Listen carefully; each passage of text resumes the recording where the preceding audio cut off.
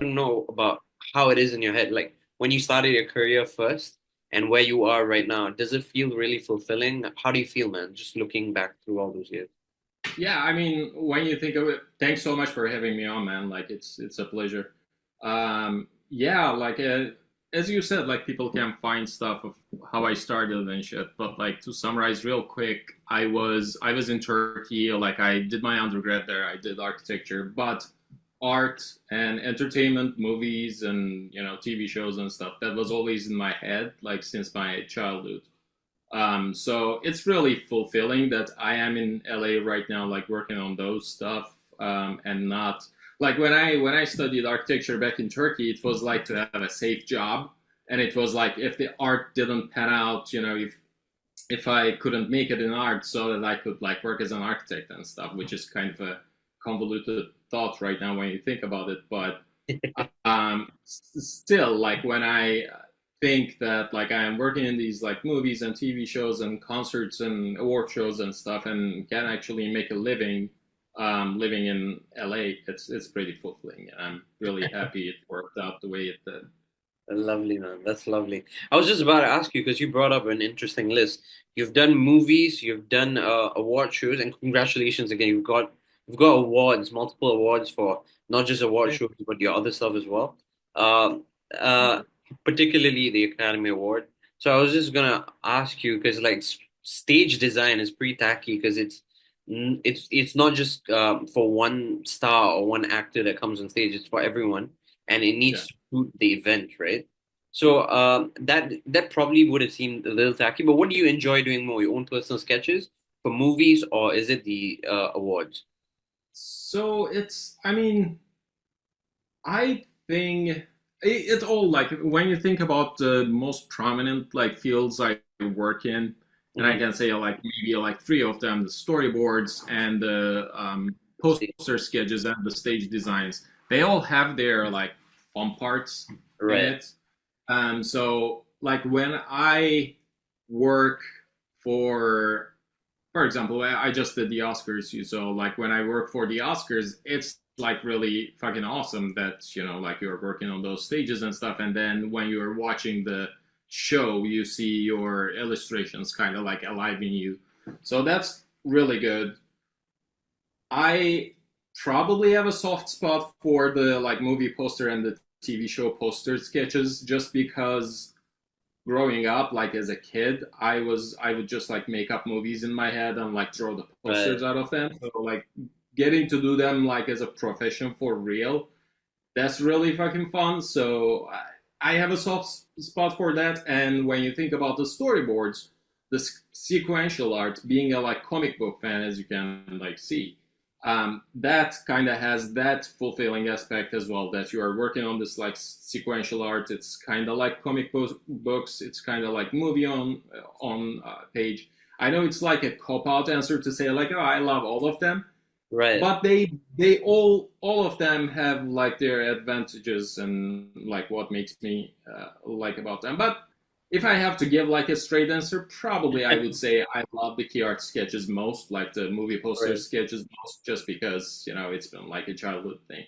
Awesome. I remember reading in an article that you got really hyped when one of your movie posters was it was put up beside the Batman. Oh yeah. Yeah. We it was True to the Game 3. So Right. I remember like going to see in AMC theaters, and I went to see a movie. I don't remember what. I guess it was Ghostbusters, Go. and there was like there was the posters in the foyer, like in the auditorium, Right. and yeah, I guess the teaser for Batman, like the Riddler poster, was next to my True to Oh the Game shit. poster, which was Awesome. like really cool to see. Yeah. That's awesome. Because I was watching it and it looked so beautiful. Oh yeah, yeah, that's mine. I Dude, that, didn't know even it was. I didn't know it was still up there. So that was actually a project I did in art school when I was in San Francisco. holy It shit. was yeah, it was like a animated short. that I did the storyboards and then did the animatics for. And animatics is, for people who don't know it, it's just like an animated version of like really crude animation. You can think of it, but it's just like storyboards in motion. So yeah, I did that, and it was like a short movie, short animation, short idea I had in my mind. It's kind of like it's about the protests we had now like 12 years ago in Turkey. Like we had some like nationwide like protests and stuff. So Got it you. was about it was a like story about that. So I didn't know it was still up there. I guess like I put it up on YouTube or Vimeo or something when I Yeah, did it's it. not everything is on your website. I was just like googling like what are the Uh, any regrets moving from San Fran to LA? No, not really. I had a lot of fun in San Francisco, but San Francisco was always like transition for me because it was Right, I went to art school there, and it was kind of my gateway coming to United States, because you right, can't just like come here and like start working and stuff. So right. I had to go and like I had to get trained. So I went to art school there, and it was a lot of fun. We had a lot of fun like with my like schoolmates and my dorm mates and stuff. A Right. lot of parties and shit. But after like 2.5 years, towards the end of my education there, I kind of had my dose of San Francisco, and I always wanted to come to LA in the first place, anyways. Right. So I didn't have any regrets. Plus, it's just like 5-6 hours of drive there, anytime I can go. Correct, correct, correct. Every once in a while, I go up there, but yeah, I like LA. Amazing. Oh, that just clicked something in my head as well. Do you ever get tired of just drawing? Ah, not so much. I mean, when you think about, if you're asking like the physical aspect of it, if I get like tired, Yeah. especially like the older I got, yeah, like if I spend like fucking 12 hours like in front of my drawing pad or my, like I start getting like sore back and stuff. So you get tired. But if you're asking if I, like if I Mhm. get bored, in that sense, not so much because I freelance my whole life. Like I make my own schedule, and it has a lot of upsides. That's why I love it and I do it. But some of the downsides is like you don't know when your next job comes, so Yeah. it's not always like a everyday hustle. Like you don't get up in the morning and like start drawing every single day. So I get like super busy, let's say like for a few weeks, for like a couple months, whatever, Right. and then I go, and then there's this like slowness when you're waiting for the next gigs. So that's kind of like a period where you can recharge, and Ah, so it yeah. doesn't Yeah. feel like you're It doesn't drawing feel all the like a time. routine so much. Yeah. No, not so much. And like for example, a lot of people they do like I'm talking about artists. They would work on their like professional work, and then they do their like personal work, which I admire. For me, I definitely have like quite a bit of like personal projects going on, like on the side and stuff. Awesome. But I wouldn't be able to do like do client work in the day and then at night do your personal work. I Right. need some like cutoff time. Like Right. I need to just like chill with my dogs, like watch a movie with my girlfriend and stuff like that. So um, yeah, I think I can balance it good. So I didn't really feel that exhaustion about like drawing and stuff. Awesome. Awesome. When it comes to like, you mentioned some interesting things as well, right? But just go, I remember reading how you got into this through an agency as well. But I'm just I just can't help but think like, do you look up to someone in terms of like, storyboard artists or anyone of that sort? Yeah, I mean, there's definitely like people that, especially like in the beginning of my career, Right. that I was really looking up to, and I still there's like a lot of fucking amazing artists out there Hmm.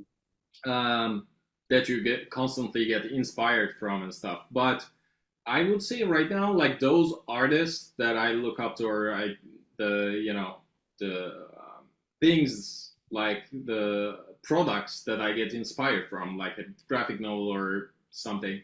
they are not like always in my field. It's not like I find this like amazing storyboard artist and I try to like strive towards him. Like you But find inspiration, you find like artists that you look up to in like other fields. Like there are a lot of, even though I'm not a comic book artist, for example, per se, I there's like a lot of comic book artists that I just follow and I go like, how the fuck this guy can draw this without a reference, like just blurt it out right away. So there's like people like that, less so in my field, more so in like other, like painters and comic book artists, illustrators, stuff like that. any And I anyone also get anyone sorry. name anyone name that pops in your head?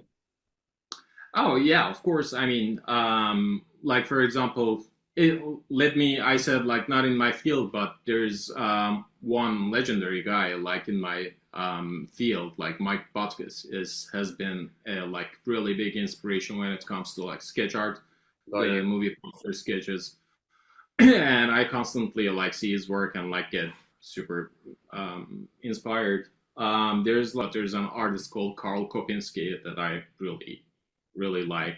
And he can use his both hands. So when you're seeing the That's reels he puts wow. on like Instagram, the guy is like drawing with like two hands simultaneously. Oh You're my like, how the fuck can this guy do that?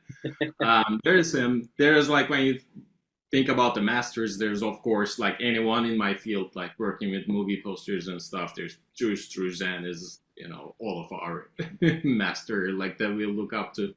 There's people like that. There's like I'm from Turkey. There's like couple comic book artists in Turkey, namely like Yildiray Çınar, Mahmut Asrar. I fucking love their work so much. They work in like Marvel and DC and stuff. Awesome. So yeah, there's people like That's that. awesome. You know your idols as well. The people that you look up to. That's amazing. I was just also about to ask you, do you have no wait, before that, are you working on anything right now? I just wrapped up Oscars. Right now I'm in the chilling, Still waiting for the next gig period. So right now I don't have any. Yeah, I have that True to the Game poster on Oh yeah, my that one. computer. Yeah, I just did storyboards for Shakira Oh wow. for a concert, but yeah, these boards are Oh, it's pretty not like. interesting that they need storyboards for concerts as well, that's So yeah, it was. Some people like ask me like, how can they? For example, I worked for recently Victoria's Secret fashion show, and I did storyboards, and I got like messages from friends, and they're like, "Hey, like, how can a fashion show use like storyboards?" It is like these are you gotta think these live events like they're like television events. right. They're like so there's like segments that are like scripted. Like there is a script to the whole show. Like But you okay, you yeah. you can tell like people how to walk, but you gotta know like what screens formations are gonna be in the back. How is the set gonna look when this model comes out, like what is she gonna wear and like what the background is gonna be like. So stuff like Or uh, what do you use to draw, by the way? Like what kind of programs? I mostly do my stuff like this stuff I do in Photoshop Yeah. completely, almost completely. When I do my sketches, like my storyboards and stuff, I can use my iPad and Procreate. And I also do like traditional as well, especially when I'm doing storyboards. I would like sometimes draw, with pencil on paper and then put them in Photoshop or Procreate and stuff like But for this specific one that we're currently looking at, like the Oscars one, that. This is Photoshop, and how long did it take? so like for example on this one, like I get the base like design from the production designer from the art director. So like they gave me the like base stage design, and I did all the like lightning and the colors and the screen content and the people, like Oh. stuff like that. So I embellish it. So I don't know. I guess like this one, I would say since there's like a lot of figures, it takes a little more. I guess this one was like 5 6 hours or something like that. That's Whereas still more. this one is That's pretty was quick, dude. Yeah, I mean, like speed comes with time, but Yeah. yeah, like, No, and but of course, I think also, a lot of practice, yeah. yeah, of course. I mean, this was my third time working on the Oscars, and you Correct. know, um, and it's super fast paced. Like I went to the rehearsals, and what they do is in the like seating section, all the like, for example, art department, they just put like big plywood, and like they make like makeshift tables, and they're just like working there while people are rehearsing on the stage. So my art director, my production designer would like text me when I'm at home, and she's like, oh, like we gotta do like a render like this, we're gonna have like 10 dancers here, 10 dancers there, Conan is doing this, blah blah.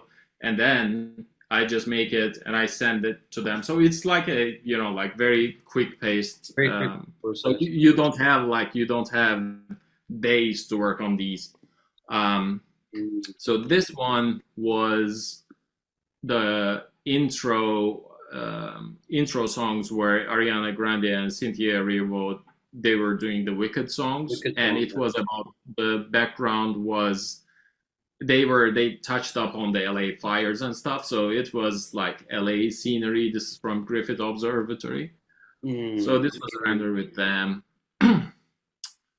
This one is like Cynthia like singing Hallelujah. alone, with a Hollywood sign in the back. This was awesome because they did this James Bond tribute segment where the longtime producers Barbara Broccoli and Michael Wilson, they're like retiring. They just handed it off to Amazon. Right. They got a like big paycheck. They got paid $1 billion, I guess. But Oh, shit, that's so amazing. yeah, but they were doing like a tribute to them, like a send off to them. So it was like a three singers. It was Lisa, Ray, and Oh, Lisa. Doja Cat. Doja Cat. So they were singing like Bond songs, and there were like dance numbers. There's Margaret Qualley dancing. So I did like some James Bond themed stuff, which was awesome because I'm a giant James Bond fan. So this Awesome. was like Margaret Qualley dancing with male dancers, Right. and this is Lisa like coming in with the wires from top. Yeah. Dude, that's so Lisa. Yeah. So this is Doja Cat singing "Diamonds Are Forever." Yeah. Um, Awesome, man. yeah, That looks so thank you, clean. thank you. So these were The fun to do. reflection as well, that looks so clean. Was that? The reflection as well that is on the Yeah, that kind of, when you put that reflection, it's kind of it's the money touch, like little very easy touch, but it makes it look like really realistic, eh? really pop. Yeah. This was they were doing a tribute to Quincy Jones, like in memoriam section. So it Yeah. was that scene. Ah, so clean. Again, like I blurred this one because they had a bunch of people that I worked on that didn't end up, so I don't want to put it out there and like create some trouble. But there were. Got you, got you. So this was like a cool big dance number again with these like dancers. There's a lot of dance numbers, yeah? Yeah, yeah. I mean, at least there were even more. When you are on a tight deadline, you don't have like too much exploration room. Right. You know, so you might just like go at it. But it depends. Like definitely, if I'm drawing like looser stuff, if I'm like, for example, drawing like storyboards that Uh-huh. I just need to knock out, I would like start like doing really loose sketches, and then as I'm drawing, I can like find the poses and stuff. But if I'm doing like key art sketches, like the movie poster sketches, sometimes like the clients would give me the like poses and the references for the actors and stuff, and they know what I need to draw. So when that comes along, I would just take the references and like start drawing like really polished right away without trying to find like some loose sketches, poses, and anything like that. So it depends. When I'm working on more like personal drawings, when I'm Right. on my sketchbook, or like if I am doing something for myself, I would definitely be much more loose, and I would start doing these like very rough sketches and then like maybe erase it real quick Yeah. with a kneaded razor and then tighten it up again. So kind of Awesome, depends. awesome, awesome. Thanks for telling me that. So at least I get to know how it works a little bit, when it's a bit tight in terms of timing Yeah. and all that. So thanks for letting me know. Uh, Yeah. Really quickly, I just want to check, how accurate do you think your IMDb is? Oh, IMDb is pretty accurate. Like there isn't anything that I saw and I was like, the fuck Oh, is that? So yeah, like the stuff on there that it's not are. accurate. I mean, there's a lot of stuff that is not there because like there are stuff that don't have like if I got like credits for my like commercial work, like some brands and stuff, it would be a lot bigger. But Yeah, no, the stuff on there is the stuff I worked on. Yeah, got you. So, but it's also mentioned that you recently worked on Mickey 17 as well. yeah, How was yeah. that I like? did. Um, it was a while ago, man. It was like 3 years ago or so, I You guess. Yeah, shit, dude. It's I been guess. that long? Yeah, I guess I worked on 2022, if I remember correctly. Yeah, I Holy did some cow. storyboards. I did some storyboards for. I don't know what they were for, but I guess they were for some like teaser trailer ideas, Right, stuff right. like it wasn't for the movie. It wasn't for the production, but it was for the like marketing of the movie. So Got I you. did like a few different segments I storyboarded, and then there were some illustrations, some sketches that were really cool. Actually, it was a cool idea that I did for every main character. So I did it for like 5 actors. Oh, Um, yeah, like for the main guys like Robert Pattinson, Stephen Yeun. I did it for Tony Collette and Mark Ruffalo. Eh, I can't remember the other person, but there was one more. right. So I did like I guess this was the idea for a like motion graphic or like a short loop video or something like that, but it Right. was just drawing them with like different expressions. Ah, Uh, it was like a really cool. It was like a um, it was to show, I guess, like the inside of their minds and like their different like states uh, of mind.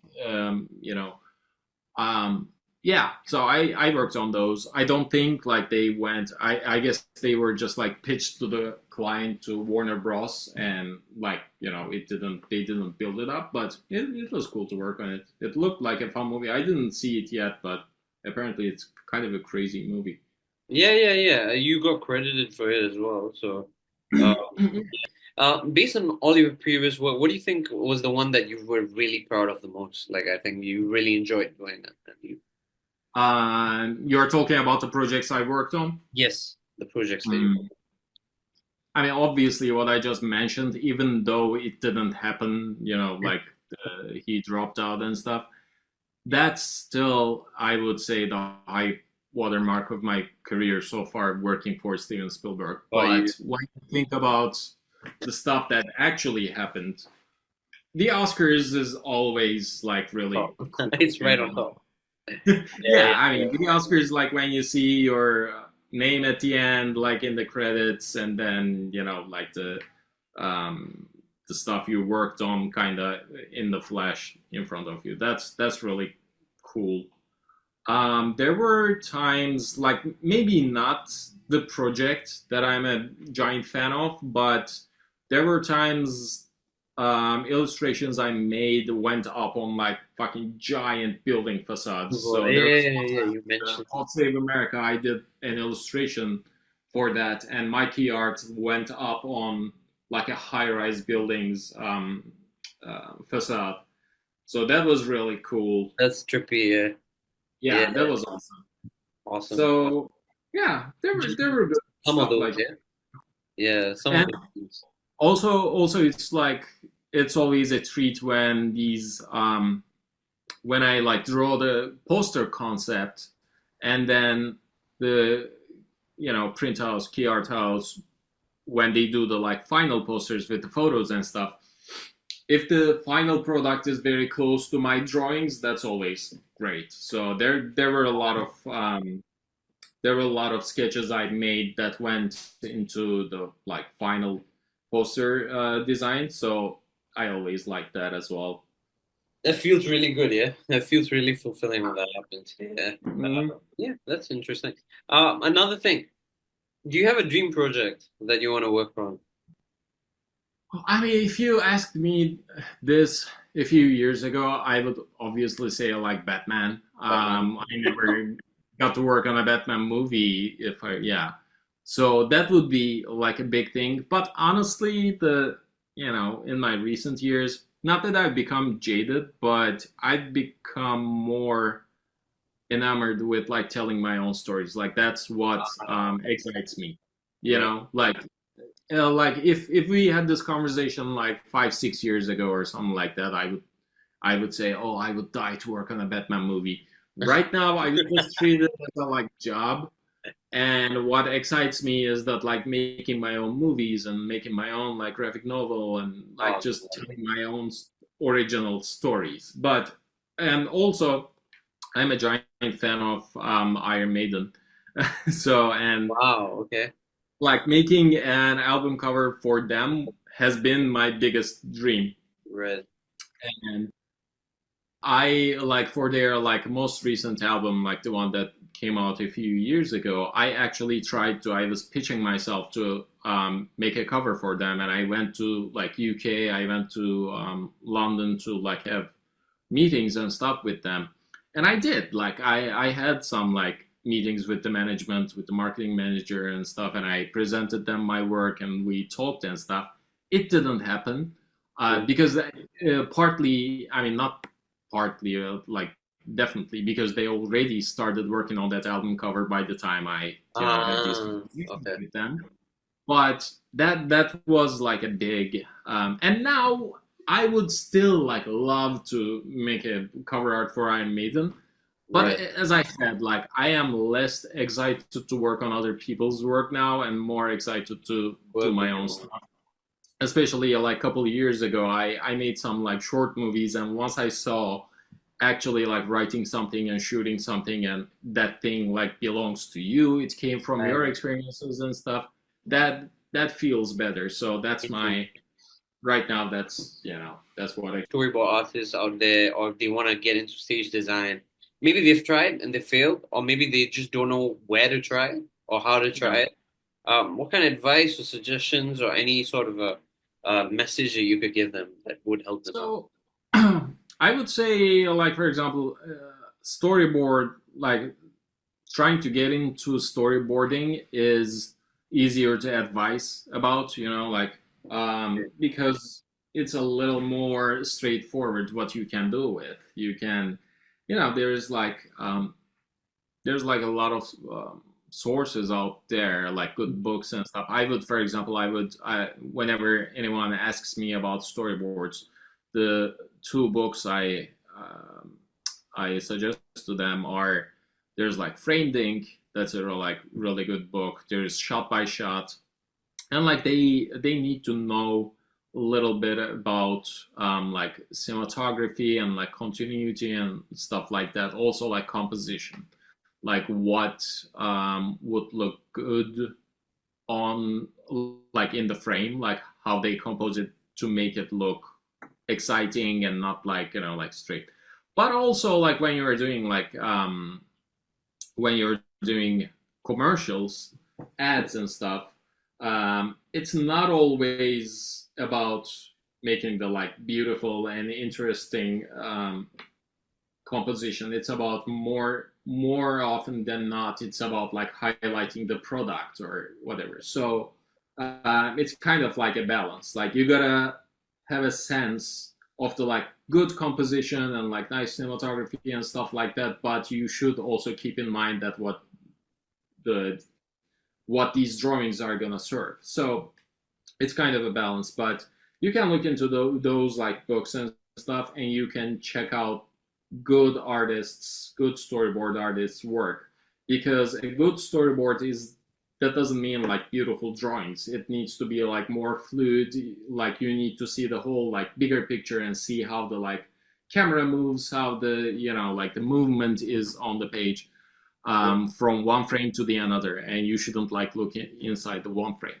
When it comes to like when it comes to stage designs and like those like concept art illustration, honestly, like there's not a straight answer to that. Like how I got into that, my first job in that realm was the Oscars in like 2016 or something like that. Right. And like your first job being the most prestigious, like live event, it is really. I can't say like you gotta start here and like you gotta here.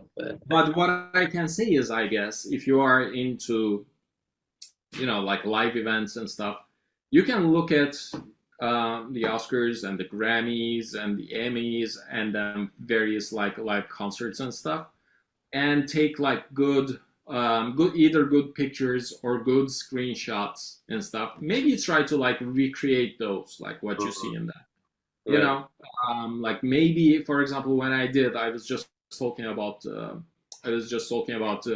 Iron Maiden stuff.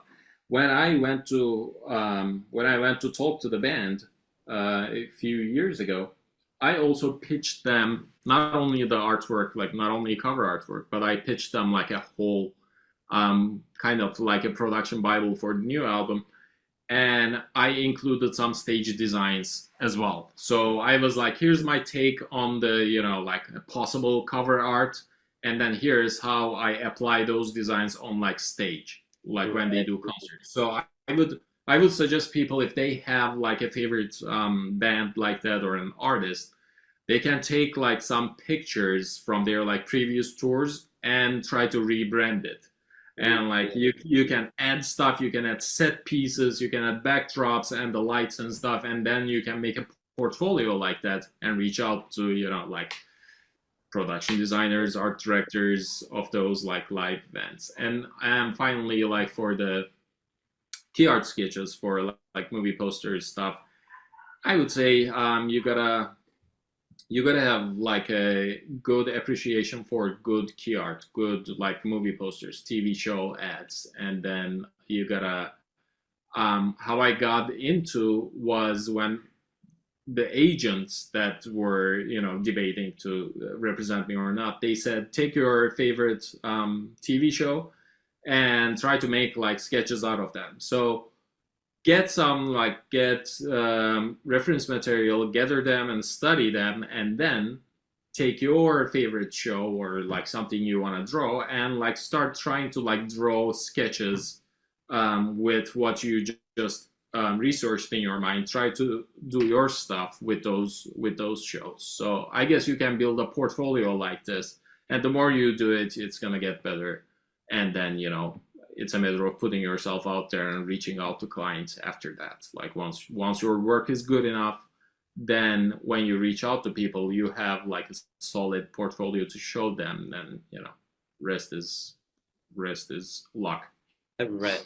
That's beautiful advice. I think no one's bound to fail if they are consistent, and you just keep going for it and just getting better day by day. Of course, I think that's brilliant advice. Thank you for that. It also just clicked on me. You did a poster for the boys, right? Yeah. Oh, that's wild, bro. I guess it was fourth season. It was really good. Yeah. Awesome. They are like those ensemble casts. They are like hard. They take time, but also I love the end product of them. Like as opposed to like one or two actors like in a poster, when it's like a group of people. I think that's my bread and butter. So. Yeah, lovely.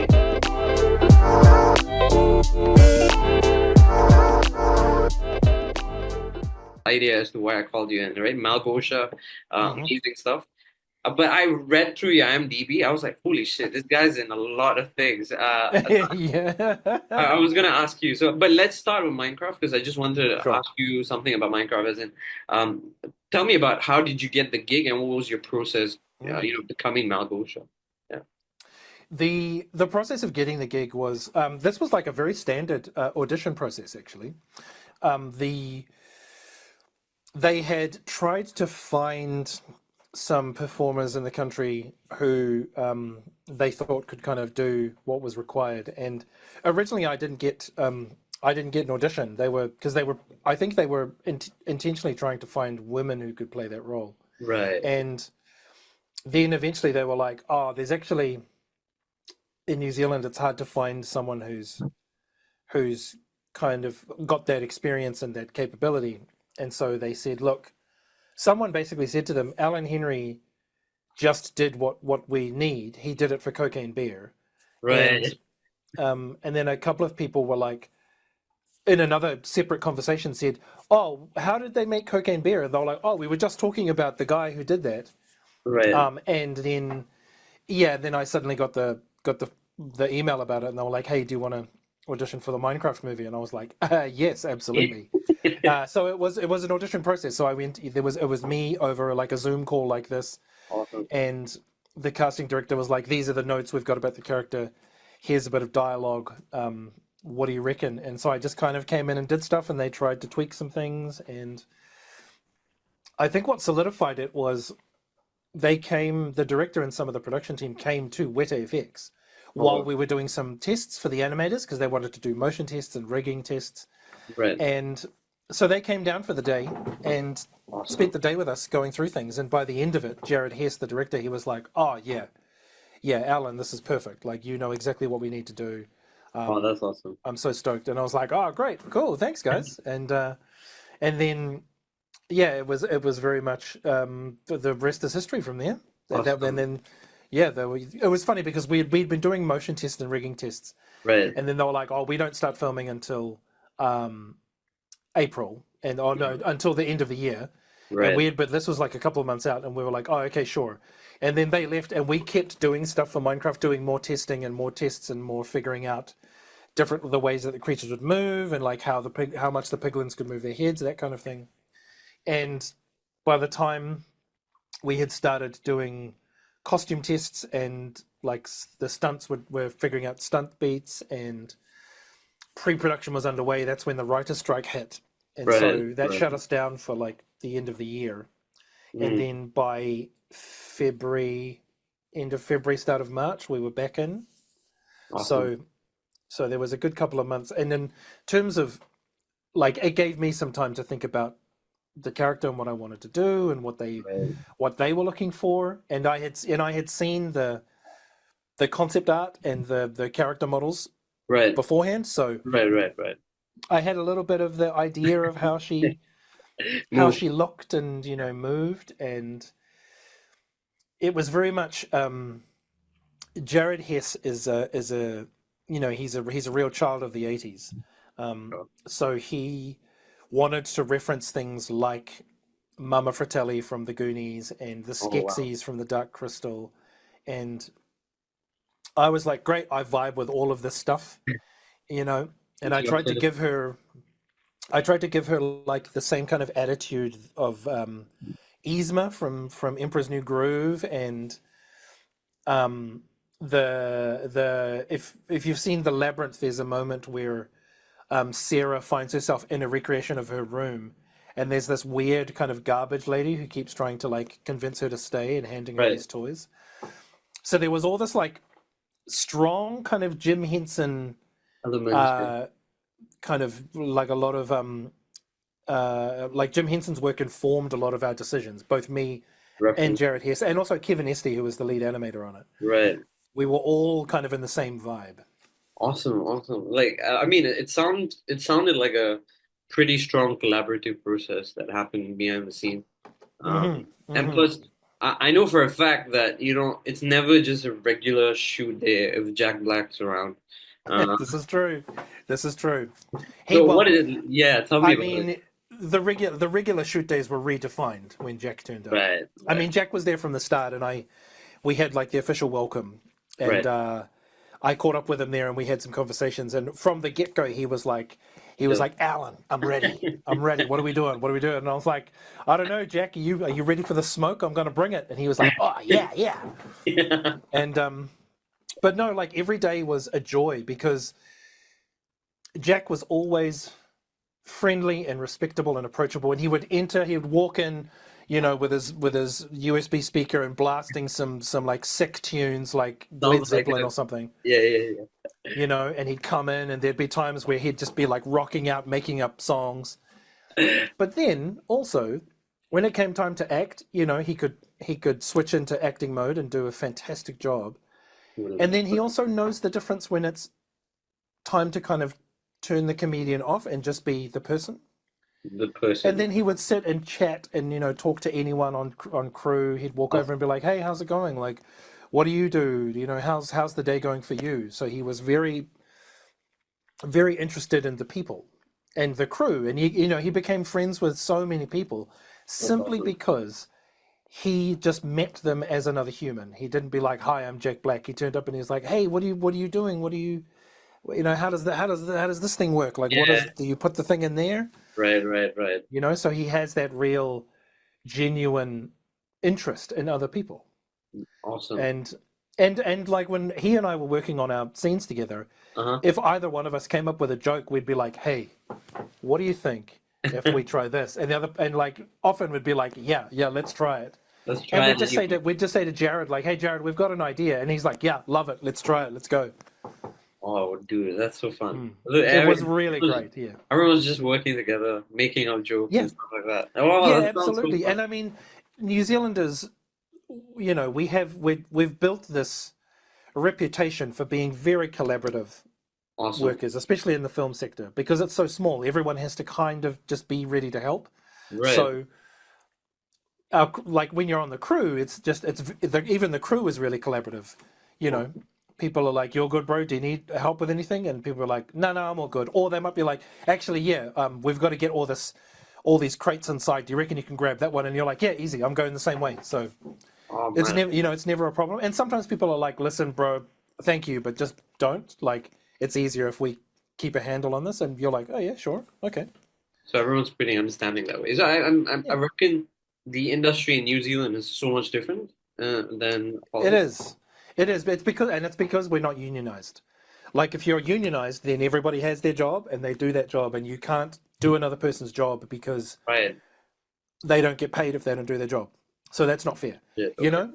Right. But it means that person who's doing that job, they know they have a job, so they have job security. Pretty much. And like I really vibe with that. I mean, I'm a union man through and through, and as we're learning in kind of what even is 2025.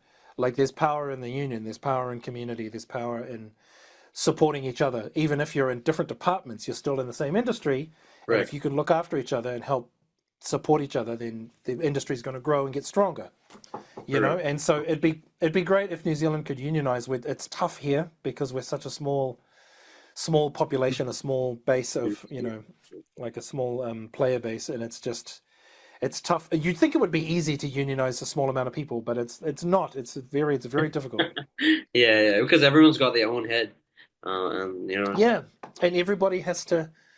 Again, because we're not unionized, everybody has to advocate for themselves. Correct. Yeah. Otherwise, everyone's going to get exploited. So, it can be real tough sometimes, trying to get people in the right frame of mind to unionize. Awesome. So. But we're getting there. Every year it gets a bit easier, and we start coming around to this idea of collective bargaining and, making sure that our own industry is a bit more sustainable and people are finding opportunities to support their friends and their colleagues who are making or creating work. So it's growing and it's getting there. I think we're on the right path. We've got a while to get there. Yeah, just take some time. I mean, that's brilliant the way you put it. But before I ask you a little bit more about yourself as well, congratulations on Minecraft being one of the biggest movies in the year. Of course, it's Thank you. So much in the box office. I just want to really know: are you currently working on anything else next? No. You've already done it. It's just coming out. No, there's. I mean, WetFX have a lot of projects they're working on, right? And I am involved with those projects, right? And like we've been doing some stuff for for some Marvel films, like we did some stuff for Fantastic Four, and Wow. we've done some stuff for WetFX has started doing some things for Epic, so we've done some cutscenes for Fortnite and Lovely. things like that. So there are things going on, but there are some large projects happening in Australia, New Zealand at the moment, and about to happen. That are there's a lot of maybes. There's a lot of maybes. Fair. So like nothing's been confirmed yet. Okay, fair, dude. Which is always a terrifying place to be in as an Correct, actor, because you're like, maybe, right? but Was a maybe Shankar- means like, Yeah. oh, I can't really Say go anything. and commit to this job over here because this one is a maybe. So, Right. It's So if always they a could tight just- spot because you can't say Yeah. so much about it, right? yeah, And if it happens, it happens. But I mean, that's brilliant. yeah, As long as you got the experience to work on it, I think it'll be a great story. But absolutely. yeah, totally. But before that, it's also the appeal of being a mocap artist, right? Because I think it can be really physically demanding, right? Yeah, Exactly right. So I just wanted to know because like there's two parts to this question. Like when you're working on a lot of film sets as well, are there a lot of creative differences? Like you could use Minecraft for an example, or something that's more sci-fi based, like Godzilla and Kong. But are there a lot of creative differences? Does it help that you're a bit more experienced now, to make it Yeah. to make it easier to plan? Or what's it like? What's it like? Yeah, I think so. I think the creative difference is in terms of why are you choosing to use mocap or visual effects for a character, and Right. more often than not, it's because there is a character that either doesn't exist in reality or needs to do things that are impossible within the bounds of physics. Yeah. Right. Yeah. So a lot of the time, my job, I mean, I think the secret to mocap acting is to remember that it's just acting. Because Fair. acting is acting, right? You're just, yes, I'm standing around in grey pajamas, Right. but I'm acting as much as I would act if I was in a full costume on set. When you're on set doing this kind of work, especially for Malgosha and for Koki when I was in Cocaine Bear, Mhm. you have to remember that your role is to be able to give a strong enough performance that the other actors can react and respond truthfully to the situation. Mhm. And also, you have to remember that on the other side of that, technically, you are a marker for the camera, so they can match the camera moves True. and they can compose the shot.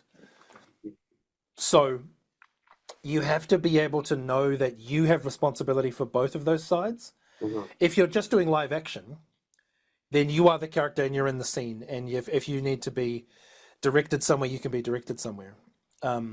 But with performance capture, a lot of the time you have to remember that ideally you'll be doing the same thing in two different forms. Oh wow. So on set, when I was being Malgosha, I was in the mocap suit and I was an eyeline for Jack, and I was a fellow, like a scene partner for him, and I was a reference for the camera. And then months later at Weta FX, I'm doing all of the Malgosha performance, and then it's like I'm embodying the character just like I would be on set, but now I have to remember the rhythm and the timing that we used because I have to match the camera. So on set, if I'm doing 13 takes on set and each take is different, when it comes time to do the mocap, I have to remember what each of those takes were. Correct. Right. So this idea of being able to System, yeah. to find the rhythm or the timing or remember the choreography or the notation of a scene that you used or that you did. Right. You have to be able to embody that, because then it's easier to remember. You know, once you kind of get back into the rhythm, you're like, that's right. I was doing this and I was moving here. Right. So I'd say that's a big difference. Right. Knowing that you're going to have to do this again, but with different constraints. Constraint. Got you. Was it really difficult when you started the first time you started? Was it like was it because like you mentioned experience probably would have helped, right? But I think yeah, absolutely, because when I think my first couple of gigs were like Tintin and Abraham Lincoln Vampire Hunter, right. and those I was predominantly just doing a lot of stunt-based kind of action-based stuff. Got you. And that was post-production. So there was I was just learning about kind of how mocap works and how the interaction between me as the performer and the technicians running the software, what that relationship was, and what they needed from me versus what the story needed from me. Right. And that was the beginning, I think, of that understanding of I I have a technical responsibility as much as I have a creative responsibility. And, you know, I had some wonderful people working with me that I learned from, which is great. And so over the years, I've been able to learn from people much better than me, which is always a great way to learn. So learning from people like Andy Serkis, learning from people like Terry Notary, learning from people like Shane Runge and Jed Brophy, you know, people who are not only my peers and my colleagues, but also they have all of this knowledge that I can draw from and learn from. Right. You know? Yeah, I think that was beautiful. Yeah. And sometimes, and that's the thing, for some people, an institution like that works for them. Exactly. And for some people, it really, really doesn't. Yeah, and structure. Yeah, and you have to know how you learn. Exactly. And ironically, a lot of the time, you learn that by going to an institution to figure out how you know how you. But yeah, I mean, some of the best advice you hear from any filmmaker is like, just go out and do it. Yeah.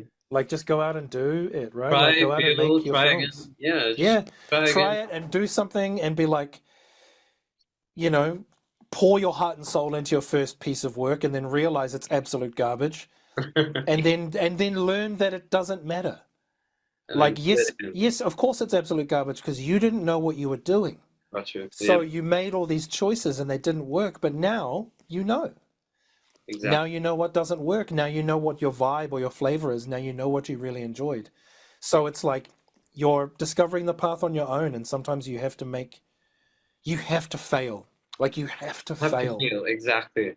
You have to, because if you never fail, either you're some sort of phenom and you're tuned into the universe differently, or you are not progressing and you're not challenging yourself. You're not growing. You know? Yeah. That's not to say that people like Steven Spielberg and James Cameron are always making mistakes. They almost never fail. Sometimes they do. Really? But earlier in their career, they made a lot of choices that shaped the great filmmakers they are now. Exactly. Same with Christopher Nolan, same with Zack Snyder, same with, you know, James Gunn. They're all people who have spent their lives taking risks and being like, this might not work. Error, a bunch of that. This might not work. And then eventually you go, I remember when this thing didn't work. So I don't need to do that now. So I remember finding a solution and finding a better way. And so they grow, you know, you grow in your own experience. And for some people, an institution works, and for some people it doesn't. Love it. You've information about how you started and drama school and all of that is online as well. But I wanted to ask you, because what is the end goal like for you? Is it going to be mocap? Are you going to be a showrunner? Are you going to direct your own show? Well, what is essentially your final goal in terms of this career? I'm really interested to know. That is a good question. I think the goal for me is to be in a place where I'm still doing the things that I love in this industry that I love. Right. Ideally with some financial security, so that just so I know that my family will be taken care of. So that I can take care of my family and the people that I love. And still able to produce work, whether that's writing or directing or, doing narrative design for games or being a mocap, like tutor or mentor or coach. Like, as long as I can be involved in this industry that I love, creating things that people enjoy and that I enjoy doing, whilst, getting paid what I'm worth. Like, that's the dream for everyone, right? Of course. Security. Yeah, security. Yeah. I think that's pretty realistic. I think you're almost there. I think because I don't know what the scene is, right, in New Zealand and pretty much in Hollywood, because it keeps changing and no one ever knows, when a strike is going to happen or anything of that sort. But yeah. I think, but like you mentioned, that's like pretty much the ideal thing Yeah. for a lot of Yeah, people. in terms of like, yeah, a specific end goal, I don't know if I have a specific end goal. Right. Well, it's just Yeah. mostly awesome, Yeah, awesome. it's mostly just kind of trying to get to get to an ideal kind of life, my ideal life, whilst still being able to do the things that I love, you Perfect. know? There's job And security, and then there's a little bit more. So you yeah, get yeah, like yeah. Well, that's the amalgamation thing. of Even like job security is just another name for financial security. You know what I mean? correct, exactly. Like, you know, if I was making the amount of money that, you know, some of my colleagues are making, then I'd have a bit more freedom to kind of readjust and change the life that Got you, I'm got you. living. You know, but there's still a ways to go. Well, this is We're awesome. getting there. We're Oh. getting No, there. That's yeah, right. Of yeah, exactly. like this is the passion that I have, and this is the paycheck that I have, and Bring it if up. we could just bring it up, It that would would be be great. beautiful. That would be great. That would be the balance. Yeah, you wouldn't even realize because sometimes the work would be too much and like it Mm, just feels like when your paycheck is a bit lower and that's when it feels like it's oh man, this is too much work. But when yeah. it's in line, you're just like, oh, you know what? It's It's pretty not a, chill. yeah, exactly. It's not a problem. It's pretty Yeah, chill. yeah. It's like and sometimes the paycheck doesn't matter for the passion. Exactly. Yeah. Like I've noted, like there have been times in my life where I've really been like personally and emotionally invested in a project or an event, Right. and people are like, "We can only pay you this much," and I'm like, you know what? That's fine Fuck it. because you know just by doing this, I'm having a great time. You Exactly. know, is every project like that? No, no, Yeah. no. Sometimes it is just about the paycheck, and you Awesome. know, Awesome. because, Awesome. That's awesome. but that's one of the reasons I love conventions, right? Right. Because if I go to if I'm a guest at a convention, people are like, "Did you make a bunch of money?" And I'm like, "Well, I don't know if that matters. Like, I made some money, Yeah. but I ended up meeting 400 people who love the stuff that I love, and they appreciate the work that I do, which makes it all feel worth it, you know." Exactly. And that's and like I mean, last year I went to San Diego Comic Con, and Oh, dude. Okay. like San Diego Comic Con is pay to play. Like you want to be there, you got to pay. Of course. I mean, maybe the big dogs at Marvel Yeah, don't have to they pay, probably but get paid, yeah. yeah, they probably get paid. But like, regular Joe Schmo mocap actor Alan Henry, I had to pay. And but also I was like, I will actually pay that cost because It's worth it. I've been invited to speak on some panels. I've been, the Jessica Singh, who was organizing the panels, also organized interviews with me with incredible people. So Lovely. I was like, yeah, what a wonderful way to invest a Why bit not? of my own resources into an event or an experience that I love. And Exactly. through it, I then met even more people who have become wonderful friends and Love. wonderful, beautiful contacts that I meet up with when I'm in LA Oh, I or love. in San Diego. Like that's again that you're like, that's not the paycheck, but it's part of the payoff, Exactly, you exactly. I, know? I totally understand and what matters is what fulfills you at that point in time as well. Yeah, yeah, exactly. Yeah, Exactly. I love it. Sometimes a large paycheck is very fulfilling. I mean, like, We have to be honest. yeah, I gotta be honest, like that trumps everything in a Yeah, lot of yeah, yeah. ways. Like it's So, just a nice little bit of icing on the cake. got you perfect. And this has been running in my mind as well because I appreciate the fact that you've done stunts, you've done mocap as well. But Mm. really quickly before I ask you the same bit, do you skew more towards mocap or stunts? Which one is your I head more towards mocap and performance capture, mocap? Got you. mainly because I'm 43 years old and I'm getting tired. In my 20s and 30s, I was like, I loved stunts, and Got you. I love my stunt family, like the found family I had when we were just getting, when we were just getting abused and just, we're getting the crap beat out of us Physically on damaged. movies, Yeah, and you're lying on the ground after having been yanked by a rope like a few right. meters and slamming on concrete, falling into the rocks, and all of the pads you were wearing didn't make a difference, and you just look over and you see three or four other stunt people look back at you and they're lying on the ground as well, and you're like, Got it. all right, making memories. Yeah. Misery loves company, and and I really do value the stunt performers in Australia and New Zealand especially. I mean, in saying that, I've met American stunt performers and Canadian and British and Ugandan, and, you know, I really do value stunt performers because it was a part of my life for a while and I really loved it. And they do such good work, and they finally got a category at the Oscars. Yeah. Oh, Yeah, I'm finally, so proud. finally. So proud. It's about time. Yeah, it is. Yeah. But a lot of people. One day, mocap will get there. One day. One day. Touch wood. Yeah, stunts are so varied as well. Like the stunts category, is it like, are we talking about stunt rigging? Are we talking about stunt design? Are we talking about stunt performance? Right.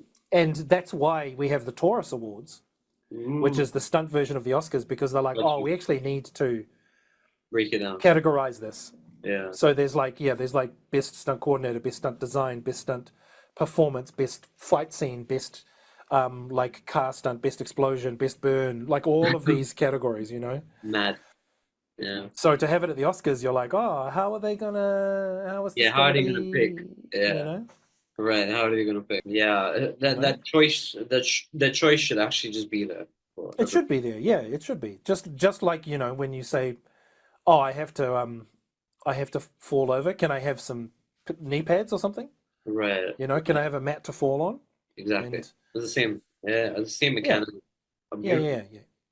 I was about to ask you as well, because like during your time as a stunt performer, did you like, what were like some of the craziest injuries or, you know, things that you?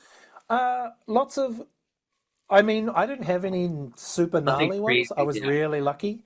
I think the worst I had was I fractured an ankle.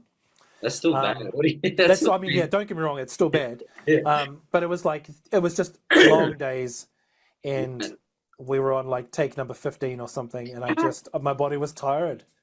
Which movie was this on? This was in the Hobbit trilogy. Oh, dude, okay. So my body just was tired, and it just one of my legs just didn't go where it was supposed to go, and an entire person landed on it funny, and it just fractured my ankle. But I mean, in saying that, I've seen other stunt performers have some real gnarly wipeouts. And, yeah, for sure. But in terms of stunts is stunts, man. You know, like I remember when I graduated drama school, I was like really thin and lean and like muscular and agile, but I was really small. And then I got a job on The Hobbit, and it was like the stunts were so intense, and so it was such long days that it was like get strong or die. You know what I mean? Yeah. And the stunt team were really great. So they talked to me about training, and we would do circuit training so I could get stronger. They talked to me about nutrition so that I could eat properly to get bigger and turn that mass into stronger muscles. Lovely. They taught me to be like resilient, like how to take those hits properly, and how to have the mental resilience and the fortitude and the endurance to be like, this is going to be a long day, and they're not making it long because it's personal and they hate me. They're making it long because that's how long it takes to do this stuff. So you have to have resilience and endurance to stay respectful, because those people are working hard, just as hard as you are. Yes, they're not getting hit in the head with a shield 15 times, but like everyone is working hard because they are passionate about it, right? And everyone deserves respect. And no matter how sore or tired or grumpy I got, you know, unless someone was being a jerk on set and was just intentionally hurting people, like yelling at people isn't going to solve anything. It might let you blow off some steam, but then you've made a bunch of other people feel uncomfortable and unsafe. Exactly. And that's not the point, right? Yeah, beautiful. Yeah. So like I have a lot of love for my stunt family because they really did change my life, and I have mad respect for them. And any job I work on, I will gladly give my friends work. If they're like, you need a stunt double, I'm like, yes, I do. I do need a stunt double. Absolutely.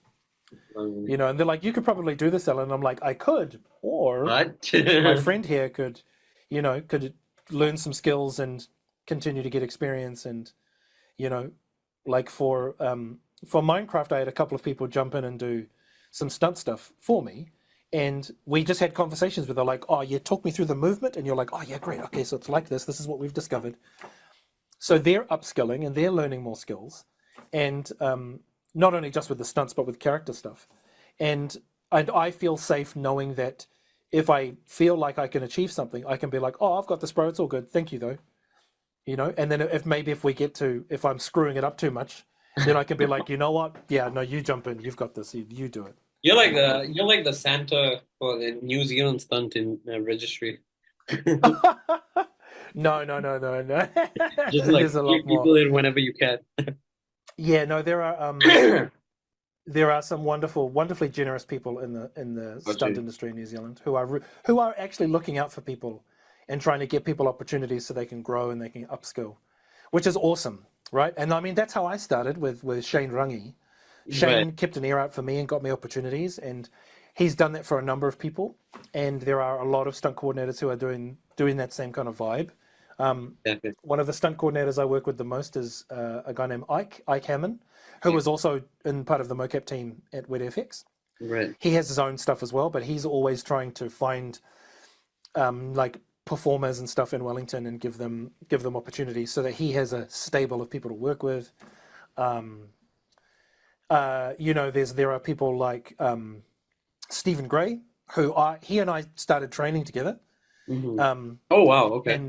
And now he is in a position where he has done some like assistant coordinating and done some stunt coordinating, and he's also looking out for opportunities to bring more people in and to kind of share the love, which is really great. Like it fills me with hope that there's that the industry will grow and that we will have rather than one person trying to hoard all of the jobs. It's like no, let's just spread the love, Yeah, so that we can, as a collective, a high tide raises all boats. You know what I mean? pretty cliche question, but I mean I just really want to know. What was that one project that you really enjoyed working on, and like it's just left beautiful memories in your head? Oh, that's a good question. It's a tough question to answer because I'm such a kind of gregarious person. I enjoy working on almost all of them. Like Minecraft Let me was an switch it up. absolute. Which one's the shittiest one? That should be Which one's easy to remember. yeah. I really struggled on. There were a few films I really struggled on, and again, it wasn't because the film was a bad film. Right. It was because people, either directors or other cast members or whatever, were just making choices that I was like, I don't know if this is my vibe. Like it's not my jam. I don't know if I'm interested in this, and there are some directors out there who just are so pedantic about their idea, they lock themselves away from any collaboration, and I'm like, I can't vibe with this. This is really hard work, and there have been films where some of the ideas about how actors or stunt performers should be treated is very archaic and very hierarchical and very like, Oh wow. very kind of like colonial, and this idea of like this person is higher so they're better, and you're like, no, that's not the vibe here. But there have definitely been projects that have been so so difficult to work for me to work in. Right. There have been projects where I have absolutely been exploited for sure. Oh wow. Okay. So like, I mean that happens a lot, right? With the kid. It does. It happens, right? Because it shouldn't be. we're in this kind of terrible late stage capitalist system, right? Correct. But I mean, it's still pretty shitty for that to happen, especially now when a lot of things are right. Yeah, even in 2025. But I mean, exactly right. Look around. There's all sorts of nonsense happening right now. Man, it gets exhausting more than anything. It does, and the fact that people are still creating art in spite of it is really, really heartening. It fills me with hope. I'm like, yeah, people are still creating art, good art, in the midst of all of this chaos and nonsense. And they're using that art to either like get a message out and speak to people, or they're using that art to like relieve and ease some of that overwhelming stress that the world is putting on people. And both of those things are important. Escapism, a little bit of coping. Yeah, right. And like it's sometimes, sometimes the message is, like you just need to watch the current season of Andor and be like, there's a pretty strong message there, Right, I right. think. But then sometimes you just want to see, you just want to see the Hulk smash something, and you're like, yeah, good, cool, Right. great. You just want to see Kong, Yeah, you just want to see Kong punch Scar King in the face. You're like, yeah, hit him again, Kong. Yeah, do it haha. again. Oh, that's You fun. know? Yeah, you start off by bringing your kid in, and eventually you start enjoying it yourself, and you're like, "Fuck, this is so I mean, I beneficial." I go into those situations eyes wide open. I'm like, I am here for me. Yeah, I've right. also brought my son, but I'm also here for me. Yeah, a little You bit of know? both. Yeah. Yeah. Oh yeah. Oh, awesome, awesome, awesome. A lot of people are trying to get into the industry, like being, Mm. either they want to be a mocap artist or they want to get into stunt. Maybe they've tried it and they failed, or they just don't know where to, just reach out to get into it effectively. Like, but what Mm. kind of advice or suggestions would you give these kind of people to actually, Ooh. push through? Yeah, yeah. That is a good question. The best advice I ever got was from Kurt Carley, who was a Godzilla performer. Wow. Um, Okay. and he said, put yourself where the work is. Put yourself where the work is. Find the places that are making the kind of work you want to make. And if you can, get yourself there. Not because it means you're going to get a job, but it means you will be around the people who love the stuff that you love. And you'll get to know them. And you'll find that community and you'll find your people because that's where they are. Mhm. And that's how you start building your network. Lovely. Like, I've worked on a bunch of Hollywood films. It doesn't mean that my network is all Hollywood actors. There are some that are in it, but my network is motion capture performers, video game performers, voiceover artists, comic book creators, like That's pretty nice. poets, Yeah. clowns. My network is the people that love the stuff that I love. So, um, like, put yourself where the work is. I'm fortunate that I'm in Wellington, New Zealand, which is where Weta FX is, and I Right. have built a working relationship just through being available to them and being in the same city Mhm. and working with them over time, right? Mm. And if you can put yourself where the work is, you'll have a better chance of finding the people making the stuff you want to make. And it doesn't mean you'll get all the jobs, of course not. But Yeah. if you're there, you're more likely to get it. And I've had offers of work. Like last year, I got an offer to work on The Walking Dead. But I couldn't do it because I wasn't based in America, and Right. the time it would have taken to do the bureaucratic paperwork to get me a work permit would have taken so long that filming would have finished. Yeah. And then like, So, but if I had been based in America, that job would have been, I would have got it, right? right. And the director met me and interviewed me at San Diego Comic Con, and he was like, "Dude, we tried so hard." And I was like, "Look, I appreciate everything you did, and I understand how difficult the bureaucracy is. Like, I get it, Right. you know. But But if it's, I'd been based in LA, I would have got that job, yeah, you it's just know." I remember I worked with someone on a film and had the best time with that person. And we okay. got on really well, and they were really respectful and they were lovely. And then they came to New Zealand to work on a film, and they were stressed because they were currently doing like press for a previous film. Got So you. they had to fly back to LA to do press talks all the time.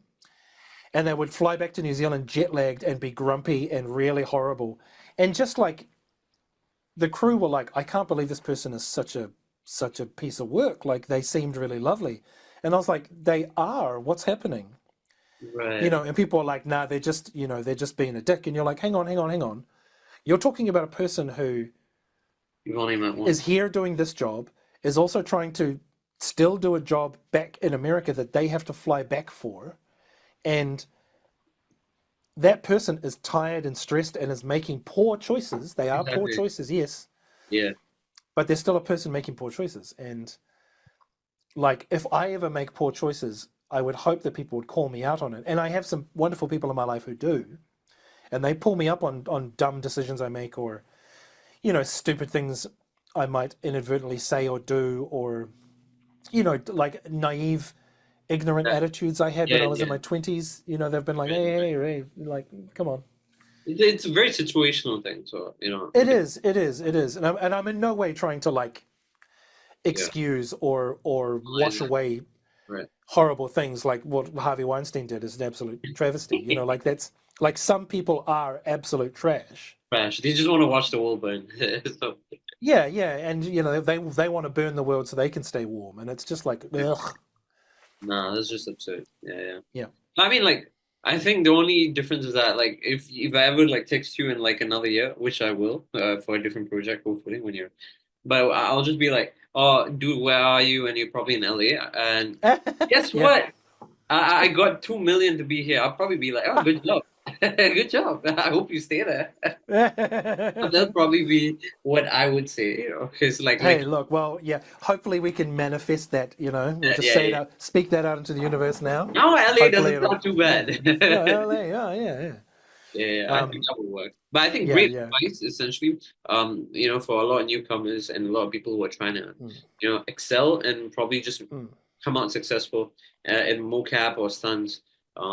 Just like pretty much work for it and be consistent. I think a lot of people. Be consistent. Be a gentleman. Be a mensch. Be a good human to work with. That'll get you a lot more work. Right. And acting is acting. Mocap is a lot of physical acting, yes. So doing anything that helps your body stay strong and fit and flexible and movable is going to help. Awesome. Whether that's gymnastics or dance or sport or martial arts or rock climbing. And yeah, just like have a if you're really interested in it, like there are the technological side of this industry is increasing so quickly. Exactly. Yeah.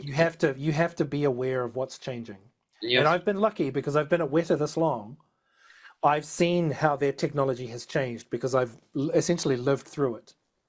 So I remember, back in the days when we were just using Avid and Giant, and then suddenly we were using, Gazebo, and then we were using Motion Builder, and then now we're using Unreal Engine. I've seen the way that Weta has tracked through that progress, right? So I've been able to stay on top of the technological changes, right? And now that we've got algorithms and AI to do calculations faster and to make solving some of those problems faster. Exactly. Like you have to understand how it all works. Like, do I think AI is going to take my job? No. Like, do I think it's going to make my job faster and more efficient? Yeah. Yep. Yeah. It already is. Yeah. Like, it can already solve math equations faster than any human can. Exactly. And when you're talking about simulating 400 billion gold coins so Smaug can dive through it, like, yeah, you could get a team of humans to do it for years, or feed it to the algorithm and let the computer like buzz through it, and then you've got it. Exactly. So use it as a tool, but don't become the tool. Yeah, exactly. And I mean, like, the whole AI art generative AI art thing is bonkers, because it's like that's the silliest version of like the silliest use case for this, right? Yeah. It's like you're just like it's just stealing with a different name. That's such a waste of AI when there's so many other things you could be doing. I have no idea why people just consistently fall for it and people just keep doing it and following it. I feel like that's just I think there's a great quote that says, that generative AI stuff, it has given wealth access to skill and talent without allowing the skill and talent to access the wealth. So if you are wealthy enough, you can just steal people's content and have it as your own and then make more money. But if you're creating content, you can't access that wealth because it's original. Yeah. Yeah, but also that's not the way the generative AI thing works. Yeah, it shouldn't be. If it was like, the generative AI was like, I'm going to steal from this artist. Instead of doing that, if the AI was like, I'm going to reference this artist and I'm now going to put money as a royalty into that artist's bank account, then it would be a different artists everywhere would be like, go for it. Yeah. It would be a different conversation. Yeah. Awesome. I shouldn't speak for all artists everywhere. I apologize. That was a very blanket statement. I was just gonna. But you know what I mean? Like it's in terms of using powerful computation to make the animation or the VFX pipeline faster, absolutely. Exactly. Getting rid of human actors is not going to make it faster. Yeah, because AI is too clean. It doesn't have trauma. It doesn't have emotional trauma. It doesn't have baggage. It can't doesn't have the create. human factor. Yeah, it can't give you that wonderful human character Exactly. because it doesn't have all the messiness of a human. Oh, I love this. That's beautiful. Yeah. It's a great I mean, I love. But the point is, you can use it. It's just how you use it. That's right. Yeah, and the current generative model we have is a very unethical foundation. Yeah. No one's saying no to like tech evolution, right? It's just exactly. Yeah. It's just like pretty much use it the right way. That's all. That's pretty much the bottom line. But I think that's great. That's brilliant. Yeah. Use it the right way, and then put my brain inside a robot body so that I can. Get me paid. yeah. For real. Yeah, and use it for use your powers for good. You know what I mean? Yeah. Like, there are some people who are really mad at like Hollywood nepo babies. And man, that's just everywhere. like that's. But also, there are some nepo babies that are like, I think Wyatt Russell is one of them. He's like, no. Yeah. No. My dad absolutely opened the doors for me. Like, life as a nepo baby is 1,000 times easier. Exactly. But it's like Wyatt Russell wants to do this job. Exactly. He still works incredibly hard. He's still kind and generous and respectful. You know, there are some people who are nepo babies who are just like, I just want to be famous, or I just want power. Yeah, they get rid of those people. Yeah, exactly. They just want to get like that one big hit and then let it run for the rest of it. But and also like I have a son, right? And I will do. The whole point of society is to make it easier for the next generation. Exactly. So if my son wants to do this sort of stuff, of course I'm going to try and help him out and support him. Absolutely. Exactly. You know, there's a great clip of like Ben Affleck talking to one of his sons, where the son's like, "I want these ridiculously overpriced shoes," and he's like, "That's a lot of lawns you got to mow." And I'm like, "Exactly." Yeah. Like, if the kid is like, "Yeah, Dad, I'm willing to mow lawns until I get this money," then it shows that the kid understands that, if you want something, you have to work for it, right? Work for it, exactly.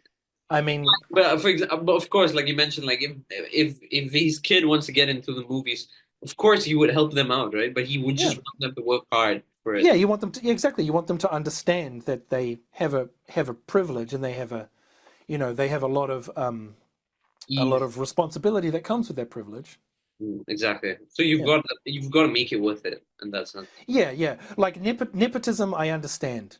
Cronyism is like, that's the terrible. That's a different cronyism thing. Sucks. That's just plain out pickle for everything. Yeah, absolutely.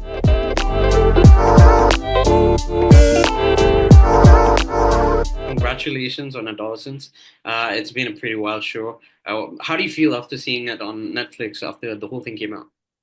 Yeah, I mean, we went to the screening in Yorkshire for episode 1, and we'd already seen the episodes being filmed. Because, as you know, it's not the normal sort of you film a scene, then it all goes away and gets edited. So you could go into the studio, and we saw episode 1 being filmed and episode 2, and so we already seen them. But I mean, the changes obviously once they're graded, and you got the music score on there. So we went to screen and see episode 1, and everyone was blown away by it. You know, it was just it's just a fantastic piece that all come together. So, like I say, it's strange seeing it because, like I say, usually work on a job and everything's edited along the way.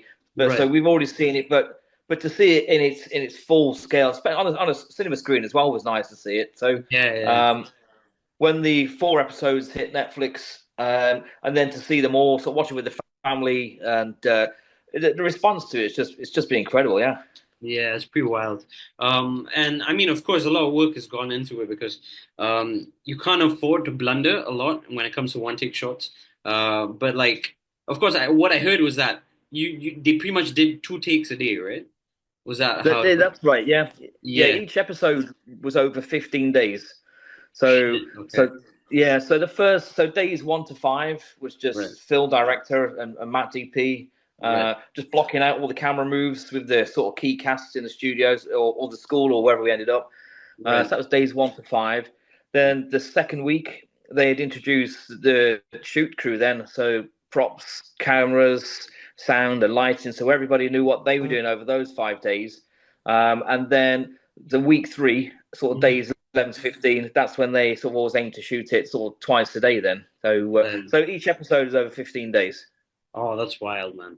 Oh, wow. But I mean, of course, leading to that, the prep must have been pretty crazy, no? Yeah. Yeah, I had 12 weeks prep Oh, wow. from March, and I think we did 15 sort of ad hoc days from Oh, wow. January to March. So Right. we were sort of looking for, with Tom, location manager, we were looking sort of all around Yorkshire, and we found our studio base. So Right. everything had to be sort of quite close to that perimeter, really, of for the journey from the house to the studio. So Right. it couldn't be 10 minutes away because it's too much of a journey for the one shot then. So so I had sort of 12 weeks in total, and I think we started building the sets probably it's like 8 weeks out. So we were in there for 4 weeks and started building the police station and the adolescence unit then. You know, the process of building the sets were, and I think it probably took a lot of time as well. Would you be open to do the second one as well?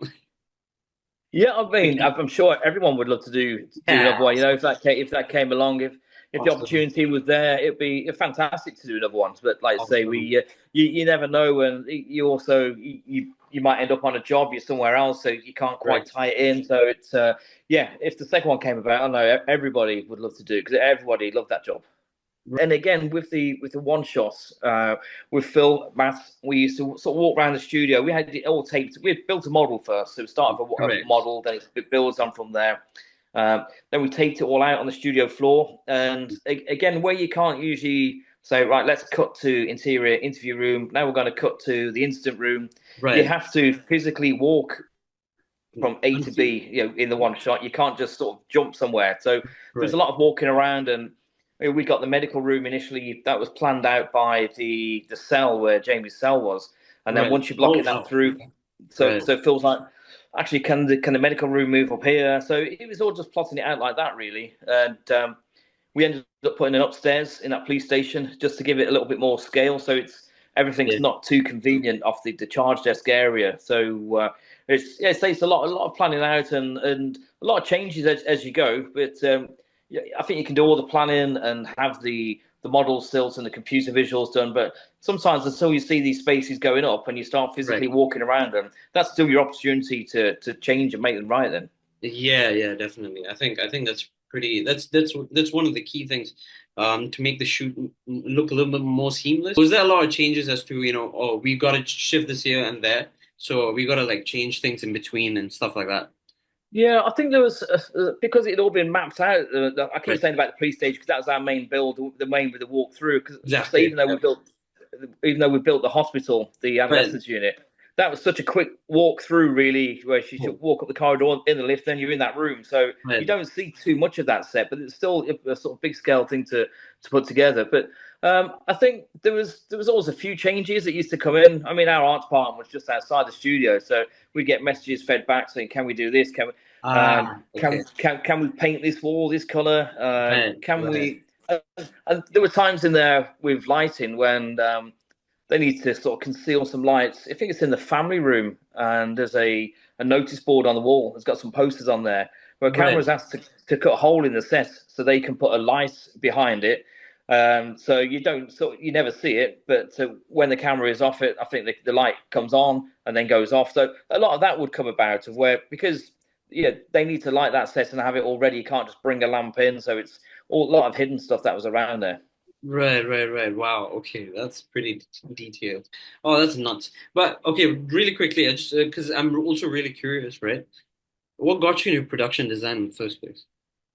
I did I came to Nottingham to look at an architecture course. And so when I came to look at that, and then there was a television set design course happening, and so I looked at that and I thought, oh, that feels more up my sort of street, and so did the course there.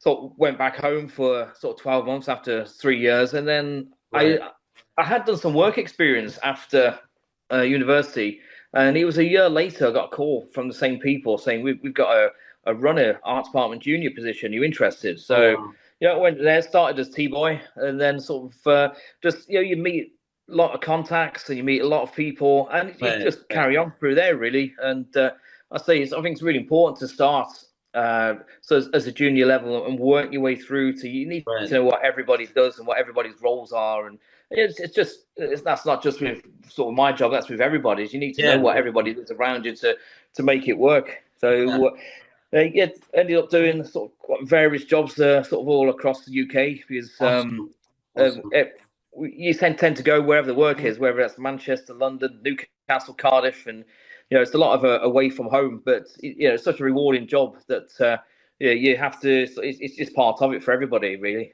It's a lot like passion versus paycheck. Yeah, you gotta. Yeah, yeah. Awesome, awesome, dude. And like, how many years has it been since you were in the industry? So what makes me feel old now? 2001, I started. 2001. 2001. Holy Yeah, shit, so like that's almost almost 24 25. years coming on. Yeah, Yeah, yeah, it's yeah, almost 25 years. yeah. Holy cow, man.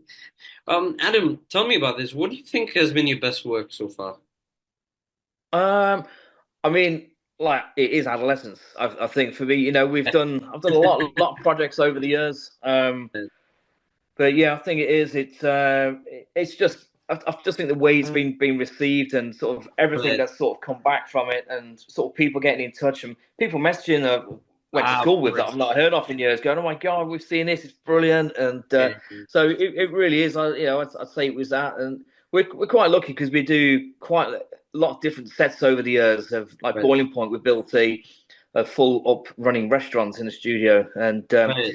yeah, and that looked great. I remember one guy coming in one day who put all the non-alcoholic beer in the pumps for us, so you could use the practical pumps at the bar. And he went straight into the back kitchen and started tipping it all down the sink, all the waste. And it's Ah, like, "No, this is a set, it's not real." It's yeah, like, well, that's fucked up. where's it going? And then we took him out. There's just a big puddle offset of all this liquid that he poured out. So like the restaurant was good to do. So hospitals are fun. Police Yeah. stations. This one we're doing a police station. It's all set in Yeah, I remember 1988. watching it. I remember watching a show reel on your Instagram. It was done pretty quick, right? The police station, but Yeah, yeah. yeah, considering because everything was just mapped out really well. Yeah. That's what it is. I think from our part, it's all in the planning of Yeah. when you get a construction team sort of start on a job, you might have sort of, I don't know, 10 or a dozen people sort of come ready to start, and if they haven't got everything that's from your art department, the drawings and the plans, and it's a lot of money standing there, 12 people waiting. So I say everything does have to be mapped out and sort of ready to go, and all this has been discussed with sort of directors, DPs. So once everybody's starting, it just hit the ground and it's up. And a lot of people, you can't quite believe the speed that it does go up. But again, that's all in the prep work that everybody puts into it. Okay. Oh man, that's yeah, yeah. Then you said it. You just said it. I think that's brilliant. Another important thing that just really popped up in my mind as well. Your duration and feedback aside, right? Because you get these messages where you've got to change things and all in between, and you've got your own time to prepare. But like in the early stages, were there a lot of like creative differences, or was everyone just open to opinions, or what was it like? What was the creative? Yeah, again with so on adolescence, so there's myself. Then you've got film director, you got Matt, you got Jess costume, you Right. got sort of makeup, you got all these different sort of Different. HODs. And Yeah. Joe, our producer, would collate everybody together, and we have to go through all the tones and the color and the feel of the Ah, show, yeah. just so nobody's sort of diverting off into the complete wrong way, But yeah, we had a weekly meeting. We talk about where we are with things, and this has to get passed on then to Netflix for them to approve. And so Right. again, that's all in that planning work that everything sort of feels right, and we're all following the look that film wants to push forward for the show, just so we're all making sure we're all on that same path, really. Oh, awesome, awesome. Okay, cool. So it felt more like a collaboration. Yeah. Did it was it something that resonated with you? Yeah, Or I mean, it really is the sort of the knife crime in UK is right. it's you hear about it all the time, and I Oh, think with the way when Jack and Stephen wrote Adolescence, it was about they've always been saying that this boy is from a a sort of normal, loving family. He's not off a family. He's not gone off the rails, and so I think is that thing. I think that resonates with a lot of people as well. That it's not some kid who's like tearing up school and sort of is. It's just a normal kid, and you wouldn't think that this wouldn't happen to your family, but and how much it changes the family's life going forward. So, I mean, the storyline is current. I mean, it's hit so many sort of news and media over here as well. And Joe Producer was at Downing Street, was Keir Starmer, and discussing it with Jack. So it's really hit. It's really hit the headlines of it. Oh yeah. I mean, definitely. I hear a lot about it here as well in Malaysia, right? There's a lot of knife crimes in the UK, so it's pretty impacting that. The one thing that because of course the psychology background as well, the one thing that really just made me ponder or dwell on it quite a lot is the fact that it was a kid, right? It was just a kid. Yeah. That's nuts actually, because that you've got like a decent family, yeah, but it's just probably something that went wrong in school, or it's more of like nature versus nurture that changes your sort of environment and how you react to things. So I think a lot of people are pretty alarmed by it, and even in Malaysia as well. And it's a topic of discussion, and a lot now that I think the series is out, a lot of people are talking about it, and I think Steven, crazy job, man, honestly. And like I say, it's incredible. I mean, Steven's brilliant throughout in it, but there's a couple of scenes that really hit. I think is the in the medical room when sort of the boy's getting searched and the camera, Matt just holds the camera on his face, and you feel every emotion on his face there. And the one that gets me as well is the very ending, sitting on the boy's bed. The very end of the show. He says he could have done better. Yeah, it's so powerful. It really is. Wow. There are different ways that people can get into it over here. A lot of people always think you've got to go to university. You don't have to. You don't have to go and do that. And you can come in at ground level. And I mean, I always say that within my department, I would much rather have somebody. We spend a lot of time together every day. You'd be like 12 hours a day with each other. So it can be that thing of. You don't want someone who's a bit cocky and got a bit of attitude about them. I would rather have somebody who's just really winning and really wants to sort of push and learn and grow within the art department than somebody who's absolutely flying, who's absolutely fantastic, but is a bit of a bad egg that you sort of think, I don't know if I can spend 12 hours a day with you, but you can, so, I mean, over here, there are courses called skill set. And a lot of trainees can register and sort of get themselves on a database. And then so when we sort of end up going to say whether we're filming in Cardiff or Newcastle, wherever, you can go to the local skill set database, and then you can sort of bring people in from that, really. So it is important for people to register sort of like that. Yeah. Oh, that's amazing. Like, oh my God, networking is so much easier in the UK, I think. The thing that I just really want to sum it up with is that, when you're watching your work come to life on Netflix and Adolescence coming up, first, was there like a particular moment while working on Adolescence that you really just can't forget? And that was like the best moment while working on that show itself. Was there like one particular moment that stuck out? I mean, like say, watching it back, I think it is the father and the son moments that always sort of get me. Because the boy is only a year older than one of my sons, and it is that fact of again, it's the Stephen and Owen scene when they're in the I think they're in one of the interview rooms, and Stephen says to him, "Did you do it?" And he said, "No." He said, "You promise." He says, "I promise." And you sort of think, "I believe my son," and that the kid's done it at that point, and it's just those. I think it resonates more with me as a dad and having a son as well, So it's like I say, just really powerful scenes, powerful moments in there. Has your son watched it? Yes, yeah. What is he? So, yeah, no, he thought it's really good. He enjoys watching the stuff. It depends what I've made, really. Some of it's like, and they're older now, whereas a few years ago, it's like, well, no, you probably shouldn't see this. But I've got two boys. They both watched it. Both really loved it. Awesome. And I don't know if you've seen in the news as well, but the government are making it and Netflix to watch in secondary schools. Oh, yeah. Okay. I think I've heard something. Oh, that's lovely. So all over the UK now, it's I think Netflix have made it free on some streams to secondary schools, so it's going to be shown all over the UK in second school, which is massive. That's wild. That's wild. I want to congratulate you again. I think you've done an amazing job on the show, and I can't wait to see what you've got next.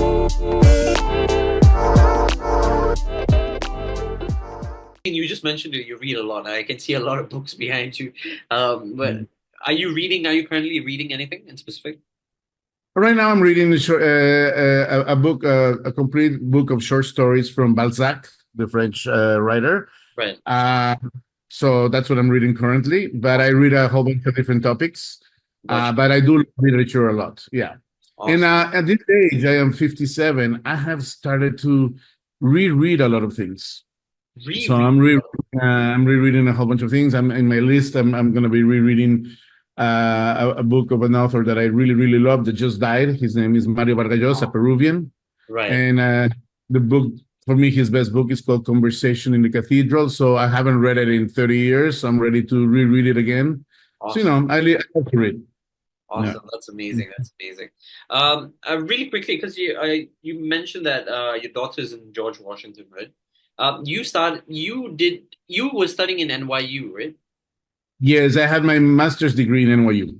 Perfect. I just want to know, like, how is it transitioning between, doing filming in NYU to, actually shooting on set? Because the experience can be really different, right? A lot of people say it's totally different. A lot of people feel like it's similar. But what is it like for you?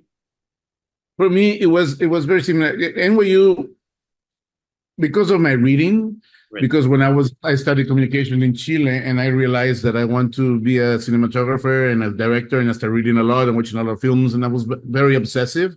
Right. So when I came to NYU, I had a lot of knowledge about film history and stuff like that. But what NYU was great for me was because of its the amount of short films I shot. Most of the students in NYU wanted to be directors. Right. So I wanted to be a cinematographer. So I got calls. So I was working. I think I was working more when I was a student than when I'm working right now. I was working much. I was always busy. So I was shooting a lot of short films, and I was making a lot of mistakes. Mm-hmm. So it was a great training ground. We were shooting Super 16 and 16 and millimeters. And then when I graduated from NYU, I made many theses, one as a director and many theses as a cinematographer. Awesome. And one of those theses was a feature film. And we submitted it to Sundance, and I won the best cinematography in Sundance for that movie. It was basically almost my first movie. Right. So then on, I started doing small independent films. So I went slowly. And it was it was a very smooth transition. But NYU for me was great because of the amount of practice that I had. Awesome. That's using independent movies that I have close to my heart. Then I did among them Suncatcher, which is an unknown movie but very beautiful. And then I did a movie called Boiler Room, which I think it was an interesting movie too. Mm-hmm. And then these are the movies that pushed me to become somewhere. Better. Then I did a movie with my very good friend in Ecuador called Crónicas, where we did it all.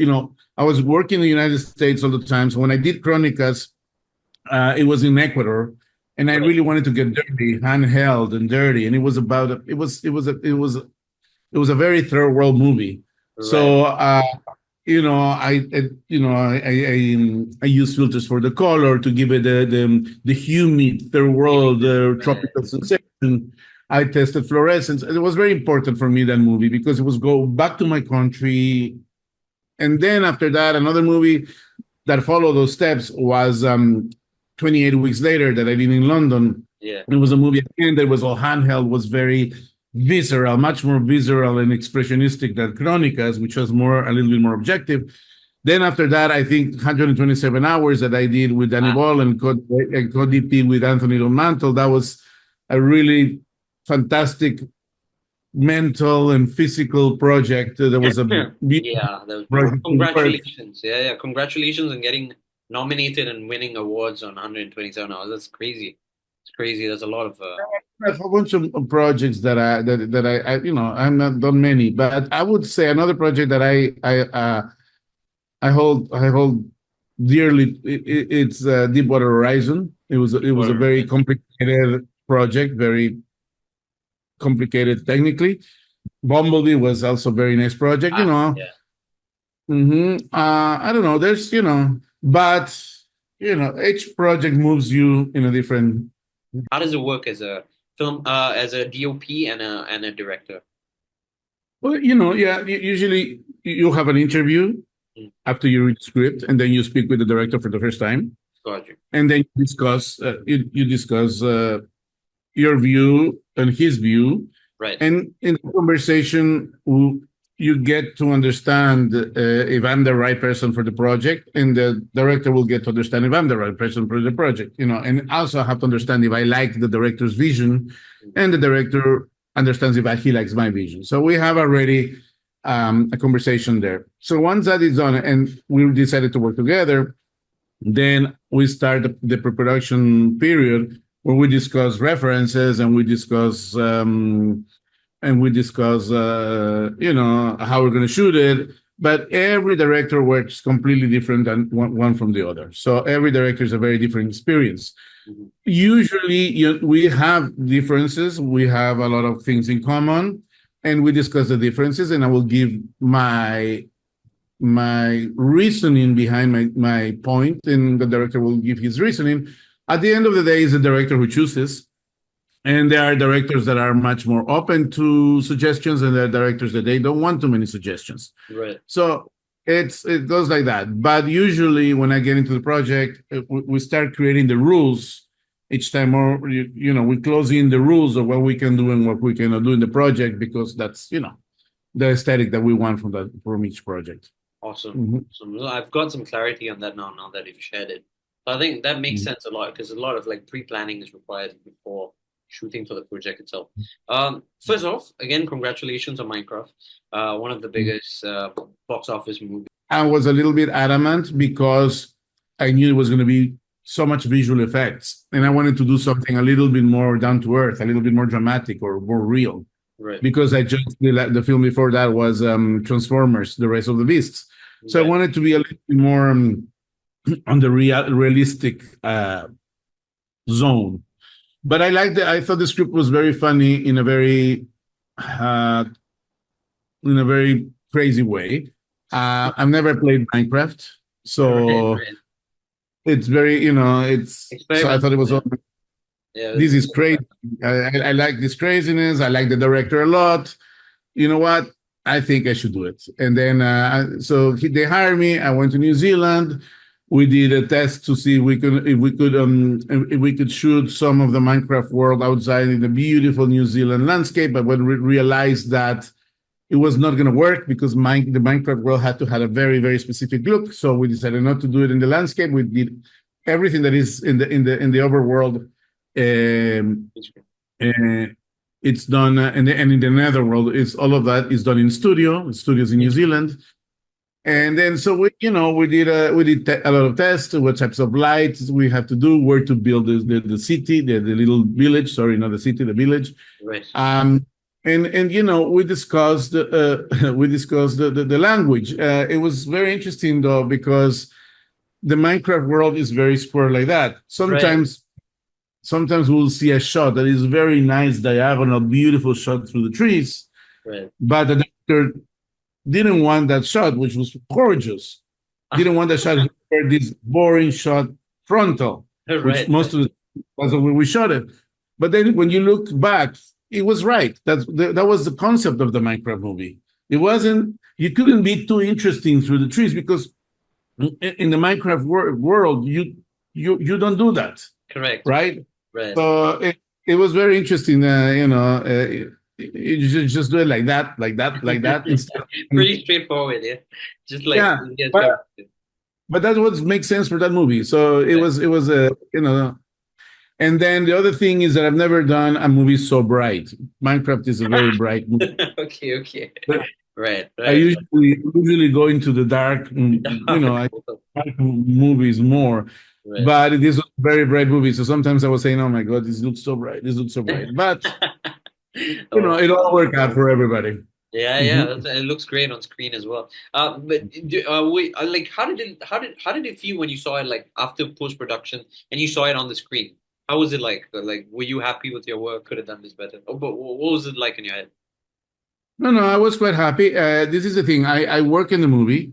Right. Then I spent almost 3 weeks in Los Angeles working on the color. So I've seen that movie millions of times in the color, like, Right. but mute. When I work in the color, I don't put sound because sound takes away Visual. the details that you have to work in the visual, right? Right. So sound is distracting. So I've seen the movie millions of times without sound, but I always like to see the movie the first time on a movie theater. I don't like to see it like I could have had the choice of saying, all right, this is the last day we're doing the color, we finish the color, let's project the movie with sound. Right. But I don't do that because I think it's much more fun to see it on the movie theater with the audience. So the first time I saw the movie was this 5th the 5th of April in Brazil, and I took my daughter and a few of her friends. We went to the theater and we saw the Minecraft, my daughter and her friends and my wife. And they had a blast, and people in the theater had a blast. And it was wonderful to see how happy everybody was with the movie. So, that makes a huge difference. When you see it alone in the room with your colorist, and it's not as interesting, but you see it with the audience. And the audience was very active, and so it was good. I really enjoyed the experience very much. Awesome. You mentioned There's just something that just entered my head because you mentioned like we've spoken about awards and how you did so well on 127 hours and of course the film festivals that you've been a part of, right? Mm-hmm. How important are awards and these sort of recognitions for you? Like, I just want to know, like, in terms of validation, how important is it? Look, the truth is this: the awards help you sometimes to get more work or to be recognized by your peers. I don't care too much about it. What I love the most really is my work on the set, the Right. pre-production and the set. That's what I love. That's what makes me happy. That's where I'm comfortable. When we're making, I'm shy. I'm social in a different way. I like to be social with friends, a different way, but to go and put a smile, I don't like that. So Right. Got you. I am private in that way. So I really, really am super happy. My big award in life is that I work my biggest award in life is that I work in cinematography and something that I love doing. Awesome. And that is a gift that life has given me, and it's a vocation, and that's what I'm very thankful every day of. Right. I think is your long-term goal in filming and DOP and pretty much camera work. What do you think is your long-term goal? Do you want to be your own showrunner, or do you want to just what is your end goal?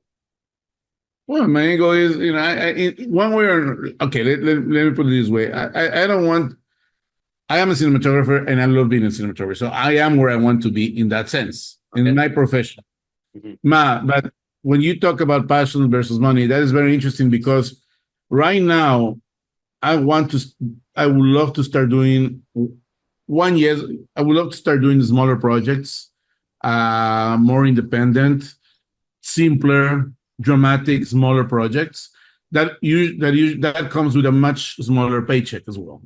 So I'm right now that I have been doing these big Hollywood movies. I want to alternate one Hollywood movie with one small movie, because I started as an independent filmmaker, and I want to go back to my roots in that way. Right. So I'm gonna have to give more importance again, alternating because I need money to live, but alternating my passion projects, the one that I don't get paid as much, lot, and with the bigger ones. So I just want to move a little bit away of only doing big huge movies with big huge equipment, and because when you do an independent movie you don't have enough stuff, and you have to be creative in a very different way, and and that's great. Mm-hmm. It's preset, yeah. And a lot of big movies, it's usually preset on what you can do. Yeah. Got you. Well, I think that's beautiful. It's because you mentioned like right now you're in Brazil because of the break, right? You have a break, right? How long how long is your breaks usually like after filming? Do you have a specific time? You know what has been happening? The bigger the movies, the bigger the break. But it's not because I want to do that. It's because somehow that happens. Yeah. So Fair. That's fair. That's fair. But yeah, then you get like, and you get like really cold feet because you need to go back to work, right? You mentioned. Yeah, exactly. You really want to go back to work. Yeah. Oh, that's interesting. That's interesting. I honestly, I just can't get it out of my head. I feel like I love how diverse your DOP life has been, right? Honestly, or your filming life has been, because you do like really, like you mentioned earlier, more like darker, subtle tone films, and then there's Bumblebee or like there's Transformers. I think you've done Maze Runner as well. So like Yes, I did corner. Yes. Yeah. that is nuts, man. There's just jump different genres, right? So, Yeah. this would be a good question. Like, doing different genres, has there been a genre that really you thought maybe it's easy, or it's something that you really like, or something that resonates a lot with you? For me as a cinematographer, the hardest. I cannot tell you the easiest Okay, because each one has its got you. each one has its own challenge, and but in terms of genre, the hardest genre for me as a cinematographer is comedy. Comedy. Holy shit. Okay. Awesome. Because in comedy, you have to be very straightforward and shoot it in a way that the comedy plays. Correct. So you cannot be creative with the camera because that kills the comedy. You want to allow the actors to do their comedy. You want the actors to do their magic. Right. So you cannot do dark. You have to be sometimes flat.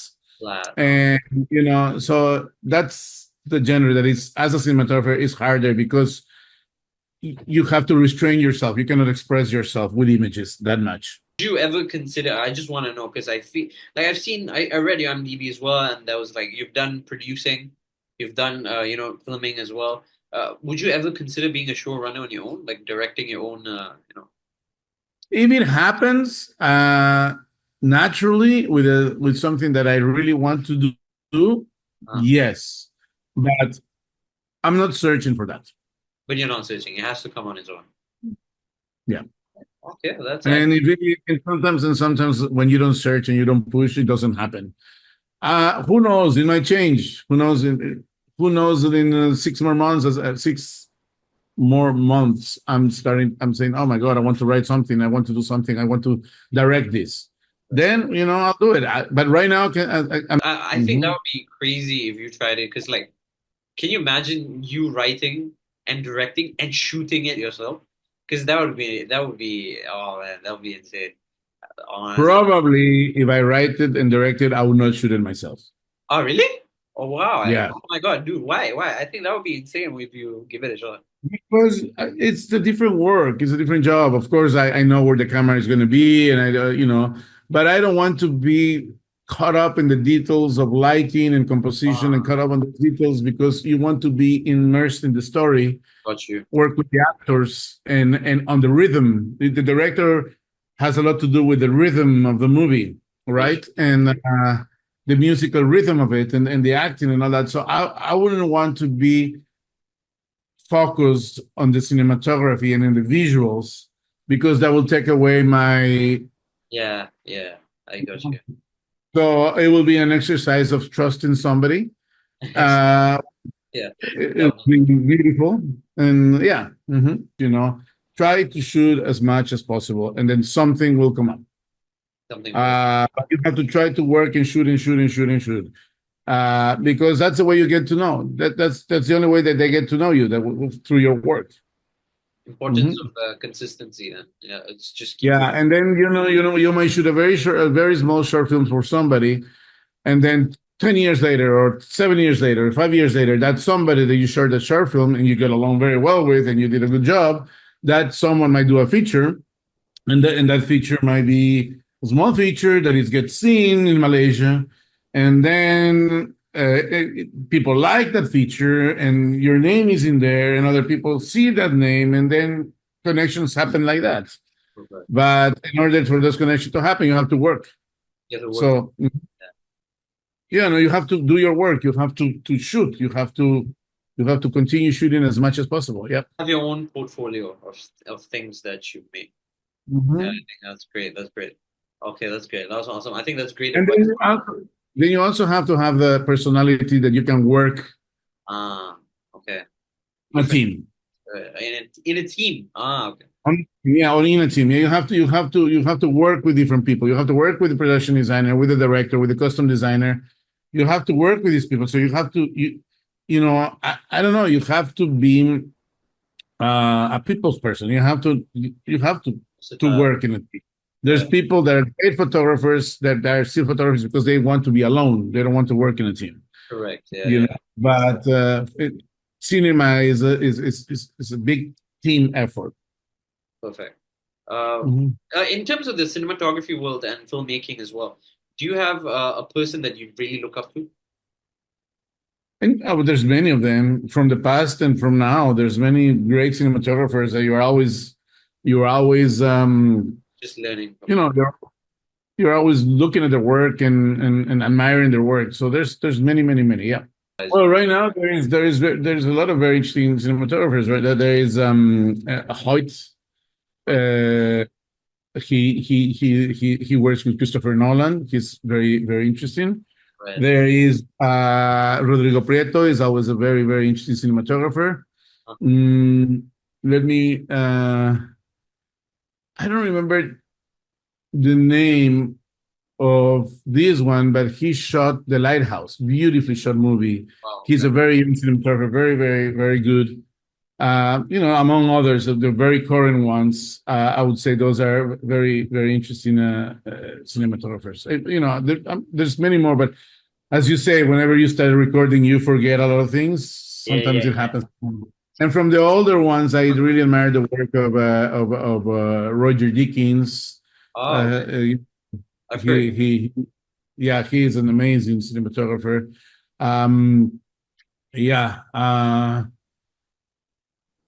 For now, I can. Just those people that you can think of right now. Yeah. Well, from the old ones, I could give you many more because I've seen many more films of them. I can tell you Gianni De Venanzo is an Italian filmmaker that is a cinematographer. He's an amazing. Your choices are all over the globe. Huh? And then you have oh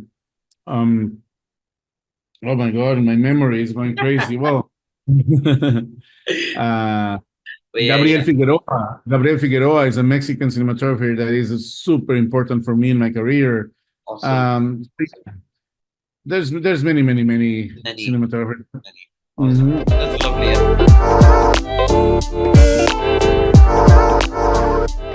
Before we get into it, I just wanted to ask you how you got the gig in the first place. Sure. It's interesting actually because I wouldn't consider myself a Marvel or like a comic book cinematographer. I'd never done something like this before. Right.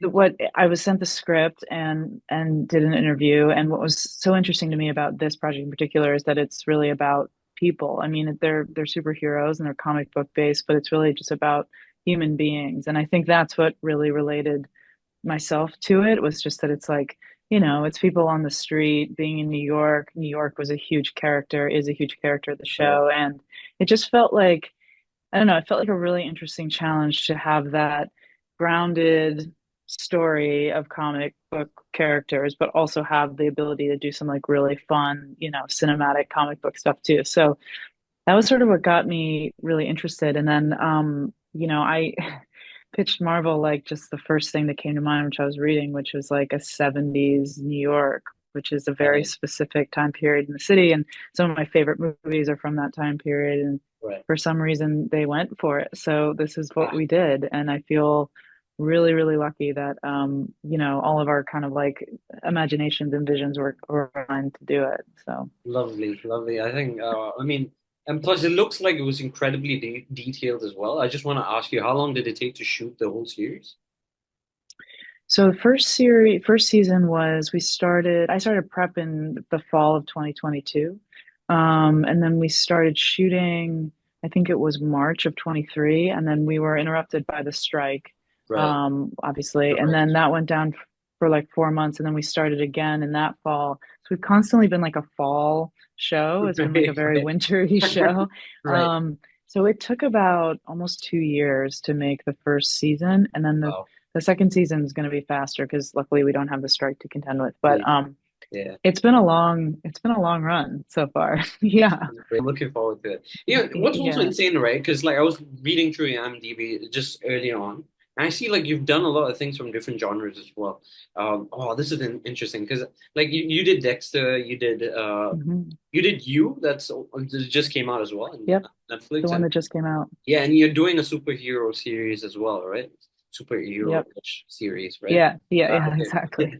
Yeah, and I guess the question I really want to ask is that were there a lot of creative differences, when you're planning for a show like this, like for Daredevil, that's one, but for the other shows as well. Well, were there a lot of creative differences? How much do you bring, into the discussion of how the frame should be like and stuff like that? Yeah, there really weren't. I mean, it's all collaboration. It doesn't matter the project, it's all collaboration. And that's my favorite part of this is like, bringing some ideas to the table. Obviously, the cinematographer, director has ideas, showrunners have ideas, actors have ideas, the crews have it, and just finding where all of those blend to one and that collaboration, that's the real fun part. Mhm. Any differences are just, I think they're all good things because it's kind of no wrong no wrong answers. You sort of Yeah, bring your ideas, they morph and evolve into other ideas, and then we get to where we're going. And so that part of the process for me is the most fun. It's sort of just like, it's not, filmmaking is not a solo sport. for It sure. is a team of people. Yeah. And that's the fun part about it. And it's like, I could have one idea, but to have it grow and build based upon other people's input is to me like is the best. So I've never experienced, really on any project, any negative creative differences. They've only been positive, and they've only been like, just building blocks to getting to the final result. So, yeah, and it's interesting. Like Daredevil's a reboot, Dexter's a Yeah, reboot. I yeah, did The Craft, which was also a reboot, and it's interesting when you've got a bit of a blueprint of what came before. So you're sort of talking about, okay, this has a huge fan following or this has a legacy or whatever. And so you're doing, at least in where I'm interested in, is doing justice to that, of course, like really honoring what came sure. before because they did an amazing job. And, the original Daredevil, incredible. Same with Yeah, the original yeah, Dexter, same with the original Craft. It's like yeah. all three of those were like, no pressure, like let's not screw it up. But it's just really cool to have that as like a launching place, and then you Right. can bring your ideas to the table and be like, okay, let's build from that. And so I think that's been not something that I would have anticipated when I started out my career, that I'd be doing that kind of stuff, but Right. like it just seems to be, that's kind of the way of the world right now, and Yeah. where a lot of projects are going. So I don't think it's at all hindering. I think it's actually really cool to have that as like, inspiration or a place Sure. to start. So for that, Awesome, I awesome. feel pretty good. Yeah. Yeah. I mean, and I was just about to ask you because, like, you've always got like a sense of, oh, this looks good and stuff like that. But when you reflect or introspect, there's always like one scene or one frame where you're like, oh man, I should have done better. Like, there's just that one scene or frame. Did you feel anything that sort in Daredevil? I feel that in every project. Ah, It's like, okay. we're never happy. I think Right. people, like, as you know, it's like creative people, we're never happy Right. Right. 100%. Right. Right. And I think that's a good thing. I think if I ever was like, okay, that's it, nothing more to add here, Right. I would be, at the end of the road. But no, I mean, I think that there's, and I kind of I'm very okay with that, like leaving one thing that I maybe would like to be able to improve on in the future or learn from, that's okay. Like I'm very comfortable with that. And, there is a point where it's pencils down, you either Yeah. run out of time or you sort of are prioritizing the things that you think are most critical to tell the story.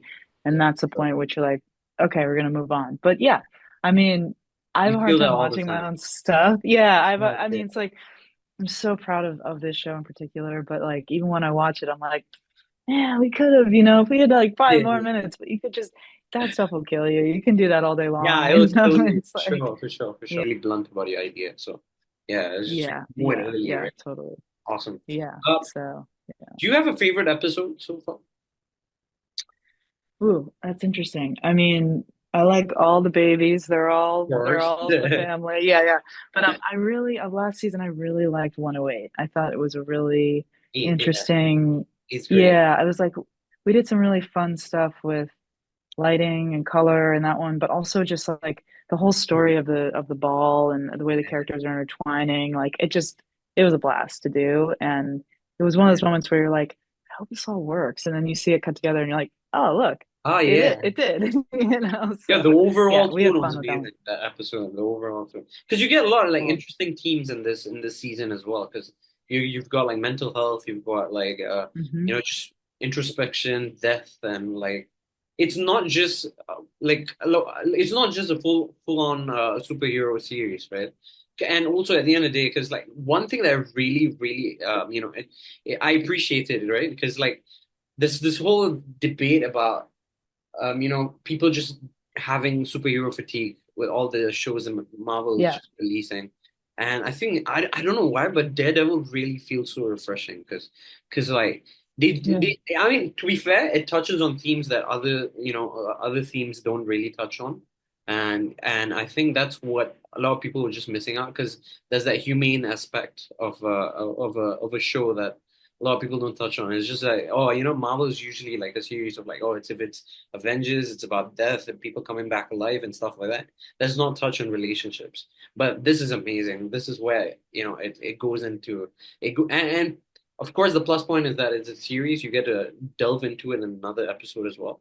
So I think that's beautiful. And congratulations to the whole team for doing that. I think it's beautiful. Oh, no, thank you. I think you're right, actually. It's a really good point. I mean, the show does deal with mental health. I think it does in a really interesting way. It deals with just like that idea of identity and like fighting the Yeah, duality that everybody has, you know. And I think that like, Charlie and Vincent obviously do an incredible job with that. So does Wilson Bethel, who plays Bullseye, yeah, the women in our show as well. Like, it's interesting that the nuances of the characters that they're playing in their performances make it not just one note. Like, I think exactly. that's what gives like Daredevil this grounded feeling. And I think you're Right. right. Like, I'm the whole superhero fatigue thing is definitely a thing, but it's interesting that it's so many stories right now are about that. And I think it's like escapism, but we also want realness and groundedness. So it's this like Of course. dichotomy of like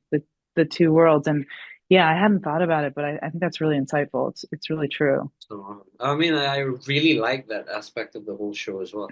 And I mean, Charlie acts really well, honestly. Like He's I keep awesome. forgetting he's not blind halfway through. I know. I think we all do because he's just like the way that he's just so aware of his character and himself. His Right? performance is so it's beautiful, frankly. Like it's really cool just to watch him do his thing. Doing And his thing, yeah. even, he does a lot of his stunts work as well. He's very, very physical, and like just the way that he is able to, embody Yeah. that character is really cool and inspiring.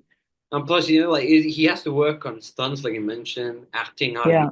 mind, and putting on Hmm. an accent. Oh, dude, he just does it all. I know. Yeah, it's I amazing. know. He really does. He really does. They all do. Like Vincent as well is such an Yeah, inspiring collaborator. I mean, talk about he's managed. a Yeah, total master. Yeah, but and it's just cool. It's like there is not anybody in our show, he's just or even mediocre. surrounded to our show.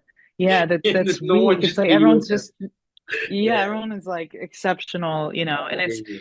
it's such a blessing for all of us. Like I really do take my inspiration just from the collaborators that I'm surrounded by. So Charlie needs to be in a lot more things. Honestly, I I just agree.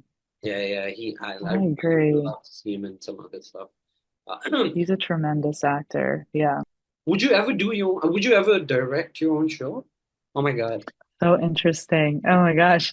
I for the longest time was like saying sort of, I don't think I'm interested, but only lately have I been like, oh, maybe. I don't know. But I'm such a like preparer that I would need to like prep like crazy and like really feel ready because I wouldn't want to waste anyone's time. But I love what I do so deeply. And I feel like being a cinematographer, there's kind of like no bounds. Like you could, it's a career you could do your whole life and never really master. And that's what interests me in it. It's like you always learning new aspects. But I feel like if the project was right, I would be Yeah. down to direct. Would you ever Yeah. consider writing Yeah. one? Would you ever consider writing? Maybe I might. Yeah, I've been interested in my partner and I are thinking about making a film You together, and he's a should. director and he is a writer, and I'm like, maybe we could write it together. I don't know. So That'll be yeah. awesome. It's about making something and leveraging on their passions to make that work for them. And I think you enjoying camera work and making it work for you in Hollywood and just doing some of these bigger shows, right? I think that's amazing. Honestly, I think that's great. Yeah, I mean, I can't, don't tell anyone, but I would do this for free. I love it so much. I'd be I doing gotta it. cut that I out. would be doing, yeah, yeah, yeah. No, Uh, no, feel free to leave it in. No, I okay, absolutely like, sure. I would do this even if I wasn't doing it for work. I mean, Right. on my days off, I take still photos. Like that's kind of my, Yeah. my hobby. So Right. it's like, it's really truly in my DNA, and I love it so much. And I do think that if I didn't love it so much, it'd be harder to do because these For sure. hours are long, and it's hard. Everything's hard, but Technical work. just the Yeah. passion. Yeah, it's technical work, and like the passion of it is really just like you have to have that, You gotta be And locked I in. think Yeah. yeah, and it all ends up on screen, and it helps you like work with other people, and we all get inspired by each other, and that passion just sort of like blooms, Yeah. and but Everyone yeah, shares that. truly. Yeah, and it's like, and I really mean it. It's like, it's interesting. Like, you really don't ever get bored. I mean, because every project is a new challenge and it's For something sure. you haven't done before. And that's something that I've looked for in my career is like always doing different things. It's like, it's funny.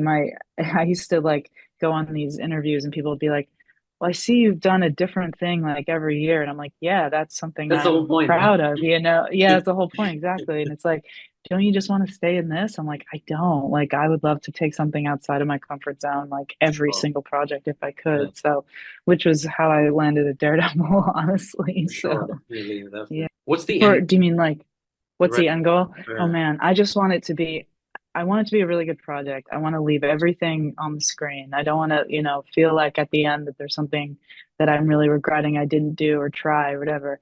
And then Right. I just really want everyone to feel really creatively heard and satisfied, all my collaborators to feel like they had a good experience. If that leads to an award and recognition, bonus, but really that's not, I mean, I think that for me, the win is just in the experience of making it and making it good. That to me is like I'm happy. The ultimate. Um, Yeah. yeah, that said, if there's like an Oscar down the line, I'm not going to be mad about it at Yeah. all. I mean, for sure. You're not gonna say no. Yeah. Yeah. Yeah. Yeah. But no, I mean truly like the win is in it's in the adventure. It's like being Sure. able to do this. I'm so lucky. So like that's good for me. That's lovely. Just one more question before we wrap up. I know I should have asked you this earlier. I usually do, but like, what got you into cinematography in the first place? I'm a weirdo. I never went to formal school. I Right. just as a kid, I took a lot of photos, and when I went to college, I sort of discovered that I like doing like video motion stuff. But I was also at school to be a vet, so Right. it kind of just Holy followed cow. my heart. I Right. know, and here I am. But yeah, I never went to grad school. I didn't go to like an AFI or anything like that, like a lot of people did. I just kind of started working my way up through shooting everything I could, like free music videos, Oh yes. weddings, you name it, just every Awesome. single thing I could get my hands on. And one thing led to another, and I got very lucky. And I Good to think hear. like I was just always there for the adventure, and that led me Here. here, there, everywhere. Yeah. Yeah. So Where to, just where to look for opportunities, right?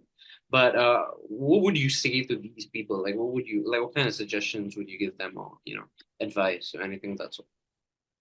I would say it's just, I mean, the biggest thing is just don't get discouraged and don't give up. If you really truly want to do it, just keep on doing it because you never know where that opportunity is going to come from. And you never know which opportunity is actually going to lead to the one that you feel is like opening doors. But I think just practicing, like if it's cinematography that you love, take photos. If it's, if it's music, practice that. It's like just doing the thing and knowing that it's all going to pay off eventually. You just have to keep believing that it will, and you'll manifest it. I mean, that's what I did essentially. I had no roadmap, and I just was Awesome. like, I know I love this and I'll just keep doing it. But and not being afraid of taking risks, even when people tell you maybe that's not worth it. I think everything's worth it if you feel like you're passionate You about really it. want it, yeah. So yeah.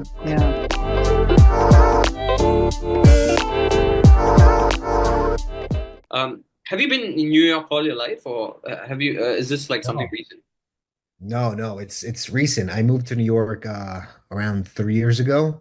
Yeah, it was 3 years ago. I lived my entire life in Italy in this little town called Monte di Procida. Yeah. My grandfather, my grandmother, they lived there. My whole family lived there. Um, and I lived there for 20. Let's say 20, oh my God, it's always so tricky for me. It's 25 years, probably. It's 25 years because I was born actually in New Jersey, Flemington. And Ah, then shit. after 4 years, yeah, after 4 years, I moved to Italy. Italy. Uh, yeah. And then I So you did moved your back. schooling. You did all your schooling in Italy, pretty much. You went to Yeah. school in Yeah. Italy. Yeah. Actually, yeah. Lovely. I did. Amazing. But you're like, wait. Last I checked, I just read a little bit about you earlier. You're 30 this year. 31, 30, 31. I'm 29 right now. Oh, you're 29 right now, and you turn 30 next year. No, I'm gonna turn 30 in December this year. Ah, dude, this year. Okay, cool, cool, cool. But I'm still 29, You're okay? still Still 29. Yeah, 29. So it's always a debate, right? When we're end of the year calm baby. down. Yeah. It's always a debate when you're born in like November, December, right? You just don't want Right. to call it. You want to, Yeah, yeah. yeah. Villain's dad, man. That's pretty much the Yeah. craziest thing. I love it. Yeah. Yeah, that's Yeah. insane.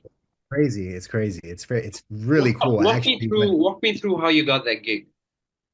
How did I get actually it's how you get every acting Really? gig. Oh wow. Yeah, I mean you have your manager, your agency sends you the audition, you do the Okay. audition and then hopefully you get the job. Awesome, Book awesome. the role. It was pretty straightforward. You're saying. Uh, yeah, well, the audition process obviously it's always depending on the role, but it's always a, let's say a long process. I mean, there's a couple stages Right. in the audition. You send a self tape, and then if they like your self tape, they're gonna send you another request for another audition with a little bit more details, maybe changing a little bit the script or change or giving you some other information. And then if they like that, sometimes you book the role, or sometimes other times you need to do another audition, and stuff goes on. So Right. I once did like I think it was five stages, five auditions. Holy go. Yeah, that's a lot. That's a It's lot. pretty anxious. It gives Yeah. you anxiety, but it's a very cool process because in the process you get to learn. You get to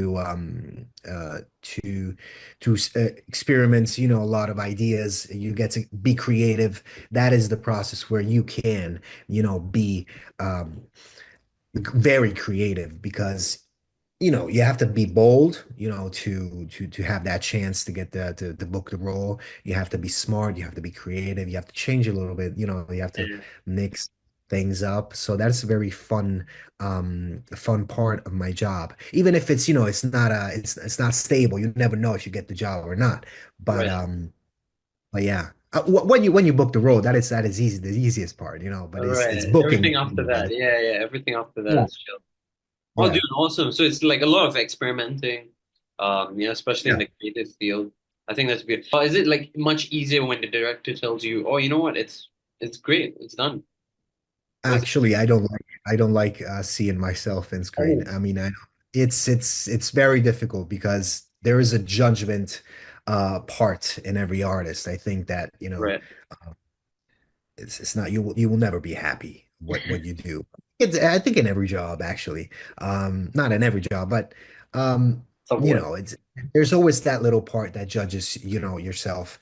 Um, Especially an actor, probably, and a musician or an artist. You're never happy. You say, oh, I could have done this better, but it's done. I can't change it anymore. Fair, Uh, fair. yeah. So I have to actually look at myself because I want to improve. I want to see what I can do better, Right, right, definitely. But it's always the worst part of it. I really don't like it. Um, so I will forever take a look. Yeah, because Ah, okay, it was okay. something I'm just curious, um, but yeah, it's the worst part. It's the worst Uh, part. of course, when I see somebody else doing the role, doing that character, I never Right. say, "Oh, I could have done that better." No, that's not possible. Mm, It's every actor has their own vision. Every actor has their own creativity process. mm, And past, and techniques and all that stuff. So it's better. It's never judge, right? Never mm, judge another mm. artist. Right. Always be grateful for what the artist can communicate to you, artistically wise and intellectually wise. It's just grab it and say thanks, thank you so much. And yeah, and always be positive. It's judgment, even if it's not good. It's just not In good. general, yeah. It doesn't help anybody. Yeah. Yeah, yeah. Just keep it to yourself. That's pretty much it. But I mean, why did you Sure. pick up acting in the first place? Why did I pick up acting? Acting just came in my life. It was not a thing um that that I chose to do, Okay. I started doing acting when I was like 10 in this, school uh uh project. Right. They and then with friends, my friends had this amateur theater company going on in my hometown in Italy. Okay. It's called L'Arche. So I joined them when I was 15, 16 probably. Um, and then stuff when I was probably 19, after doing a lot of amateur theater, um somebody just told me, hey, why don't you try to get into this school or that school or try to graduating in it? And I was like, I don't know what I'm 19. I just want to do this, I just want to do that. I don't know. I wanted to have fun, and I said, you know what, let's do it. Let's do it. I went over there, Ah, and my journey in the school started, and then from that, um, it just happened. It was a thing I- that came to me. It's not that I had that you didn't plan it. it was always in my mind. Oh, maybe I can be an actor. Maybe I can be a magician, or maybe I can Ah. be a yeah. Yeah, I want to do a lot of stuff when I was little. My Yeah. first dream job was being a dentist. Oh man.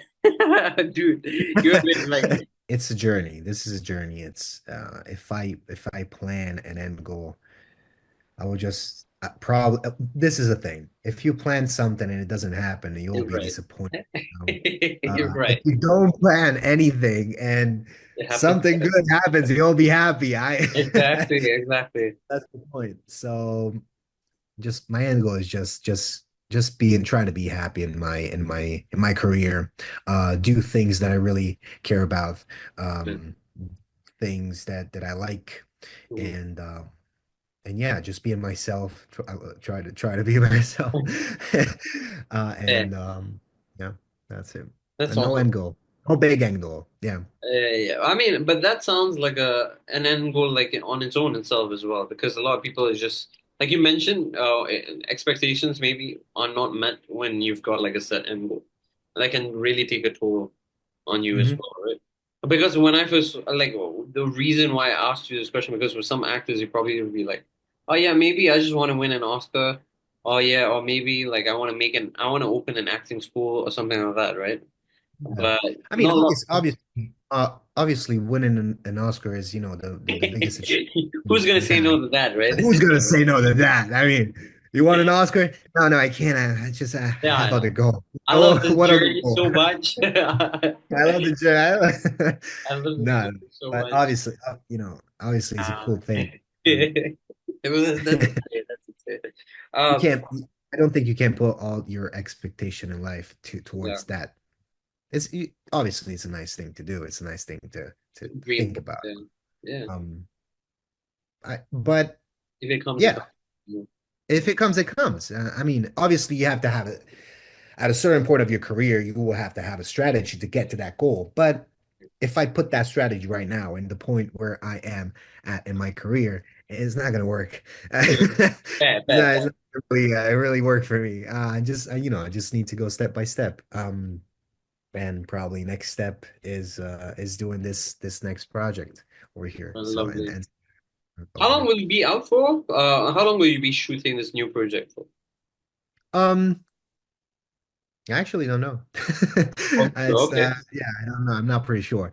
right. But I'll be out for a couple for some time. Yeah. Sometime. But you're gonna be shooting in NY or somewhere else? Yeah. In US, yeah.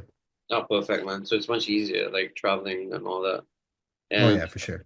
yeah, yeah, It's really very nice. I love traveling for sure. for that. Yeah, okay. That makes sense. No, I love it. I love it. It's just a very nice feeling. You have your luggage and you're like, "Yeah, let's go. That's Let's it. go into the movie, man."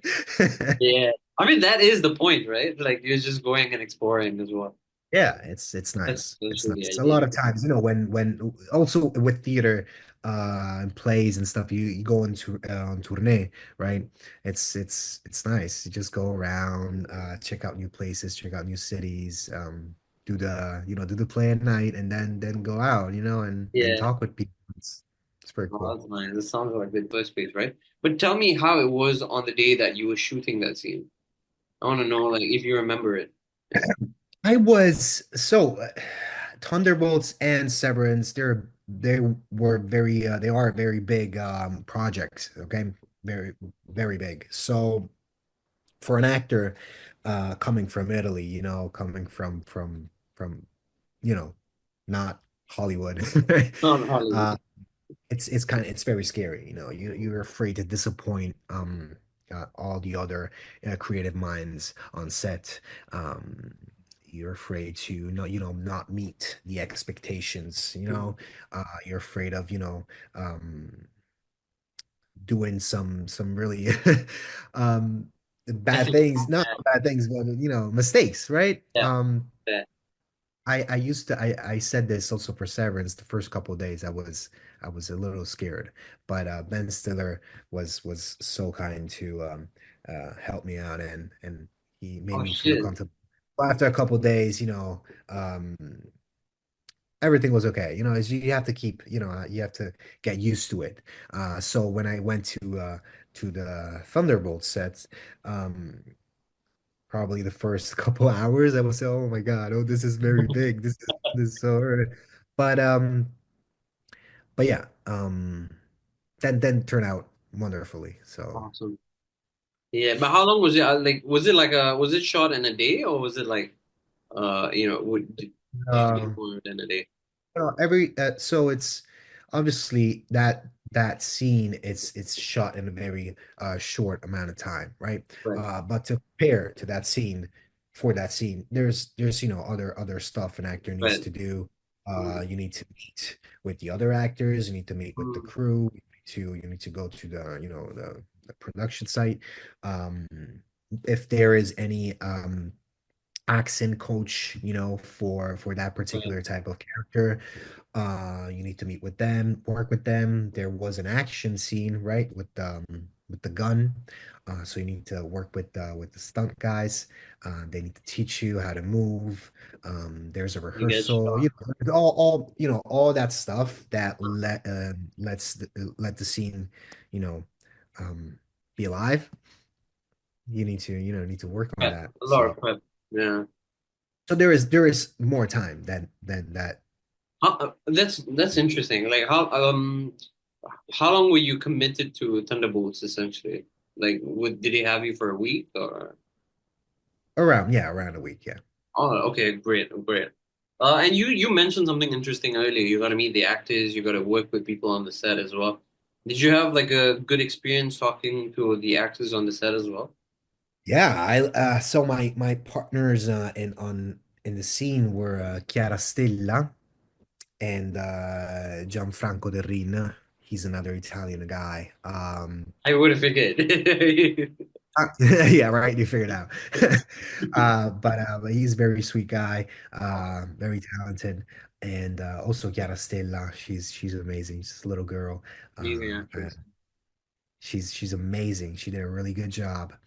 Really, really, really good Italian, Um, and that was very, very, very nice. So yeah, well, I had some of these wonderful encounters. Um, sounds yeah, we nice. yeah.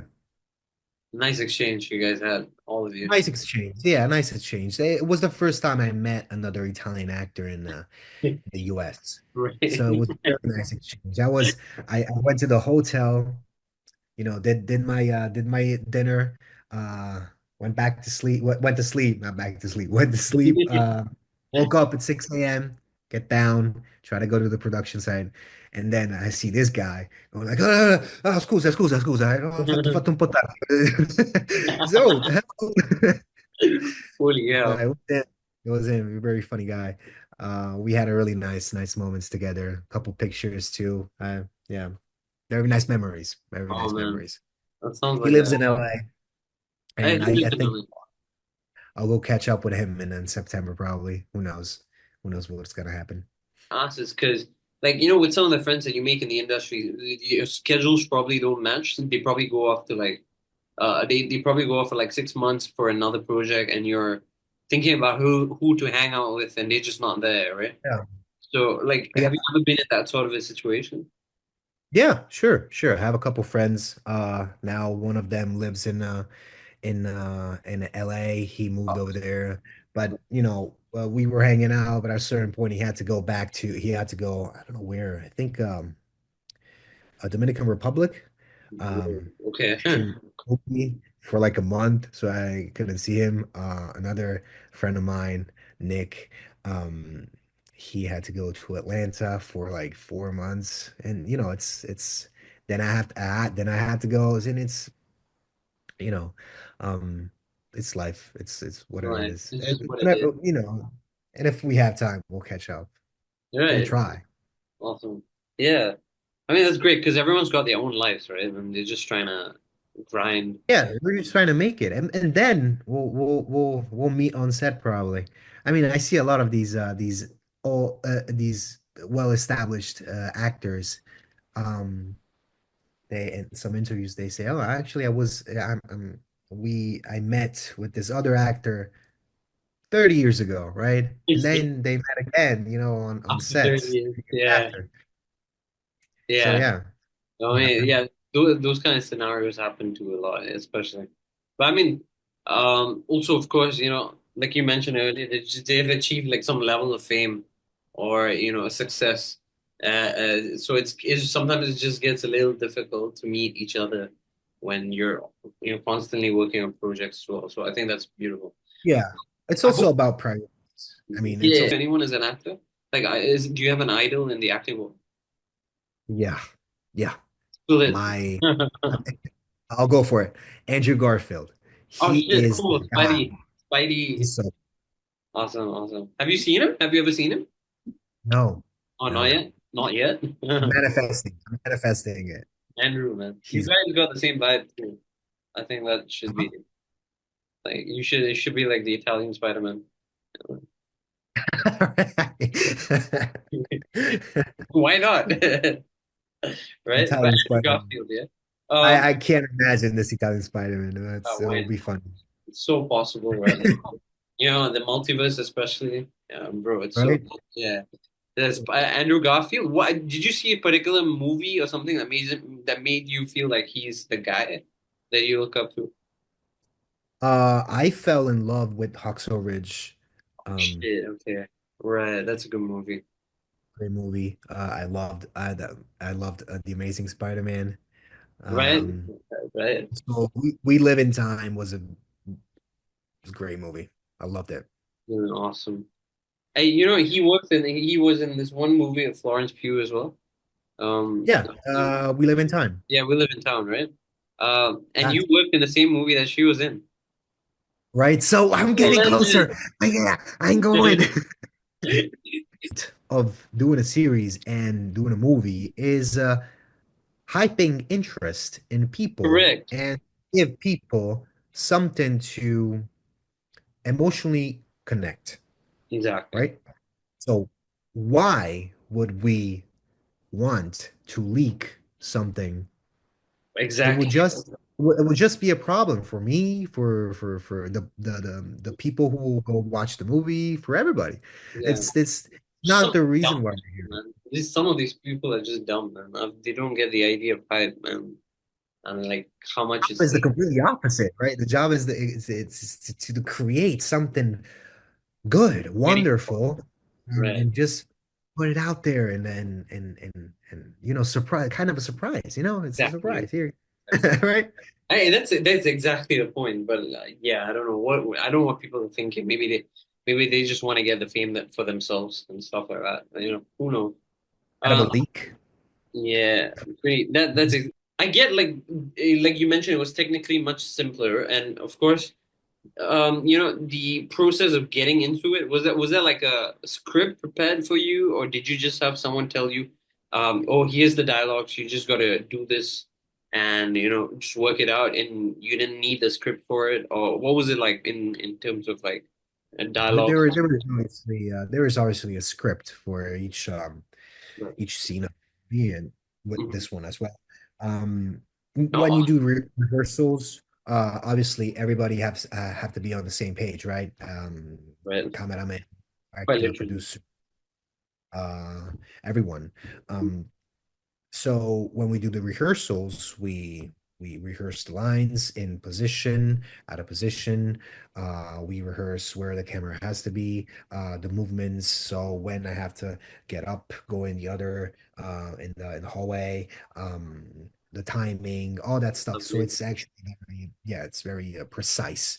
Um, Everybody knows because we rehearsed, so it's very uh, technically it's very precise. Yeah.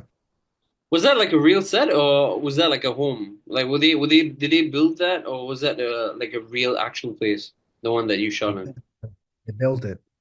They what? They built it for the one scene, I mean, I touched it with my bare hands. It was real.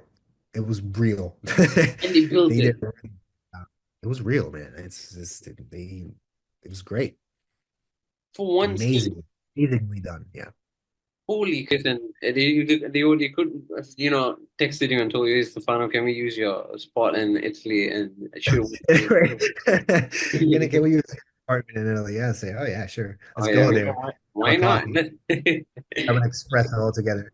Yeah, you probably like save them about 20 grand just making that scene Dude, happen. you would have to spend much more than 20 grand just The to flights, yeah, for invite sure. everybody on Yeah, I just mean, for one. definitely.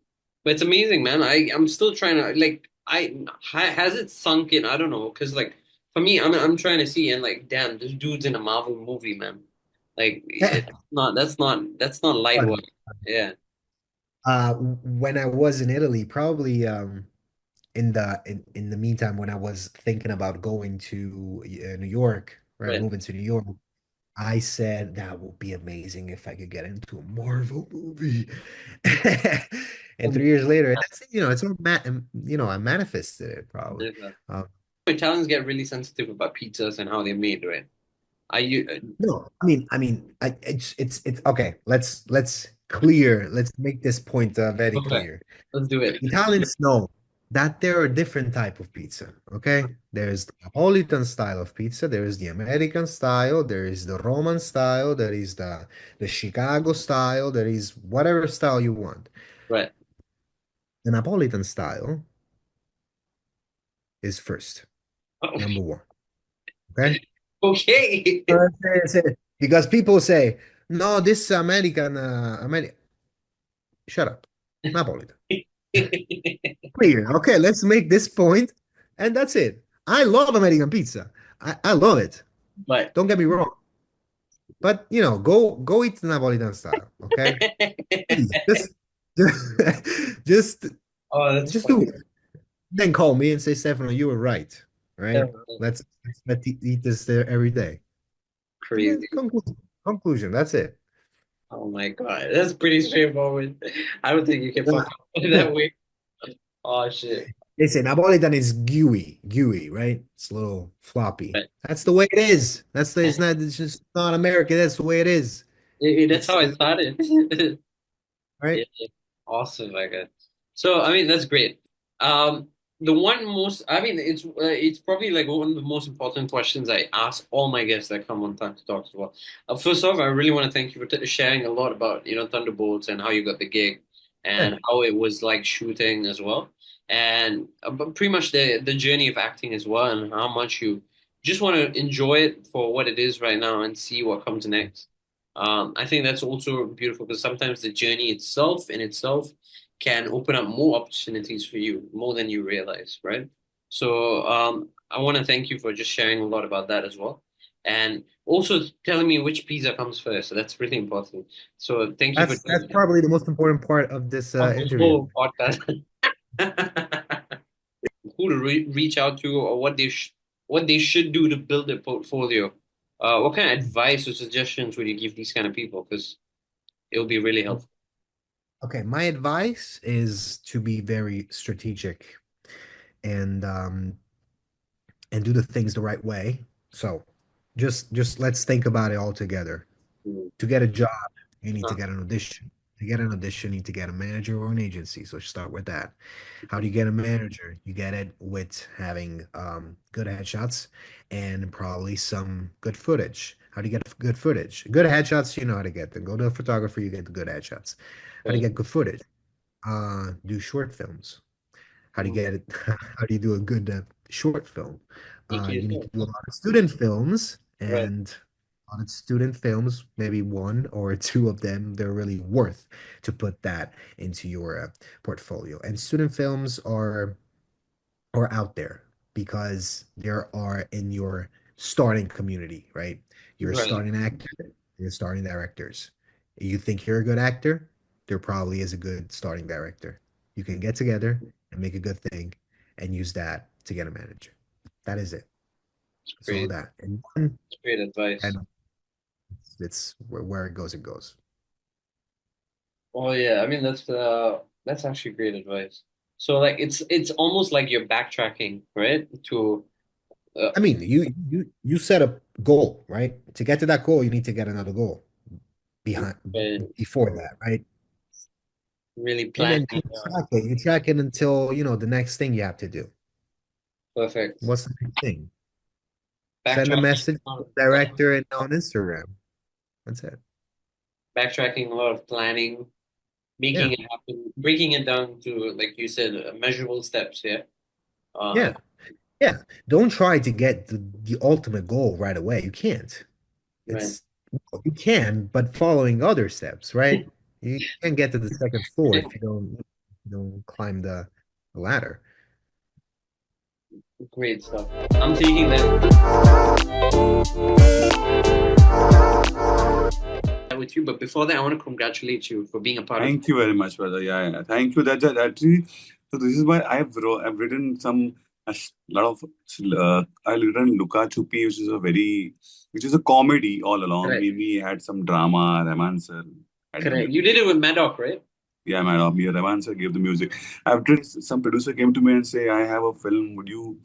And I spoke to Voice Suri. Would you like to meet him? I said, yeah, I met him long time back.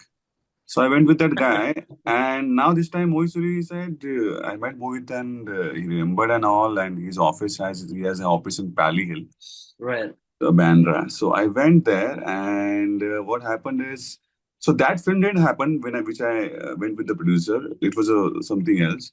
Then Mohit called me in the night. He said, "Bro, I am still writing. So you were not there, so I didn't know what to do." They announced Ashi. So I had this idea I developed into a screenplay with my assistant. So Sankalp, who adapted the story, Right. whatever idea Mohit had. So he wrote the story and screenplay, and they were in the early screenplay stage when I met them. Mohit, Right. Mohit said, would you like to join in now and do the dialogues and whatever? I said, Right. I loved it. So I read it. I find it very interesting. Whatever I thought I had about the story and all, we discussed it, and I felt ki three of us were on same page and like really jamming good. So Awesome. so I started working, and I don't know now. I had no idea. There was no producer also, Mohit. So like I'm a writer. My house runs on my writing only. My passion is writing. My everything is writing. My rent, electricity bill is writing. We'll see where it goes. And I obviously see Mohit being one of the most established directors in the industry, and he has given some really cool films. Yeah. Like I don't know if anybody can do Kalyug kind of a film at the times when there are flowery rom-coms are working, and he had given a film where a girl is stuck in a porn industry. So I really liked his. He's like one of those brave filmmakers. I felt he'd go with his conviction. So I loved it. I said, okay, let's do it. So we did it. We wrote the script. Script was ready. Then somehow YRF, Sumona from YRF approached Mohit, and then Adi sir read the script, and he felt I was looking for the script like this for last 2 years. Oh, And man. we as a writers, we felt, oh my God, really? So nice. Such a time. Then it started with YRF, so what he felt is, and also Mohit felt is, because since the characters were very young, you should not go for a 40-year-old guy who's a star. I understand this happened. For sure. Yeah. But that call only, I think, happened because it was Aditya Chopra and Mohit Suri. And they have a lot of goodwill. There were a lot of films behind them, profile behind them. Correct. So we got Ahan was Ah, there, we got Aneet, and we started the film. And while doing the film, bro, we have no idea because you see, the market and industry is such, especially in the cinema, that right. when you have newcomers, you can't expect anything. You can't expect it. Got you. Yeah. You can't expect that this is going to, first day is going to be 5 crore, 2 crore, Exactly. nothing. You cannot. So everybody in the film was just trusting the vision of this guy, was Suri. And thankfully his vision was good and went took us in a Yeah, good. he carried the film, honestly. Yeah. That was brilliant. Yeah. So yeah, that happened, and whatever now this thing is happening, the biggest hit for a newcomer of all time, and Exactly. biggest weekend of, and the money started pouring in. So yeah, I mean the best part is that I realized what I loved about YRF is they are, bro, they talk about cinema all the time. They talk about movies all the time. They give importance and time to a particular department. They know how things work, Right.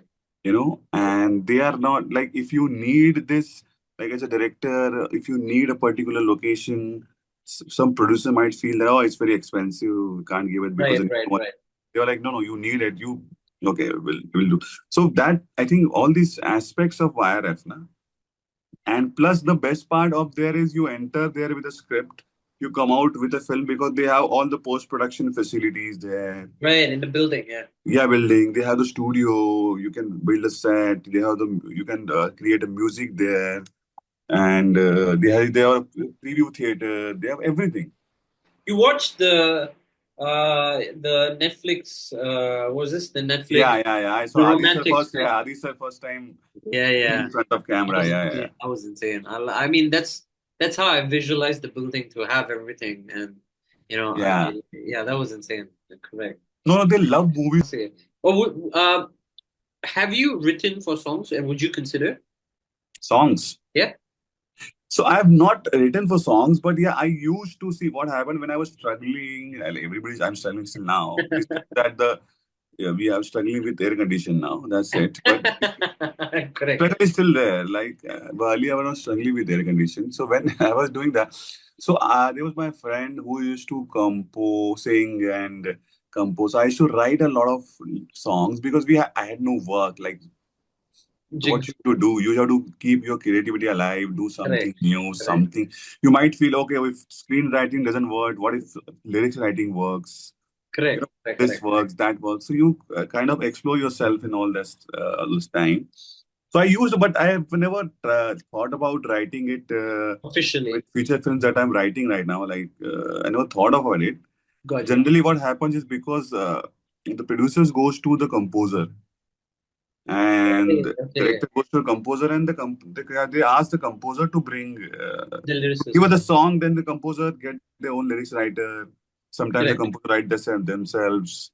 So that's the process, and it's all good because the lyrics writers now, like even in Saiyaara, we have so many good all lyrics writers, and they all are established, and given, and they can focus completely, give their focus and attention and time to Music. Yeah. something, So that's what What's your, you mentioned such a good point. Like, is there a track that you really like from the movie? dude. So what happened is, so when the tracks were came and on the edit and all that on the shoot, Right. so see, I loved Saiyaara, I loved Dhun, but the track was my favorite track was Barbad. Barbad. Oh my God. Jubin, man. Jubin sang it. Jubin, yeah. So I am mad for Barbad, and so before even the release of the film, I had the track because I had to listen to it and write something and all that.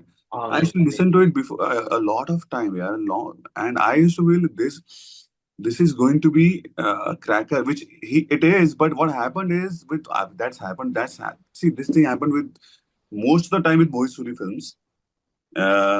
Because in Ashiki also, Ek Villain also, Avarapan also, he had like 3-4 great songs. For sure, So it's really, and you don't know which one is going to go global or which one is going to be super hit. But it's not that doesn't mean that other 3 songs are not good. Exactly. It's just subjective. So I love Saiyaara by Tanishq. I love Tum Ho To and all that. Right. But Barbad was, I was very close. I'm still listening to Barbad. Same. Yeah. It's pretty good. It's a nice. Mohit has a very deep chemistry with music. I think he does a lot with Mithun and his team. Yeah, it's like the movie is pretty much built around music as well. I think that's Yeah, what. but when I met him later second time when I started writing the dialogues, Right. then I told him that because I've never read a screenplay like description whatever it was, I never read it in the story where the music is so well placed. Exactly. So it was well placed in the story. Right. So I mean, we have never shifted anything. Even after my dialogue, so I knew that this part of the film, this 10 minutes when Krish says this, and then after that, for next 4 minutes are going to be a song, and the lyrics of the song would be like this, what we want to say in the film. Right. So I don't have to write scenes and dialogues for that. Right. Because that is coming in the song. Now, cut to move on to the next scene, which has dialogue. Okay, now again, there is a song. So so this is the way he works. He plans. Okay. He plans. He's experienced a lot, like making movies from 20, and music is his thing. Music is his He thing. imagines everything in music. I remember when I don't remember the songs, but when I met him, he has some 2-3 songs that he made me hear. He just made me to feel the emotions of the song. Right. And that's the kind of emotions he wanted in the script, in the dialogue, something. Lovely. So yeah, it's a great process. He sounds like an easy guy to work with, honestly. He's a chilled out. Guy. He's a chilled out guy. Chilled out guy. And I see videos of his interviews, and he's like so chill, just like this, and just talking. He's a Bandra boy. Bandra boy. Very chilled out guy. Yeah, and young guy. So it's always fun working with him. This is the first time I worked with him, but yeah, you don't have any pressure of is if you really feel bad, is it this? So you are always open as a writer to speak to him, and he's very open for the process. Got you. That's what I see. That's what I think. That's what sometimes you need. That like whatever you feel, even if it's a stupid thought, just say it. So, just say it. No. Yeah, you don't know where that thought goes, or you don't know because of the stupid thought. Probably he can get a great thought. Exactly. So, but that process shouldn't stop between writer and director. That you just keep on saying whatever. Yeah, okay. What if Krish dies in the first scene? What if I'm thinking? That's like pushing it a little bit. Yeah, I'm saying that, just joking, but I'm saying he is like you never know. Just say what you feel. Right. You'll think, and we'll come to a conclusion. Something will come up. Something will build from it. Something will come up. Yeah. So I think that's nice. Yeah, that sounds like a very collaborative thing. And that's even Sankalp, Mohit, and me. We had tuning. Right. Oh, all 3 of you. Yeah, all 3 of you. I think that I really enjoyed that. Do you miss that process now that it's all done? Yeah, I miss those times, but we are still having the same bond. We speak almost every second, third day. So, Awesome. and we remind each other what is happening now and what we thought then. Right. And Oh, you that must be so dreamy.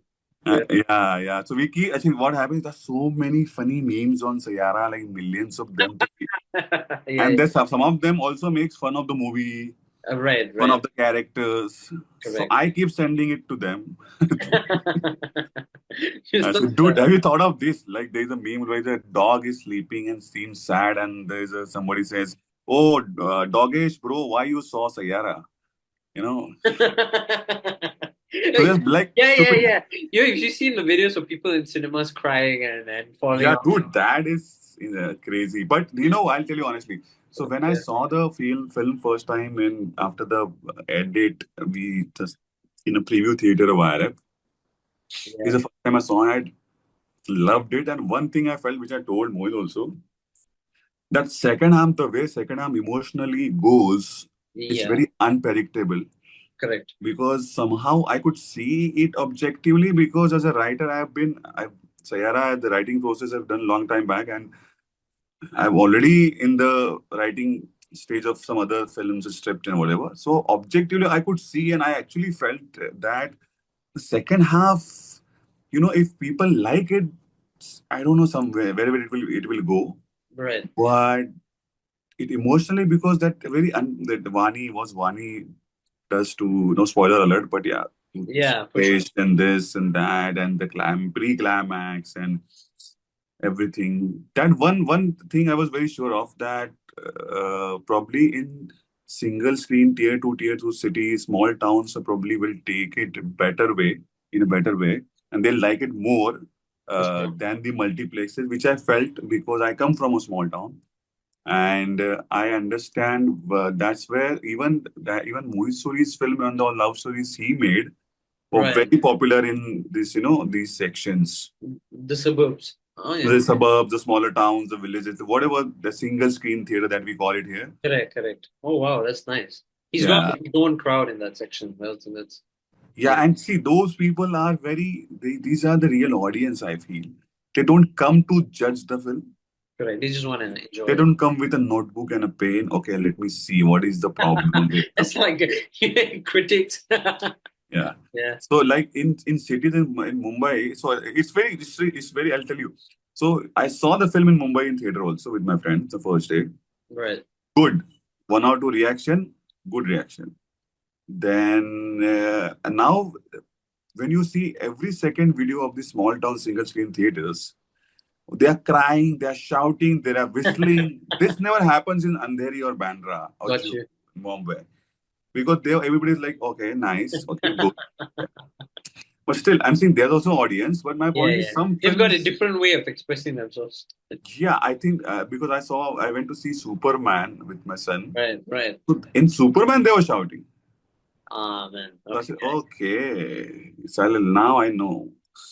There's a very unique distinction between that. Yeah, it's obvious, because it's obvious, and but I feel what the success of Saiyaara is, it worked in all the centers. Correct. And like probably a 10-12-year-old kid also can watch it, and 70-80-year-old guy, man, women also can watch. And interestingly, so what happened is, I went to Dubai after release of Saiyaara, like next day. Is one of my friends, a producer, he took me, Satish. He said 3-4 days I'm going. I said okay, I went with him. Then I met their distributor of Middle East and all. Right. And Wow. Okay. so I this world I never knew. As a writer, how do you know that world? Correct. Yeah. So first time I met, and there's this guy who's a distributor of IRF and some other films in India. He said a very interesting thing. He says what happens in Middle East, that since it's a Muslim countries and all, so what happens is they have their own censor. So they censor all the probably kiss or Right. body stripping or bikini shots and all that, and they have very strict things about that. Correct. Which is, every country has its own. Right. India also has. So one there's a Arab lady who came to saw the film on censor, and then this guy distributor, this guy was ready. He said, okay, now she's going to cut probably like 20 minutes of the film. So she came and he said, "So what do you think? How much length we should cut?" So she said, "No, don't cut much. It's a very good film. Just 1 or 2 shot. We feel just do that, but rest is all good." Right. Wow. So that's what I feel. Oh my God! So this is emotion. If I think what went right is the how Mohit got captured the emotion rightly, the actor performed rightly. Everything touched people, and when emotion works, it's universal. I feel. I like the part where you mentioned emotion because I tell you, it's easier to catch the emotion, like you mentioned in the first half, for example, right? But to keep that emotion consistent throughout the film Yeah, and make people feel, that they are on this journey with the characters as well. I think that's what he got right. yeah. Uh, and I think that was beautiful. I think that was, Thanks. Thank you. yeah. Yeah. So I think that was great. You can catch the emotion at the very first half, right? This guy's living a messed up life, and she just got out from a messed up relationship. That catches the attention. But to keep the audience, looking through the journey and be like, oh, what's gonna happen next? That was like that. I think that sold it. I think that sold it for. Yeah. I think all those things and I think see I honestly feel like every department in the film gave its 100% because when I saw the final cut edit also the edit was so crisp, so Oh good, yeah, Chris, definitely. and the way Vikas the way that it's been shot, the For sure. production design of the film, the costume of the everything. If you see in the totality now, that works. You're probably watching a frame and 2 scenes and 10 minutes of the film. You feel, oh, it's working for me. But now, after working so many years in this business and cinema, I feel this is what I think this working because everything in that frame is working, not just actors or writers. Got you. Got you. Yeah, I think the location was perfect for that scene. I think the things that kept on table was realistic, Right. and the costume that the characters wore. You also identify the character, you try to understand character by the costumes also, subconsciously. Yeah, that plays a big role. Yeah. Yeah, like what she's wearing. I mean, what she's wearing, and What this do and you so. I think overall, every department apparently came together and gave their best. And Can I ask? Oh my God, you mentioned something. That was funny. The first few scenes where he goes on a rampage about nepotism, and I really want to know whose idea that was. Okay, so my thing is, so we had this Mohit's idea, but I wanted to have that line, right. the Nepo kid line. I wanted to have it That was brilliant, honestly. because this is what audience feels. Correct. And the idea was that the scene was that there's a critic who has written something about a band, but he has not mentioned the lead singer and composer. He only mentions another guy whose father was a musician. Correct. Correct.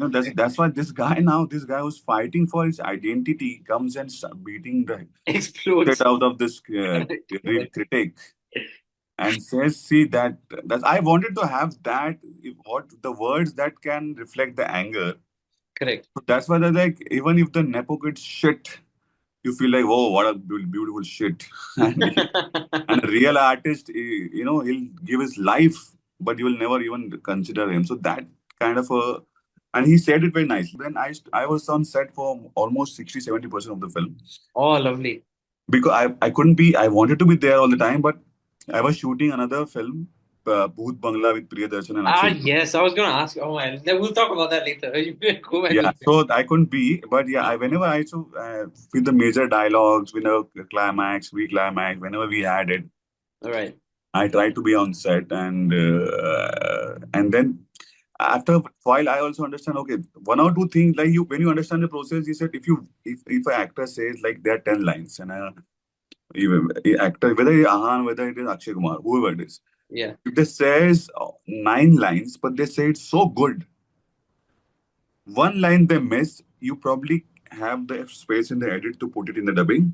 Right. Okay. Got So it. you don't go behind the actor and say, oh, no, you have to say that 2 words. So that's why it's very important for writers to be on set. So Yeah. I get to, like this Sankalp and Mohit worked on the screenplay for 6-7 months probably. Right. Then I joined in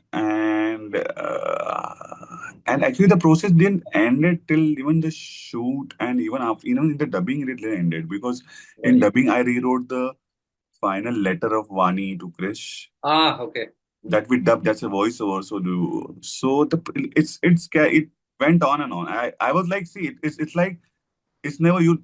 I don't know where is the stop. It's like I've written the scene. Okay, you're shooting. Okay, then I got a call in 15 days, 10 days back, and 15 days later, I said, okay, Mohit said, you have to write this scene. But yeah, so generally, but if you see overall the draft, that dialogue draft that we took out and then Adi sir read, that for me that took 6-7 months. Got you. Parallelly, I'm not doing that only that film, but some other things. But yeah, so I think 1.5 years for the just if you ongoing totality. process. Yeah. It just kept going on and on. Yeah. That's great. The other important question that is just bugging my head right now, I really want to know, because I know you mentioned that it clicked and you guys have that frequency and you guys are still talking right now, the whole team, you, Sankalp sir, and of course Mohit sir, all three of you. Like throughout the shoots, were there moments where you had creative differences with all three of them? Like all three of you had creative differences? Actually, on shoot, we never had differences because on shoot, we were very clear of the scene. Got you. And Mohit was that's before the shoot, every night before the shoot, we used to talk. I used to make some changes in the dialogues, what they were also seeing, what I also feel. So when we went on shoot, there was no major, like 99%, there were no changes in the dialogues. Got you. Okay. So there was no, it's just that performance-wise or something, there was no differences. I don't feel because we were on the same page and we wanted to follow the director. Got you. Because so when he was clear, shooting, like he was shooting an emotion and every small reaction. And but it was very, the process like that. You can say to the director, okay, I feel sir, this why the emotion is like that. The Sankalp can say, he has his say, and he allowed us. So I don't think there was any creative differences. Nothing big to note. Yeah. Yeah, but I think the task from Mohit's side more was to get out those performances and emotion, because from all the actors, especially the new actors, because it's a very intense film. Intense for sure. And sometimes the dialogues are written in a way that sounds like it has some rhythm to it. And yeah, because because it's a love story and it's a Bollywood romance and intense love story. I wanted it to have some lines in that like that. And since the girl's character is a poet, she's a poet, right? And the boy is in music industry, I wanted to have some rhythm of some lines, whether it is a letter, whether it is when he confesses, she tells him, and they met in that cricket turf, and whatever conversation they have, and the mother, what she says. So some kind of a thing. It's not like if you miss that rhythm, nothing, you will not lose anything. But if you get it, it's better. So that was the task. I think that was also one of the challenges for Mohit. To capture the emotion. Yeah. Okay. So another one that is also in my head right now. The last question, I've got two quick questions about Saiyaara before we jump on the other quick section as well. Yeah. But two questions. The first one would be, did you have a line that you wrote that resonated with you really well, and like you really liked writing that line for the film? Yeah, so so many lines. I feel like one of these songs, for one or two, I like the mother's line when mother. So when mother first time you see the house scene, mother hugs her. Right. Okay. And she said, "Don't cry. I have made parathas. It has so much spice. Keep your tears for that." Yeah. That's a way of mother telling, just chill and don't waste your tears for some stupid guy. Right. Laughed at it. Like when we watched it here, it was great. It was. मत बहा आंसू किसी उल्लू के पट्टे के लिए, पराठे में मिर्च ज्यादा हो गई, उसके लिए बचा के रख. Wow. So then in the climax, the letter, I have one or two lines. There was one line, there are 2-3 lines I have edited in the film because of small things that I tried to just Really? Yeah. Oh wow, okay. Hello, so it's mostly like the cheeky one-liners that stay. Bro, I love writing and thanks. I really appreciate thank Mohit for letting me write those lines. Like one of the line was, see, dude, you because you need a director who accepts and who know that this filminess or so-called or this dialogue works. Will work. You know, in some situation the dialogue works.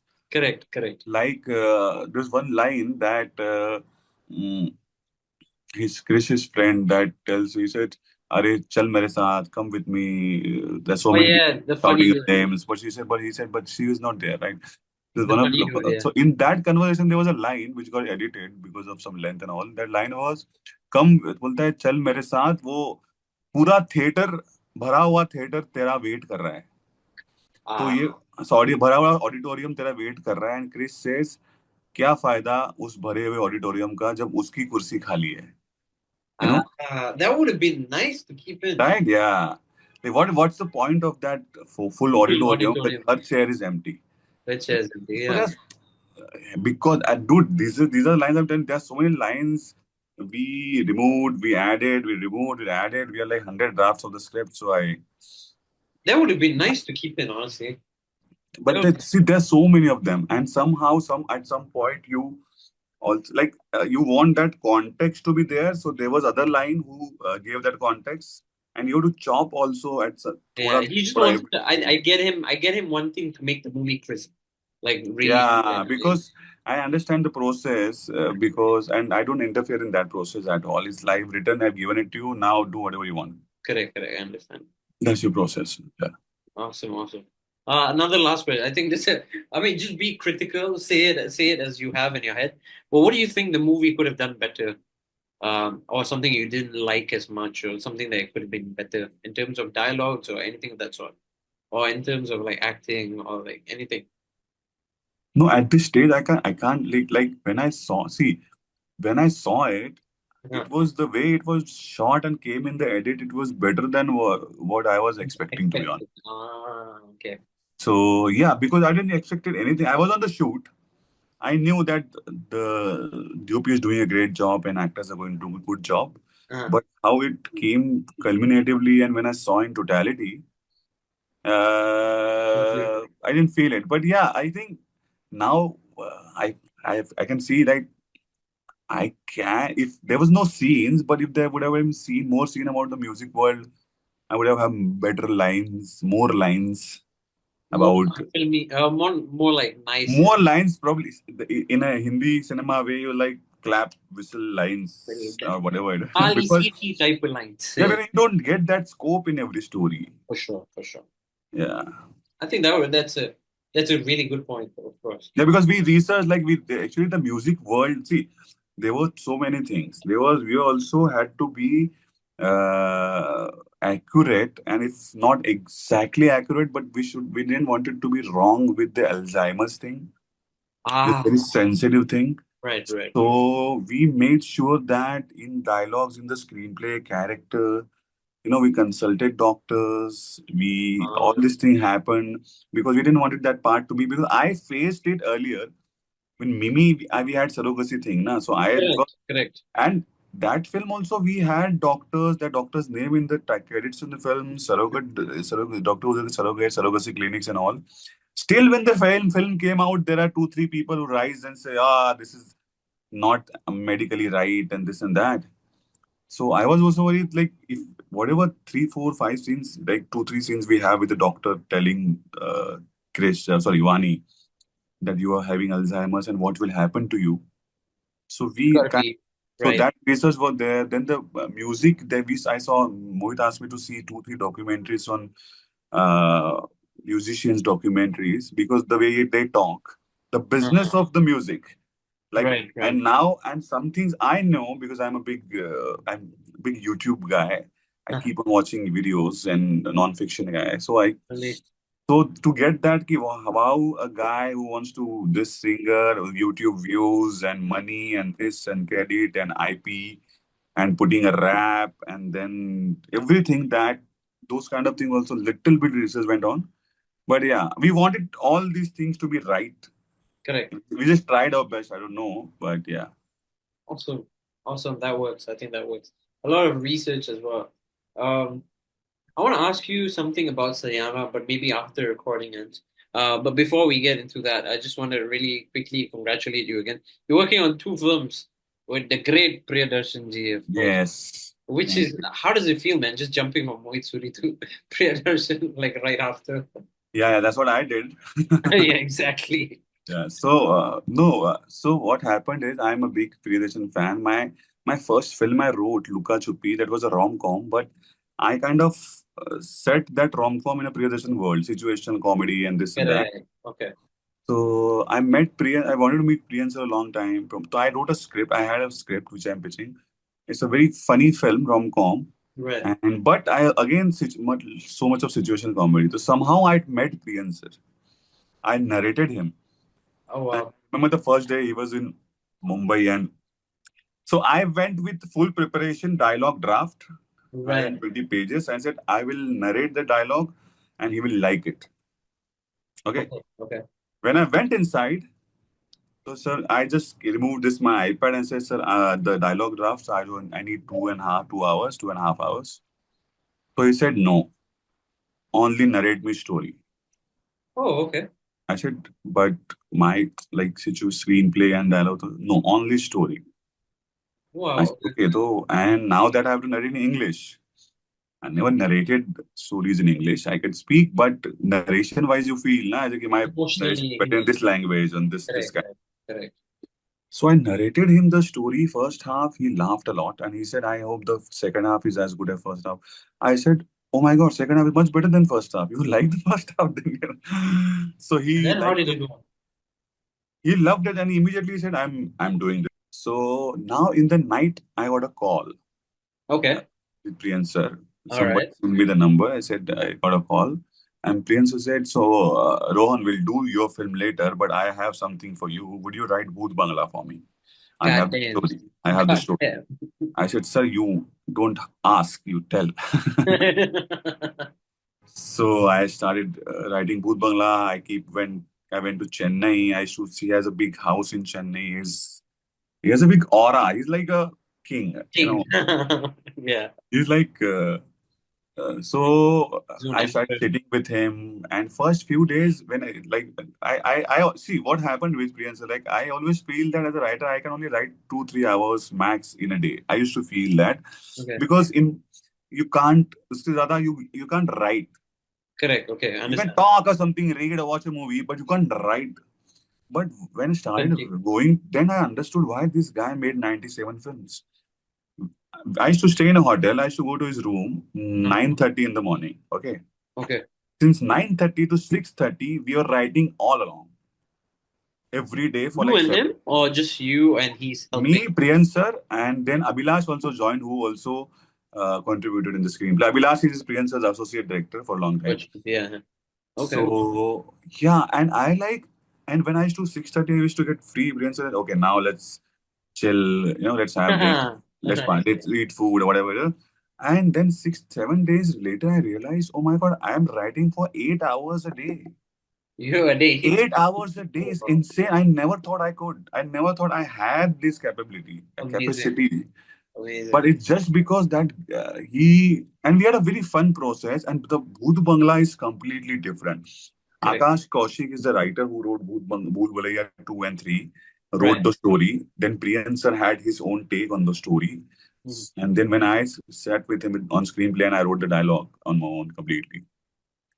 So that has horror, that has classic Priyadarshan comedy in dialogue, in situation, in action. And I don't want to say much, but the horror part or the is not just like your normal horror. It has so many layers to it that probably has not seen in Hindi cinema. Oh my God, I'm getting excited, man. Yeah. Because and that's why it's very new. So it's a very new attempt. But yeah, with that we have so much of, because you have Akshay sir, you have the gang, Akshay sir, Paresh Rawal, Paresh ji, Rajpal. He's in this movie as well, Paresh Rawal ji. Sorry? He's in the movie as well, Paresh Rawal. Yeah, all those. Akshay, Kumar, Paresh Rawal, Rajpal Yadav, Asrani, Tabu. You What have the all, hell?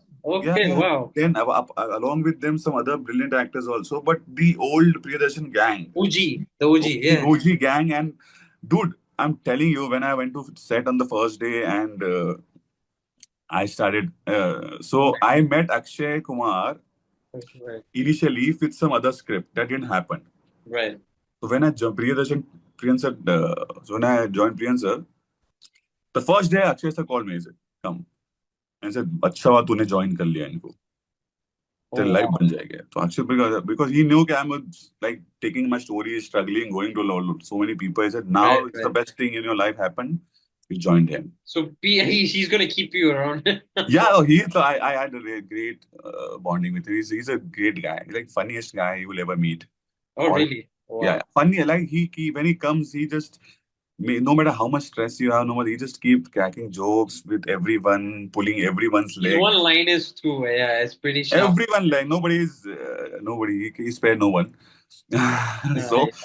but dude, interestingly, I'll tell you since you asked, like 3-4 days after Uh, 3-4 days of shoot, Priyansa shoots very fast okay, and like very fast, and the actors who worked with him knows. okay. 3-4 days later, when I used to sit on the monitor and watch Priyadarshan directing and Akshay Kumar, Asarani, Paresh Rawal, Rajpal Yadav doing all the comedy, Right. I used to forgot that I'm the writer of the film. Okay. I was like, because I was like I am like fan. Nah, bro, the fan is much bigger. I was like, am I really a part of this film? Because I couldn't be like they're doing mad comedy. Surreal. It's such a surreal thing. Yeah, so that's what it's with. But we shot like 3-4 months. We shot lots of location and all. But That's pretty quick. Yeah, that's pretty quick. yeah, I think that Priyan sir's this is so if you call this dude this film, I think some 72 something days we shot, which Right. is the highest in the career of Priyadarshan. Wow. Okay. Can you imagine? Like in generally a Bollywood movie or a like Tamil Telugu movie which had decent budget, generally they shoot for 60-70 days.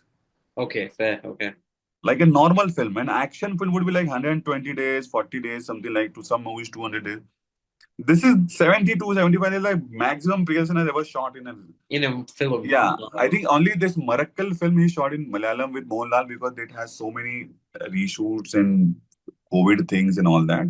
Right. Right. Right. But if you keep that movie aside, this It's is one of his and roles. he's very fast. Yeah, he just take. It's a very different process. The That clarity. must have killed. That must have killed Akshay Kumar inside because he likes working faster than usual. No, that Akshay Kumar loves that because he doesn't waste any time of actors. Correct. I called you at 9 o'clock. You are here 9 o'clock. So do you go to sets early because of him as well? Do you guys go like? No, so Priyan sir, if it's a 9 o'clock shift, Priyan Right. sir comes around 8:30. Okay. So Okay. me and I was always with the associate who's also contributed in the screenplay, Abhilash, Okay. and the other associate director. So we three used to go together, Ravi. And Ravi and Abhilash were working with Priyan sir since last 20 years. Lovely. Oh wow. So they have this bonding, and dude, it's a big film comparatively. It's a big film, trust me, and you never felt it's a big film on set because there was very less crew. Like this sort of a scale in a if a if a popular or established Bollywood director if does this, you'll have much bigger crew. But Priyan sir is so clear. He said, the DOP, he was so clear. We have so much of great bonding between us. Sabu Cyril is the production designer. Oh wow. What a guy. And, Yeah. What a legend. Yeah. Yeah, so legends. All these legends, Wow. So that, I think it comes from, I think the schooling come from Malayalam cinema. Because he has, because Malayalam, if you, I also believe, if you do what the clarity that Mohit Suri has and Priyadarshan has, Mohit Suri has because he has done so many low budget films. Of course, yeah. Like Yeah. Priyan sir has because he has done 97 films and half of them are very small films, Malayalam films and all that. This why I also explain. If you work in those films which has no budget, independent film, low budget film, whatever you call it, you are prepared. You're not Correct. as a director. You're prepared. You're not scared. You're not getting this location. Okay, I'll do it here. Yeah, you can price You're it. not stuck. You're Yeah. not stuck. You said, okay, the light is going now. What should we do? Okay, we'll do inside. We'll rewrite the scene. We'll do it inside. Do we have dates of actor? No, we don't have. Okay, we'll do it here. So Right. that I think that Good that at that. comes Yeah. that comes because you're so experienced, and Priyansar is at something else. It's like He's got that experience definitely to make to divine thing, yeah. And he exactly knows what he wants. That's strange. That's scary also. No, it's scary when it comes out exactly like he wants it, right? So I with the edit, everything works. Yeah, that's the crazy part. So that's the best part. And and the one more thing. So I also observed this, like directors who started shooting on film camera, and we have digital camera now. Earlier used to be film, Super Correct. 16, 35, reels and all. Right. So they had limited stock. So Yes. directors who worked in that era are very fast, and they know one or two takes what they want. They'll move on. Correct. But now probably when as a new director you come in, you have digital, you have no limit. You They can just keep doing it. 500 takes. Yeah, they can It keep will doing not it. cost you anything. Right. Just probably have one more hard disk, like 8,000 or 10,000, which is nothing. Yeah. But these people who worked on films, their training and the way their training and the process has become such that they know one or two takes, they know what you want, is it? That also makes you somewhat realize how good Govinda was and his project. That actually makes you realize.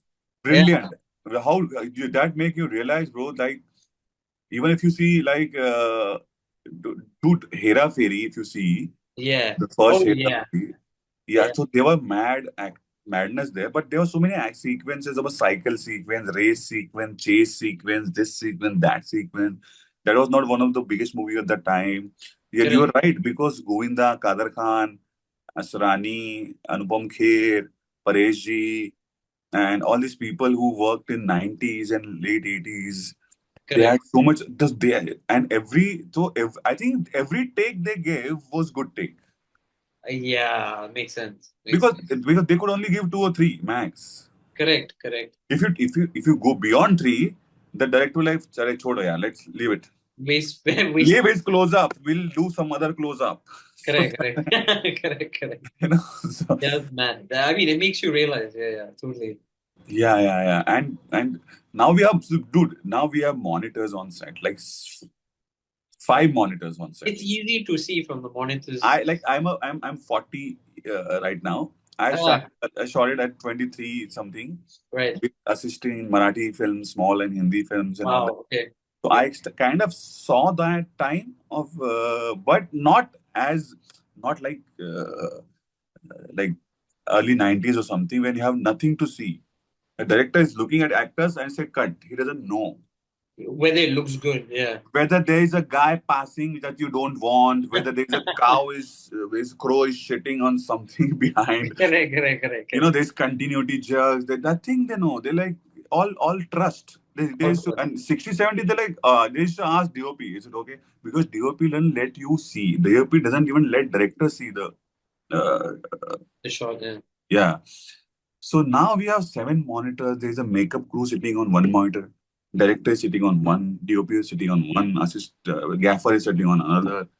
So and for the continuity also, now assistant directors, after the scene, they comes and they replay the scene, and then say, okay, we have continuity jump. Then you shoot it. But yeah, I mean, it's good. It's all luxuries, I feel. For sure.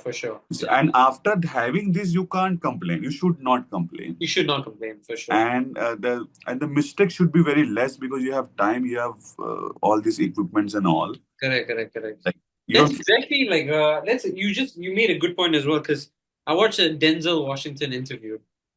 He mentioned that you should never complain when making a movie, because that's a luxury now. Yeah. It is. It's true. And what's more difficult is sending your kids to war instead of complaining that you've got like a movie to make. A movie is a luxury. That's it. Bro, I'll tell you what I feel. Uh-huh. In India is not a first world country, developing country. Okay. Right. The basic needs of the people are still the same. Okay. Correct.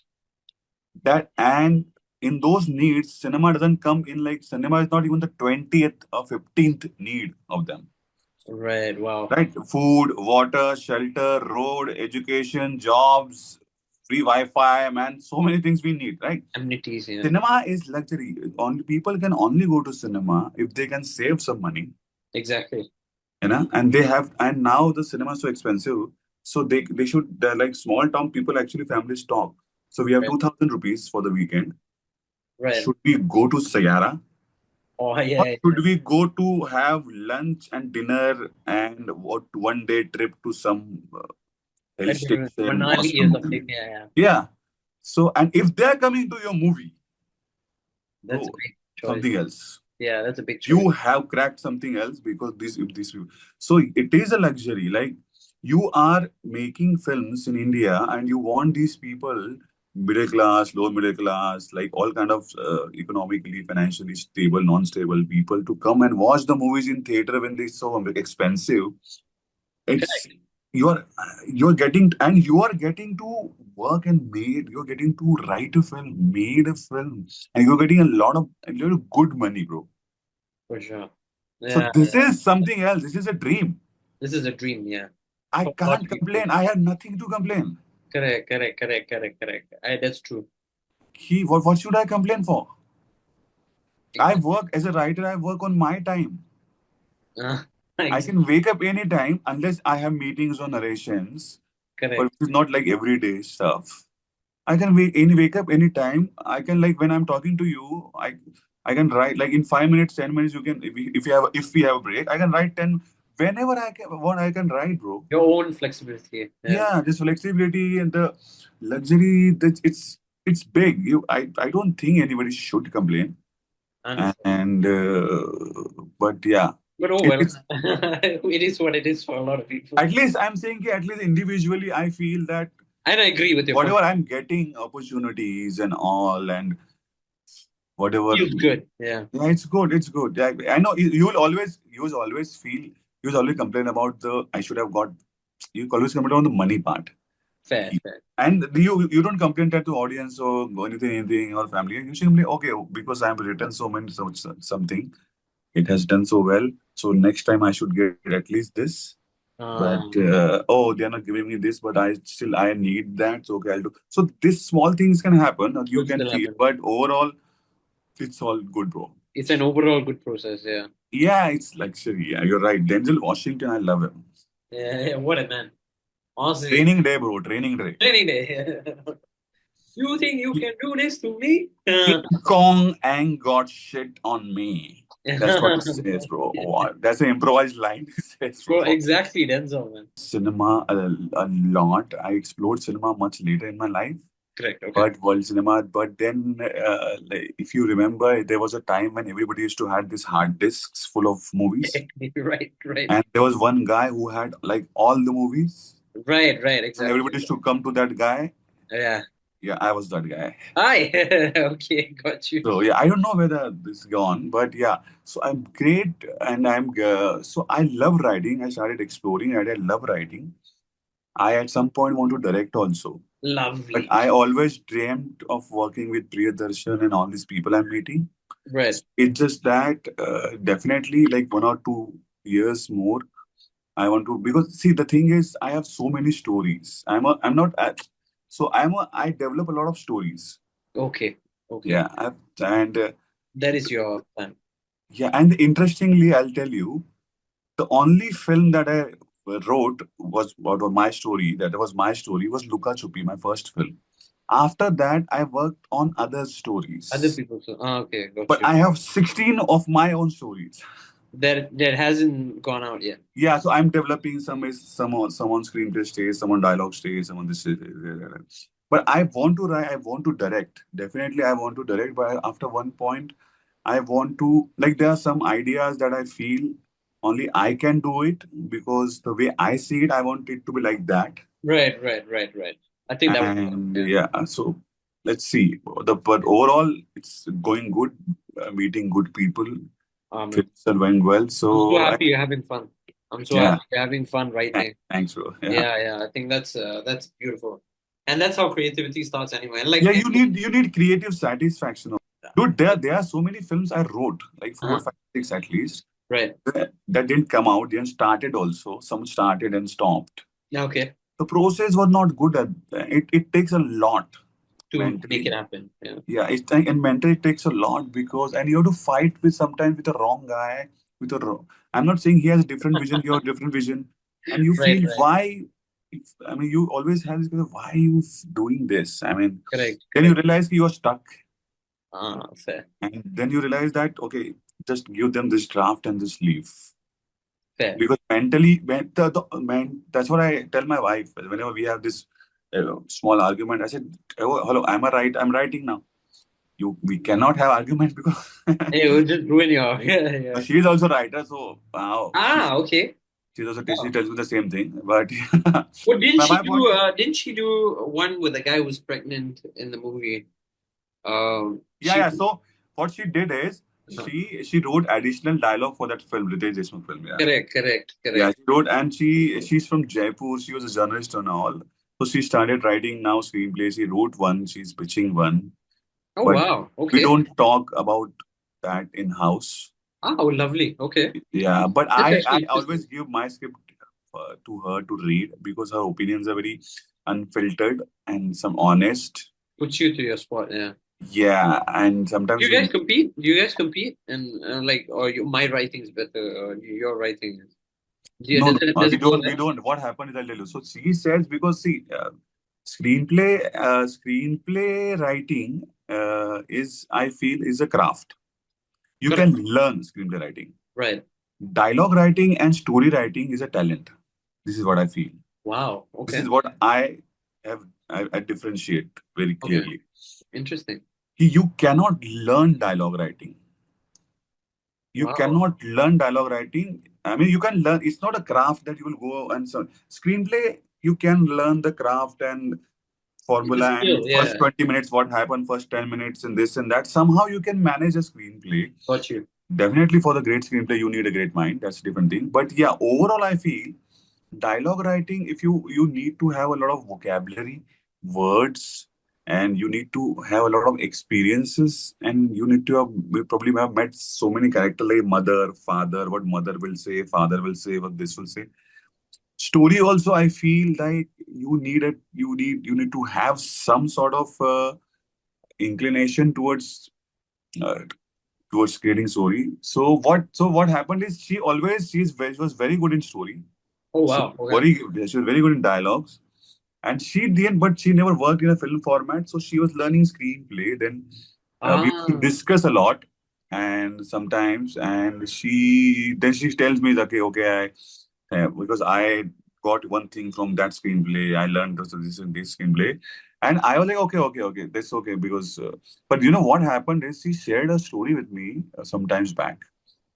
I was like, okay, she's new writer. I'm an established writer. Okay, let me. Okay, I'll have my time. I'll read. When I read it, it blew my mind. Yeah. I was like half an hour. I was like sitting there, and I was like, shit. How did she think like that?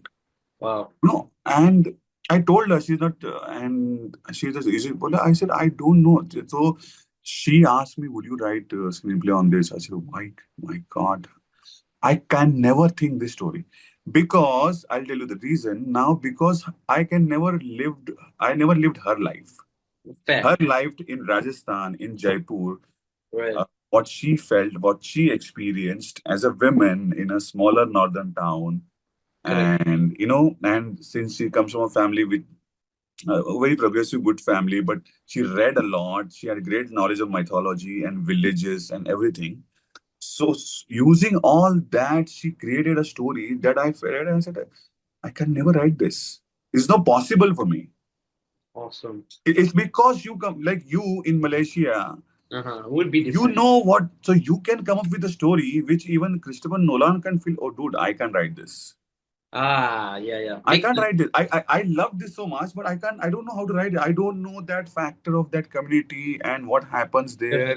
Correct. And then you connected with something, some other genre, and then you created something, whatever talent you have, and then you feel, oh, so that's the magic of, you know, The story. Yeah. writing and stories. And stories are the real thing, bro. Stories, Man. Carries screenplay you the can learn, dialogue you can add, you can. correct. Stories are the hero, bro. But the stories carry the film. Yeah, Stories are the hero. Your story need to have a scope. of course. Every great film has a story that had a scope. Got you. Yeah. If your story doesn't have a scope, you know you don't get the best screenplay writer in the world. He can just manage a very good screenplay and graph and fast pacing, but probably that doesn't have that magic. That's lovely. I always see that's why because I remember when I was like it took a lot of time for me to become a writer because I used to do assistant director, production, whatever all these things I did.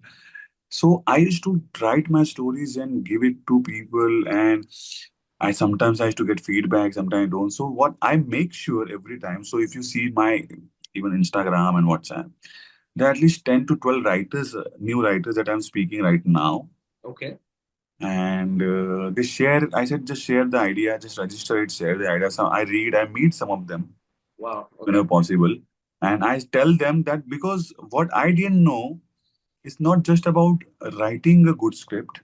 It's about how to, how to pitch it, and sometimes what happens, and how the industry works. Right. You want a hero to do your film, you have to have that lead character very strong. Correct. Okay. Understand. So if you cannot have the third character giving writing all the punches, and your hero is saying nothing, in Correct. your head you feel okay. You want that because that if that hero and actor says yes, your film is green lighted and this will be made. So there are smaller things that the industry thinks, not a writing thing. Writing is, I said, whatever I feel, I tell them, I suggest them. Somebody used to suggest to me also. And writing and music are the two things everybody has opinion on, bro. For sure. For sure. In the world, from a 10-year-old guy, from a rags to riches to everyone, these are the Everyone two has an opinion. only two creative process. You cannot see a painting and feel, oh, it should be red. You never feel that. Correct. You just Understand. go with it, like painting. You should go with the painting. But when you hear a story, you say, something like it should happen like this. You hear a song, thoda sa, Yeah. so Correct. so that's the thing. So I keep on. I try, and mainly it is not about writing. Mainly it is about how to pitch yourself as a writer in this industry and what people are looking for. You Correct. know, even if Fill that gap. Yeah. Fill the gap. I've given some contacts to some writers also, but nothing happened because I know that it's not what it's not that your script is not good. It's just that Something is missing. what they are looking for. They are not looking for what you have right now. So, Correct. You're not trying to fill the gap. and I that's one thing I clearly tells that worked for me.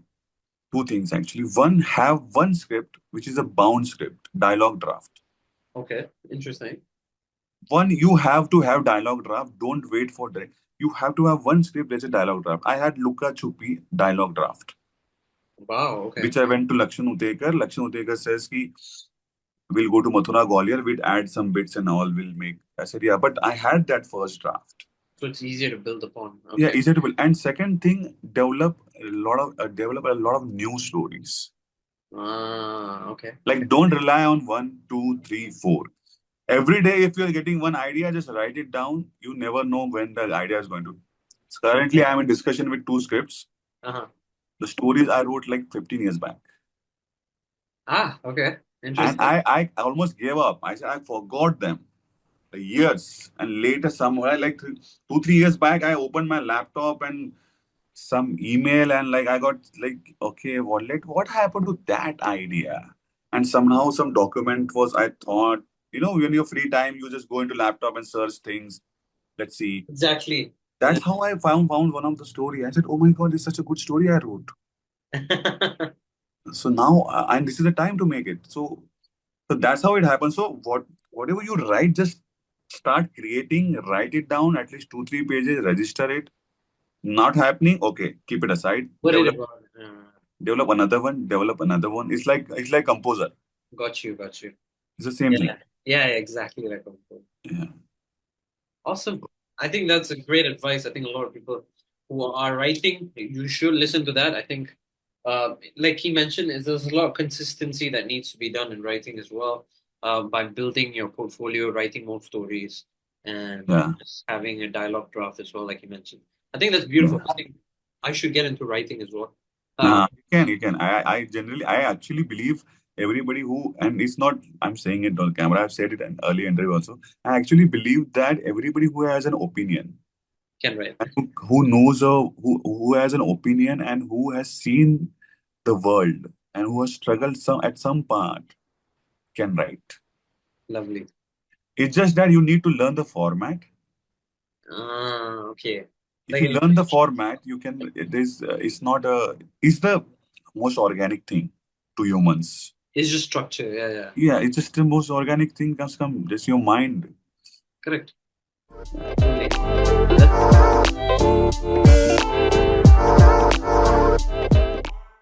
It was so beautiful to watch.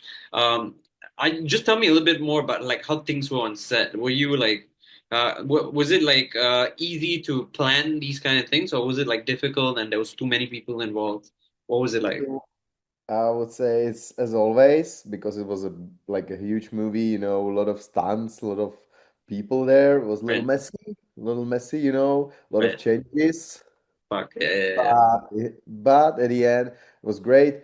Keanu was great, one of the nicest guy. Um, Anna as well, she's really talented for the movement. Right. So she did great as well. Yeah.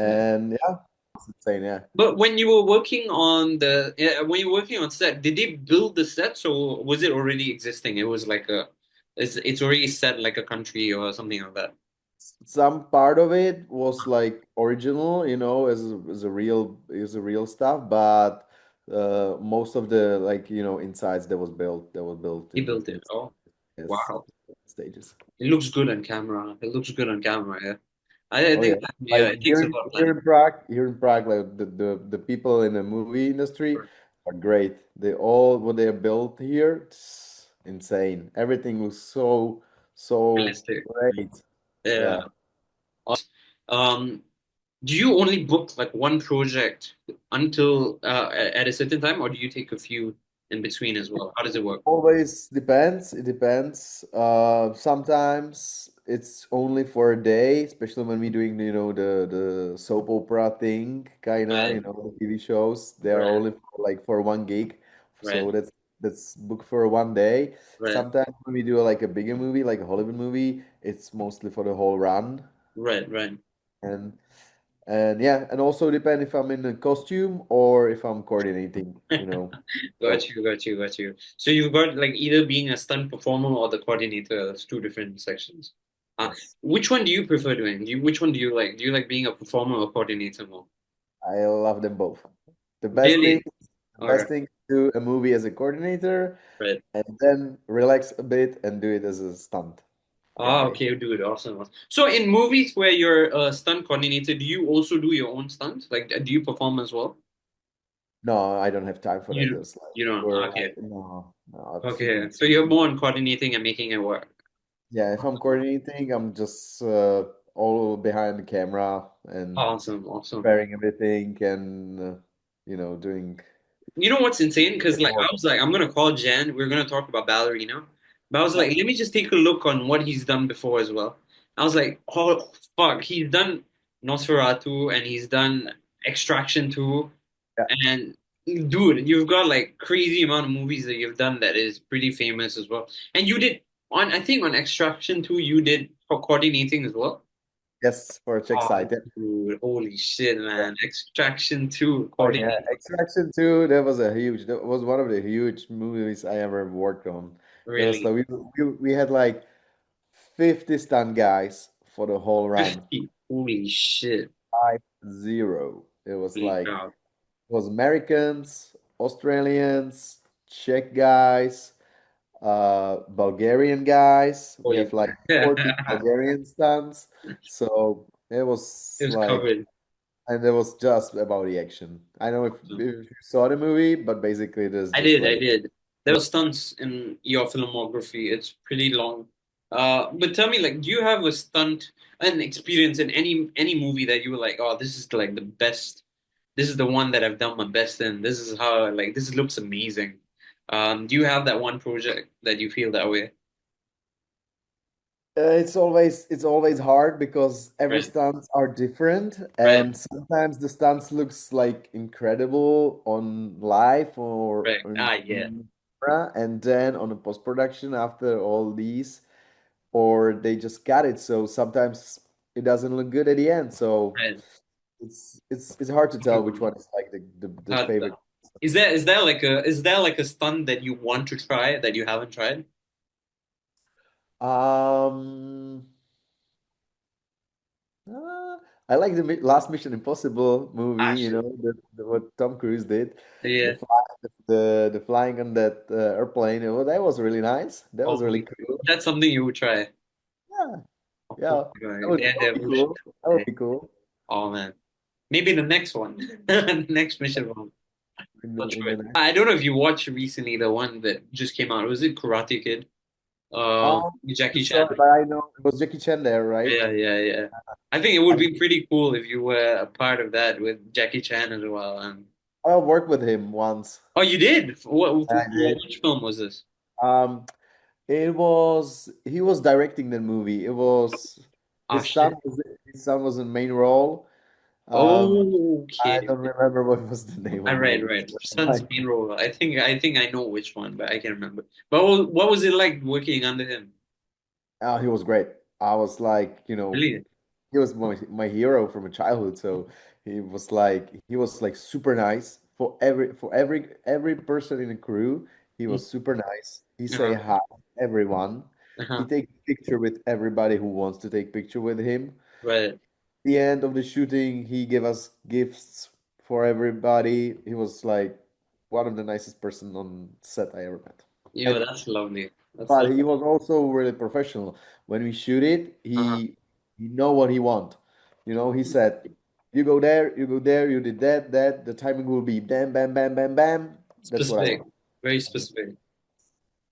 Awesome. Yeah, can you like briefly like I know it's Jackie Chan, of course, but like do you have who do you look up to when it comes to stunts? Do you have someone that you are like he's my mentor? Like I really look up to this guy and how he works. Do you have a person in mind?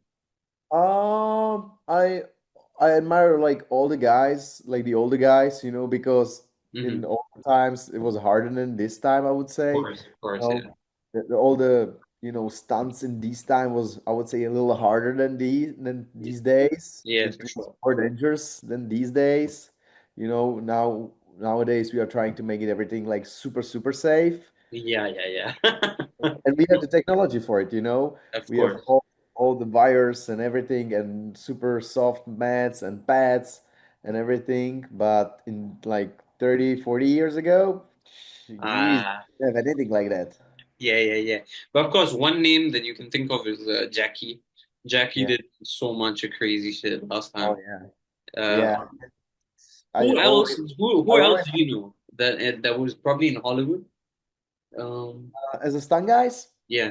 Do you know anyone that pops up? Oh yeah, like Chad Stahelski. He's directing now. Yeah. Okay. Stunt guy.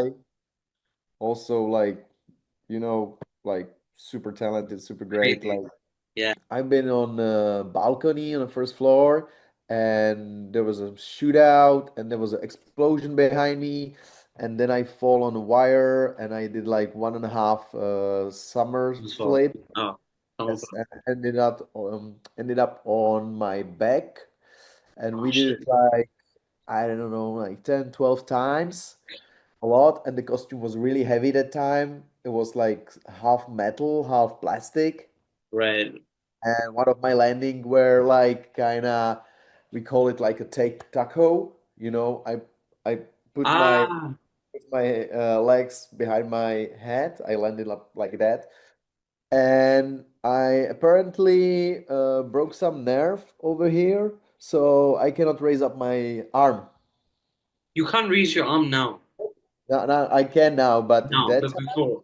in that time, yeah, I broke some nerve here, so I cannot control my arm in that time. So Was it your right arm or your left one?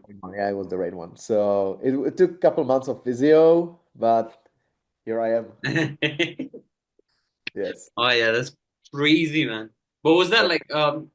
was that like at the ending of the shoot, or was it like in the middle, in the beginning when you just started the shoot? It was kind of in the, I would say, like in the middle. Oh, I right. just Oh I just shit. thought I just thought I'm tired, because everything was heavy. It was summer. I was sweaty, I Right. was like, I feel a little bit of pain. I was like, yeah, I'm too tired now. Uh-huh. And Ah like in two man. days, it doesn't get better. So I was like, something Ah is wrong shit. with the arm. Yeah. Oh man, that's fucked. That's crazy. That's crazy. Other injuries? Do you have any other injuries that reminds you? Oh, Oh, bro, plenty. please tell me more. I love these kind of things. Plenty. Plenty. Once I've been hitting by a car, Uh-uh. and our driver drove a little faster Oh than shit. I thought. So I went over and I I make a hole into the roof of the car with my elbow, when I was flying in the air. Holy God.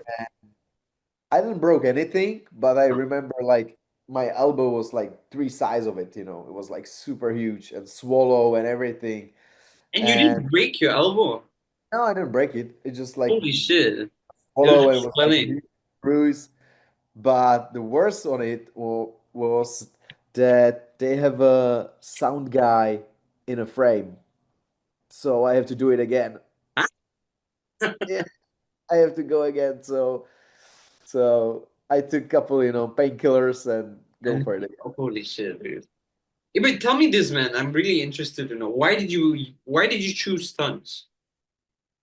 Ah, um, I've been doing karate and kickboxing and martial arts tricking and Right. gymnastics. And I in that time, like 20 years ago, I was really passionate for it, and it was all my world, and I loved it. I still love it, but it was like it mean everything for me. And my friend from a training, he was already a stunt guy in the UK, Uh-huh. and he showed me some videos, what he did, and I was like, hey, that's super cool.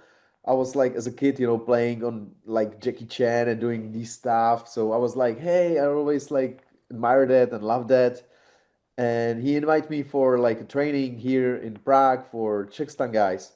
So I went there, and for me, it was like another gym for free that time because I was a poor student. So I was Right. like, hey, it's a free gym for me. I can train here. I can Right. do the shit what I'm doing on my training, like Ah, running and falling and all this stuff. So I'll start training with the Czechstan guys for like 2 years, and then I get a first gig, and yeah. then it went so on. Then it just keep rolling, and I I was in that time starting on the university, so I start kind of, yeah, I studied 7 years. It Oh took me shit. 7 years, yeah, because in like after a couple of years, it's getting really big, and I was starting on like big Hollywood movies, working like for 6 months. So yeah, it It was was hard hard to to, yeah, explain in university that I'm not gonna yeah, be there for 6 months. So. yeah, yeah, that makes sense. Yeah. uh, and that was it, and I never did anything else. That was my whole life. Awesome. Uh, but what is like that's beautiful, man. I think sometimes you don't plan these kind of things and it just happens that you get into stunts and it becomes your career and you're like, holy shit, this is something that I might be doing for a long time. But that's great. And you mentioned that you might get into direction a little bit. And of course you've got acting a little bit, you've got stunts a little bit. But can you just tell me like what is the long-term goal? Like your long-term goal? Eventually, what do you feel like might be your thing? Are you going to be retiring as a stuntman, or do you want to do something different before you close Um, the chapter? What That's do a you really think? good question. That's a really good question. No. Actually, I'm not planning. I'm just enjoying life, you Right. know, and doing what I like and love. So we'll see. We'll Let's see. see. No plans. No plans Just for go with the future. flow. Just go with the flow Exactly. on it. Let's go with the flow. Got you, Yeah. got you, got you. Exactly. I think that's beautiful. It was the topic was called passion versus paycheck. So Okay. yeah, I think that was like crazy because like a lot of people are just working for the money, but they don't have the passion to do it, right? And for some people, even like in stunts, I had someone in stunts who I spoke to, and he was like, "Yeah, of course, I love stunts, but after a certain age, I know I can't do as much. Oh So yeah. Yeah. yeah, so Uh, then he probably would be doing something else, getting into writing and stuff like that. So how you important is passion in this industry? you're correct about it. Like when I was younger, Right. I really don't care about the paychecks at all. I was just doing because I love it. It Right. was like it was great. I've been doing that for free, Right. because it was great. But when you get older, you have mortgage, you have some loans and everything. Right. Then also you have to start thinking about like, I can get really injured Right. or Right. I Right. will be fucked. So Yeah. you're correct about it. But um I um I'm kind of blessed with that. I already earn enough money that I can buy my own house. Lovely. So I think I will be great Just for future. got you. That's So lovely. Yeah. my mother and father and Maybe like not. they're really supporting me. And I remember when I was younger, I Right. know I did my first car hit. Ah. And my mother went there because she wanted like saw it because she was like, that's fine, like it's a movie and they know what they are doing. And I was like, probably. I don't know. I never did this before, so we'll see. Right. Right. Right. First time experience. Yeah. Exactly, first time experience. And she was really cool with that. And then later I remember like it was a couple months later, starting the skydiving. Ah, shit. Okay. And she was like crazy Yeah. about it. Like she She was was scared. she was scary about me, like, oh, what if you die or something happened to you? Like I was like, what the fuck? Like, when I've been hit by a car, you didn't care at all. And now when I'm just playing with the like super save with Oh the man. with everything, now you're worried. Oh, that's So insane. She's being a mom. yeah, She's just being a mom. But yeah, I yeah, mean, that would be really good feedback for a lot of people who listens to this. People want to try to get into the stunts industry. Maybe they've tried and they failed, or they just don't know where to reach out to and they haven't tried it yet. What kind of suggestions or recommendations or like advice or anything of that sort that you think they should apply to make it work? Hmm. Um, I think what's important, like you have to be good at some sports. Right. You Some also need a lot of trainings. So it doesn't really matter which kind of sport it will be. If it will be, gymnastics, martial arts, kind of thing, whatever of these. And then just be patient, be patient, be patient, and have some luck. have some luck. Okay. That's also part of the job. Right, that's true. That's true. That's great advice. I think luck plus hard work, yeah. That's Yes, a beautiful mix that's of yes. yeah, that's a beautiful mix of how to make things happen. I think that's great advice. A lot of people and don't just, not do anything, right? Of course they gotta keep getting better. Yeah. Yes, exactly. You have to Awesome. practice, and more sports or more skills do you have, Right. that's better. That's always better. Lovely. Awesome advice. I'm gonna take that part and put it in as well. I think that's really important. Was it just easy going and everything was smooth in terms of planning?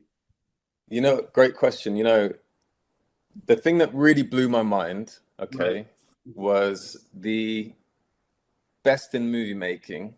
This was my first ever movie, so I was in awe every day, Right. first of all.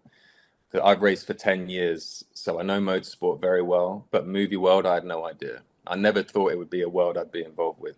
Right. But as soon as you go on set, it's the thing that really blew my mind was seeing the best in filmmaking coming together with the best in motorsport, and seeing the two worlds collide, basically work with each other and figure each other out. You got these F2 cars that are, very quick, and seeing the people responsible for getting the camera technology onto these cars, and the mechanics and engineers working it out as well. And that synergy, it was just so fascinating to witness before doing any work, really. Just witnessing that was unbelievable. Right. And but it's a very different atmosphere in the movie world. With this film, it was such a huge production where we had the freedom to really focus on making the driving, making as a team of the two main stars, actors, and also Right. a group of drivers to make the best racing scenes we possibly could. For sure. That was our role, because it was such a great production, huge movie, that we were able to focus on what we were good at, There was something that I read online as well. Lewis was really quick to call on the Hollywood BS that was going on set as well, and everything was more authentic in that sense. Would you agree with how it was on set as well? That everything was... So absolutely. Lewis was one of the first people. Joe Kosinski has said this. He was one of the first people he called before even Brad Pitt was involved, because he knew the whole goal of this movie was to make the most authentic racing movie that has ever been. And when it comes, especially with the driving. So yeah, he got Lewis involved straight away. He was a real big part of the story in terms of what happens in the races and things like that. And I mean, I think he said in an interview, even after the film was put together, he went through it a lot and gave comments on this wouldn't happen, that wouldn't happen. But honestly, the two, what was great with this movie is it was very much racing driver led in the stunt, right? So we had our great stunt coordinators, Adam Curley, the year I did it, Adam Curley, Ben Dimmock, who have been doing James Bond, Mission Impossible, like big, huge films, right? So they know filmmaking massively. But then you had Craig Dolby and Luciano Pachetta. They were the lead sequence choreographers, working alongside Brad Pitt and Damson Idris with us, to make sure that then they were very much calling things in the story that wouldn't happen. So Luciano would say, hey, Sonny wouldn't go on, not really spoiler, Sonny wouldn't go on hard tires, he would go on softs in this situation, things like that. So it was really important that the team of stunt drivers it was racing driver led. Luciano's a F2 champion, etc., and Craig's won many races, etc., in the single seaters. So and the director, Joe Kosinski, really listened to us so much, where he would just be all ears. And even though it was my first movie, etc., he would really listen to our feedback, and they would adjust the script and things as they went along, and with Lewis's involvement as well. Yeah, so I'm trying to just imagine what it's like to see your work on the big screen. I think, the first time, what was it like, man? Walk me through the emotions. Yeah, so I couldn't make the first showing with all the crew. I was working, so I missed it. But I had it was a beautiful moment, because I watched it with my family and some friends for the first time in IMAX on opening weekend.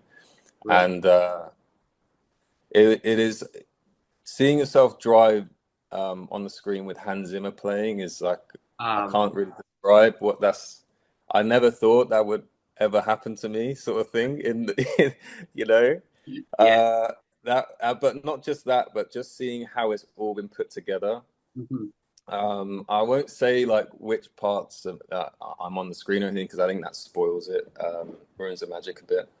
but it was special. And like the Brad and Damson, we'll get onto them as well. Like they were very impressive with what they did.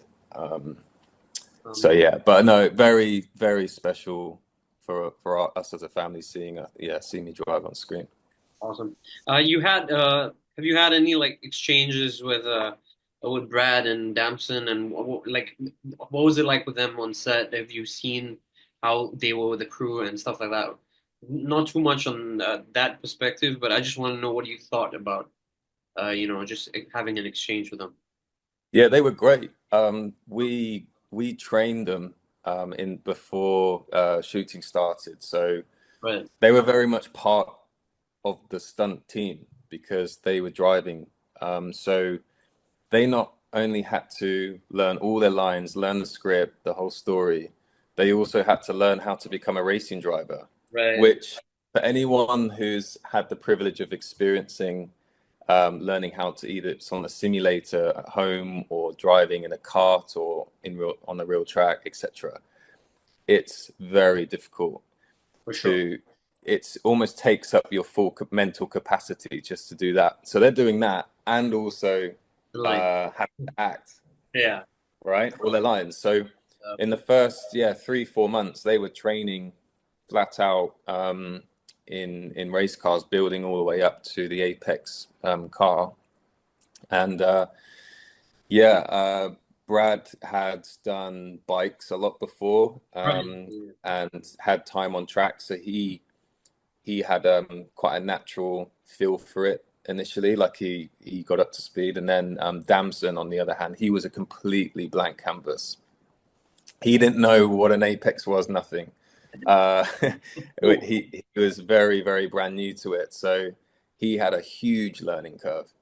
But yeah, no, it was great interacting with them, very hardworking people. And whether it's acting or not, the thing that I really loved, it's definitely, driving is my passion, and I'm focused on business, my business now, a new startup, which is which is a motorsport company.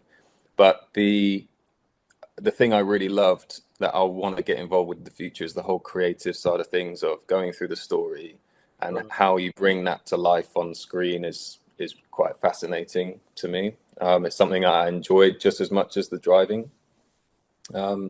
So yeah, probably won't see me as an actor, but more and more.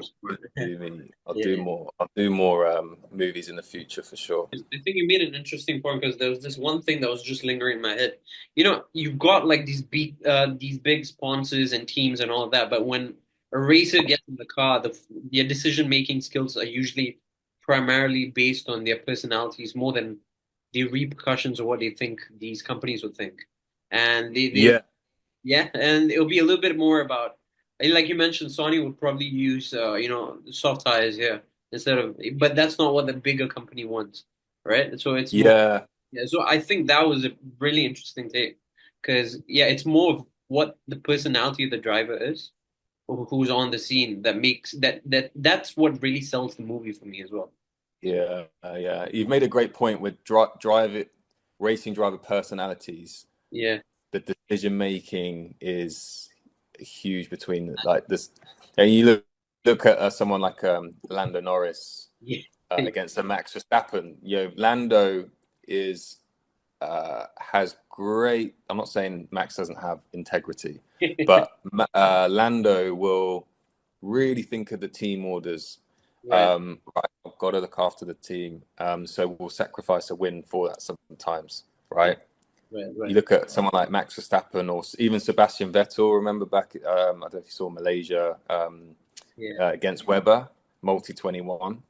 He will win. They'll win no matter what. So, and sacrifice the team orders. So you have people making different decisions all the time as drivers. Which, I think you're right. Like, awesome. Tell me one thing, right? Because I'm just trying to understand your brain a little bit. But what is the end goal, man? Like, what does Jordan want to do in the long run? Are you like planning to just continue racing? Do you want to have your own huge ass company, or do you just want to like psychoeducate everyone on what racing is and in the long run? Like, what is it? What is your end goal? So my end goal, I've just founded a company called Faceti, which Right. I think you'd like. So this is very much based on my story of getting into racing. So I'll give you a bit of backstory of how it all started, right? So me and my mum entered the sport when I was 15. We had no idea what we were doing. Not a clue, not a single clue on what to do. Right. And not really a lot of money. Had a bit of money to start, just get us going, but no connections for different people guide us along the way. And we entered into some small championships, Right. just to get some experience. But there were a lot of bad decisions in terms of going down the wrong direction and people taking advantage of us or whatever. So through the years, a lot of work and a lot of like making the connections, I finally got paid drives, which I got a drive with McLaren as a junior driver in GTs, which was great. And then also British GT as a co-driver to a very successful businessman.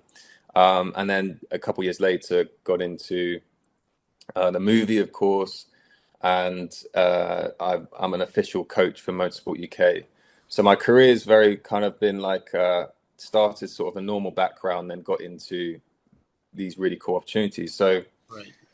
now I'm on the mission where I went to my business partner and good friend for 16 years. What could we build to put out into the world that can help people get into motorsport and actually provide their journey? So we're building actually an app right now, which is going to be a telemetry app, coaching telemetry app, where it reads data from your race simulator at home, gives you insights, and guides you on sponsorship, etc., and all the other things you need to have to be a racing driver, like I had.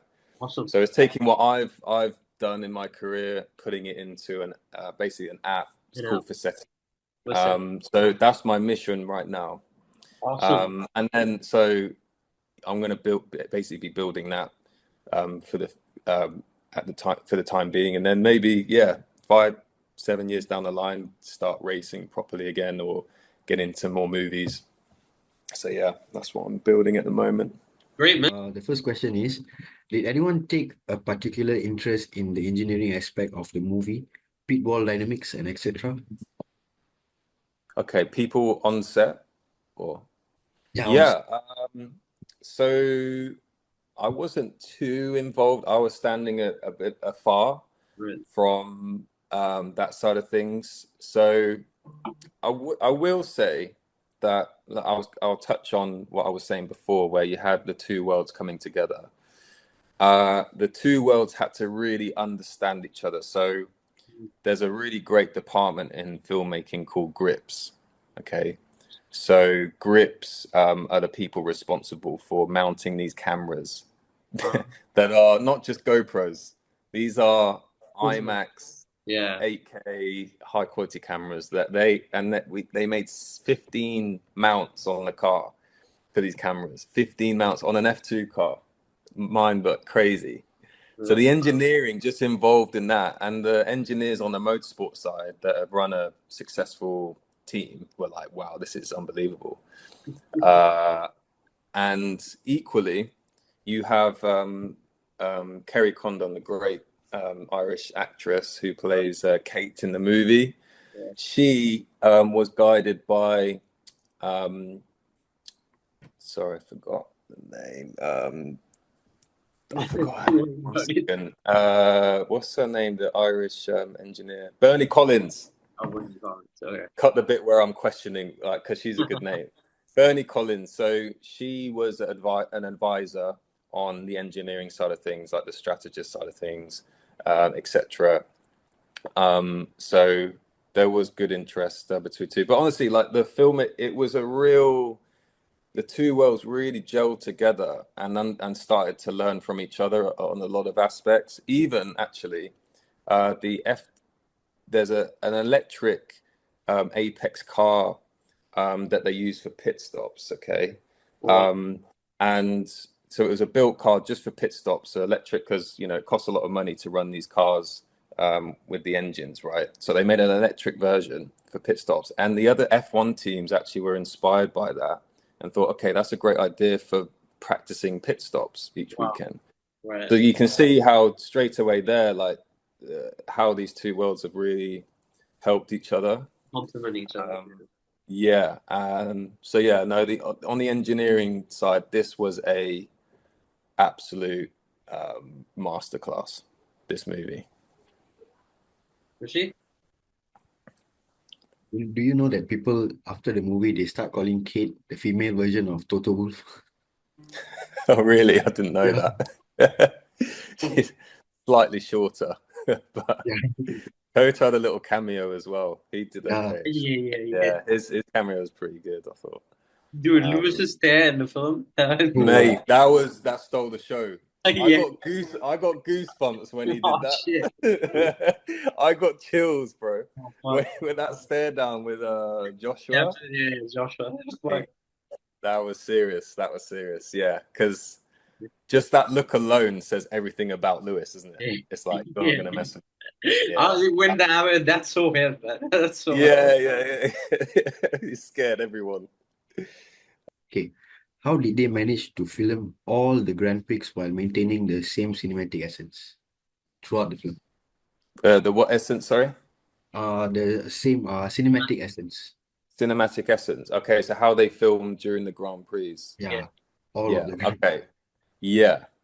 So it was Silverstone, Budapest, Monza, Vegas, and Abu Dhabi, where the Apex, where the crew integrated, when we integrated ourselves in the paddock. So you would have seen the Apex garage each weekend. That was legit. That was a genuine garage. Wow. In the pit lane. So Silverstone was pretty crazy, where it was in between Mercedes and Ferrari, and like you've just got this Hollywood fake garage in the middle. It was crazy, but it was so surreal how the Apex garage was beautiful, stunning. Like you walked it felt like you're on a Star Wars set in a way, just really like pristine and modern. You're very futuristic, really nice. People that attended those races can say that they're in the movie. Like if you're in the crowds or walking down the pit lane, you're in the movie. So that was really special. There were basically there were just a few windows on each weekend where it'd be like 10 to 15, 20 minutes where you have a slot where Damson and Brad had to go out and drive. Any driver had to go out and drive. So the pressure was really high. So because they were integrated, because it was all integrated on the F1 weekends, I went to the British Grand Prix on the week just now. Right. And the time slot is so tight. They're by the minute, so you can't be messing around. You've got to be absolutely ready to go, and it's all rehearsed beforehand, and all planned out so that when going out on track, you can nail it in front of the crowd, which was insane. So, it was high pressure. It was high pressure, but worth it because when you watch, you think, okay, wow, that was a very ambitious thing to do, especially, and it was even Joe Kaczynski did that. It was so ambitious, and you felt on the weekend like, wow, what are we doing here? This is unbelievable. How are we going to pull this off? And everyone managed to do it. It's really cool. Lovely. Rishi, anything else in terms of questions? Questions. Okay. So what is your favorite team? My favorite team. You know what? I've always said Mercedes, actually. I've always been a massive Lewis fan since I started the sport. But there's something about Mercedes. I think it's Toto Wolff. I love his leadership. Right. I just think Mercedes have always been very classy, in the way they go about things. Also, I think they're extremely good at getting the most out of their car. You rarely see them mess up the strategy, do you? Like Mercedes. I think there's incredibly, when I look at Mercedes, I think, wow, that's not saying the other teams don't have incredibly smart people. They all are unbelievably smart, everyone in the teams. But Mercedes just seem to extract, for me, the most out of what they have. Especially in terms of strategy, the things they can pull off, I think, are very impressive. So, yeah, they're my favorite team. But now, obviously, Ferrari as well, because Lewis is there. But yeah, he was obviously on the weekend. It's just unbelievable how much support Lewis gets at the British Grand Prix. You've got a few Brits on the grid: Ollie Bearman, Lando Norris, George Russell, etc. But Lewis gets a different level of reception there. Just people, anything he does, if he just pops up one position on the leaderboard, everyone's like, it's like cheering. He's got such like an aura there, British Grand Prix. So yeah. You can't forget Leclerc. Yeah.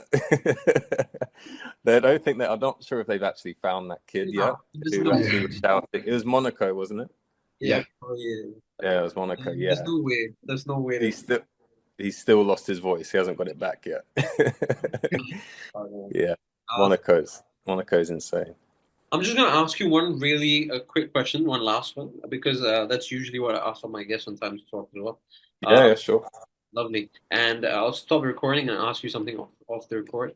But really quickly, for someone who just wants to get into racing, maybe they've tried, they failed, or they just don't know who to reach out to or what kind of opportunities they should try to get. What do you tell these people? What kind of suggestions, what kind of advice? What's something they should do? Yeah. So we'll go from a scenario of you are getting into it straight away. From not having any experience. Right. You need to have a simulator, and there's different levels of the simulator. They can get start off low cost or very, very expensive. Gotcha. What I always recommend people starting, if they haven't got all the money in the world, is get secondhand equipment, put together a sim yourself, and download a couple good games, sim games like Assetto Corsa or iRacing is one of the best, and learn the skills you need and really work hard on that. Because I think what's really a common thing I always see, and a lot of DMs that we get for our company, is I want to get in a real race car. Right. Because that's the thing people see on TV, and it's this really it seems so like cool, and that's where everyone wants to be. The thing with that is it costs so much money to do. You need to build up your skill set first before you, in my opinion, before you start sort of playing in the area of real life motorsport. So that's where the simulator comes in. You can do as much practice as you want and become so incredibly skillful, no matter what age you're starting at on the simulator.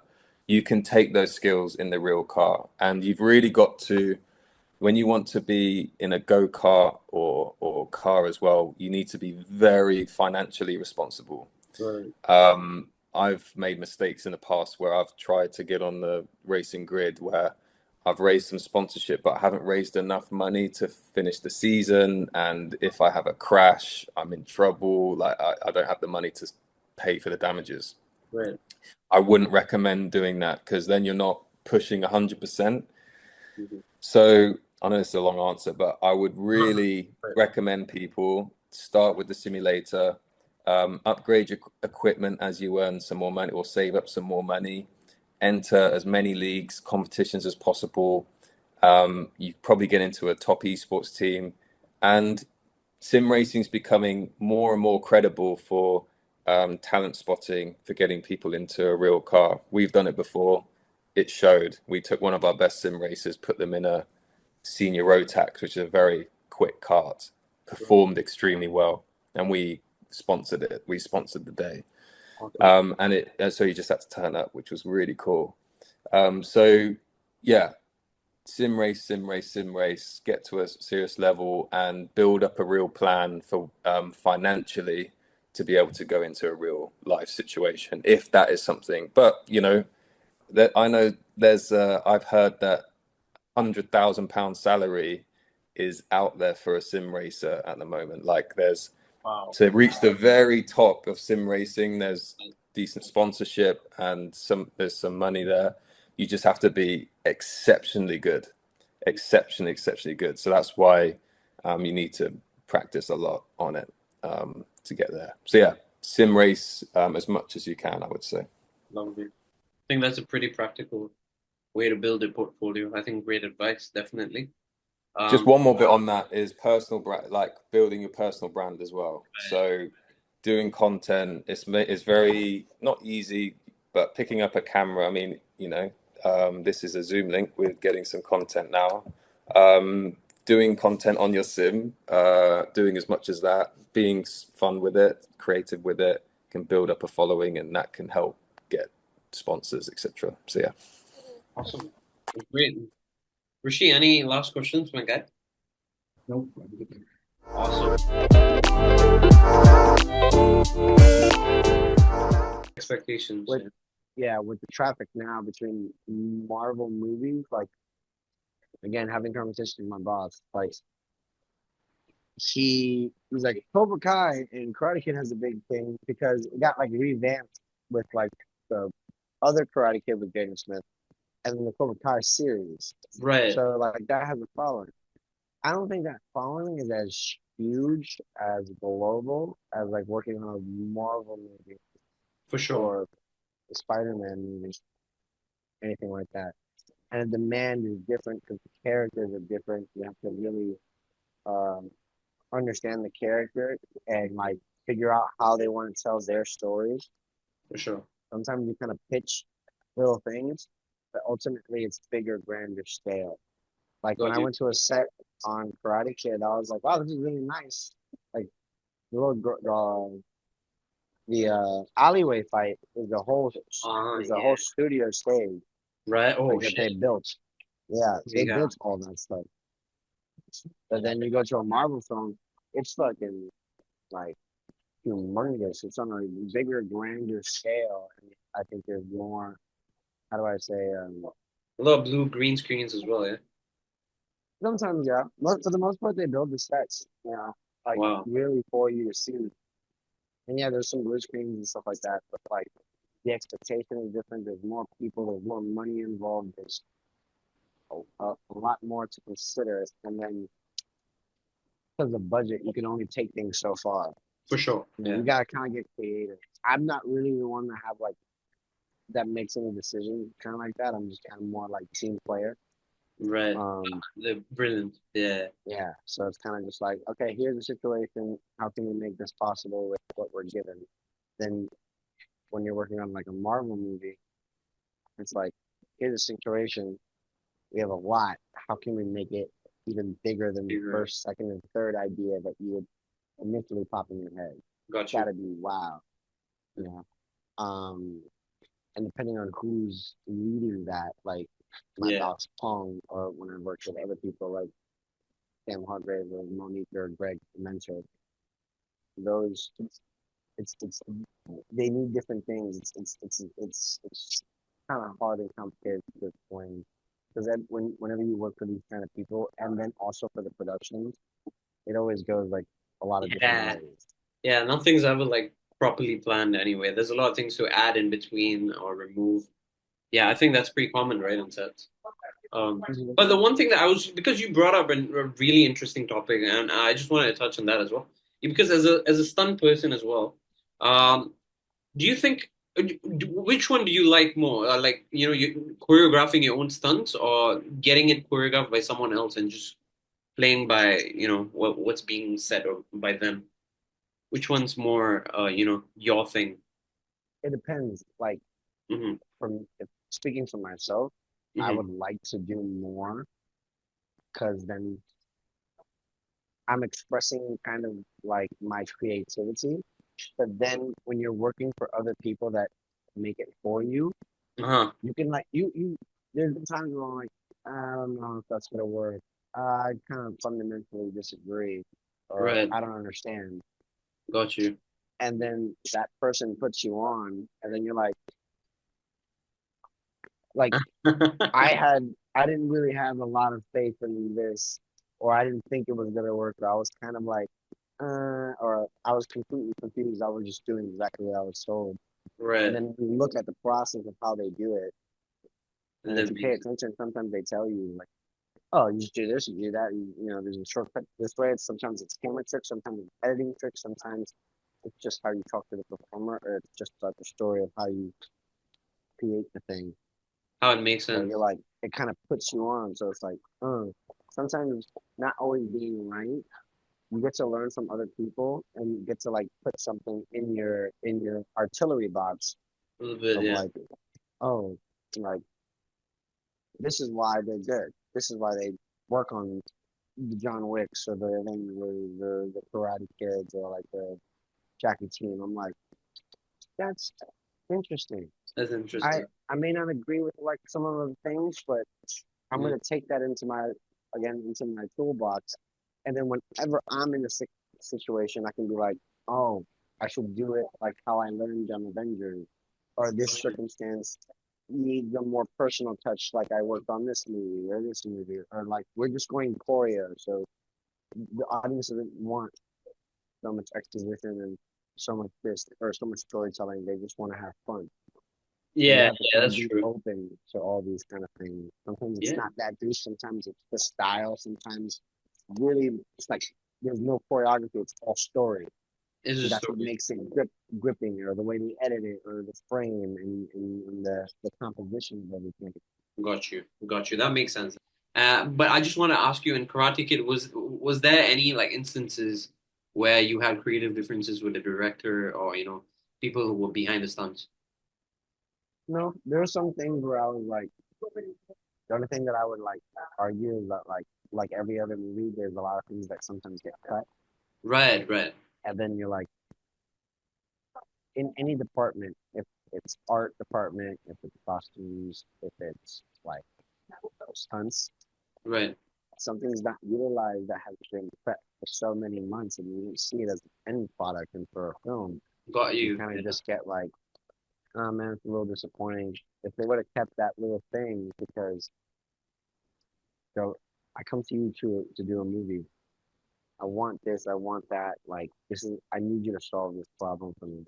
Right. And like, yeah, I've looked it all up. I've watched all the movies. I did all the studying. Like, this is gonna tie into this. It doesn't need to be something big, but I think the fans could appreciate that. Right. And then you see it, and then you're like, oh. So when you watch the movie, sometimes people might have like questions, or there might be a different reaction Got you. wise, because they're like, well, what the fuck is going on? Like, well, they didn't show you the whole story. They kind of just like That kind part, of like yeah. chopped and trimmed it to Yeah. fit the whole narrative of the story, which I also completely understand. But then, when I don't know, you take it with a grain of salt. Yeah, yeah. But what was it like working with Jackie, and of course Ben, and everyone else who was pretty awesome, I think. But like, how was it Ben, working with Ben, I can say is like super devoted. Like, I've never seen an actor like put time them? into like training and like learning. He Right. was there almost the same days and same time that we were. And then he was showing up in the previs. You're not gonna get a lot of actors that Come on. like are gonna waste your time, because they probably have meetings, scheduling, media training. They rehearse their lines. Yeah. They're breaking down their script so that they can remember their lines to do their shit. But then he's doing all that and showing up to the previs, being part of the previs, and doing some of the kicks, and learning choreo, sometimes knows the choreo better than we do. And it's like, oh yeah, I remember. It's this, this, this, this. And it's like, Ben, thank you. That's That Ben, man. devotion is really hard to Yeah. find in a lot of actors. Who was pretty Even dedicated some in that performers. sense. Yeah. Yeah. Jackie is a wonderful person. Remembers everybody's names. Oh, for real? Very, yeah. Holy cow! Remembers everybody's names. He's very big on food. So food. Wow. Yeah, like I think his favorite food is Italian, and usually as well as Chinese food. But like you would be on set and catering's all there for you, and then he'll be like, "I already got the stunt team all the food. Like I brought food for them. Like just don't waste it." Man. And it's like, dude, you make so much money. Why do you care if we eat it or not? It's like, yeah, he still has that. It's not about the money. It's about the respect. It's about how do I say, being grateful that someone's taking care to finish, that someone's caring to feed for you. It doesn't matter how much money I make. Like You're just being like a really good mentor on set, yeah. But I mean, like he was being like a really good mentor on set. I mean, like he took care of like a lot of people. I would say that. Yeah, and it's like not even with the stunt team. Like he'd bring food mainly for the stunt team. Right. But there'd of course be like leftovers, and you were a hairdresser or somebody that was doing makeup, or you were part of the catering team, and he's like, "Yeah, you've been preparing food. Here's food. Here's food for you. Like you don't have to eat the things that you prepare. You can take this home, give it to your kids, give it to your friends, give it to your family. If you don't want to eat it, go give it to a homeless person. Don't throw it away. Like, yeah, so I got you." And people are like, "Wow," or like giving it to extras. It's like that's lovely. That's just Jackie. Yeah, that's lovely. No, awesome. You have something that you want to achieve at the end out like I would like to direct. Oh, for real? Cool. Anything in mind so far? Oh, I mean, like I'm open to anything, like romantic comedies, action, espionage, you know, from You've been writing? superheroes. Have you been writing? I don't write. I take notes. I have a weird process. Right. Like I don't know how to do like write a specific script. Right. I kind of go on feel, and I've seen that from some people, and I've seen people that are completely organized. Right. But I work differently. So You're like more when feel. I make things, and I'm probably gonna be more organized in the future, but like taking me one step at a time. But I would like to be a director. That's why it's like every project I'm taking like, oh, that's how this guy does it. Oh, that's how she does it. Right. Oh, this is how this performer thinks about performing. Or this person is like maybe not the greatest choreographer, performer, or whatever, but he knows how to talk to people to get them to bring out the performance out of that person. Or he's just a really good team leader. Lovely. So it's like, oh man, I gotta learn how to speak out more. Oh, I gotta learn how to be more creative like this person. Oh, I gotta be more of a problem solver like this person. Right. Or I gotta learn how to think about everybody's box like this one guy does. And the people pleaser, but there's a lot of things that can take from a lot Learn of different things from different that you work with. Yeah, different things from different people. I think that's the best. Now, I mean, I think even Christopher Nolan didn't go to like film school. Yeah, I think a lot of people say that you learn more through experience. I think anyway, more than like just books and stuff. Yeah, like one thing that from a stunt perspective, like one of my boss said is like, you want to be a good stunt person performer. It's like the best thing you're gonna do is not studying so much, but actually like getting yourself in front of the camera and learning where do I look, left side, right side of screen. This is timing. This is okay. We're gonna shoot you. This is after you ran, so I need you to like hyperventilate, do some jumping jacks, get yourself so you can feel that. And when you see it, all the magic and all the bells and whistles put together, you're like, wow, that's crazy. Yeah. Yeah. That makes sense. You feel the energy, you feel the cut, you feel the things, and you're like, oh damn. I hope you get to direct something soon, man. I'm gonna be watching out for some of your work. Yeah, let's run it up. I hope you get something too. Awesome, man. Awesome. And again, congratulations on with Karate Kid. It's doing so well in the box office as well. Tell me something, man. Like, does the awards matter? Do they matter at the end of the day? Not really, because it's like I still need like money to take care of my family, or I need like money to like produce some of my equipment and some of the projects that I would like to do, so that I can get my ideas out there. Right. Trophy is nice. This is really nice. Yeah.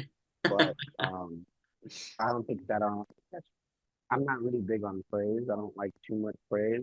But anything, Right. I just like respect, and then I just want to bounce off of people that are passionate about what we are all doing. Like every movie's gonna have its gripe. Every movie's gonna have its like bullshit or really hard people to work with, or it's just a really bad production. Or it's great, but like you have bad days. The people that make it better so that you can show it tomorrow and do better rather than just being like, I don't give a fuck. Like the movie's gonna be everybody like the people that have those attitudes, they're like, the movie's already gonna be done. Like I don't care. I'm only here for the paycheck. Right. It's like I'm here for the paycheck too, but also I want to do a good job so I can get the next fucking paycheck so that I Right. can also take things and show that I can work with people and come up with something really exciting for people that really enjoy this shit because I really enjoy this. Of course, I love it because it's a good industry that makes good money, but you It's know, a paycheck versus passion kind of thing.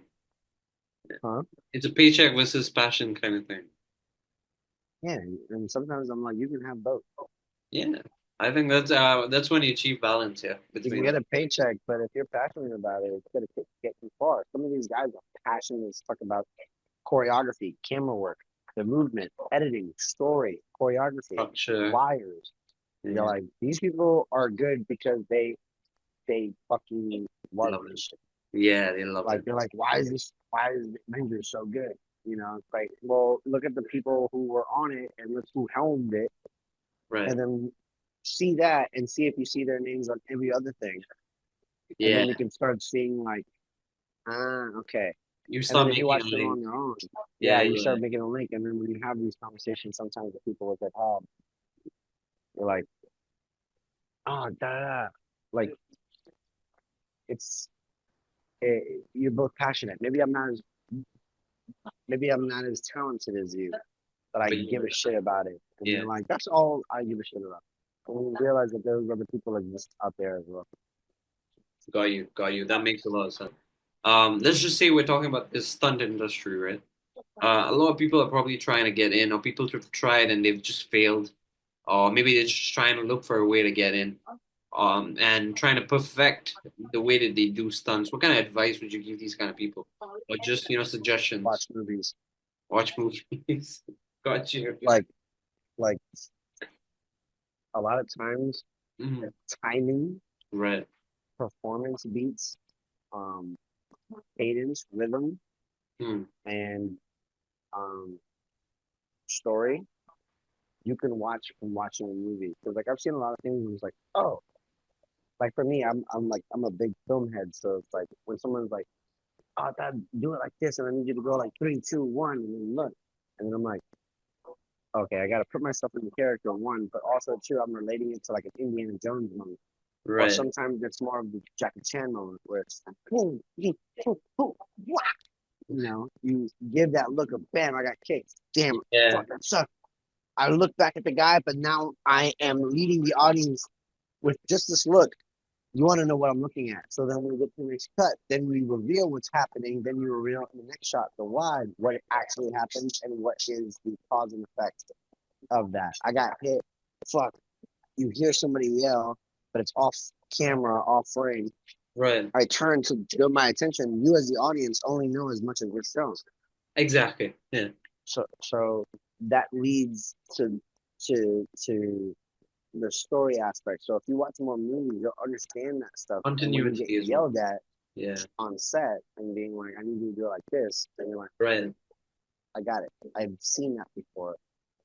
I can understand what you're looking for. The more that you study movies, when then from that point, if you're gonna do stunts, look at the best performers. There's Micah Collins, there's Vita Silva, there's Ben Jenks, there's Justin Howell, there's Malaya, there's Emmanuel Manzanares, there's a bunch of names and continue down the board, Brian Cartago, Anis Sherpa. You go down a whole list of all these great performers, and then you can be like, you want to just learn about movement, start watching your shit because those are the same guys that are working on your favorite movies. Yeah, got you. And they're working for the guys that made not only your favorite movies, but their favorite movies because those are the guys hiring them because they were the performers at that point. The OGs. and now they're the Yeah, coordinators. yeah, the So OGs. they're, you can't hit the ground forever.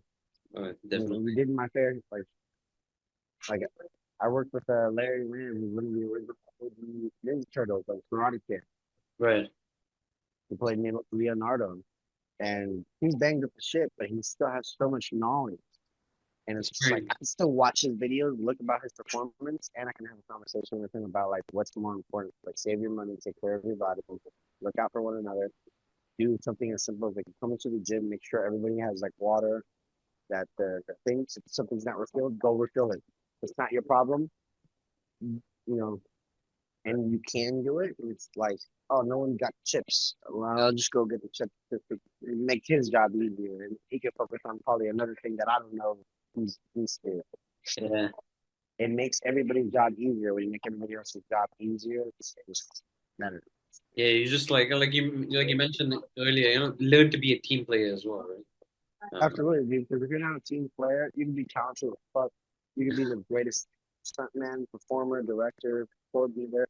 But if you don't make anybody's job easier and you don't look out for the people that's part of you, because it's a team makes a movie, the village makes a movie.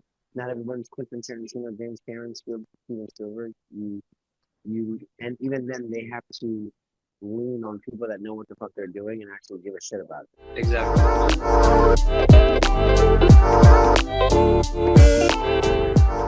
Only been like, man? Are you having fun and like, or what's it like? First of all, I appreciate you buttering me up. Ah, That was great. I feel more important than I should feel. Uh, no, honestly, it's funny you ask because I was just talking about this the other day with my dad about how I took a very circuitous path to getting into the movies that I do. So I did games and I did industrial design before I did games right. and I did shoe design. I did a lot of I think more traditional industrial design. Yeah. Um, and just like a lot of boys of the 80s and 90s, I dreamed of working at Industrial Light and Magic. Awesome. And Awesome. so I came out to California with the sole intent of working there. Right. And I finally became a PA at ILM in the year 2001. And I was there for about 6 months before they told me they were going to lay me off. Oh wow, shit. Okay, that took Which was kind of an early welcome to having my dreams crushed. wow. So I'll make a very long story short. I kind of wound around after there. I was very lucky to work for Doug Chang, who was my idol for a very long time. If you don't know who Doug is, he's like the master of all things Star Wars design related. Right. Right. Really, and so I was very lucky he hired me on. And then from there, I jumped to games and I jumped to visual effects and then back to games. And then I think 10 years ago, 11 years ago, I went freelance full time and like went for it for movies. And I think that's where I really got a shot at doing some really amazing stuff that I'm very grateful I got to do, you know. That sounds so surreal and magical, honestly, man. Because, just yeah, like you've had experience in games and now you're currently in movies as well. So walk me through this, right? Because I'm really curious. Like seeing your work on the big screen for the first time when it happened, what was that like? I just want to know.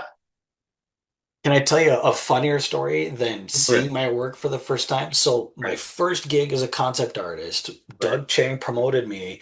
Mhm. And my first kind of big movie was War of the Worlds, the Tom Cruise War of the Worlds. Right. Right. And I was a junior concept guy, and so I did mostly props and stuff. And I got this assignment, which was kind of a really significant element in the script. There's Right. this alien artifact that Tom Cruise discovers at this kind of crash site where the aliens I spent weeks designing this little prop that was kind of supposed to look a little bit like a rock, a little bit like fused glass, a little Right. bit like a piece of an alien ship. Uh-huh. And it was very hard for me. I was very young and I wasn't sure how to do it. And I finally came up with a couple of designs that I illustrated that I was very proud of.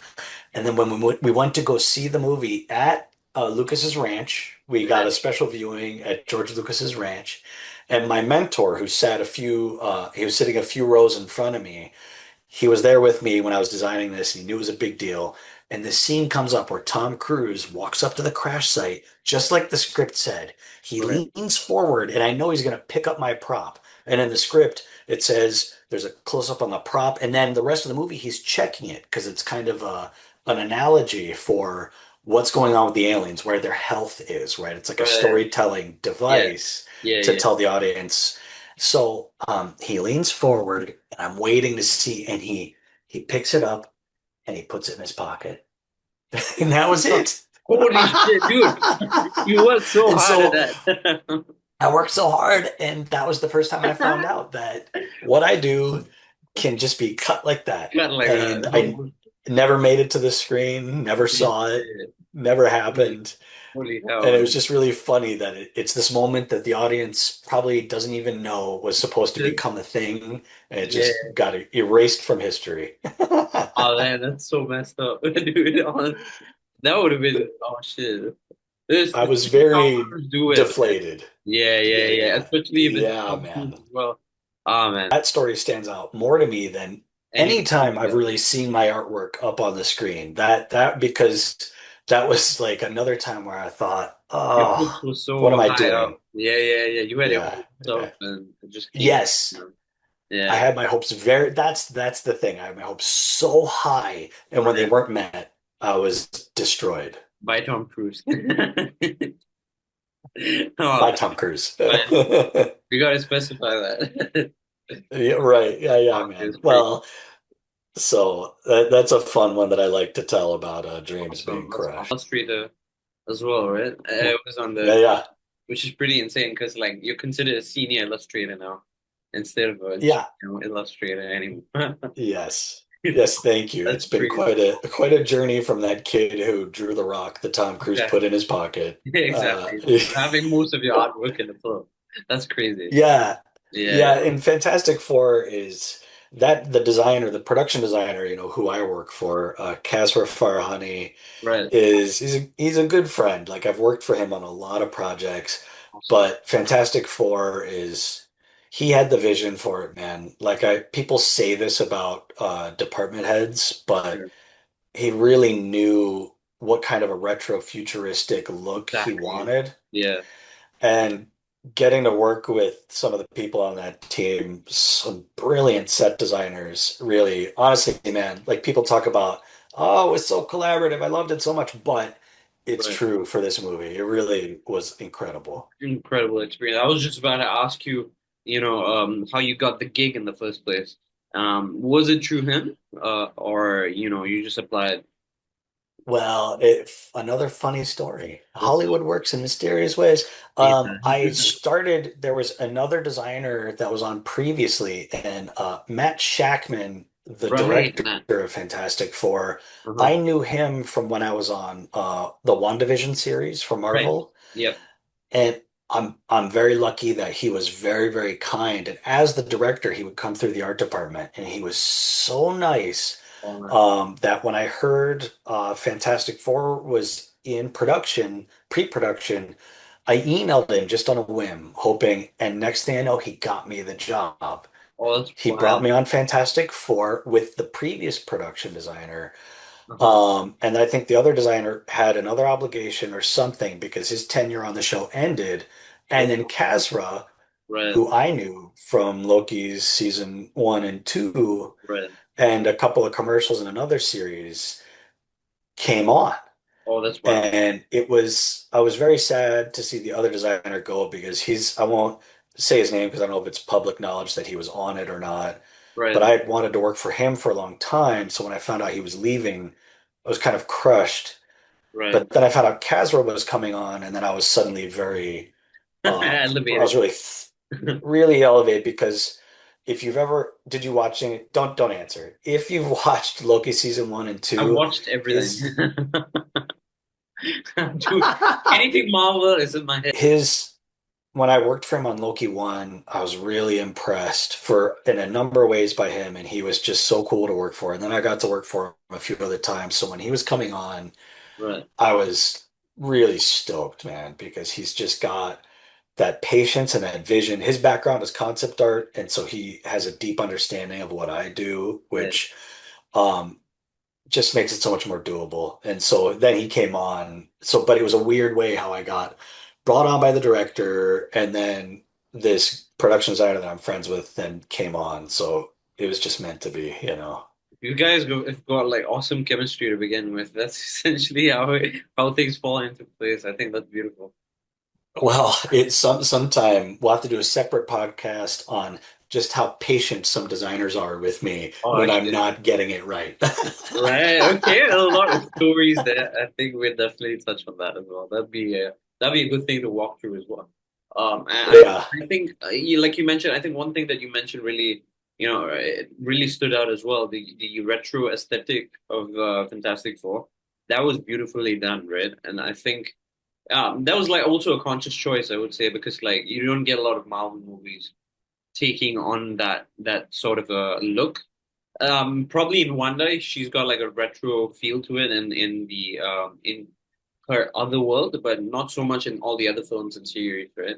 So I think that was like a really good conscious decision that your team and everyone else took as well. That came out really beautifully on screen. So Thanks, man. Yeah, good stuff. yeah. That was Kazra. They wanted this one to have a very different I aesthetic, mean, you I get it. know. It kind of makes sense as well. They wanted something novel in this film, and that came. I mean, that was pretty much the first thing that caught the attention of a lot of people, right? Just the feel and the aesthetic of it. And Yeah. you know, doing concept art, it can get a little tacky sometimes. It helps a lot with the pre-visualization of how the scene is supposed to be and how it's supposed to look like. Some even the Mhm. Baxter Building or like pretty much places where fights are going to happen and stuff like that. I think that's one of the good things about concept art. But I really wanted to ask you. I know that the chemistry and people who worked on the movie has been, you guys are really collaborative. But were there like any creative differences that happened when you guys were discussing and making this, into something that was bigger? Uh, Not for me. No. Nothing. It wasn't creative differences, but I can say that a good example would be Mhm. like the Fantastic Car. Right. The designer of the Fantastic Car, his name is Joe Hira, and he's a veteran set specialist. If you have seen vehicles in movies, odds are he's designed them. He's Wow. so good. I Interesting. mean, I don't know how many Batmobiles he's designed. Oh wow. He was showing me pictures of because he worked on the recent Matt Reeves Batman and Oh man. was one of many designers who worked on that Batmobile. And Right. he was showing me what they went through to fabricate it. And I'll let him tell the stories, but he was the one designing the Fantastic Car. But it was up to me to illustrate it. So on the one hand, it's like a dream job because I'm given this beautiful car design and all I have to do is make it look good. But Right. on the other hand, when does it look good Right. enough? Right. you Because know yeah. and also it felt like there's a lot of pressure because DC has I don't know how many Batmobiles, they've got all these Yeah. vehicles. This was like the first Marvel car, Fantastic. right? Yeah. Which sounds kind of shallow, now that I say it out loud, but like for a movie studio to have a signature car Exactly. is a big deal. Yeah. For sure. And so Joel, I don't know how many versions of that car he designed. He probably did, I don't know, 20 or 30 versions of the Fantastic Car, like fully realized, fully designed cars with turn signals and wheels designed. And I illustrated that car in variations of it, maybe 120 illustrations Oh of the wow, that's Fantastic mad. Car alone. Holy shit, man, that's And mad. so it's like a dream to get to illustrate this thing, but it's also, and this is where working for Mm. somebody as good as Kazra is very hard because he knows how good it can look. And Yeah. he's not Okay. going to let me slip. Until you get there. He's not going to cut me any breaks, Until you which get is there. why I love working for him, but it can be hard. Yeah. But I'm very proud. I think Joe's design of the car that he and Kazra kind of came up with together is great, and I can't wait till like the movie's been out long enough I can share my illustrations of it because I had so you can see I was having fun. Yeah. I mean, yeah. I mean, I wouldn't hope for anything less than you having fun. making that. Yeah. Yeah, I So think that was that's kind of, I would say that was probably the thing that stands out. Like the Fantastic R was could be tough going at times. So with concept artists, it's yeah, I think we are pretty tight knit. Like oh, amazing. yeah, I'm originally from the Bay Area, and so I have a Right, lot of friends up here that I'm very close with. I could drop some names like George Hall and Emmanuel Shue, who are concept guys and doing movie stuff. right. But I've got a lot of friends who've dabbled in movies, like my best buddy Colin Fix, who designed the his I think one of his big designs was the zombie. You would really blend in well with Chicago Bears fans, American football, where And I man, think they would. the whole team is in Chicago right now, Manchester. Oh, is it really? Yeah, they're just practicing for. I mean, they just finished the match like in 2 hours ago, an hour ago, and I think they're flying back. That's pretty crazy. You And mentioned. you weren't watching it. I wasn't. I mean, honestly, I woke up late, so I was like, "Fuck it." I was just like too sleepy because I couldn't sleep last night. I get insomnia nowadays. I don't know.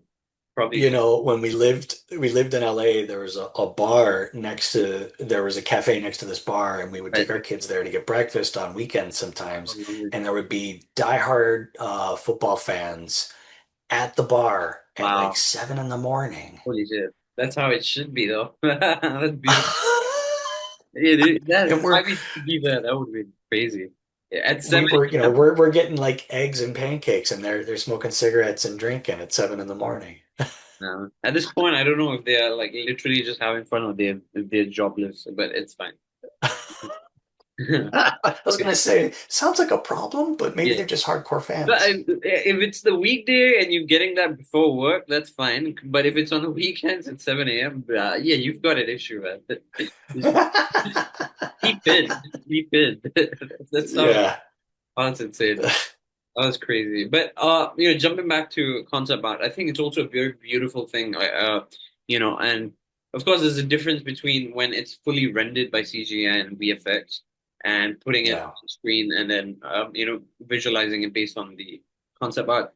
But what I really wanted to ask you is, has there been moments where your concept art didn't just exceed expectations or achieve any sort of expectations on screen, and you were like, nah, that's not really how I wanted it to look like? Were there like any scenarios where it went that way? Yeah, I'm just really. Um, you know, I mean the moment where Tom Cruise didn't even show the thing that I worked on. Right. But Mhm. as far as my work not like really appearing very different, Right. um, honestly, more often than not, Mhm. what I find is it if my work ends up on screen, usually it feels like it's very close to the Ah, illustrations I did. all right. So I'm very lucky that way. Got you. Uh, so usually what will happen, at least in my experience, is the work will just be cut completely. Oh, So it's wow. happened to me on other shows where I'll work on something and then it'll just be gone, you know. Okay. Um, and usually it's because the story changes, you Ah, know. yeah, 100%. But still, a little Uh, sad. Yeah.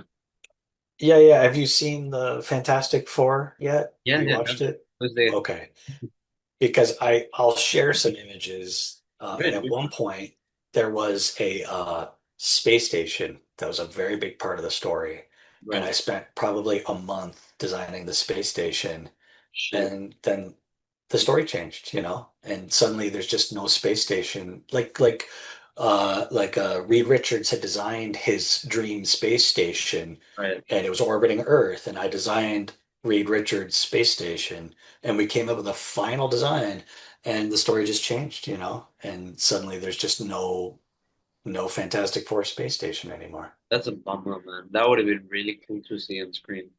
Yeah. I think it would have been super fun, but you know what, man? Like, honestly, ever since the Tom Cruise moment where my rock didn't even end up on screen, it's Right. it's like it sounds kind of lame, but I'm grateful that I got to design and let my imagination go there and think of this space station Right. and work with somebody as cool as Kazra and come up with the visuals that we came up with. Like, I'm grateful for the experience, and the movie is its own own thing, you know? That's beautiful.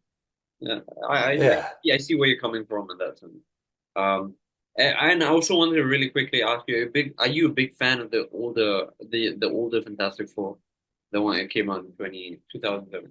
You know, Iron Gruffudd and Jessica Alba. Uh, you know what, man? I Um, never, out of all of the comics I loved and right. all the comic book movies I loved, Fantastic Four was It. never very big for me. Oh wow. Okay, interesting. I was just about to No, ask you I that because it's interesting that this is being made. Was there like any sort of a pressure to make it like better than the previous one, and at least look yeah. better as well? Uh I think there was a lot of pressure on it Right. because I think Marvel had had a few movies that didn't do so well. Like I Ah, think yes. Ant-Man, Right. Quantumania really which is kind of a bummer if everybody worked on it. There was some amazing work, especially from concept artists. Right. Definitely. Callum Watt did some beautiful stuff. I've learned that when a movie doesn't look or perform as well as it should have, honestly, it usually comes down to time and budget. You know what I mean? Yeah. And I think we're very lucky that Marvel seemed intent on getting this one right, and they gave it the budget and the time to get it right, you know.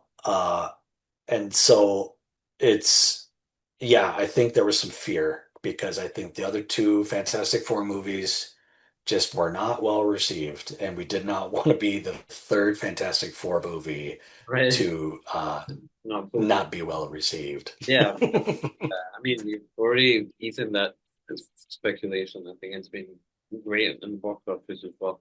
And another thing that I really wanted to touch on a side note, dude. Honestly, I've seen some of your work on the website for Loki as well. I think they were amazing. I loved it. I love the Thank color. I you. love the design. And I just love that whole workplace that was designed where, the TVAs were just like, working in. I think that was just so nice. And I saw some of the Romulus artwork as well. And that was really tacky, right? And I think that must have been a dream to work on, I think, because like Alien was Predators when it first came out and blah blah blah. And that was just like that must have been surreal to be like, hey, would you like to work on Romulus? And I was like, hey, oh, holy shit, this guy's doing it. Yeah. Yeah, it was like a dream. Yeah. And I remember talking to the production designer on that one, Naaman Marshall, Right. who's a very cool guy. He's been a production designer and supervising art director forever. So he's a very savvy dude. And he said to me, I remember before I started, he's like, so I can't wait to get you in here.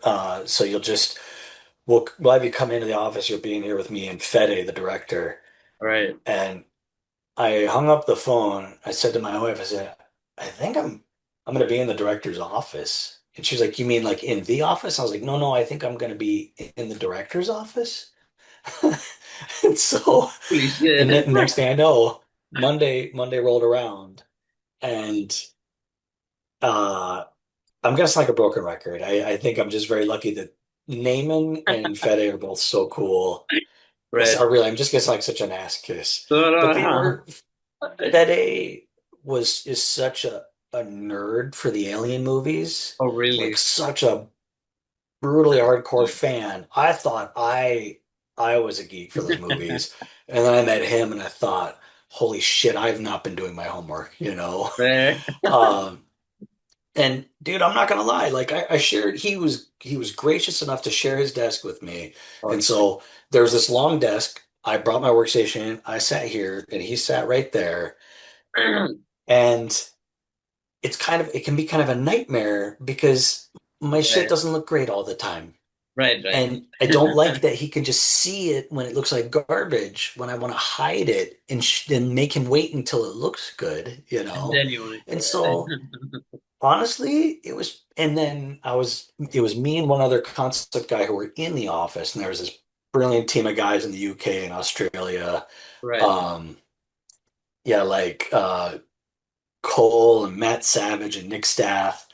But in the office with me was Alex Nice. I don't know if you've interviewed Alex Nice yet. You I should. haven't. Um, That'd be nice. his background is matte painting, and so he knows Oh, Matt, really what it takes to make a concept look like a final shot. like a real thing. And Yeah. I'm cranking out a couple of illustrations a day, and then Alex is sitting behind me, like making like a matte painting a day. And I got the director sharing a desk with me, and I thought I was gonna have an aneurysm. It felt like there was so much pressure. So, like, it sounds like a dream, but it was also kind of a nightmare. Yeah. And you've got to like make it work as well at the end of the day, right? Especially with these. Yeah, man. Oh, But you know what? Dude, like Fede, he had, again, it's like if you have somebody running the show who's got the vision and they know what they really want to do, and Fede was dead set on making the movie with miniatures, with puppets, the way right. that the original Alien movies were made Yeah, with mirrors. right. Um, and he had the vision, he stuck to his guns, man, and it's because of him that that movie turned out that great. It's honestly so nice when there's a director who just knows what he wants and he can guide the whole team. So you've got like a person that you can really follow and listen to, and you can just like pretty much seek that individual for like any sort of advice or feedback on whether or not the thing that you do is better. So for sometimes I don't want to say this because like for sometimes when you see a movie that doesn't perform so well on screen, and it crushes the person's hope when the director has been so clear from the beginning and it just doesn't come out the way he wants it, right, on the screen. So I think, it's more of like a hit or miss kind of situation where, if a person is just really into that sort of a subject and they really, really know how to balance between what should be on screen and what the audience wants, I think that is when they click. I think, yeah. And I think it's also knowing how to work under adverse conditions because I think a lot of people have the idea that they want to be a production designer or director and they Right. have a plan, and then the budget changes, or like Guillermo del Toro said, you're ready to shoot a scene Right. and the lead actor has just twisted his ankle, Right. but you still have that day to shoot, so you got to fucking figure it out. Uh, And Fede and Naaman are very good at that. When they're thrown a curveball, they're uh, able to work as conditions change. wow. And I think that's really when you can hold on to your vision as the ground under your feet is shifting. Right. That's what determines if it's going to be good. Yeah, that's interesting. Okay. Hey, Yeah. speaking of that, I really wanted to know about this as well, Joshua. Like, what is the long-term goal? Like, what would you like to do in the long-term goal? Is it concept art and doing movies the whole thing? Do you want to have your own company? Do you want to have do you want to teach other people? What is it, man? I'm just really keen to know. Uh, that's a good question. I'm getting older, and I have two small kids. They're 8 and 6. I Right, think if you had asked me this question 15 years ago, I might have told you I want to be a production designer or I want to be a director. right, And now I think really my dream is to work with people I enjoy working with. And I'm very lucky. I'm working at Riot, the game company, right now. yeah, And right. I'm very, very lucky to be working for an incredible creative director and production designer. Um, my boss, Jeff Singali, when we came to the Bay Area, he was so kind to me and he gave me this job. And really, honestly, I'm so focused on being productive in this great little team that he's put together.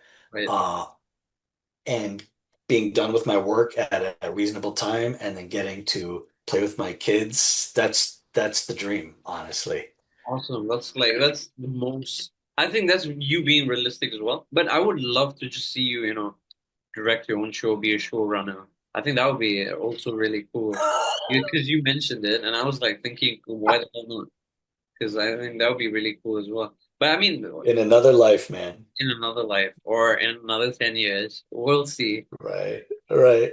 Yeah, you never know what happens in Hollywood, man. So It's true. It's yeah. true. But I think having that dream, especially seeing your kids grow up while doing all of these things on the side as well. And I think it just changes your whole perspective as well. So I totally understand where you're coming from.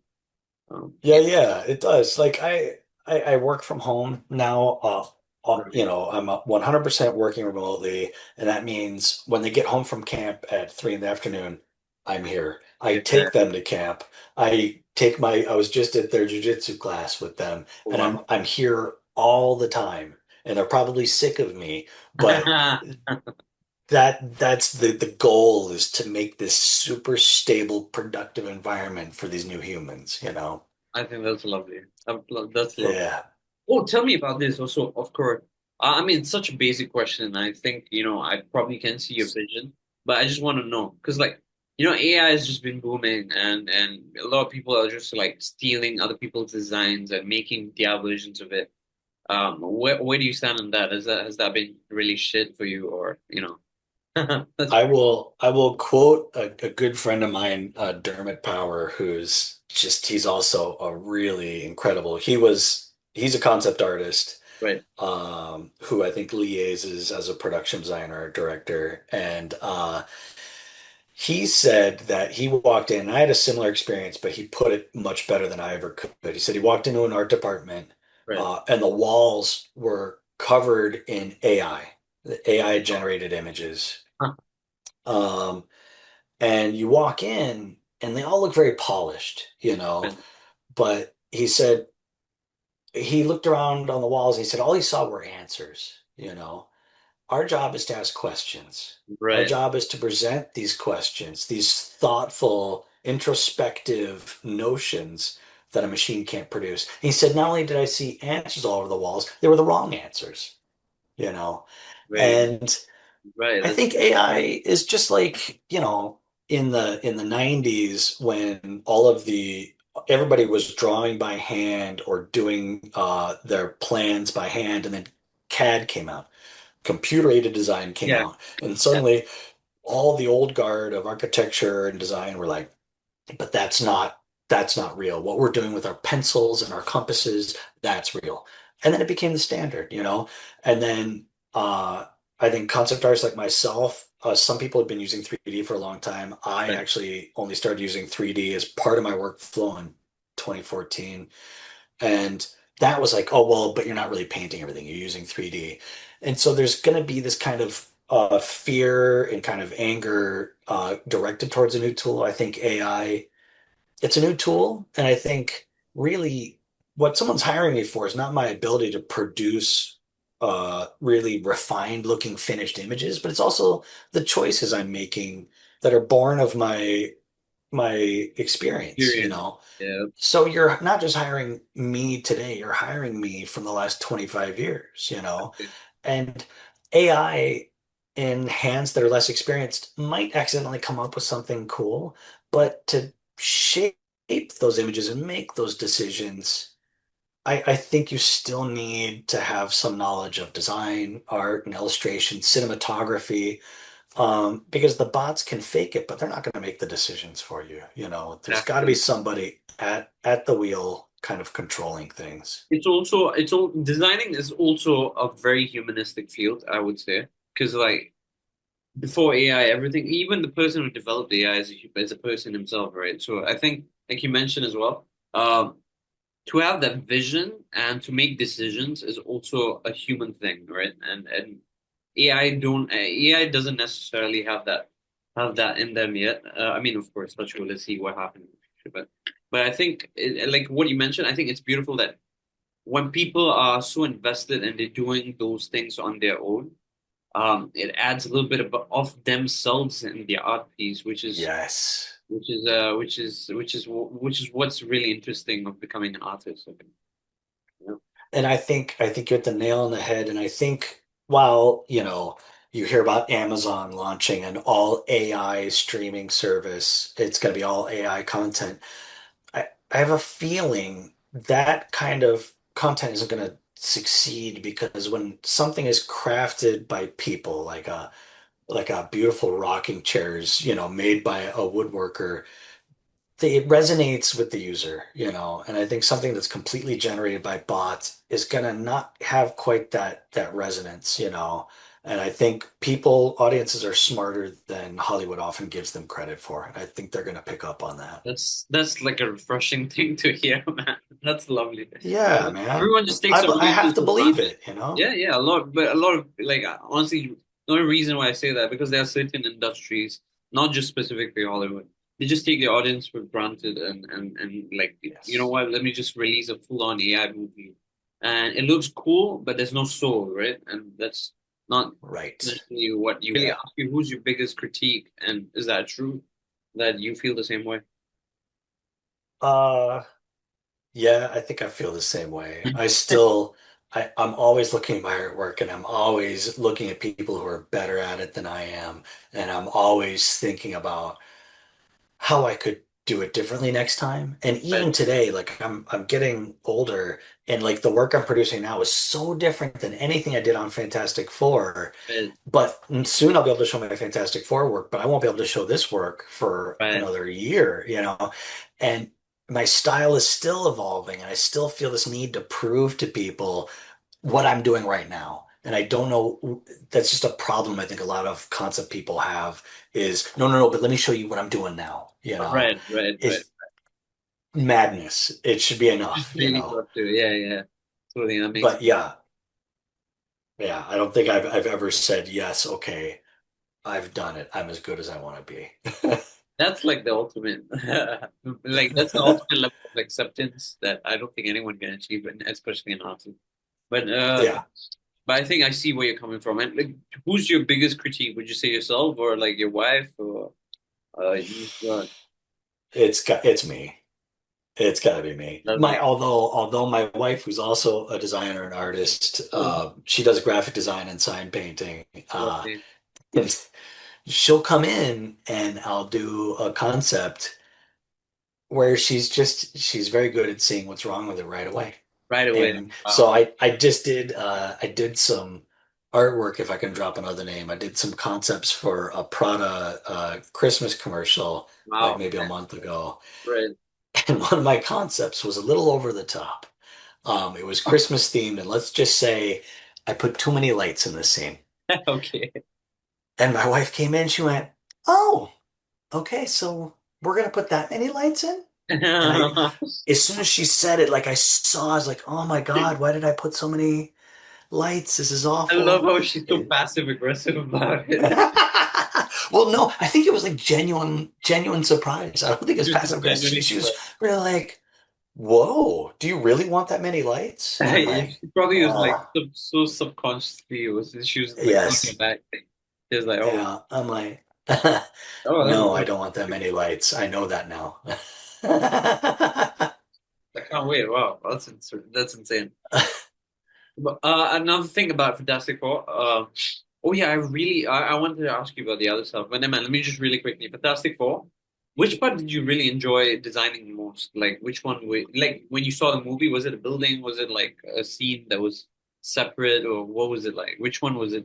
Which one was so fun? You know, I would say my first reaction would be that it was the penthouse of the Baxter building, Yes. like that shot that keeps showing over and over again of the fireplace and the conversation pit, which was designed by a man by the name of Patrick Dunbaker. Right. And his design for that set was fucking brilliant. Yeah, good. But I'll tell you what caught me is I did just a little bit of work like a month or two after I was out of the art department. I got contacted by Kazra and he asked me if I could do a night shot of the Baxter building, like an aerial night shot of it. And it was just this kind of one-off and I kind of found what he wanted pretty quickly. It was only a couple of days worth of work. Right. And then I remember the first time I saw an aerial shot, that aerial shot of the Baxter building at night, and like my heart skipped a beat because the VFX people, I mean, everybody who worked on it really brought it to life, and that shot really did it for me, man. The Baxter building at night. So yeah, it looked really good, man. Honestly. Thank you. Yeah. Awesome. And another thing, like also, I know you probably can't tell me much about it, but like, tell me a little bit about Tron and. I knew it was coming. Dude, I gotta ask, of course. This like so basic, but I really gotta. Yeah. What I will tell you, I mean, honestly, what they've shown in the trailer Right. is just about all I know. Oh, So what I know about the movie is, I mean, that what I saw in the trailer, I did a ton of illustrations that ended up, I think, influencing the trailer. wow. Um, so all the stuff I knew that was top secret, Uh-huh. that Tron elements come into the real world, that programs are being, all of that stuff It's is already kind of there. out there. Yeah, Yeah, yeah. because the trailer. What I can say is I didn't know what to think when I heard the premise, when I heard that the main conceit is that the programs come into our world. I really I thought, oh no, this is gonna be awful. This is Oh, really gonna be really? bad. Wow. And then I saw the most recent trailer and I Might love not it. be as bad. I fucking love the latest trailer, I man. I love it. can't tell you. And that's another designer, Darren Guilford, and the director Joachim Roning are both people with vision Lovely. and the patience to pursue it. And I think we're starting to get another level of quality again from Hollywood. I think because they know they lost the faith of their audiences. And Oh, so I hope that Fantastic Four has met people's expectations. I have high hopes for Tron. right. Um, and I worked And I on think one Jared more has a lot. movie before. Yeah, and What's I think that? Jared has a lot to prove as well as Jared Leto? yeah, yeah. I think a lot of people just want to keep doing well after being Joker. Just see what happens next. I mean, he's clearly a very gifted actor. It's He just a is. question of what he wants to do. He's one of those guys who's, I think, so lucky that he It just is a gets very to, interesting decision though, the cast him in a Tron film. So I just really want to see how it pans out because yeah, yeah, his character looks like a much more straight-laced character. So I'm excited to see him play something a little more subdued. correct. Let's see how they've tried and they've failed, or they just don't know where to reach out to like, Mhm. find opportunities. What would you tell these kind of people? What kind of suggestions, advice? Uh, well, that's funny because that kind of leads into my question for Oh, you. wow. Um, well, I'll answer your question and I'll ask my question. Sure, sure. Don't be afraid to cold call, and I mean actually snoop out people's phone numbers and call them. Now we're all inundated with spam, Right. but don't be afraid to write an email and say, "Hi, I'd really like to do this." What I used to do is I would find out if someone would have coffee with me when I went freelance. Oh, And wow. if I found out they would meet me for coffee, I would lie and say, "Well, it turns out I'm going to be in LA next weekend. Are you free?" And then they would say, yeah, great. And they say, well, if you're already here, but don't make a special trip. Little do they know, I make a special trip just to have coffee with them. And then once they meet you face to face and they see you're not a total troll, Right. um, or maybe you are a troll, but you're their kind of troll, then they're more likely to hire you. Yeah. But it's about taking those risks. I got a call from Bad Robot, and they want to know if I want to work this movie J.J. Abrams was producing, the Shit. third best Cloverfield movie. Holy shit. God damn. Um, and the guy, the coordinator emailed me and he said, "Oh, great. Well, I've got you on the schedule to be at Bad Robot on Friday." And I thought, holy shit, I can't tell them I'm in San Francisco because then they won't offer me the job. Right. So I lied and I said, it just so happens I'm gonna be in LA. And so I then booked a plane ticket and I was there a day later to Oh, meet with these people and I got the job. But I yeah. was willing to take the risk and I was lucky enough that I had a job where I had some money I could buy a plane ticket. So just don't be afraid to make those little lies come true. Yeah. Fake it till you make it. Yeah. I think that, And that's what you're doing is exactly what I tell people who at least want to be concept artists or want to do movie stuff need to do. Just fuck it, call them. just And do it. once they see that you're eager and you take it seriously, they'll bring you on. That's so nice, man. Honestly, now that you've said that, I'm gonna be trying bigger guess. I think that would be so nice, right? But yeah, Do it, dude. You might be surprised. yeah, honestly, Right on. Thanks, man. Well, I'm stoked. I'm stoked you had me, and this was kind of a nice break from what I would normally be doing right now. So I appreciate it. please come by again when more movies come out or more games come out. I'll be really happy to host. I'll bring Right on. people in next time as well, so they can come in and ask random questions about gaming. I have so many gaming nerds. Like they just want. I'll just handpick one or two of them who are not really annoying, and then we'll do it.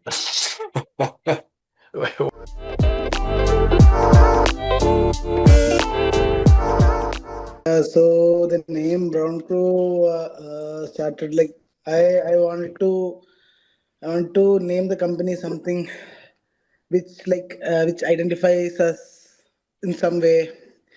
I thought a lot and I asked a lot of my friends for a good name. Nobody came up with anything.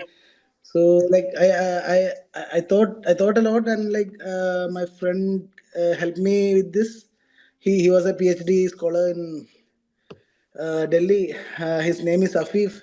Oh So I wow! had this thing. I got brown, but I didn't know what to add with brown.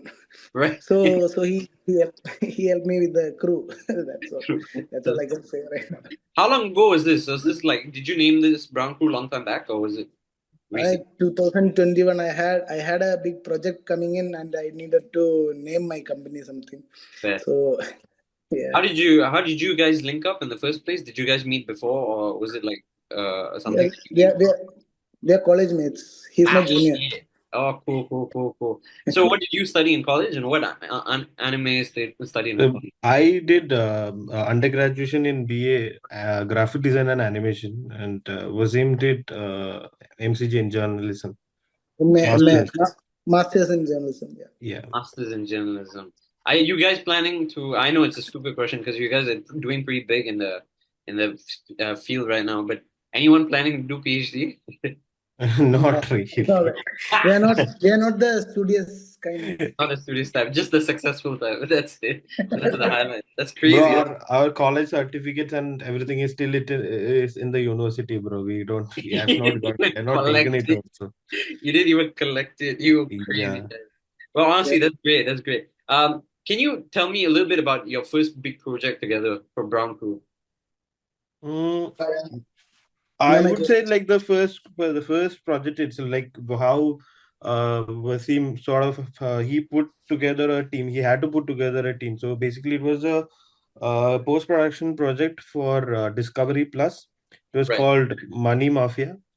So we had to take care of the whole 360 post-production and the mastering and the delivery and the uploads and everything. We had to do it.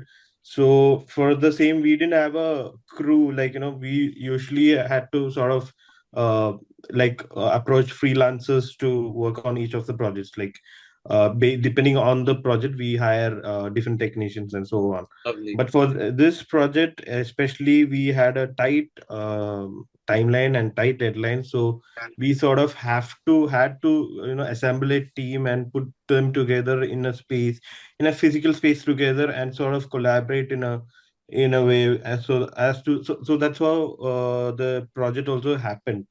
Right. So we had like three edit teams working together, and there was a VFX team, and there was a mastering and a color grading Colors. team also. So we sort of had to assemble all of them together. So, but initially we didn't have the resources to set this whole thing up in a studio space or anything. So we rented a flat, Oh wow. and it was like a 3 BHK flat. So in each of the rooms, it was each edit team, and in the living space, it was the VFX team. But for the color grading, we had to go to a studio. So, but then the studio was very close to the flats. So that's how we assembled our first Right. team crew together. And mostly another thing was, this was mostly right after the COVID sort of hit. So Oh we sort yeah. of have to figure out a way, like, even if you can't go to studios, you can't travel also, post production has to happen. That's happened. So that's how we assembled the team, and later we moved on to production. So initially we started off with Brown Crew with a post production project. That was our first big project. Yeah. And then now you're currently in full blown production with Yeah, we do post productions as well. I mean, in the production also, 360 post is also there. Perfect. So likewise, yeah. I just wanted to really quickly ask, because this is something that's in my head right now. Is this the final goal for Brown Crew to be a production all out and out, or do you have something planned in your head? Our final goal is always to make films. Ah, shit, nice. Yes, so these things, the music videos and everything is taking us a step closer to our, our vision or our ultimate plan. So right now, what we can proudly say is that we have a really good network of insane human resources, really good technicians and talents across the country. So we sort of we are really happy over the years to sort of assemble all of them together. So each projects that we approach, each projects that we do, we are more close to achieving our ultimate aim. That's what we feel. I'm so proud of you guys, honestly, because it sounds like you built it from nothing to something, and it sounds like a Yep. crazy story. Reach a certain level.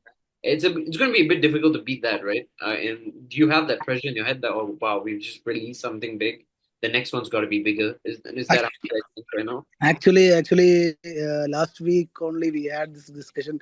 The next project that we do should not be like Anamay, can you take over? Yeah. No, the thing is like it's like I personally don't feel like we're setting bars. So Okay. the next project should be like that's what our aim is to in terms of approach on each projects. But there's a lot of things that happen in terms of how the project gets executed at the end. But Right. our primary goal is to sort of meet that expectation also. Right. So I would say like we try to sort of set up the bars in each projects. So that like how you asked me like the that pressure like how when we did Big Dogs and this one is we have to set that bar. We were sort of really sure that we will set the bars for this one because when we heard the concept from Bijoy initially Right. itself and when we heard the song also we were like so fucking excited on to this we were really sure that this is gonna be a Gonna be a hit. hit. Yeah. Lovely. And you were really sure it was going to be a hit. Did it hit your expectations, or was it better, or was it like how did it? What do you think about Run It Up? It really hit. I mean, all the expectations was everything happened, bro. Like Just happened. the thing is, like we sort of had good time to prep. We were able to assemble a really good number of talents and technicians on this one. Right. So everything sort of happened very organically in terms of bringing out what you see right now.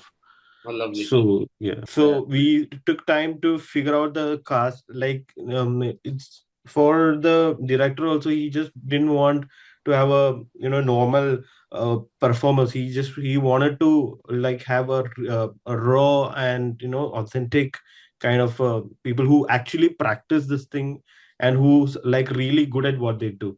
Lovely. So we took some time to sort of figure out who we should shortlist in terms of what we need because in each of the martial art forms that you see there's a lot of technique, there's a lot of Right. the way they perform, but what we actually require especially for this shoot, so we took some time to our team also took had to do a big research to get the right people that we see on the screen right now. So that took some time, and also in terms of figuring out the location, that was also a bit challenging. But that's always a scenario because we also go a bit greedy in terms of so the thing is like our director was also very greedy, but until he gets what he envisioned, we were also hunting. So just the 1 or 2 days before the shoot, also we were on location hunts while the production and prep was happening sideways. So that also took some time. The mosh pit sequence that you see in the end of the video, that location we took a bit of time to identify and figure out. That was So in Kerala too. everything was shot in Kerala except for the Gadka, the horse riding thing, and that thing that you see that was shot in Punjab. Punjab, yeah, okay, that Yeah. makes sense. That makes sense. The rest of the whole thing was shot in Kerala itself. Lovely. So when you see projects that you that comes your way, do you pick like this is the one that I want to work on? This is something that I don't work on. Is there a thing that suits your checklist? Like what would that be? No, like we work with the projects that we get actually, Right. and like you can't like choose a lot in the current situation. Right. Like you have to deal with the projects that you get, and like we try to make the most of it from Okay. like from scratch. Basically, that's our whole plan. We don't actually like plan it out and like we have to do this one next. We have to do with this artist. No, we don't. We Right. don't. We are not that kind of people. No, but usually what happens is that what I feel is like when a project comes, maybe the client or the artist might be firstly speaking to Wasim or maybe me. So then we sit together and we jam with the song. We try to listen to the song and we'll see if there is a possibility for us. Will this be a good work? But there still be the decision will be made. But even if it is a I mean, if there might be, so it depends on people's taste also. It's very subjective. But Right. at the end of the day, it's all about, working together to sort of make good stuff happen. So there we sort of, give it to the flow. Because even if I don't like a kind of a song that, that gets on our table, but maybe on the go I'll maybe like it more than the other person. So Right. that is also, we just give it to the flow. We are not very choosy in terms of that. Perfect.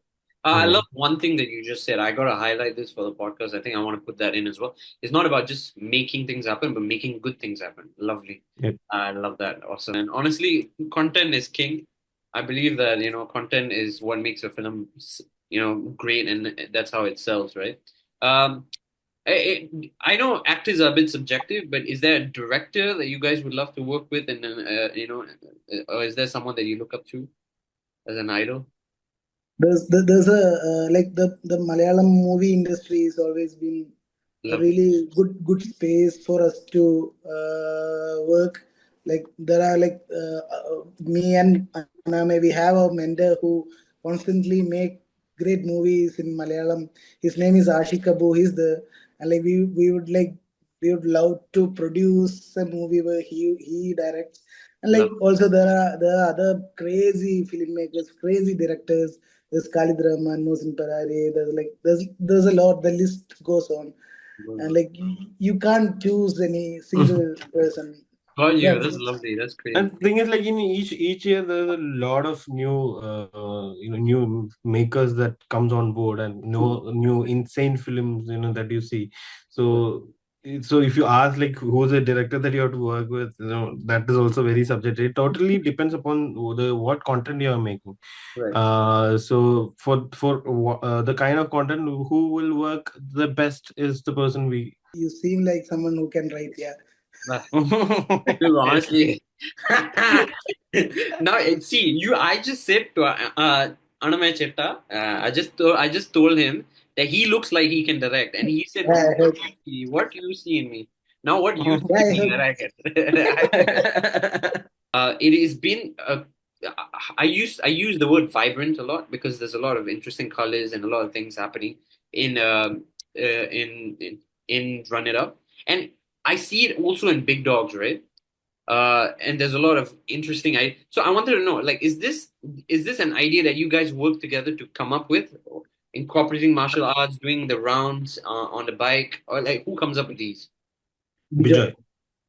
Well, one word, man. It's Yeah, just he's a master brain of all these music videos, bro. We tried to sort of Help him. execute his vision, but on the course, he's open to suggestions. He's because at the end of the day, he will ask us because, bro, it's your, it's your production. your place. No, not production. It's your place. It's your people. It's All the right. people of Kerala. So Also you the tell me culture. what. Yeah. Where's So Bijoy from? Vijay Vijay is is from from Mumbai. Mumbai. Yeah. Oh, wow, he's from Mumbai. Okay. How did He's you a hook up with him in the first place? Sorry? through HNK, through Hanuman kind only. Oh, through Hanuman Kind. Oh, lovely. Bijoy is really good friends with Hanumankind before itself. Like he has done a lot of videos with Suraj even before Big Talks.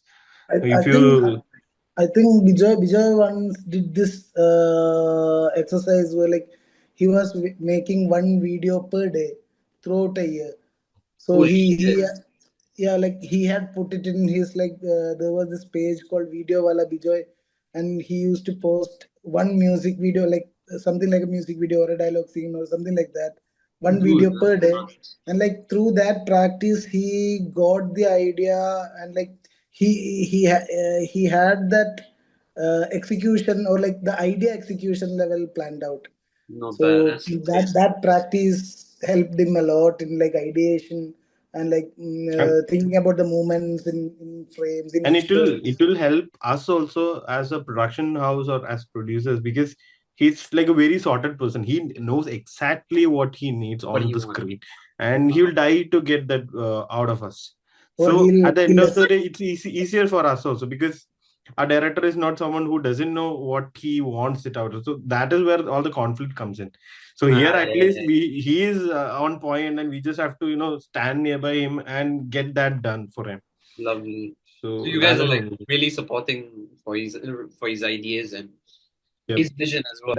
And we were also working with Bijoy for the first time. Even though we have worked before with Hanuman Kind, we were not. It was the first time we were working with Bijoy also, Enjoy. and we just had like 2 to 3 sort of prep conversations with him, and straight next day he's flying to Kerala, and we sort of somehow figured out a location in a place called Ponani. It's another district from here, Right. and we had like on the day before the shoot, Hanuman Kind came, and that's where we also saw him getting inside the car, and we did a rehearsals with him, Oh and shit. he was like, so the whole video is about him.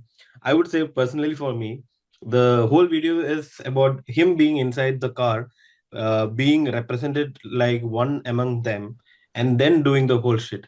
Or else it's just a rapper standing in between the wall of that thing, Correct, and correct, then he's spitting his words. But here though, you will see, like, he's also part of the whole scenario.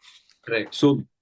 And while shooting also, there was a lot of unexpected issues, like because this wall of death thing, when the cars and the bikes rotate together, it makes a huge sound.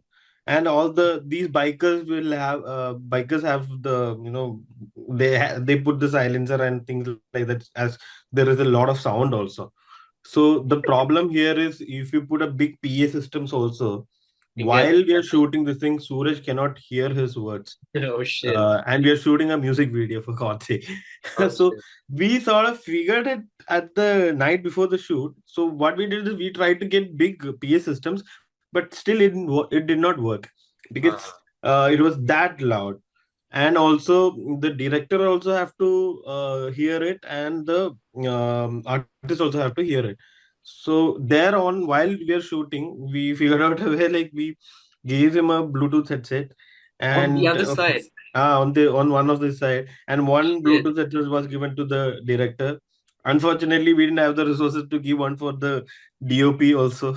So DOP is so if you look at the some of the behind the scenes, we didn't have the situation to even hire a behind the scenes videographer also. So there Correct. is not much of a BTS for Big Dog. We just have some clips that we are shot in for. But if you look at one of the videos, there is this situation where Abhinay, the DOP of Big Dogs, he is standing in the center, and then he's panning all around and trying to catch. But at the same time, he's not able to listen to the song. So even when the director says cut, He was just Suraj will recording. not hear it. Suraj will not hear it. The DOP will not hear it. So that way, everybody were like, it was really hard for us to shoot it. But but for the same reason, even though we were not able to hear or whatever it is, Bijoy knew whatever he has to put it on the edit table, he has got it.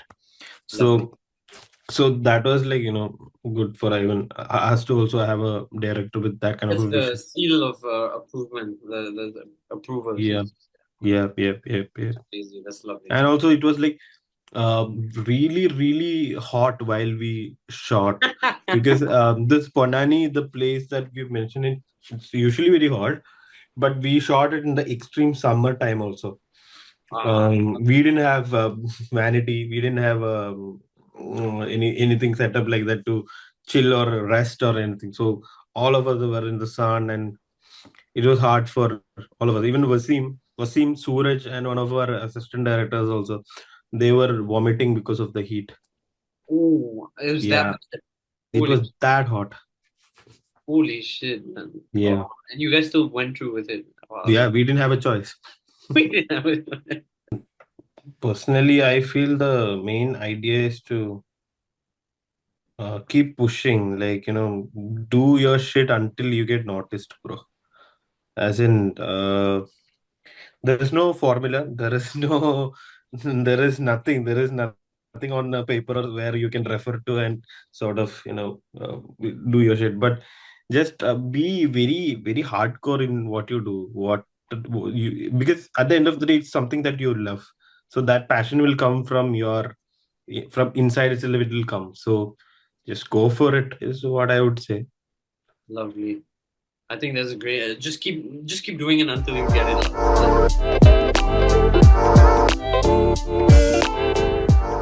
How long was the process, by the way? How long did you guys take making all the OSTs and soundtrack? If you don't mind me asking.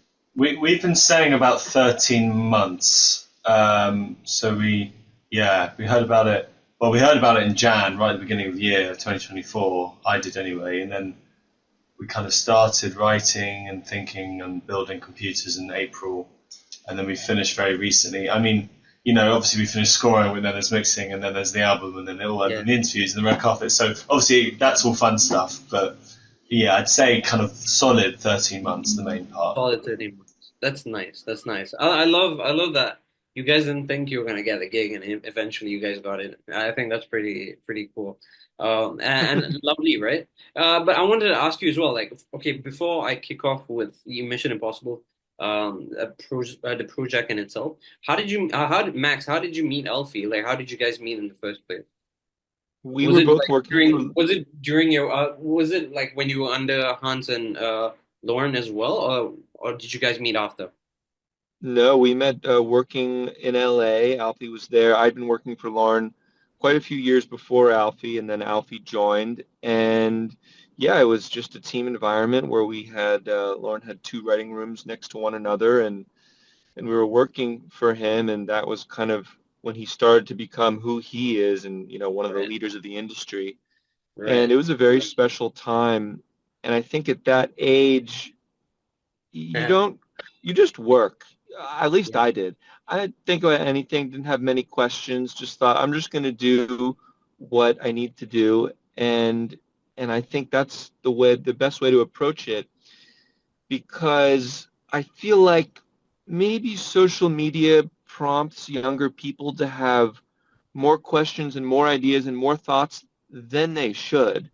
Really, the whole point of working for a great boss is that they pave the way for you, and you sort of just need to do what you're told. And it might sound a little harsh, but I don't think so at all. I love that time. I really enjoyed it. Yeah. But the first thing I learned from Lorne and Max was the work ethic. You learn very quickly that this is a commitment more so than you will hear your friends and family doing. It's a job that you really show up to, and there's a lot of conviction. You've got to find the energy to write things again and to fix things again. And and I think RCP has a reputation for a lot of hard work, and Lorne's team was no exception. But it was great. It was so fun. There was every type of project you could imagine was going on. High budget films, low budget BBC dramas, commercials. Lorne kind of loved it all. He didn't really have a kind of highbrow, lowbrow radar. He loved it all, and if the story moved him or he liked the director, then we would all dig in, you know. Oh, I love the fact that, there's a lot of experimentation as well. Because, like, I mean, to be fair, the one thing I've heard is that an artist is never satisfied, right? So you've always got to, like, try something, and if this doesn't work, like, keep trying different genres. I think that's the one thing that that fulfills, your time as an artist, pretty much. Do you agree with that, both of you? Yes, trying different genres, but even further within that, if you write a piece that's, say, in 4/4 at 120 in the key of A that has an 8-bar phrase, if that doesn't work, then try something in 3/4 at 100 BPM in the key of D. And it's literally as simple as that in terms of changing one small thing might help you change a lot of things without you even having to put in too much effort. So just slightly changing the prompt could provoke a whole new idea. And that's the beauty of writing. And it's also a very introverted process in a way, because you're in your own head and you're looking for ideas, and you need to be comfortable putting yourself in a place where you don't know what the answer is yet, but if you keep working at it, you will find it. You'll find it, right. It might be something new. It might be something that you're Yes. looking for. Yeah, I totally agree with that. Let me just really quickly touch back on the the partnership between you and Alfie, Max. Uh, can I just really ask, during the period for like you mentioned, there was a lot of fun making the scores and soundtrack for Mission Impossible, Final Reckoning. But were there like creative differences in between? Did you guys, were you guys in the same brain frequency? Was it easy to like plan stuff, or was there a lot like, debates or a lot of that kind of stuff on set and when you're making music? Yeah, I mean, it was a process that demanded a lot of material from us. We were very much dropped in the middle of McHugh's process, and they were shooting, and they still had problems with the script, and they still had problems with the characters. Not as criticism, it was just where they were in the process. And so following that, demands a lot of material from you. So we were both, as I've been saying a lot, kind of throwing paint at the canvas the whole time. But we would be listening to each other's work. We had mirror machines. We could open each other's work without problems. We were next door to each other. We had a score producer who kind of was there for every note of the score, really. So it really was a collaboration. And yes, we exchanged work. Sometimes we did things very differently. Sometimes I was tired one day when Max wasn't, or sometimes, I was doing one part of the film while Max was doing another. It really was all of the above. Right. Awesome. Anything to add, Max? No, it sounds right. It's one of the reasons McHugh wanted us there in the office was so that he could just knock on our door and say, "Come take a look at this." And it was exciting. It was really, and it's every couple of days I'll think, "Wow, I can't believe that's now a memory." But I do think that for him to usher in that style of working was indispensable to everyone in the process. Just to be next door to someone and just to be able to look at someone face to face and just have a normal human conversation rather than revert to this COVID era Zoom everything, which I know has to happen a lot. But if there's the possibility for that not to happen, that's preferable in my opinion. Yeah, it's more valuable.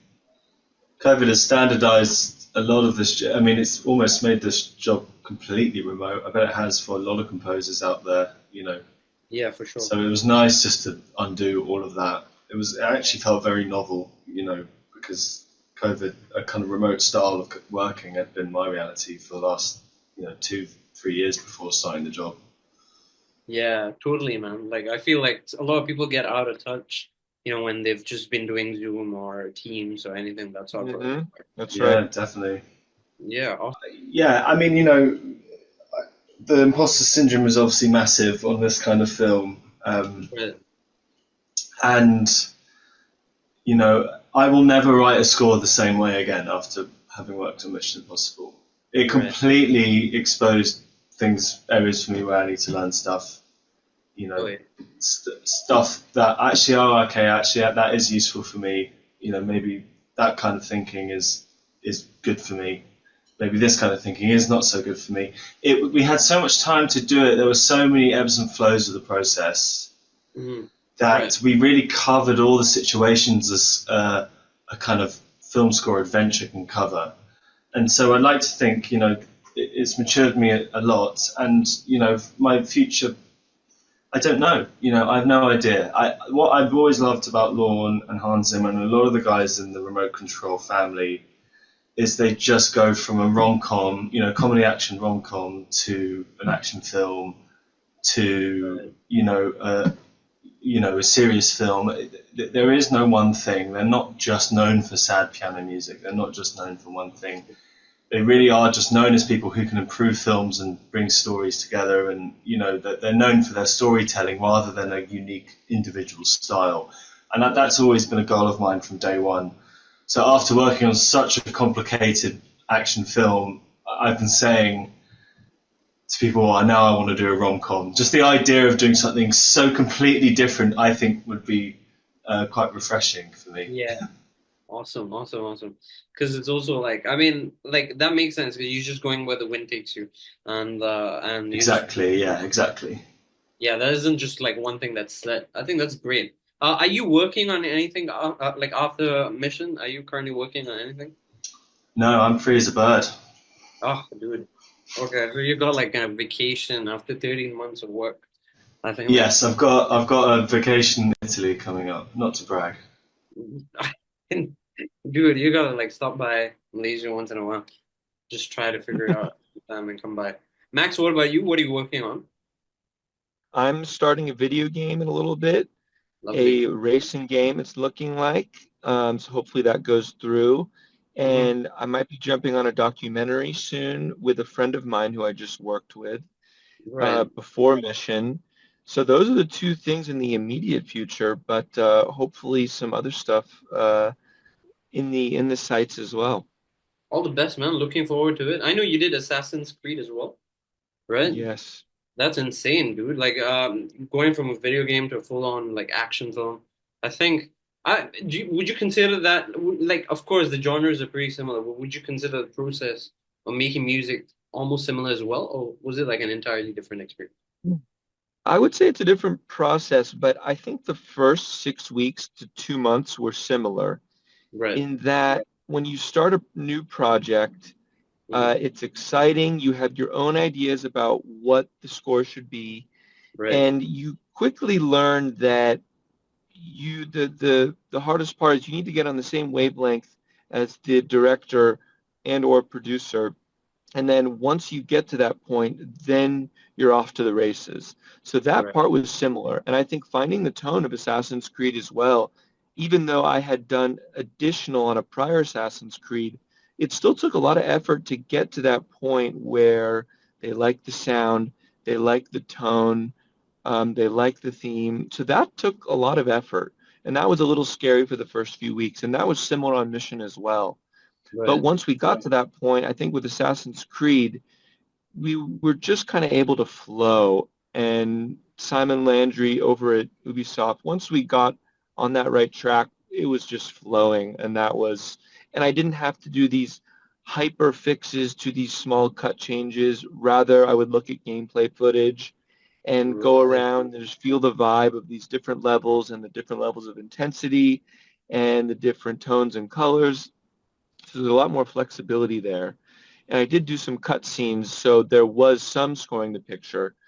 But I think with Mission and a film, it just goes to the next level in terms of attention to detail with shifts. In other words, the character is doing this, and then they go into a new room here, and then there's something goes wrong here. So that starts to take up so much time.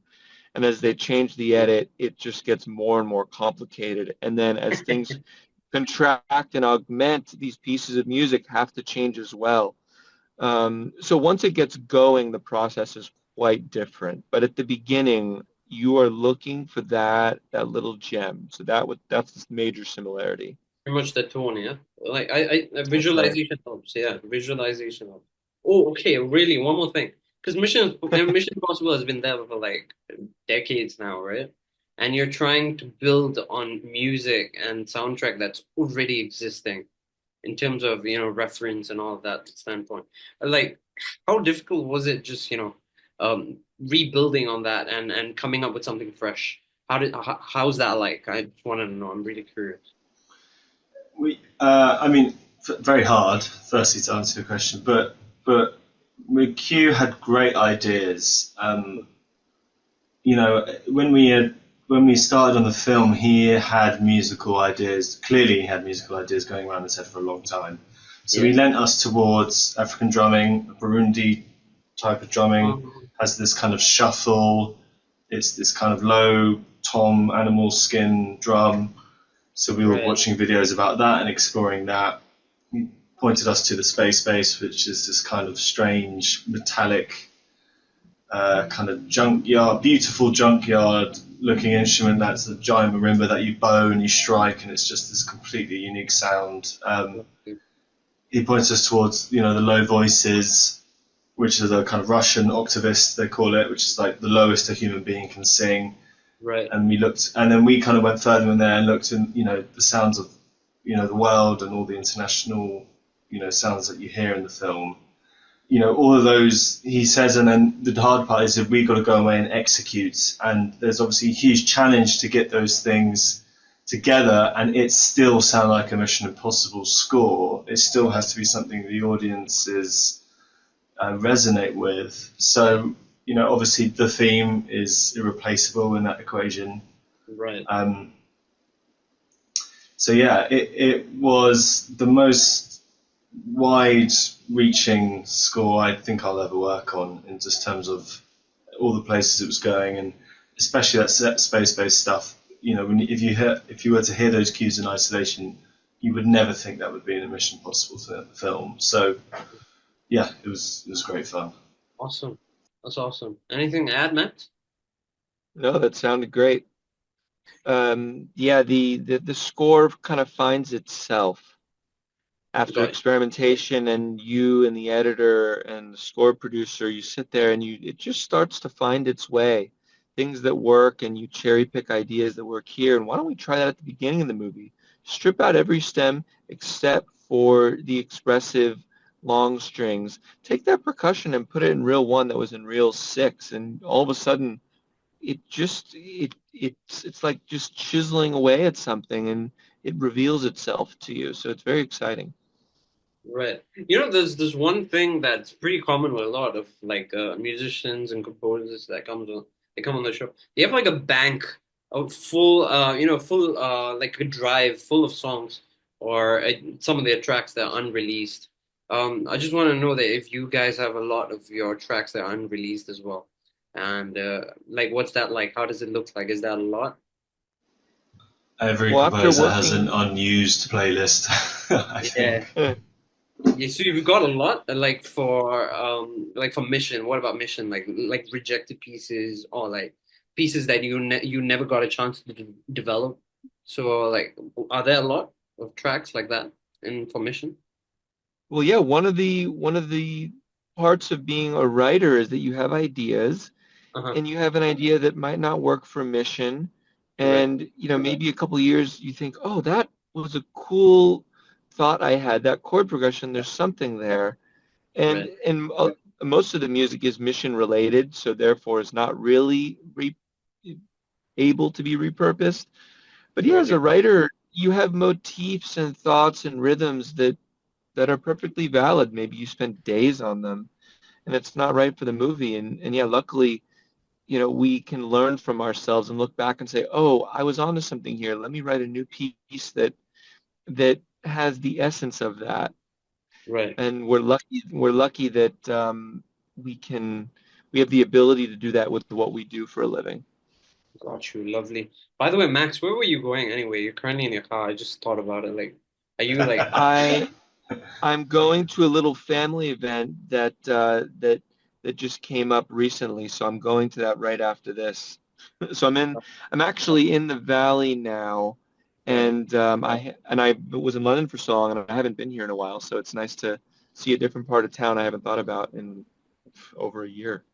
Perfect. Do you meet Alfie as often now, or like it's been pretty messy since the release? I've had max withdrawal after seeing him 7 days a week for 13 months. But we're now on different continents, so it'll be a minute. Right. Yeah, LA and UK, right? So that's pretty wild. Yeah, that's right. Oh, dude, awesome. I hope you guys work again soon so you guys can see each other more often. I'm sure. Like invest in a house together and make it music station. I think that's pretty. Picking up pets. Yeah. Yeah. How important is it for you to make your passion and develop it and turn it into a paycheck? Do you think it's something that's actually that a lot of people need to do right now, or is it like, if it's a responsibility, you pick up the first job that pays you money and go on with that? So do you think passion is really important when it comes to composing, or do you think it's just, let me just do whatever the director says and that'll be it? What do you think? That's a great question, and thank you for asking that. I think everything should be about passion. I've never made a decision in my life that was just about money ever. But at the same time, of course, you have to make money. So I think the ideal way to do it is to meet someone like Lauren, where you can throw all your passion in, and you will get paid. It is a job, and he's a professional, and he knows that. So I think if you can find a place where you can do both. But of course, when you're working for someone else, you're working on their projects, and therefore your purpose is to serve their creative function. And I love that. And I think everyone should do that because it teaches you humility. And then one day, like on Mission, for example, where we get to apply all passion and we don't have to worry about, where's my next paycheck coming from? That's the ideal situation. So I think if you can find a place to do both early on, that's how you got to do it. And I think that means working for someone personally. Lovely. Yeah, I mean, we're so lucky that in this business, as I've spoken about Max before, it's a great community, the film music community. It's very approachable. Jay, I think if you want to interview more composers, message them, and you would be surprised about how many will be up for it. And we're very lucky that, unlike trying to become a pop star, you can intern and you can assist and you can do entry level work, and it is an environment where you can get a paycheck. And from the outside looking in, all the composers I've interned for, and my very first tasks for Lorne, whether that's cleaning up the studio or doing the lunch run or doing technical maintenance, I was still so happy to do that simply because I was in the environment where my passions lied. Right. So, I think humility, Max, is a great word, because, if you can prove yourself in those kind of areas, then that's when you really start to further yourself. But, it's hard. Not everyone has this luxury, depending on the education you've had or the city you live in. Sometimes people have got the day job and they have to make time for their passions on the side. And it's a lot of people I've met in showbiz who I've looked up to often have a kind of acute conviction, a laser focused conviction, and they get there in a resourcefulness somewhere. McHugh would talk about when he worked at a movie theatre, and I think he worked for like a security firm too, and that everyone has their story of how they kind of maneuvered leaving the day job and making things into a passion. And it's arguably one of the hardest parts of this business, and those first stages and getting momentum and getting going. And me and Max were both so lucky to work for Lorne, because he always wanted you to further yourself. He didn't want you to stay in your lane. He was always throwing tasks at you just to get you going and to get you growing. Oh, lovely. Oh, awesome. It's nice to see you guys, helping each other out and just growing in terms of like making music for missions? Say that after working on something for a year, we had plenty of time to revise things, and what we arrived on in the score, I mean, I personally am proud of. And I think it takes practice to finish something and let go. It really does, because I think at first you're always thinking, oh my God, I keep going, keep going, keep going. But I think it takes practice to know when a piece is done. Right. And I think for me, the track that I'm most proud of is This Is My Mission. I think it's one of the bonus tracks. I don't have it up right now, but from that track, so much of the score was born. It was slowed down. It was made. It was augmented, and I think that became the emotional basis for the film. Right. And that's the goal, is that when you write a track and the director responds to it and it just goes everywhere, that's exactly what you want. And from that, the first emotional piece of the film was born. I'm not giving anything away, but the first one you hear when we right before we get the mission briefing. So that's the first iteration we hear of it. So yeah, very, very pleased with what we did. Lovely. Yeah, there's two moments in the film. One is the first thing you hear over the Paramount logo. You hear those drums, those African drums, and then there's another moment in the film. The track's called "We'll Figure It Out" on the album, and there's a shootout, and the characters are trying to find a safe place, and it kind of is the kickstart moment of Act 3. And I think, McHugh got really excited when we put some ideas there, because it was one of the moments in a quite an emotional film about the end of the world, where we just gave the audience permission to have fun and make it feel like it's an adventure movie, and make us feel the kind of heroism of Ethan. So those are always great. And I remember like our first family and friends screening, and Tom Cruise was sat right in front of us, and that first thing you hear in the film, the drums came, and he just started like beating his leg and just like dancing along, because he got excited in that moment, and that was the first time he heard those drums. So that will always kind of trigger good memories for me. Mm-hmm.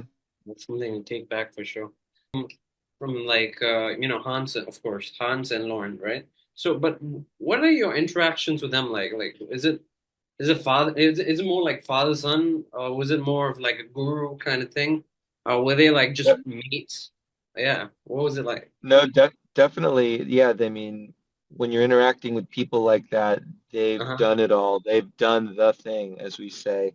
And yeah, definitely very much mentor, mentee, and always very supportive. And yeah, it's I think most people in life miss out on having a mentor, and there's nothing like it, because they're your supporter and your teacher. And it's such a special part of life, because it is like having, a second family member, a second dad for sure, who's looking out for you and saying, don't do this or do that. And I think when you do it alone without that, you develop maybe a sense of they've already been there, and that they've paved the way for you, and it's really helpful. I'll say that. Yeah, that's fair. Awesome. Yeah, I mean, I had very few interactions with Hans, but Lorne, especially during COVID and especially during Top Gun Maverick, and and kind of a lot of the things, we were kind of in communication constantly. And there's a kind of wiseness to the mentor, because they know where you're at and they recognize the mistakes you're making, and they steer you in the right path. And I think Hans did a lot of that for Lorne one day, before our time. So, yeah, it's very special, and kind of it's opened all the doors of my creative and professional career. I would be making podcasts in my pajamas. No, I would be making jingles. I mean, in my pajamas in my mum's house if it wasn't for Lorne. So I think. Yeah, it's for a lot of people who go through that route, they are just so grateful and can't really picture a reality without having done that, Yeah, I mean, not a lot of people get them as mentors as well. So I think that's pretty insane. just to have that experience. And of course, one day you guys are gonna go. I mean, this is the first step of outgrowing that. I think a lot of the projects that you're getting off this are gonna be, a whole different experience. Of course, it's just, like you mentioned, it's all about growth, and I think that's really important as an artist as well. And to have a mentor, like you mentioned, is really important because it helps with direction, right? I think that's essentially it. It helps with direction. And if you know that you're steering towards the right path, which not a lot of people have the luxury of knowing. That's right. I think, yeah. So I think that's one of the most important things. Um, another question I usually ask all my guests, of course, this is more of like a very general question as well. So a lot of people are trying to make it in the industry. Maybe they've tried and they've failed, or they just don't know who to reach out to. So what kind of advice or suggestions would you give these people? Like, what would you tell them to do? I think anybody who has a career, they can reach out to in a gentlemanly and professional fashion, and at that moment that person might need help, and that could be their moment. But I think, of course, timing is everything. So when people reach out to me and I don't need anything at the moment, I just reply as professionally as I can. Thank you for reaching out. But that shouldn't mean that people should just stop. They can still keep trying. They should go on LinkedIn, go on Instagram, see who's working on a TV show, because a TV show means it'll recur. So if that composer doesn't need anybody in season 1, they might need somebody in season 3 because their colleague might jump onto their own TV show. So it's a dynamic process, and they shouldn't need to give up. And it shouldn't be like 1 week of reaching out and then just never doing it again. And every composer should be setting assignments for themselves and writing at least one piece a day, every day, 7 days a week in different styles. So what school does is it gives you assignments, and when school is done, or if you are not in school, you can still be setting goals for yourself, and should be. And for example, I'm already back home and I'm already setting new assignments for myself, even though I'm not working on anything right now. So that can always be done. The learning should never stop. Learning should never stop. Got you. Amazing. Yeah, I mean, I agree with all of that. And, I think you've got to immerse yourself in the world you want to go into, whether that's, if you're an actor and doing amateur theatre, whether it's a writer, you go to writing groups, and you've got to get your work out there because that gives you accountability, whether that's from a mentor or from an audience. And I think if you do that kind of persistently, you will make your own luck, and you will be ready when the phone rings, and you will meet the person that, opens doors for you. And I think, where it all really started for me when I got that job with Lorne and I was moved to LA and I did a course in UCLA, I was surrounded with composers and filmmakers, and everyone knew where the internships were, and everyone knew how to get things going, and knew the people, and knew the managers of the people and the agents of the people. And I was just so immersed in it, and I put myself in that environment and just worked very hard in that environment. And I think that's what you've got to do. You can't just wait. You have to work. You have to work somehow. Yeah, you got to be a little bit more consistent than just waiting. I totally agree with that, man. Awesome. I think I've got like a buttload of great advice. Thank you guys for that.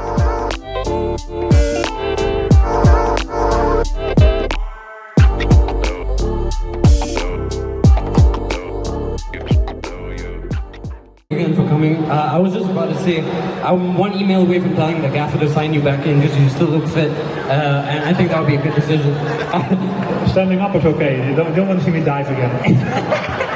Fair. I've got one really quick and different question. Of course, last time football was like a really high pressure sort of a sport, and you have to deal with that in personal life and family and all that. How did you not succumb to the pressure? And if you had a routine to help with your, stress at that point in time on stage? Yeah, I think it's an interesting point that you make. Of course, life is all about pressure. everybody needs to perform. It's a quick society nowadays. Everything needs to go quick. You see a lot on your phone, on TV. You need to work hard. The prices are high. So I think everybody has something to deal with pressure, and not only on the football pitch. And of course, you're exposed because their TV is a lot of fans. They want you to score, to play well, to save the goals. But I think when you're in trouble, when you find yourself not in a good period, it's important to find something trustworthy, maybe an uncle or a neighbor or maybe a school teacher, to talk about the problems that you feel and that you have, and try to solve them as good as possible, and be strong, and make sure that you have the courage to stand up and make something out of your life. Awesome. Thank you for the inspiration. You're welcome, man.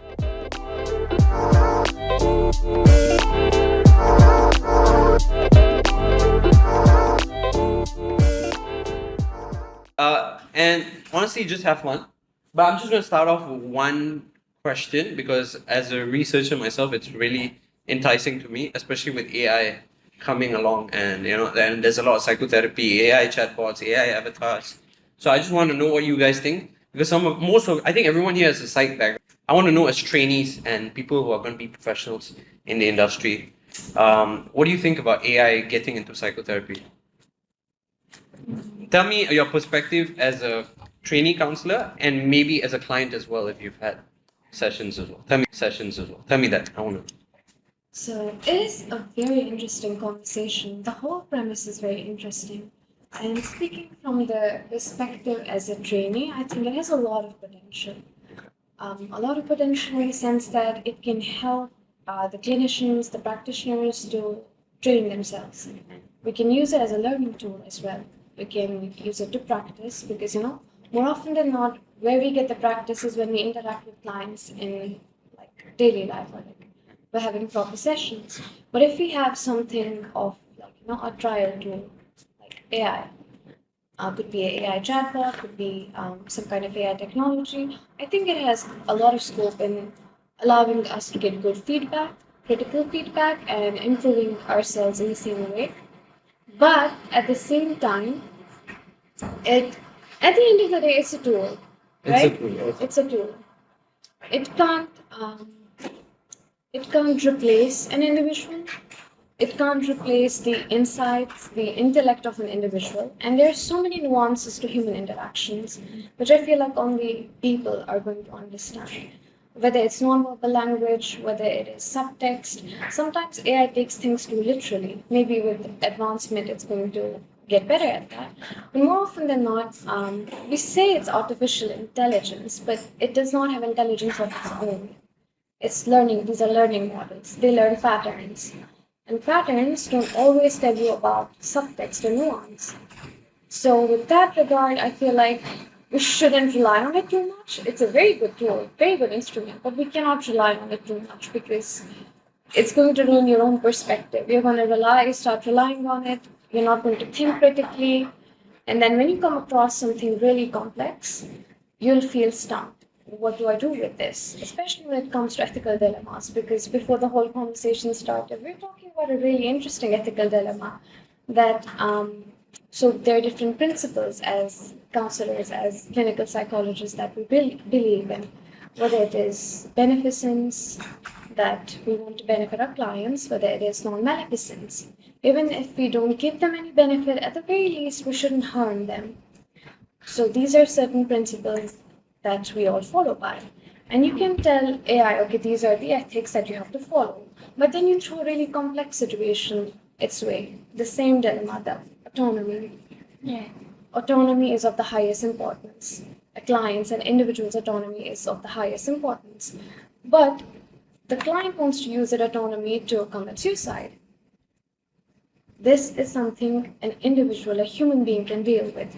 The contextual factors, the variables. AI would be stumped. More often than not, if you give these questions to AI, the AI would respond with, go ahead, you can commit suicide. Basically, our autonomy. For sure. So, I think a lot of us know as well that when it comes to AI, I'm just going to use ChatGPT for an example. I think like it helps a lot in the sense that like it gives support, it gives reassurance to people, but a lot of times it can't really kind of disagree with you, kind of like stand against you, and that confrontation is needed sometimes, right? You bring up things that the client may or may not think about previously. So that's the part that I feel like AI may not be able to catch. I feel like it's a really good support, but it's not so much a really good source of counseling or psychotherapy. I think in that sense, I think that's the thing. A lot of people, I feel like supporting helps them well enough. I remember like I read this message in a textbook about personal counseling that said that people usually come for counseling for two reasons. One is to resolve their issues. Number two is also to feel better. And I think ChatGPT does that very, very well. So I think one of the things that might cause an issue to our career opportunities is that sometimes when people seek support from ChatGPT, they might not feel like they need counseling or they need psychotherapy in that sense. I had an idea, I forgot what it was already, but I wanted ChatGPT to disagree with me, to prove me wrong, and it couldn't do that. Yeah, so I think that was the big limitations that I think in the space of seeking help, seeking emotion. And AI, not so much. Yeah. I have to agree. Like, I've been a student as well, so I get that point where AI is extremely helpful as a support and all. And when you say people need that support, I see that in clients as well. They want someone to validate how they feel. So yes, AI sometimes does that. It validates what you feel. It supports you, but in certain instances, it validates the wrong things. It just because your AI actually, like ChatGPT, take for an example, your ChatGPT knows you actually. So sometimes you have to type it in a way like if an outsider was looking at this, how would they think? Because your AI, if you realize, it's always validating you. If I type the same thing in my ChatGPT and you type the same thing, we'll get different answers according to our past researches. So it's very dangerous when I've seen it validates the negative emotions because it wants to validate that person. So then that's when I think it gets a bit dangerous, as useful as it is. When clients use it as a counseling tool, as a supporting tool, I feel it gets a bit dangerous. And some. But a thought I thought of is that, sometimes when we are talking to our friends, even you don't get the validation they want, right? Yeah. I'm thinking from like maybe someone who seeks ChatGPT as a support. Maybe they've been hurt. Maybe they have been, betrayed or whatnot. Maybe in a way I feel like if we look at that, then that might make a sense. Like, oh, of course, ChatGPT validates you. It gives you what you want because what they want was not provided by them, either by their friends, by their family. But I think it all comes back to how you use it. Because we have the awareness to know what might be too validating. We have the, I guess, insight or self-awareness to know, hey, you're a bit too validating. I say I want to jump, you ask me to jump. It's kind of absurd, but maybe to them it's like, oh damn, do I really want to jump? It's feet. Psychosis? Yes. Where people, like you said, they believe it. They're like, oh, maybe I do want to jump. Maybe I do want to do this. Because it's like an infinite echo chamber. Your own thoughts being repeated again and again and again. And you're like, oh, okay. True. I agree with CK also because not everyone has a healthy circle to share. Especially imagine yourself after work. All your friends maybe they get married, they have their own work to do. So when you want to share, right, there's no one around. So some people they prefer go to AI and then they share their days, right? But you also need to very aware of the conflict because everything has pros and cons, right? Of course, the good side of using AI, what I can think of for a client, maybe it's very budget. Because attending therapy, for some of these population is not a very good thing. Even we have training counselors, we can get them for a very affordable price, but not everyone can afford. Yeah, even like 10 ringgit, 20 ringgit, it might be a strong. and judgment not. So I think self-reflection is very important in this place, especially for us as a clinician as well. Sometimes I think we also use ChatGPT to understand more, maybe to create like a treatment plan to get a new idea. But we need to have the self-awareness to see, are we really relying too much on the AI, or are we just get some idea and you need the new idea to implement your own idea to create a better plan individualized for your client. Because I think that a diagnosis, AI can create a diagnosis of course, right? Yeah. But diagnosis itself cannot explain all beneficence, autonomy.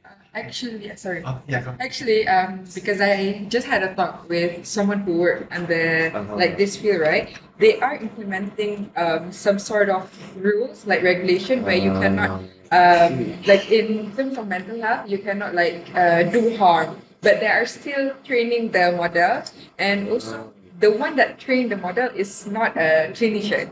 So whether you have to click, you know, like ChatGPT, sometimes they have two options, right? So the trainer would just click which one they think best, but they don't have any like background. Yeah, so that's why. Yeah, and I was also thinking like I have a cousin who also works in AI, and he was telling me about like what they have to consider when in terms of like what they answer, and the priority is like always like, oh, we have to get the user to engage with it more. Yeah. So the priority is that, not to like protect the client, or like to, let's say, to ensure that they get better. It's to like, oh, what will make them want to interact with it more? And that might actually be why, like, it's always so encouraging. So we always want to kind of go. When you guys were talking about AI and how it helps open up for people who cannot open up, coming from a different background, from an automotive background, reporting on it, how do human interaction will work? And when, like now, we need someone to talk to. We cannot say everything to everyone. We say things, certain things to our parents, certain things to our friends, and we have this one particular person where we know we can open up everything and they will not judge. So when this is there now, but when AI grows and it becomes the companionship, because you can just type out, I am feeling this. I've been rejected by a girl, I don't know what to do. It just gives out. You know, I have tried, like, even last week I just typed out, I'm going on a date, this is the girl, I just gave some minor characteristics. What do I do to impress her? He gave me like 10, 20 tips. Okay, and then it even gave me, do you want suggestions on restaurants that you would like to take?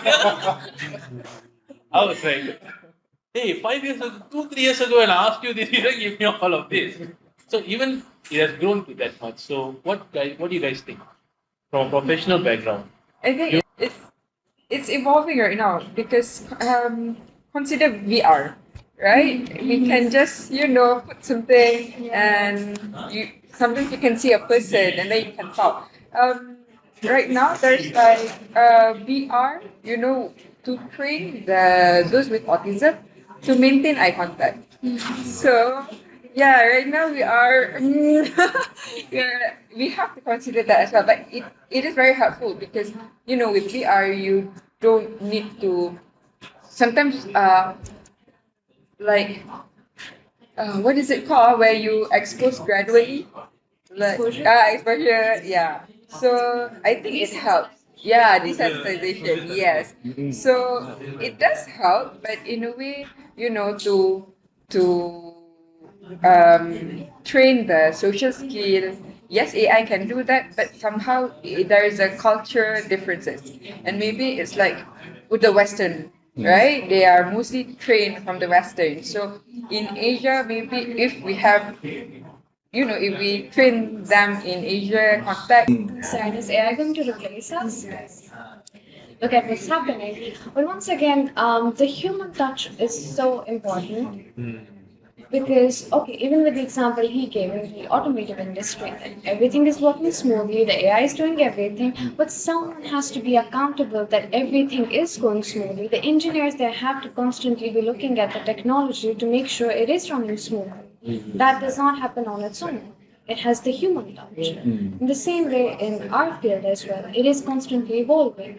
But who's in charge of making sure it is doing it properly and who is using this technology? That should be us. Because a normal person, like you said, it's very good for, let's say, teaching children on the autism spectrum.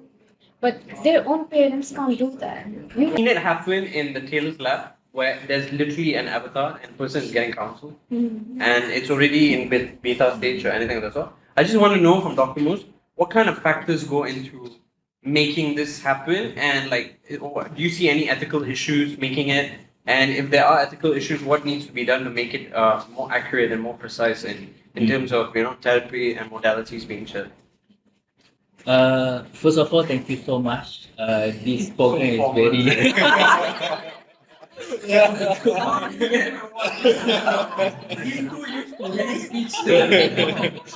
But actually, I'm not the first one. It has been started by our program director 11 years back.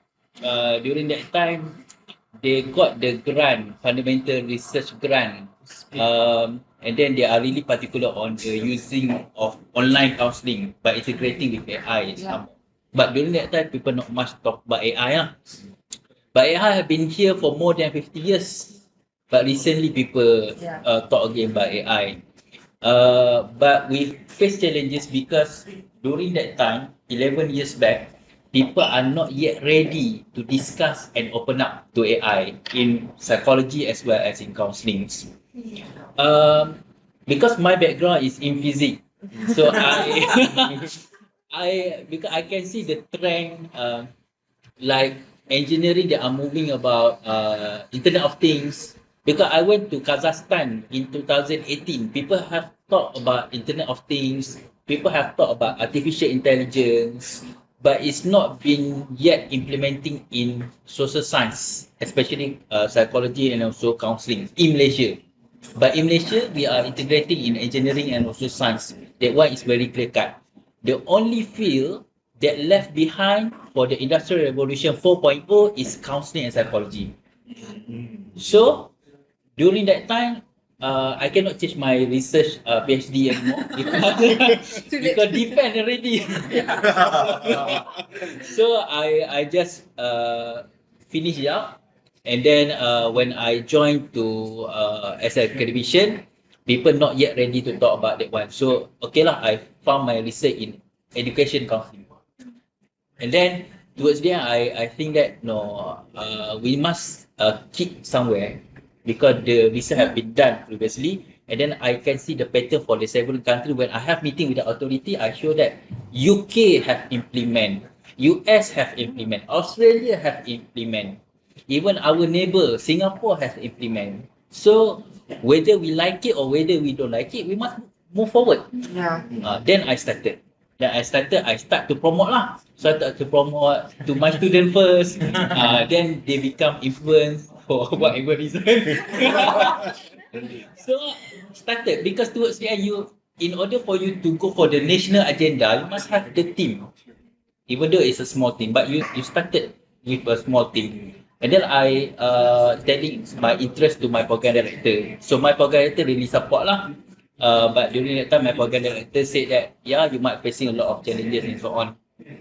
For me, I don't care about the challenges because whatever the thing is, there is always a problem lah. So when it comes to problem, I always telling myself, I'm not telling myself why me lah, why I need to face my problem. But basically, I will tell to myself, to the problem itself, I will say that try me. So, and then I discussed with several person for the Malaysia Board of Counsellors and so on. So they are quite positive on that as well. Even for this World Counselling Conference in University Putra Malaysia, their main thing is about AI, artificial intelligence. And then they have started the committee, innovation committee. In that particular innovation committee, they have a task force to create the AI policy so that we can have the ethical use of AI. So I one of that committee lah. They have been appointed, and then next week we have the second meeting to develop. And then for the next week also, I will involve with several researchers. They have the fundamental research grant scheme, so to discuss about this matter as well. So my work here, because I have this vision, vision, but vision only is not enough. You must have the action. So that's why I have the vision, but I'm the kind of person that I will walk the talk. I will do the thing and I will prove to you. So vision plus action. What will happen if you just only vision and without action? It is called what? It is vision without action is called as hallucination. So I don't like. So that's why I kind of person, I don't like to talk much. Even somebody are telling me, oh, you want to do this, I kind of person that don't talk much, prove it to me. Prove to me first. So I'm so glad to have Jay, I'm so glad to have Ian, and our new team members, Nambara, and so on. So we work hard to go for the competition, for the national level, ASEAN level, international level.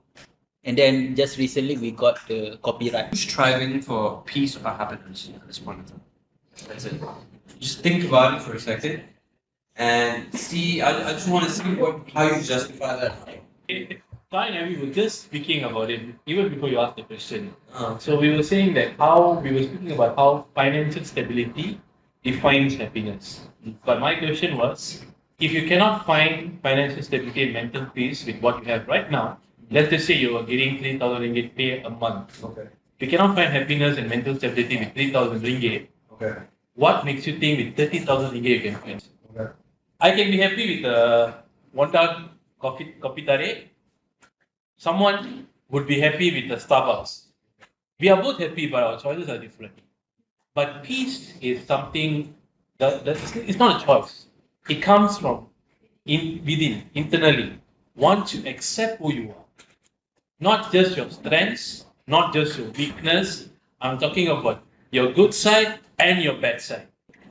You make a very fair point that peace is something more long lasting as compared to happiness. But then isn't it that you are taking this as a universal definition? Peace is whatever you want it to be. Maybe your peace comes from not being peaceful. Your peace is having a passionate. Walk me through that for a second. What do you mean by there's a big contradiction in my head? Try to Yeah, how can you be peace without being peaceful? It depends on environment. Absolutely. That is secondary. The first point I made was that peace and happiness is whatever you want it to be. There's no universal definition of that.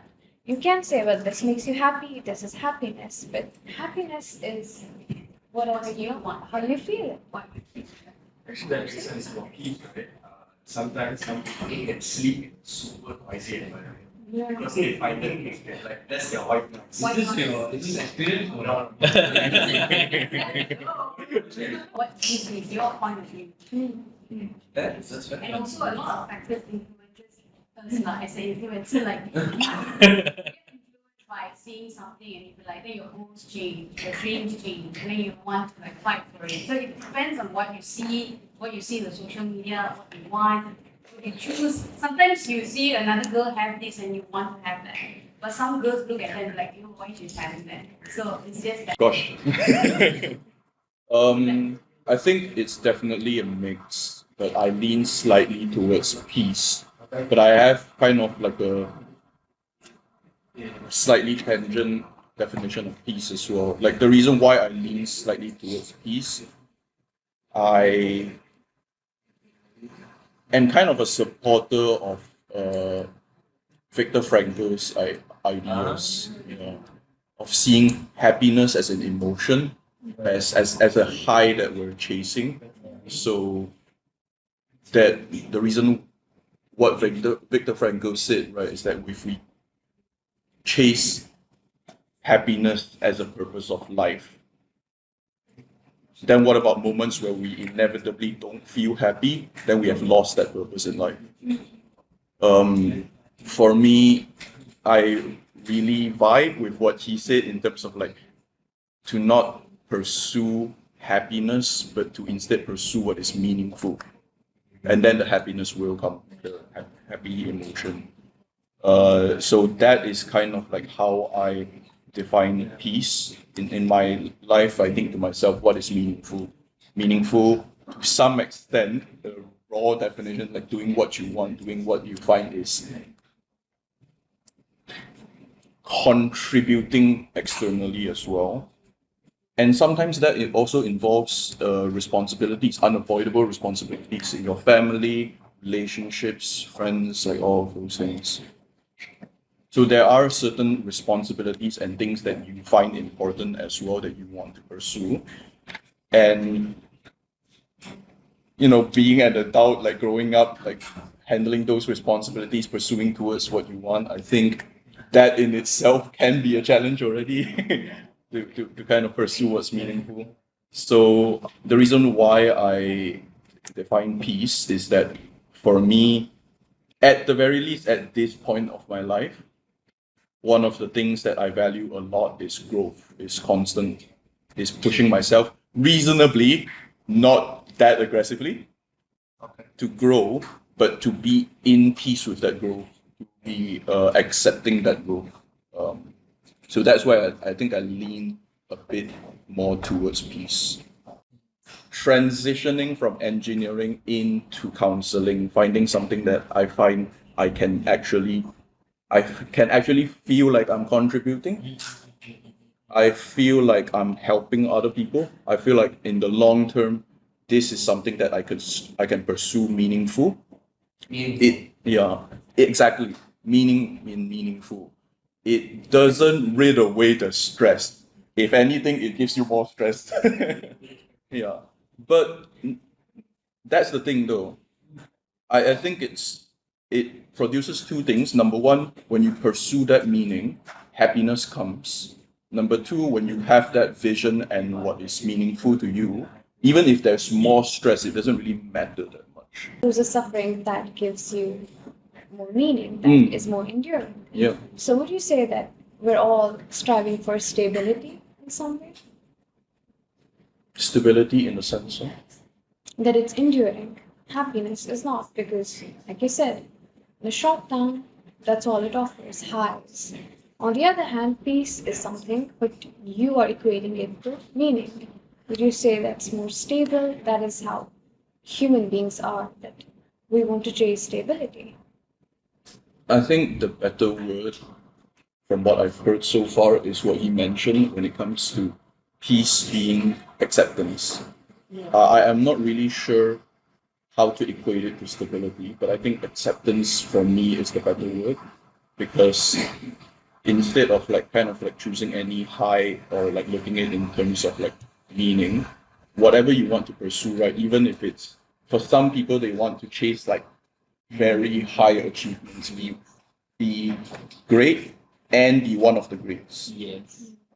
For some people, they just want to live their own life, like just do a job, just do bare minimum so that they can have fun, so that they can relax. Some people, they are family people. Some people that they are really great, like some people they value relationships. Some people like they love being by themselves. They love like a single life. So I think a lot of people have that different definition. So it all, for me, it comes down to what I don't know what his name is, but what that handsome guy said. Yeah. So it have been the love-hate relationship with physics, but because I changed my course to counselling. Initially, I want to pursue for psychology lah, but my lecturer advised me to go for counselling. Then I just follow lah. The reason I changed into the science stream to the social science, because during the final year project, when you do the experiment and so on, you're always dealing with the machine. Somehow I feel that there is something missing. Deal with the machine, you can get data, you can get your paper, you can get your grade and so on, right? But there is something missing. What is it? Because you deal with the machine, right? You're not dealing with the human. The missing is soul. The machine doesn't have soul. So then, I think that towards the end, I also want to contribute, right? I don't want to contribute to the machine only, but I want to contribute to the human. That's why I changed to the counseling. For sure. Are you still looking for soul? Soulmate. It's because of influencer, you are putting yourself into the numbers. For example, how many followers, right? How many likes. So that is the things. People always have the misconception when they have been trapped by the numbers. Then you putting your happiness depending on the numbers. But towards the end, you are the one who define your happiness, because your life today is someone else's dream. It's someone else's dream. You might feel not happy, but for other people, oh, I want to get your life. So you define your own peace and also happiness, because towards the end, everybody would like to be RIP, rest in peace. Themselves like any kind of like space to relax. But when you talk about like how do you take care of yourself, is it sustainable for you? They say, yeah, absolutely, I can manage this, like no problem at all. I was like, okay, it's like a new thought to me. You can kind of like manage this kind of lifestyle with like minimal or sometimes even like no rest, no like self-care. Like, okay, but then it kind of clicked to me that this person who is facing so much struggle, so much unavoidable responsibilities and circumstances, has kind of like forced himself to be able to manage these things.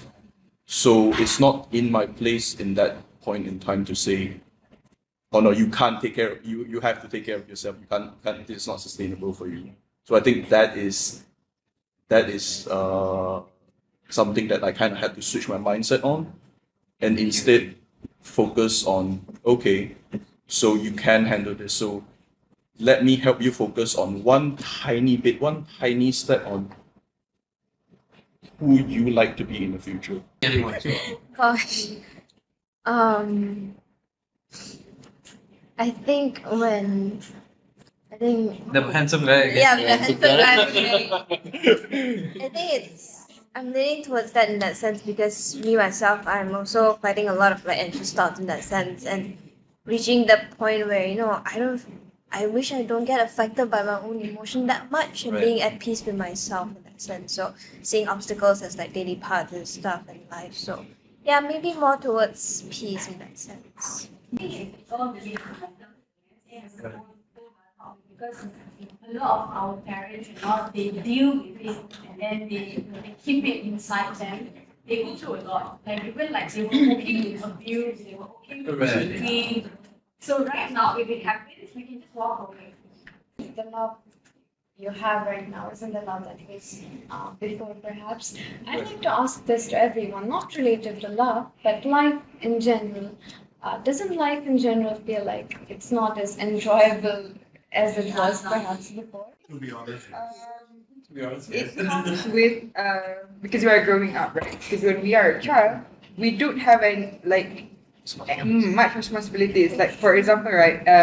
Because I'm a Malay, we have Raya. So Raya, when I was a kid, we have nothing to think about. Like it's just getting money and then food is prepared. But right now, as I reflect again, I have to think about so much, like to give out the money and then the food. Right now, the responsibility is on me, so it's not as enjoyable because you use the mental energy. But I don't know. I mean, if you choose to be happy, then you can, right? So yeah, I think.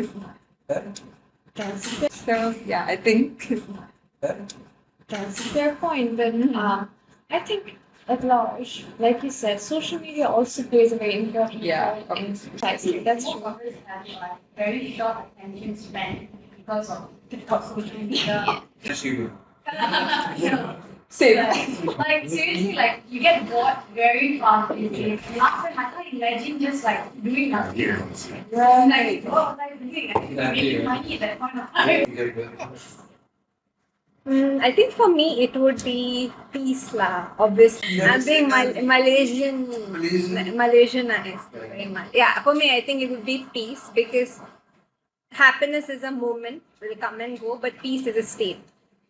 It'll be a state of mind, a state of heart. I feel like if you're peaceful, you can.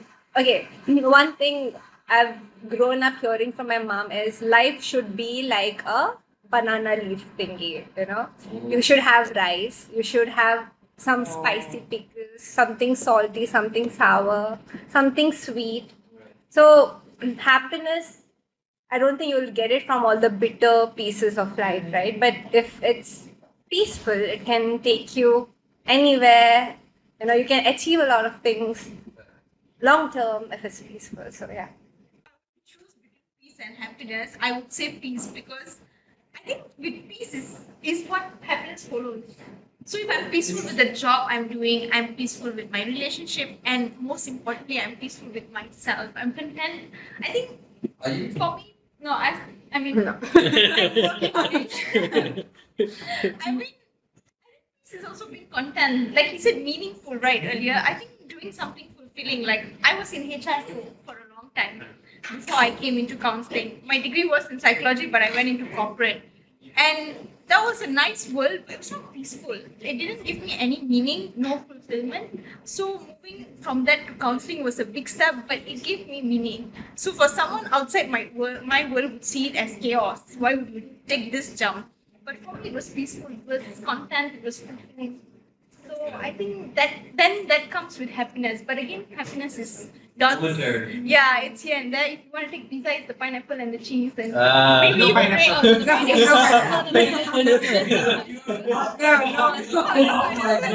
You guys don't like pineapple in a pizza? So I'm an early years teacher. I don't know peace every day.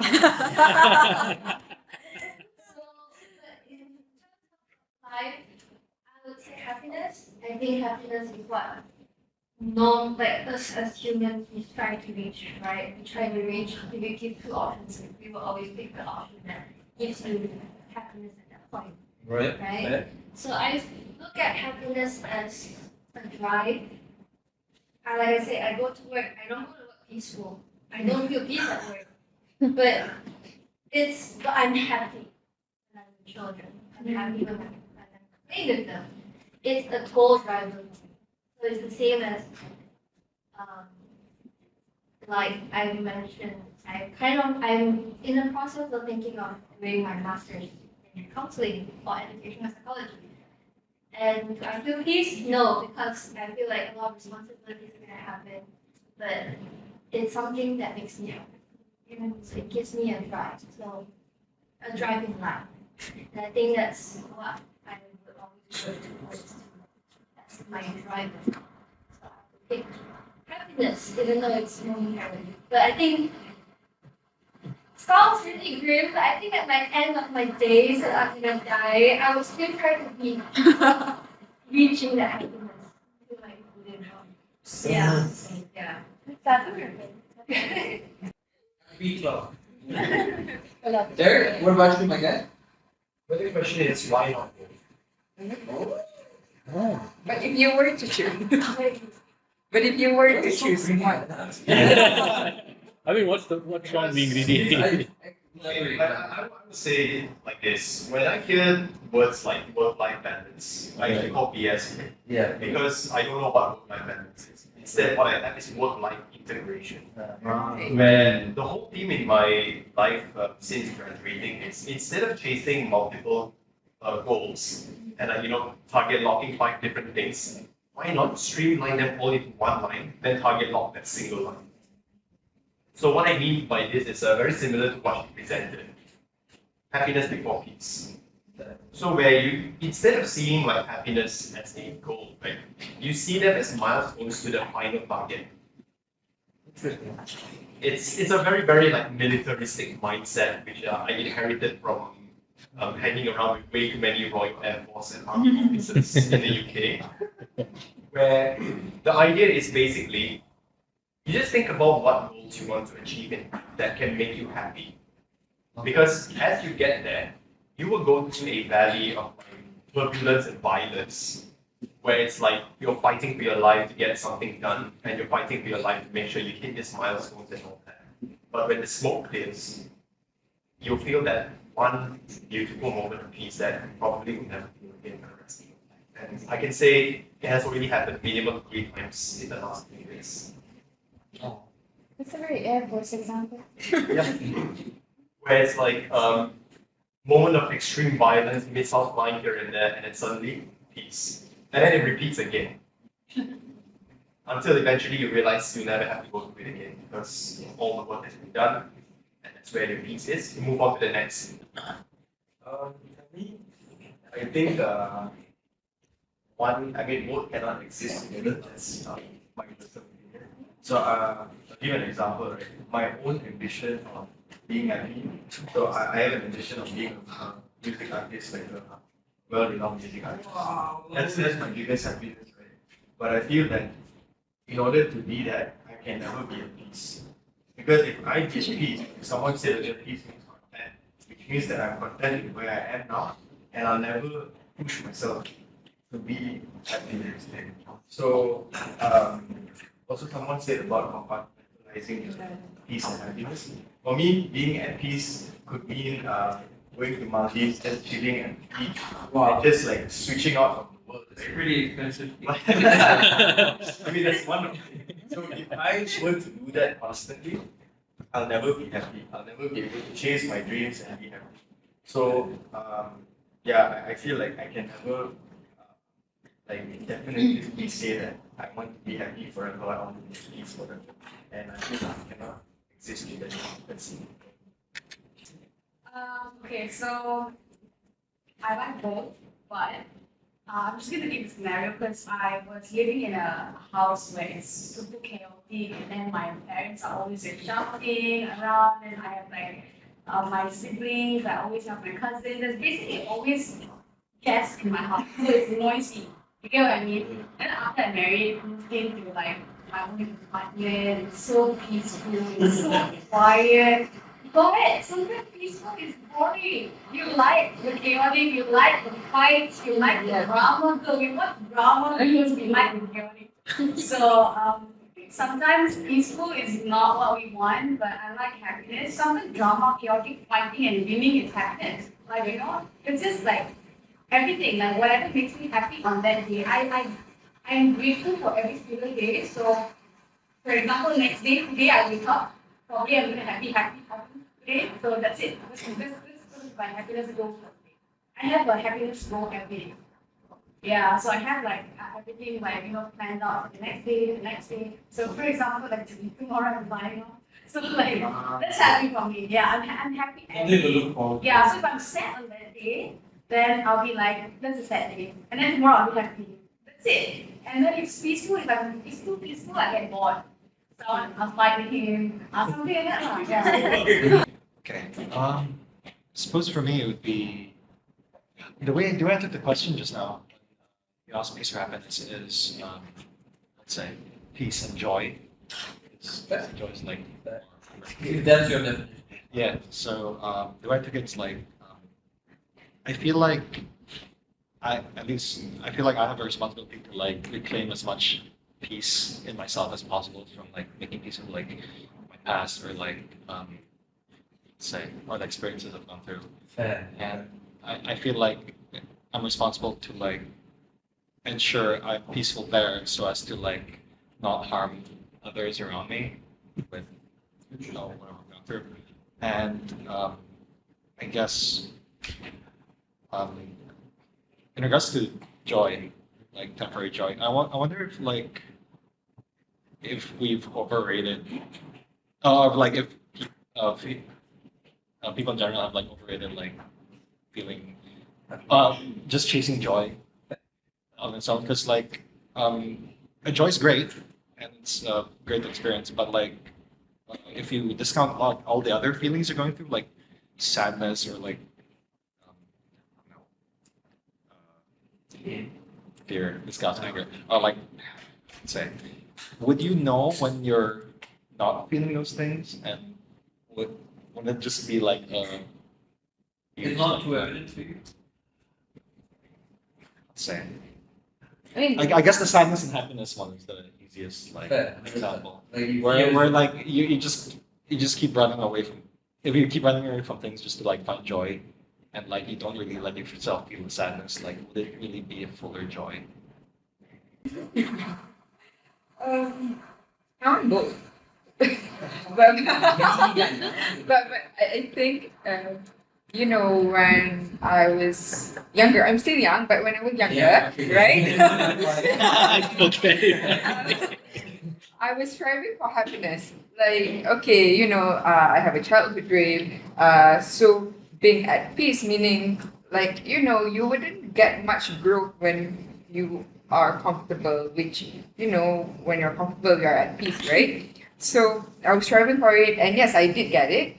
And the happiness, you know, I get the happiness, but I think when I joined MCP, I learned the hard way that, you know, through hardship also, if you maintain your peace, right, you can get through it. And at the end of the day, when you, after the storm has passed, you get to the happiness. So no matter what life throws at you, you know, life is not always meant to be sweet and happy, but when things are hard but you're at peace, you can still get to the point where at the end of the day it is you know, you can get happy. And like Dr. Mu said, but everyone is gonna rest in peace, right? But I also want to, I want to die in peace, but also I want to die knowing that I have lived a happy life. So yeah, I want both anyways. Whatever. Like whatever I want to do. Whatever I want. It's a very difficult question Yeah, to exactly. live. I think I'm lucky enough to live in happy and what's that one? Lucky and happy, peaceful. You feel like now you're not entirely in control, right? I mean, personally, like just to make myself feel happy, Okay. I say that whatever I do, I can control the outcome because I'm putting the effort, I'm planning stuff. Yeah. But Wait, why doesn't I do want things? why I think such a way, why I want this thing, that I feel like maybe it might not be. I'm not saying it's because of God, but maybe there's an underlying. That's the question. There's an Is it underlying God? factor. Is it something else? There may be an underlying, maybe because I'm. Maybe because of things that I've gone through, that's why I want to think this way. Maybe because of things I've gone through, that's why I want this. So it might be, yes, I'm in control, but to what extent? Yes, your free will. Sama? I mean, I don't know. This is a safe space, so I'm just gonna put it out there. I don't really have. I have a struggling relationship with God, but whenever I wanted something really, really badly, I prayed for it. All, you know, like 5 namazes and everything, but Right. I never got it. But then, if I don't ask it from God, but then I work hard for it, then I usually get it. Rather than asking and putting effort, if I don't ask and then I put effort, I get it. So I have this illusion that maybe I am in control of my life, but but maybe it's God also. But I have the illusion that it's me doing everything. So. Handsome Man. Who said handsome just now? Yeah. Our beautiful handsome man is launching his own podcast.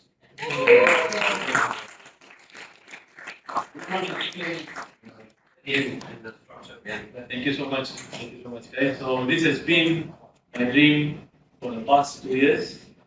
So the name is Pandavas Podcast Channel. The name Pandavas is actually a mythological name from Indian scripture. The characters are very close to my heart. Each of them categorize bravery, loyalty, righteousness. So that's why I chose the name, because this podcast is going to be just not an ordinary podcast where you get general information.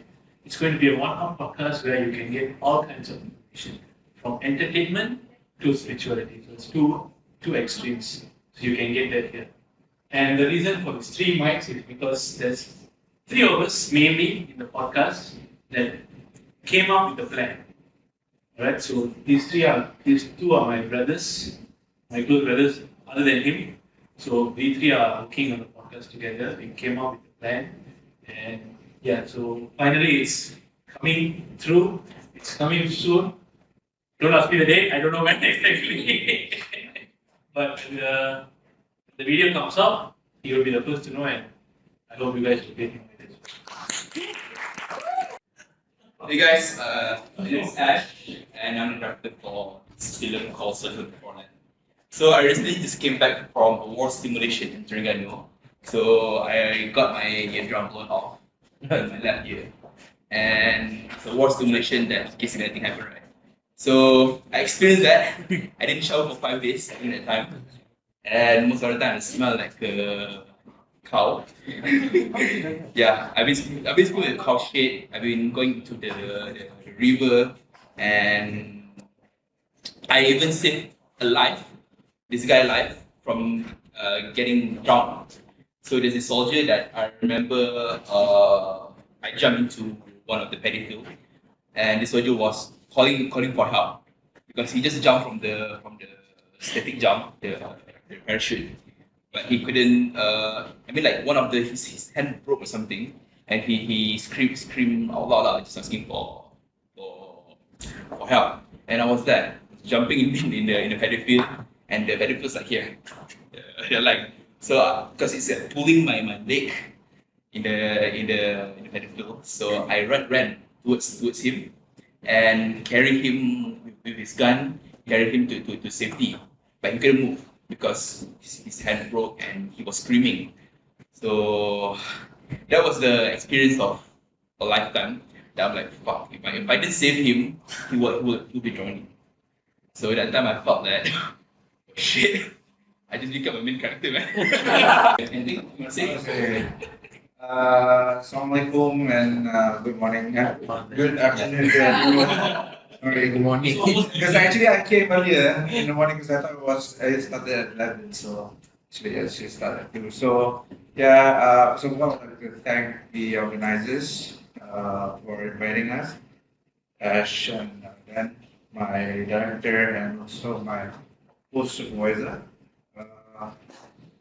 My name is Aziz. I am the producer for the war short film called Soldiers of the Foreign. And I think what's it? Soldiers of the Foreign. So yeah, my role is not just to produce a film, but also to ensure the accuracy of the military affairs. Yeah, okay, that. No, So thank me you. and Dan, we are trying to get really professional people to work with us. So we got like one of the people to work with us for this film, and he didn't ask him, and he asked for recognition, and he wants to help us for this project. And we got so lucky. So it's been like 2 years for this project. I'm at Azrael at I think around September 2023. Remember when I pitched the project of Soldiers of the Foreign. So at the time, we want to do a war kind of project, right? Water. Yeah. And then we will be like, okay, how do we get the uniform? All the uniform stored up, like okay. I told Azrael, I want it to be real. I don't want to use a camera replica or something. I want it to be real. So I'll be like, and kind of looking at me like, fuck, bro. Okay, and then he got in touch with Matthew. Actually, the idea came from the Soldiers of the Foreign film came a long way ago back in 2014 when I met with this sergeant called a retired sergeant named Sergeant Hamdan, who was actually in Somalia, who served there in 1994 after Black Hawk Down incident, if you all know from the movie Misi Bagara. So he told me the story. I was like, was this the Black Hawk Down story? I said, no, this is the rescue mission of another mission which involved 2 of our guys who died in Somalia, Mogadishu, after 10 months. 6 months. 6 months after Black Hawk Down, there was a battle between the Somali group and the Malaysian and Thailand and New Zealand group. Yeah, actually it came a story of Cinematographer. He actually saved hundreds of lives, including a life of Italian and New Zealand soldiers. during that time when they got ambushed by the Somalian, they were doing a recon of getting a flag up. So a green amber, there's a green, yellow, and red amber. Green amber it means they can go in. Yellow amber that means that there's a enemy there, but they really there or they really not. So it's up to you to go or not. But red amber, it means the enemy base is there. So they were doing up the flag and so on, but we got ambushed. They were actually going to the Black Hawk downside. The Black Hawk, where we actually, one of our condos, our APCs, our, what do you call it? The not truck, Hilux. oh, it's one of our condos were shot during the Battle of Bakara in 1983. APC? Yeah, APC. So they came to inspect the thing a year later, and once they go back, that's where they got attacked by this Somali. Fun fact, we are so close with the Somali militant. So the Somali militant considers it as a brother, as a tiger, right? As a Malaysian tiger. So we got no problem with the enemy. The reason was because the flag. Oh. They thought it's US. Yeah. So when you close this, it's US. That's why now they changed our for our missions overseas. They changed the flag to a circle flag with some Malaysian and Arabic, and also with less stripes. Yeah, so it is a round circle with the Malaysian flag, so it doesn't look that looks the same as the US. So yeah, because you mean all of the people doesn't like us. So we're trying to get away from being opposite to the US. So yeah, two of our Malaysian soldiers died. One of them is Gani. He got shot right in the helmet here. When they check my room, they got the helmet right. The brain comes out. Yeah, because he's been there for so long. And one of them is Carlos Adjustment. He's actually wearing the replica of Kalasman's uniform. Here we can see it inside. This is how he wore his uniform, with the free-fall wing and the sniper trainer patch. This basically the uniform is real. It's back from the 90s, but it's repatched with the UN patch and the Malaysian patch and It's been worn during the Somali War. This particular uniform that you guys see is being worn in the Somali War. And probably he's wearing one of the dead guys. So yeah. And this vest is actually real. So an explosion or 9mm, a small bullet, or shrapnel from a bomb, it won't go through. This is a real vest that we got. Plus, fun fact, it's a Vietnam War actually. It's a Vietnam War Vietnam War vest. So it's like the Vietnam War vest, but it turned into the British pattern which we wore, because it's similar to our from the army saying. Yeah, are we gonna show anything? Yeah, show us. This is one of our teaser. Not teaser. This is our official teaser that we did.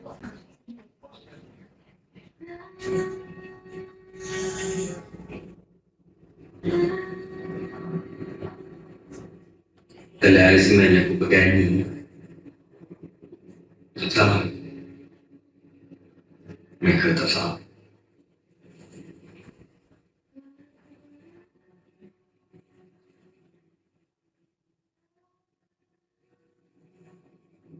Mengenal mereka dari sangat-sangat sunyi yang mendalam di waktu subuh, ketika dunia masih tenggelam dalam mimpi.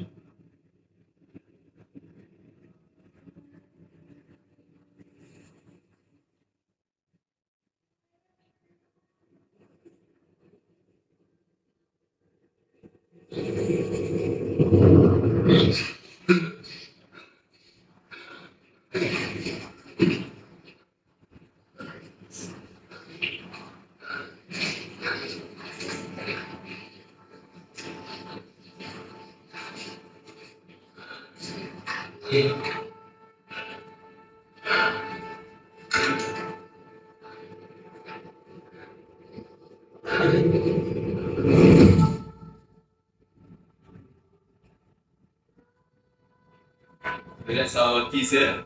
This came out in 20. But I think there is a very important element of social media because social media radicalizes concepts. So things like closure, it is, but the thing is, with human beings, if you hear something enough times, you start believing it. You may not necessarily even pay attention to it, but you see it enough, you hear it enough, and some part of you will start questioning, what is this? Is this correct? Should I do it too? So yeah, I think all of us may have like a good understanding of closure and such, but when it comes to experiencing it in real life, can you offer it? Or can you be able to accept that you can't get it from someone else? From for me, when I say closure is luxury, it's because it's a simple thing actually. Closure is a very simple thing. Yes. Okay. In if you look at it as a concept, it's a very simple thing. You need that closure to put a full stop to that particular chapter in your life, so that you can move on to the next chapter. But when you dive deeper, so it's not about just a boy-girl relationship, a lover relationship. It dives deeper to parents. I have my father who I've not been in communication with other than hi and hello, how are you? Whenever we meet, he's my dad, and that's about it. We don't call each other. We don't. He's just been like that since my parents divorced. There were certain incidents that happened, and if you ask me, do I get closure of it? No, I haven't got a closure of it. Why is he like that? I do not know. He's my dad. I could have gone asked him.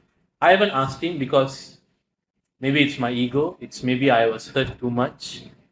I do not know. But if you ask me, am I regretting not getting the closure? No, I'm not regretting. The way the relationship is right now, it's working. Right. For some reason, so some weird reason, it's working. When he needs me, I am there. When I need him, he's there. So as a son, father, duties kind of thing, it's been done. But other than that, there's nothing. Closure has not been given to me as a necessity. It's more like luxury. So whenever bad things happen to me, yes, I do feel about it. Yes, I do think about it. I overthink it. I go through a turmoil of roller coaster, thinking why this happened, what that happened. But ultimately, do I go and ask that person? No, I don't. Because I know, because somewhere back in my mind, I know I'm not going to get the answer that I want to hear. It's not the answer that I want to hear. It's the answer that they are going to give. Will I be able to accept it? Is another scenario. If I don't accept it, I'm going to regret it. So why go through the whole process rather than just accepting it, coming to a point, you know what, this happened. If that person is still in our life, we can deal with it. If they are not, then fine, no problem. Yeah, it can give you peace. You should be able to accept that this closure may not be what I want to hear. Yeah. So let's say someone does reject you and they tell you you're such a nice person. It's me, it's not you. And you don't want that. You want a closure. And let's say they tell you something about yourself that they don't like. Or if you get fixated on that. So it is true that you have to ask yourself, Yes. will I be accepting of anything that comes? All of this seems normal only with all these days.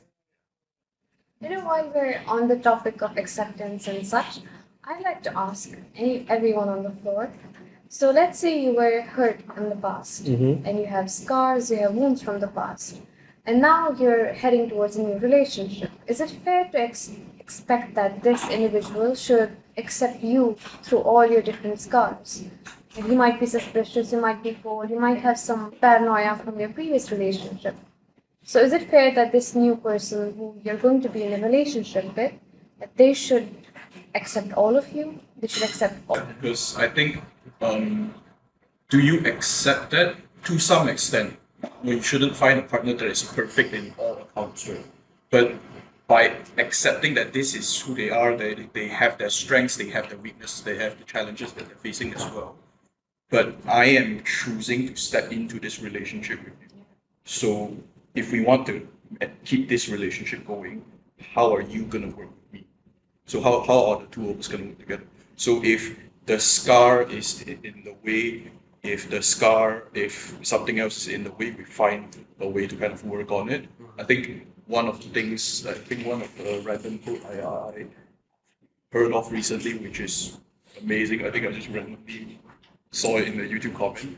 Is it's not you versus your partner, it's you and your partner versus the problem.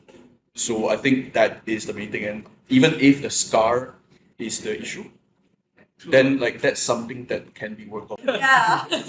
More like handy-manny. Wait, can I actually ask something? Like, do you think you have the tendency, like, do you have that you really need to fix someone? Data.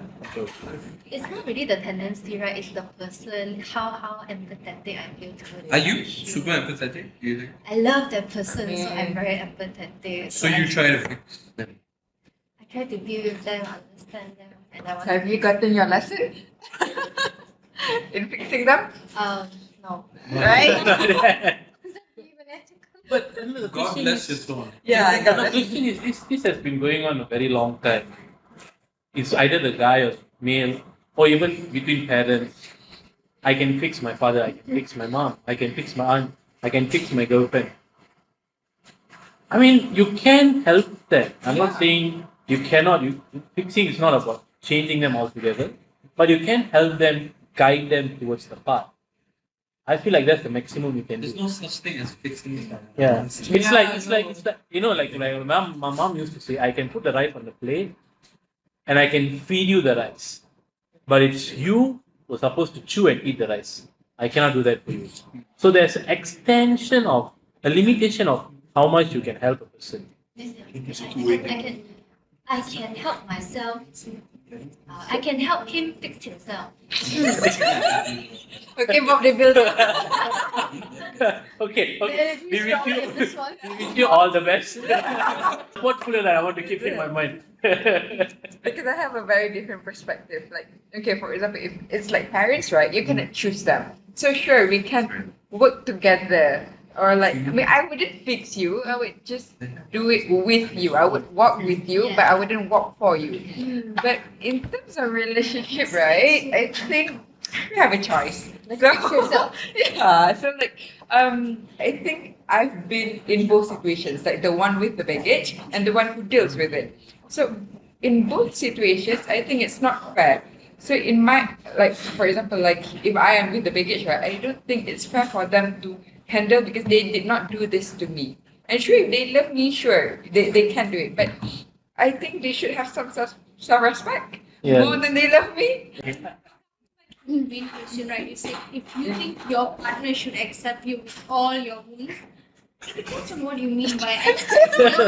Because if like accept you with what your past has, okay, it's okay to accept. But if you're getting triggered at every point, getting triggered at every issue, then it's not fair to accept another person to live with that. Like you said, it's not fair to accept someone who loves you to tiptoe around you. What's the point of that love? If they have to tiptoe around you. I mean, like, what do you do? I mean, you cannot say, please go to therapy. You're a therapist yourself. You can say that. You can say that. So do you mean like hypothetically speaking? Hypothetically speaking. I mean, if they are working on that or they're willing to work on that, sure. Okay. But you know, sometimes they get very defensive about it, and you know, there's a lot of stigma around going to therapy, and they're not willing to accept it. So, bye. The other major gap is that there's no space for question of inquiry, self-inquiry. That's one of the biggest gaps that anybody could possibly have, especially when they're being triggered. Because if you're saying something and quickly getting triggered, it's an immediate impression that you are harmed. That's about it. It might not actually be harm, but I'm taking it as harm. It's like having the same pinch for which you may cry, you might get like that, you know? You get what I mean? It's the same pinch, but for at what intensity are you feeling it is different. It's different. Right? So that's how triggers are being functioned. So if there's no gap or space or even capacity for you to hold it for a moment just to ask, hey, you know what's actually happening? Is this actually a threat? Is it not a threat?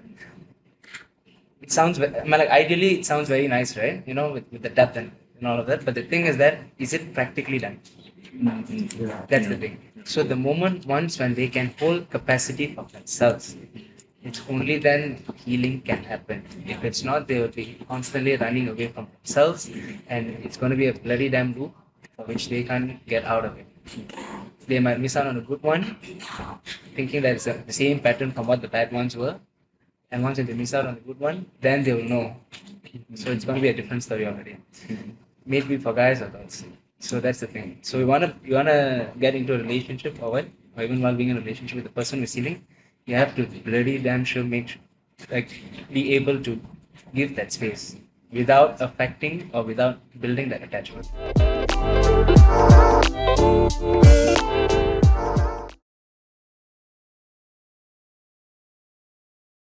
Okay, actually, it's normal to have this depressive episode, although you don't really know what's the reason behind it. But sometimes there are things that bother you, yeah, in your mind, and that makes you overthinking that there must be something wrong. If you do not handle it well, definitely it will lead to depression, right?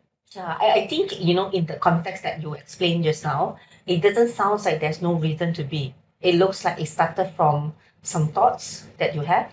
And those thoughts is normally what we call as negative automatic thoughts.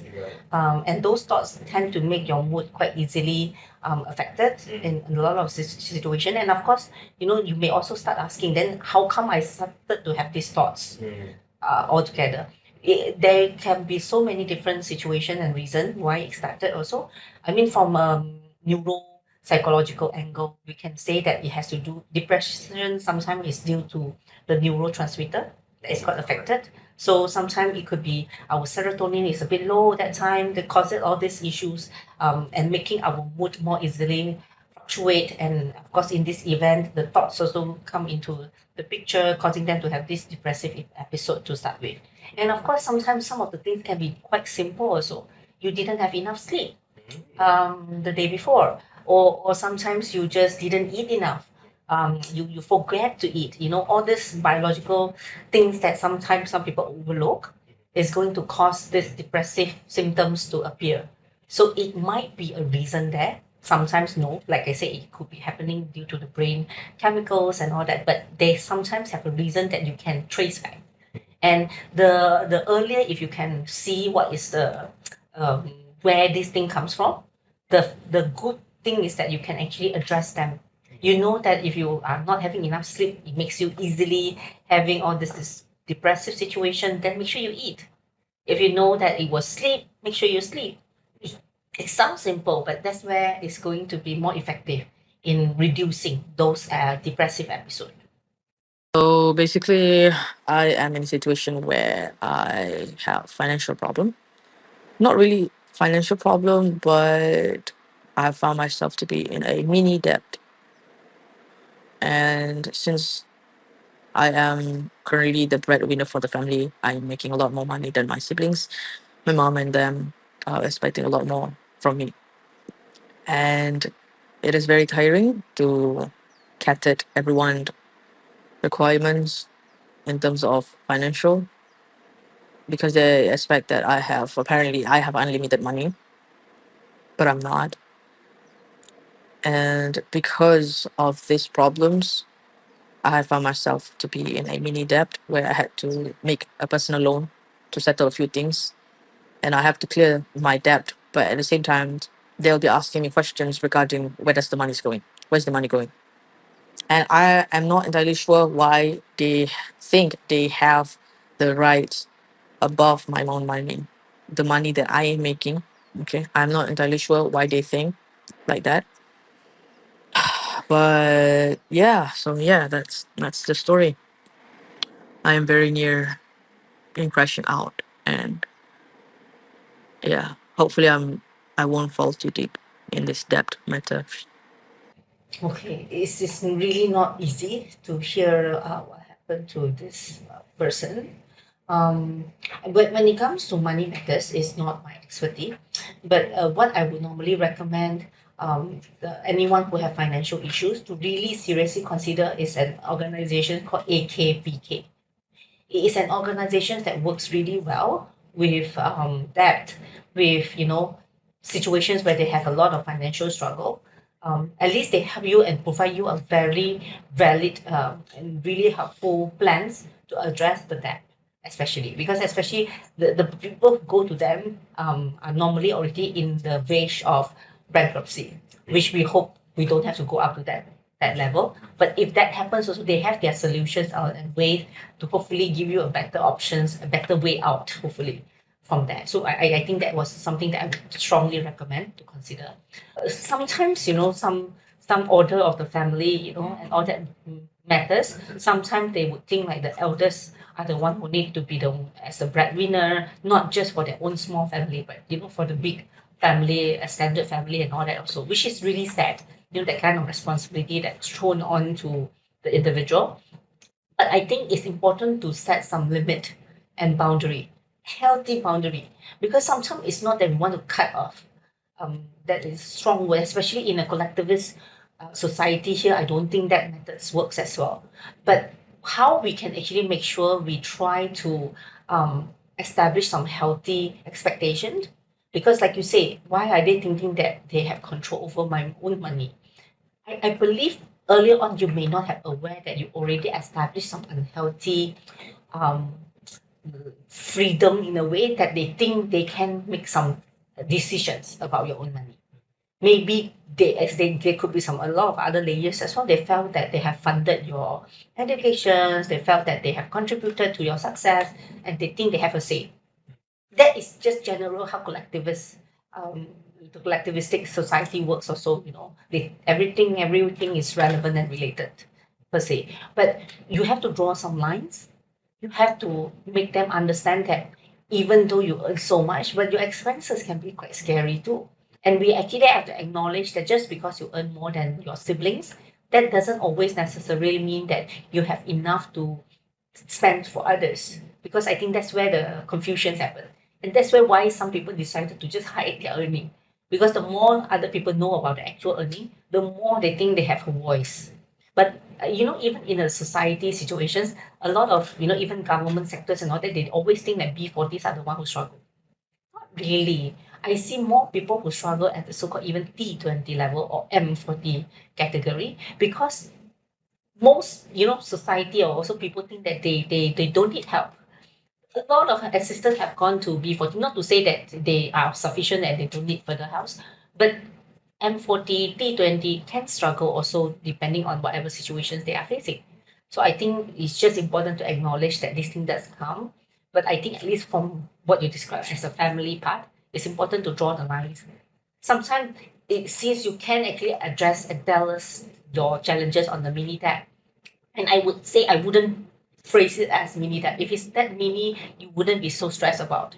It is actually something that you have to already tell them you have a debt. It doesn't have to be described more, but you have to tell them that it's so bad for you that you already have a debt, so that they ended up be more understandable and empathetic of your situations, and hopefully you have a supportive family that would not demanding more from you and look for ways to support you better. For me, there's nothing wrong with you. Maybe there's perceptions of other people. What is their preference? Yeah. But then again, sometimes you need to do some reflection. Other people's feedback might do something good to you, right? And do I need to change? If you feel that you want to be yourself, why not? Just be yourself. What makes you feel happy? It can be quite sad, when it comes to love-related kind of situation. We might have that expectations that we hope that people love us, which is a very genuine, a very common expectations that we have in life. I mean, if we want to go through some theories, Erickson's have talked about normally from the age of 20 above, we are in the intimacy versus isolation stage. We seek for intimacy, and it's normal to wanting to be loved by others. But sometimes I think we have to accept the situations where we can't be loved by everyone. It's just not realistic if we expect that we will be loved by everyone. And in the context that you explained just now, if this thing doesn't work, it's not always because of you yourself. And there can be not always things that you could have changed. It's like what you described just now. You change yourself to few versions, so just so others may like you. But what is the output there? It ended up you are not pleasing to still some people. It's just not possible to please everyone, I would say. I think stick to yourself. If people were to love you, you hope that they love your true self rather than a fake version of self that you came up with. But of course, I would still address on if there is fundamental behaviors or things that can be improved better. Of course, we want to strive for that improvement and growth. If you know you are someone who maybe drinks, you know that the drinking is not a good habit, you may want to change that. Those things are still always encouraged. So I don't want you to go to the extreme, not changing at all, but not necessarily need to change every time, because what will end up be the outcome? It's just not going to be something pleasant.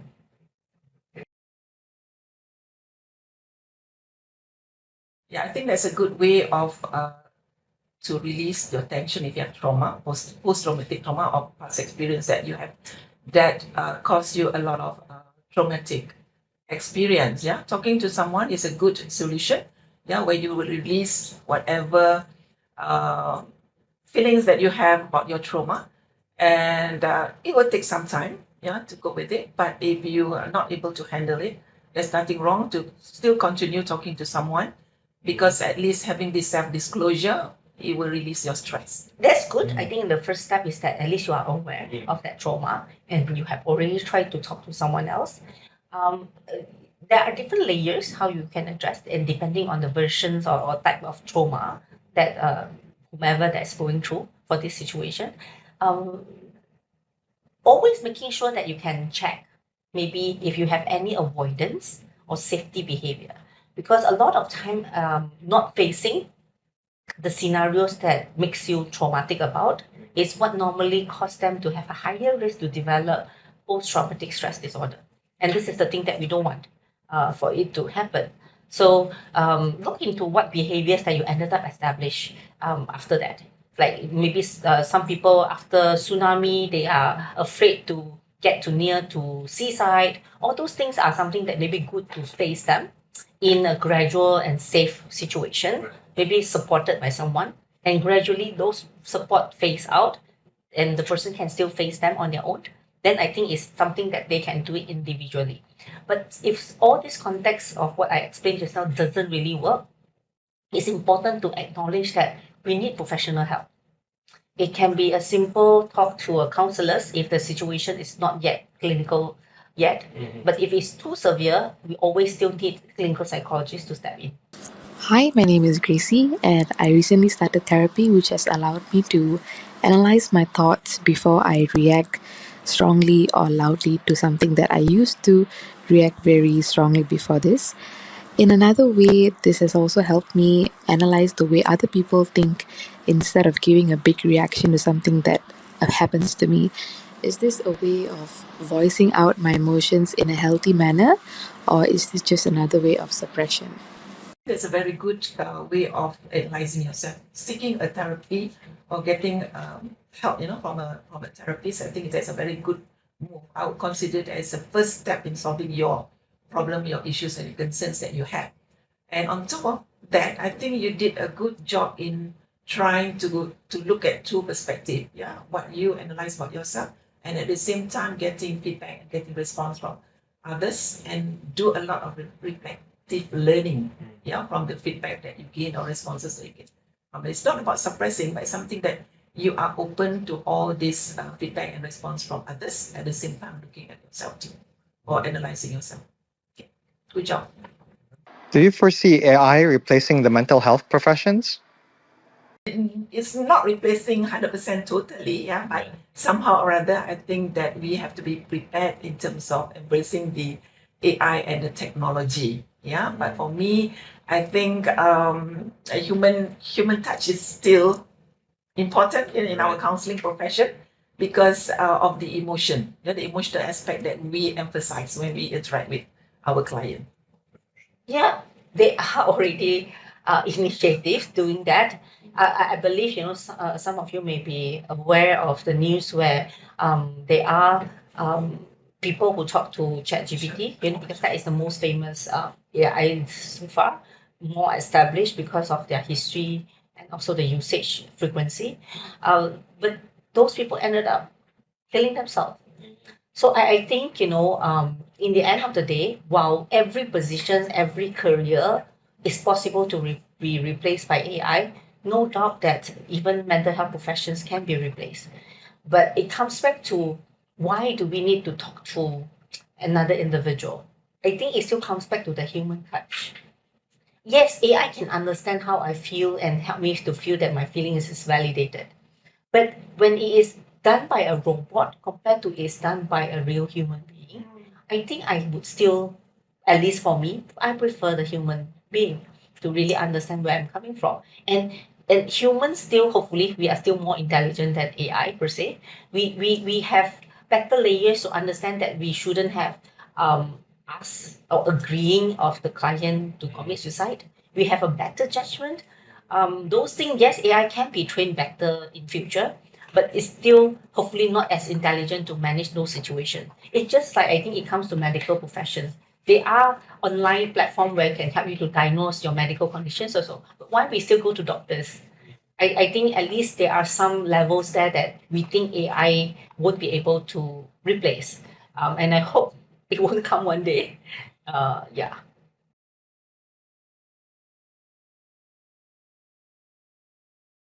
Yes, I think you're aware that in Asian, our culture, yes, is a collectivist culture, and family comes number one or our priority. But living in a toxic family is not an easy way of dealing with it, right? How to maintain, that you have to respect your family members, especially the elderly one. But I think having an open communication with the family members, right? At least they know that how you feels, and they need to be more open with whatever situations that you have. Although apart from, you say that having boundaries, definitely we need to have that boundaries. But for me, communicating with your family members is a healthy, psychologically, I think it's healthy for us to do that. And each and every members should have an open mind to deal with the situation. Hi, yeah. So I had a question. I was just wondering, what are some like skills or maybe like techniques that someone could use to like help someone who might be going through like a anxiety or like a panic attack in that moment? I was just wondering what some like skills could be that you could use to like help that person. Hi, Kevin. All right. I hope it's not you. It's somebody else. Although if it's you that is experiencing the panic attack or anxiety, I think the first step that you need to tell yourself to calm down, which is actually, I know it's not easy, but please practice the deep breathing exercise. I think this is a technique which actually, when you have that attack, the first thing you tell yourself, do a lot of self-talk, say that try to calm down and practice the deep breathing technique. Okay, thank you. Okay, Kevin, thanks for the questions. I think the important thing that we can see a layman can do, because I again wanted to emphasize that there are things that only professionals supposed to be doing. There are things that as a peers or as a friend you can help out. Distraction works sometimes for people with panic attack. Sometimes they can be overly focusing on their hyperventilations or the panic attack related kind of symptoms until they can't really, look into other things. So they can consider, helping them to distract, just help them to look into the surrounding, how many trees are there, how many cars pass by, depending on wherever the location is. So distraction can help in that context. Stay with the person. I think let them feel like you are there for the person until they hopefully resolve and calm down. And sometimes just a good listener will do. Sometimes, not specifically only to panic attack, but any anxious situation, it's just good for someone to know that I'm not alone. I am being accompanied for, I am being listened to. I think that already works wonders from that angle. So it doesn't have to be a super complicated technique per se, because like I say, those things maybe is better to be done by the professionals. But I think as a friend, maybe this is what you can do. But like I say, if that frequency has happened too much, maybe it also indicates that you can encourage the individuals to talk to a counselors. Like I say, also if the situation were to become worse, the clinical psychologist will be don't always think that, yes, I mean, I don't deny that friends help a lot in different ways, different scenarios, but there's a need to know that sometimes we already need different professions to step in and help. It's just that when you have physical illness, yes, your friends can help you to buy paracetamol, can get you flu medications, but if you are still recovering, maybe it means you need a better or more clear medical assistance to that situation, similar to mental health too. Okay, so if leaving the job is not an option, I believe in the past a lot of us have heard of the concept called work-life balance. And a lot of people, what it means by work-life balance is strong separations between work and life. That was the old concept. The newer concept is called work-life integration. And it is important that we try to see if the work and also life doesn't have to be that rigid cut. And sometimes make use of the work itself, because sometimes some work allow you to travel with your partner. Maybe they provide a suite and they don't mind another person be there to join that suite, and it doesn't necessarily only the workers is the one who stay inside that suite or whatnot. Those things can be a perfect way to try to integrate between work and life. And sometimes even work, depending on if that work is that high demand, I believe they have some flexibility also, hopefully. Then hopefully they can still engage family there sometimes. And of course, still try to have some cut off at least. It's just generally healthy for the individual, not so much because they want to have a better balance between work and life, but more to at least after maybe 6 p.m., if they want to at least let themselves to just rest. I mean, they can reply, but maybe the reply rate doesn't have to be as immediate. During working time, it's understandable that even their superior will expect them to reply immediately. But if it's already after working, maybe you can take 2 hours or maybe even the next day if it's not so urgent to get back to whomever that have this request. And hopefully, if they are having annual leave, they acknowledge that and try not to let work creep into during those times. To be there with them, yeah, when they experience a panic attack, right? During that instance, right? During that instance, when you see somebody is if your friends or any family members, just be there. Just to be close to them, yeah, comfort them, right? So if they talk about what is it that makes them having the panic attack, right? And maybe as if you're familiar with doing a deep breathing exercise with this person, do that, yeah, so that they become in a more relaxed situation. Right? After that, then only you can do the talk therapy or talk to them. Take a deep breath and then hold 1, 2, 3, 4, 5, 6, 7, 8, 9, 10 minutes. Do it 10 times. Yeah. So it will give some sort of like a relief situation, and you feel that will calm you down. That is a challenging situation. I think it comes back to sometimes there is a trigger for the panic attack. So if we can at least reduce those trigger, it would definitely help that situations to not having this episode from happening too much. Right. Okay. But when that situation comes, but we can actually look from the angle where sometimes the person needed a breather. Okay, so make sure the environment is not crowded if possible. Bring the persons to a space where they can have better room to breathe, like not surrounded by others, a place where they let them take the time to cool down themselves. Normally, panic attack would happen in 10 minutes durations. It will weigh off after that duration. It's not going to last too long. If it lasts too long, then they need to be careful whether it is still panic attack or it could be a medical emergencies already.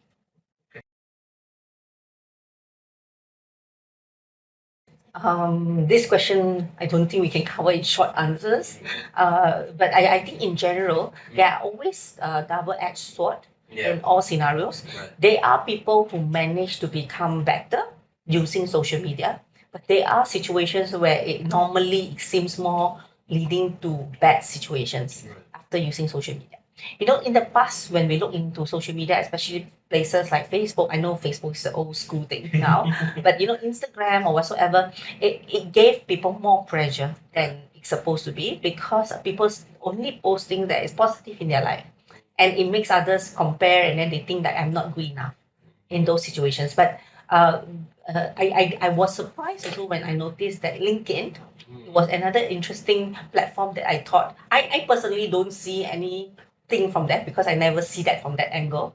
But I was told by some younger age individuals that they find it stressing, very pressuring also, not because they ended up comparing themselves with their peers. They're seeing like how this person landed into a new job, this person got into whatever achievement, because people also love to brag about I mean their achievement. And of course they have the right to do that, but the interpretation by whomever who sees that will see that I'm not as good.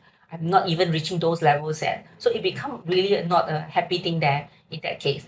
But I think it also comes with a shift of mind. If you can genuinely maybe just be happy to see the persons, having those growth, and of course you are in your own pace, trying to reach those situations, then I think it shouldn't be affecting us too much. But it also look into the context and also content that you access to. Some places they use this very well, like maybe for religious purpose. They ended up engaged the conversation, getting more support. Those things are very positive and healthy, depending on whomever the age group attracted them to join those platforms. So I wouldn't say it's a specific age per se, because I think different age they happen to use social media a little differently also, but it was more to the purpose of how they use it, the reason why they use them, and the content that they get exposed to and how they interpret those content. If you can interpret those content in a more positive note, then hopefully this thing doesn't come into affecting their mental health instead. All these are the challenges. Yeah, for me, all these will contribute the challenges to your bad mental health. I think depends on the individual situation. Yeah, some might think financial stability is the one that challenge them a lot and give them, bad mental health or poor mental health. But some individual might have more than just one challenges. So what kind of challenges would contribute more? My answer would be depends on the individual and the situations that they experience. All of them? I believe different people, they would feel more strongly on some or more of them. It's just really individual preference or maybe individual characteristic that cause some minor differences along the way. But in general, I think all of that can actually bring some impact to others. What was the most challenging client you had to deal with, and how did you go about it? Wow, that was like many, many years ago. The toughest one is this is when I was a school counselor, right? That experience that I had was a girl, just a teenager, a girl came to enter my room with what do you call this, penknife, is it? Right. Yeah, and then put the knife on her wrist. And she said, if you don't allow me to go back home, because I was a school counselor in a boarding school, she wants to go back, but it seems the warden did not allow her to do so. So she was asking and getting attention from me. And the first thing, so I looked at this situation as a crisis situation, but in that room, it was just myself and also that girl, right? So what came into my mind, that time I was considered a new in that profession. And this is something that is a challenging situation in which I don't really know what to do. So the first thing I did was I want her to be safe, not to remove the penknife from her, because otherwise she will, self-harm herself. And then to calm her down, to tell her, please sit down first, let's talk about it. And then slowly, while she was talking to me, I hold her hand and I grabbed the knife from her. All right. And then we start our session, counseling session. I think it comes back to the different level of skill sets that we may have sometimes. I think I can recall on scenarios where I feel helpless because I don't think I have the skills and technique to manage that specific situations or client during that time. And it just triggered me that I know this is something lacking. I think that is one reason why I decided to take clinical psychology in my second master's. Because that time I was dealing with a situations that is beyond a counseling professions can handle. I'm not sure what I was doing my internship that time, or I was already a qualified counselor, registered and licensed counselor. But I remember it wasn't that counseling doesn't work. I believe you all know how counseling can be so wonderful, and we needed counselors also to a lot of situations. But the client have clinical conditions, and it's just not something covered within counseling program that would be able to support us to deal with that. And even I know now that there's a fancy name called clinical mental health specializations for counseling program.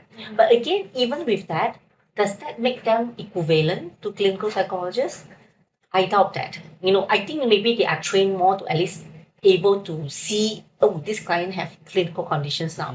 And for mild situations, they can still manage, mild depressions, mild anxiety and all that.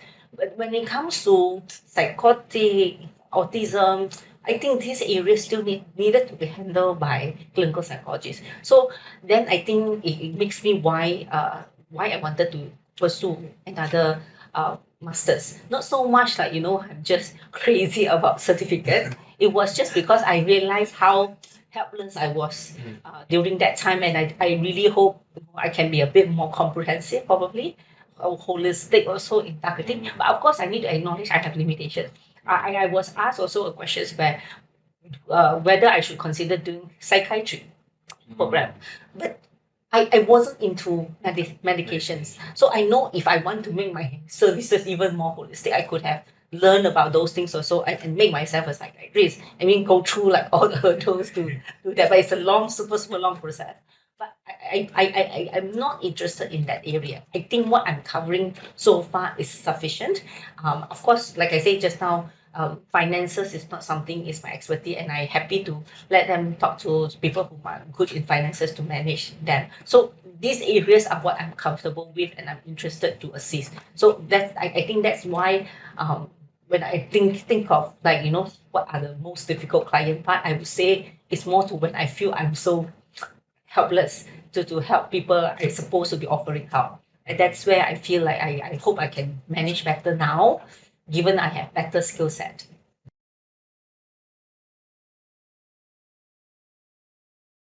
All right. So maybe let's address the first one first, which is relating to the attention span. I think in general it's important to reach some acceptance level. It does sounds like when, for example, I need to wear spectacles myself because I have myopia, and I just cannot force myself that I will be able to see things without a spectacle. I think it's just a unique characteristic that I have, and because I think myopia has become so common that no one noticed this is part of a disability per se. And I'm not saying that ADHD has to be viewed as disability as well, but it's just a unique part of you that you needed different kind of way to actually help you to learn. You can't maybe force yourself to fit in to that traditional way of learning or method or whatnot. But of course, I don't think it's reasonable also that you expect that the environment can come out with a unique way to help you to learn also. But your side, you may want to see what would be your spectacle, I would say. So that spectacle is something that maybe you need to carefully look into what works for you. If you are the type that prefer group discussions, I'm not sure if how feasible or possible for you to arrange some discussion group with your peers, with your classmate, even though virtual, if you can't actually make them come physically. Or sometimes AI now helps also. Right. You can think like as if you are communicating to a real person, but it's a more chatting way. And hopefully that can help to enhance the productivity and concentrations more if that is something that works for you. And nowadays, even the AI, they don't have to be only text-based. They do have audio version, more advanced kind of AI. If that something works for you, that is your spectacle. So I just think I can't give you a general answer. But I think hopefully you can find what works for you and found your spectacle. The second one, when it comes to perfectionism, I think it is a common issue that happens to a lot of people that they wanted things to be perfect. I would say that I kind of consider a perfectionist also in a lot of times. But what works for me is that I realize the standard that I set for myself when I am a perfectionist the so-called perfect standard is 100%, right? Perfection is actually 120. So when I realized, when I reduce my so-called expectations or maybe standard for myself, I still reach the so-called 100% in the eyes of whomever that is evaluating the situation. And even if I lower down a little, it is still acceptable because normally the society can accept up to 60% to 100. That range doesn't have to be completely 100 per se. So there is actually that threshold and room for you to play. So I hope that analogy gives you some idea that you don't have to maybe set a too harsh or difficult way for yourself. You can still have quite a good work output.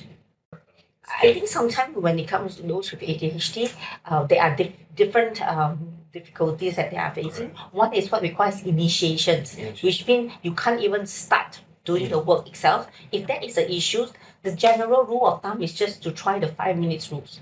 Force yourself to say that I only need to try this for 5 minutes, and hopefully that already help you to sustain that little attention to longer time. At least you get started. The key thing is at least you start touching that.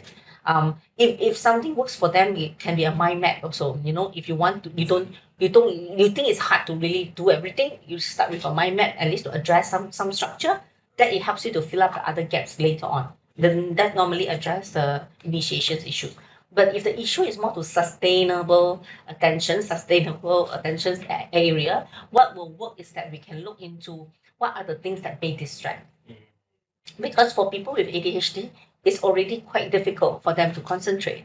Then maybe at least try to eliminate whatever things that is going to distract the situation. And I think, like I say, become a bit more acceptable that they are not as easy for them to stay attentive. So maybe their gap or short break is way more frequent or longer than others, but it's okay. They can come back to that and continue on that task. If it is on prioritizing issues, then I think it's really important to sit down to really look at the task. I don't know how common people know about the kind of Johari window where we have urgent, important. And then sometimes some of the tasks is not even urgent and not important, but normally we ended up spending too much time on those things. So it's just important to look into how they can put the tasks based on those boxes that can help them to address. Because sometimes some urgent task is not important. So maybe we can ignore them still. So depending on that, I hope that can give them some tips how to learn for prioritization. Yeah, this is not really an easy question to answer. Yeah, there's no immediate cure of the mental health. I do agree with that. Right? It's not as simple as that you see a counselor in one sessions and you get yourself, your problems are solved, right? So I truly agree that in order for an individual to have this treatment or cure for whatever situations that they face, they need to have a lot of support, social support, family members, friends, their peers. Okay, so in order to destigmatize mental health, I tell you, until now, even people still have perceptions that going to see a counselor or psychology that there's something wrong somewhere, cognitively.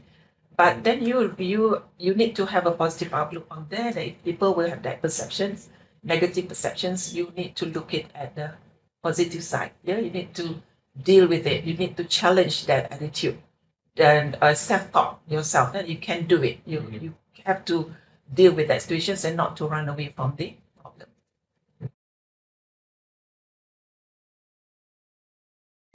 Okay, academic pressure and family problems, I think until now is still an factor that contribute to students with resistant depression.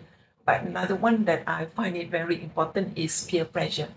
Yeah, peer pressure by other students, by their colleagues or their classmates. If they are not able to blend in or adjust, to their friends, definitely then they'll be isolated. Yeah, and then they will not be. They might not have a positive or happy situation or a good learning experience at the university. Peer pressure. I think when it comes to university students, when it comes to that age range, it still comes back to the Erickson's theory a lot of time has to do with interpersonal issues. It's not just romantic relationship like a lot of people might think. Of course, that contributed a lot also to why they are depressed. I have even heard some really extreme example where they ended up wanting to commit suicide or whatnot because of breaking up in a relationship. But there are scenarios where it can be just friendship, interpersonal relationship in general with maybe their peers, their classmate. They just find it harder and harder to build relationship. I also don't quite really see why it become harder to some extent because we might already be able to build friendship since kindergarten or even since primary or secondary school. But I think there are some layers in universities that make it way harder. Probably the friendship is already established longer time. Some people already know each other, that's why they can still sustain those friendships much easily. But there are people who are really completely new environment. The adjustment, to a new environment, the program or even the structure, how is the class is being delivered, is very different from secondary school delivery and university delivery. A lot more work, self-directed learning is expected from students compared to last time. Those things can be adaptation issues that's causing them harder to adapt also. And while addressing all these adaptation issues, they still need to face interpersonal struggle. It's hard to really know how to form friendship, especially not everyone is open to form friendship. There could be some hierarchical issues also. Some universities, they don't want to be friends with people whom are they perceive as lower, income per se level. So of course, it's going to make it hard for some people and those situations. So I would say that other than the two factors that was mentioned, I would say interpersonal issues would be one very important factors.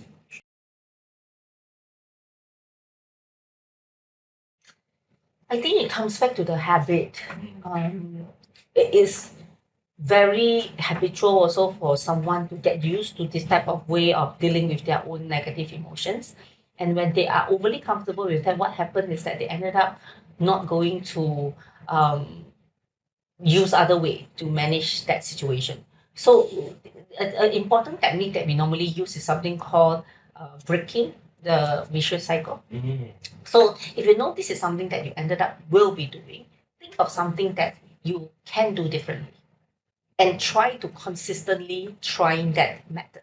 So for example, you know that you ended up just, self-loading about things. Maybe just take a walk or force yourself to have it share to others.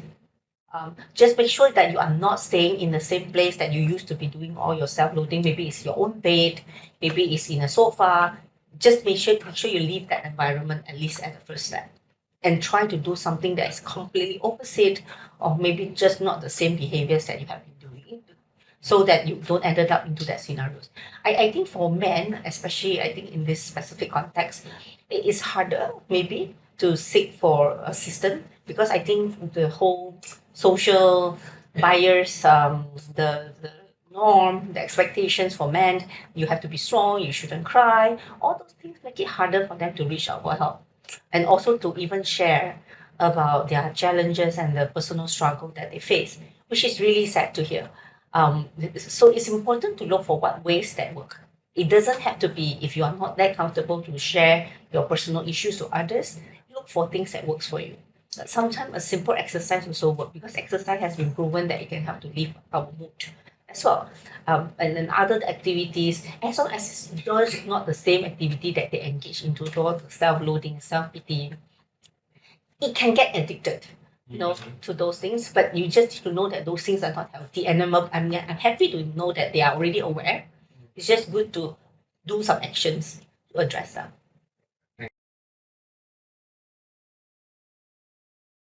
Okay, not to worry. Yeah, it's normal actually for all new trainee and entering into their practicum experience, right? And how to balance what is the practicum workloads and also your well-being. Yeah. So as a trainee, I think we usually advise our students that they have to have this self-care. Right. So if they have they are pressured, with the workloads of practicum, not being able to complete their hours, talk to someone. There's nothing wrong. Yeah, even you are a counselor trainee, counseling trainee, but you are a normal human being that you also have struggled you also have challenges. Yeah, so go for the self-care.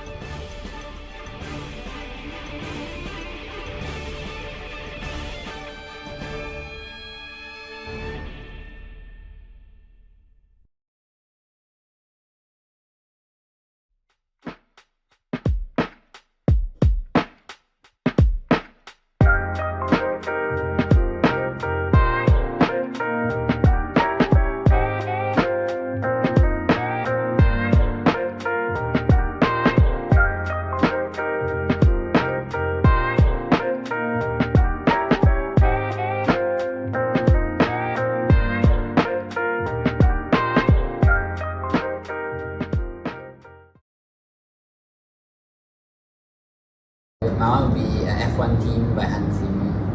Same F1 team by Hans Zimmer.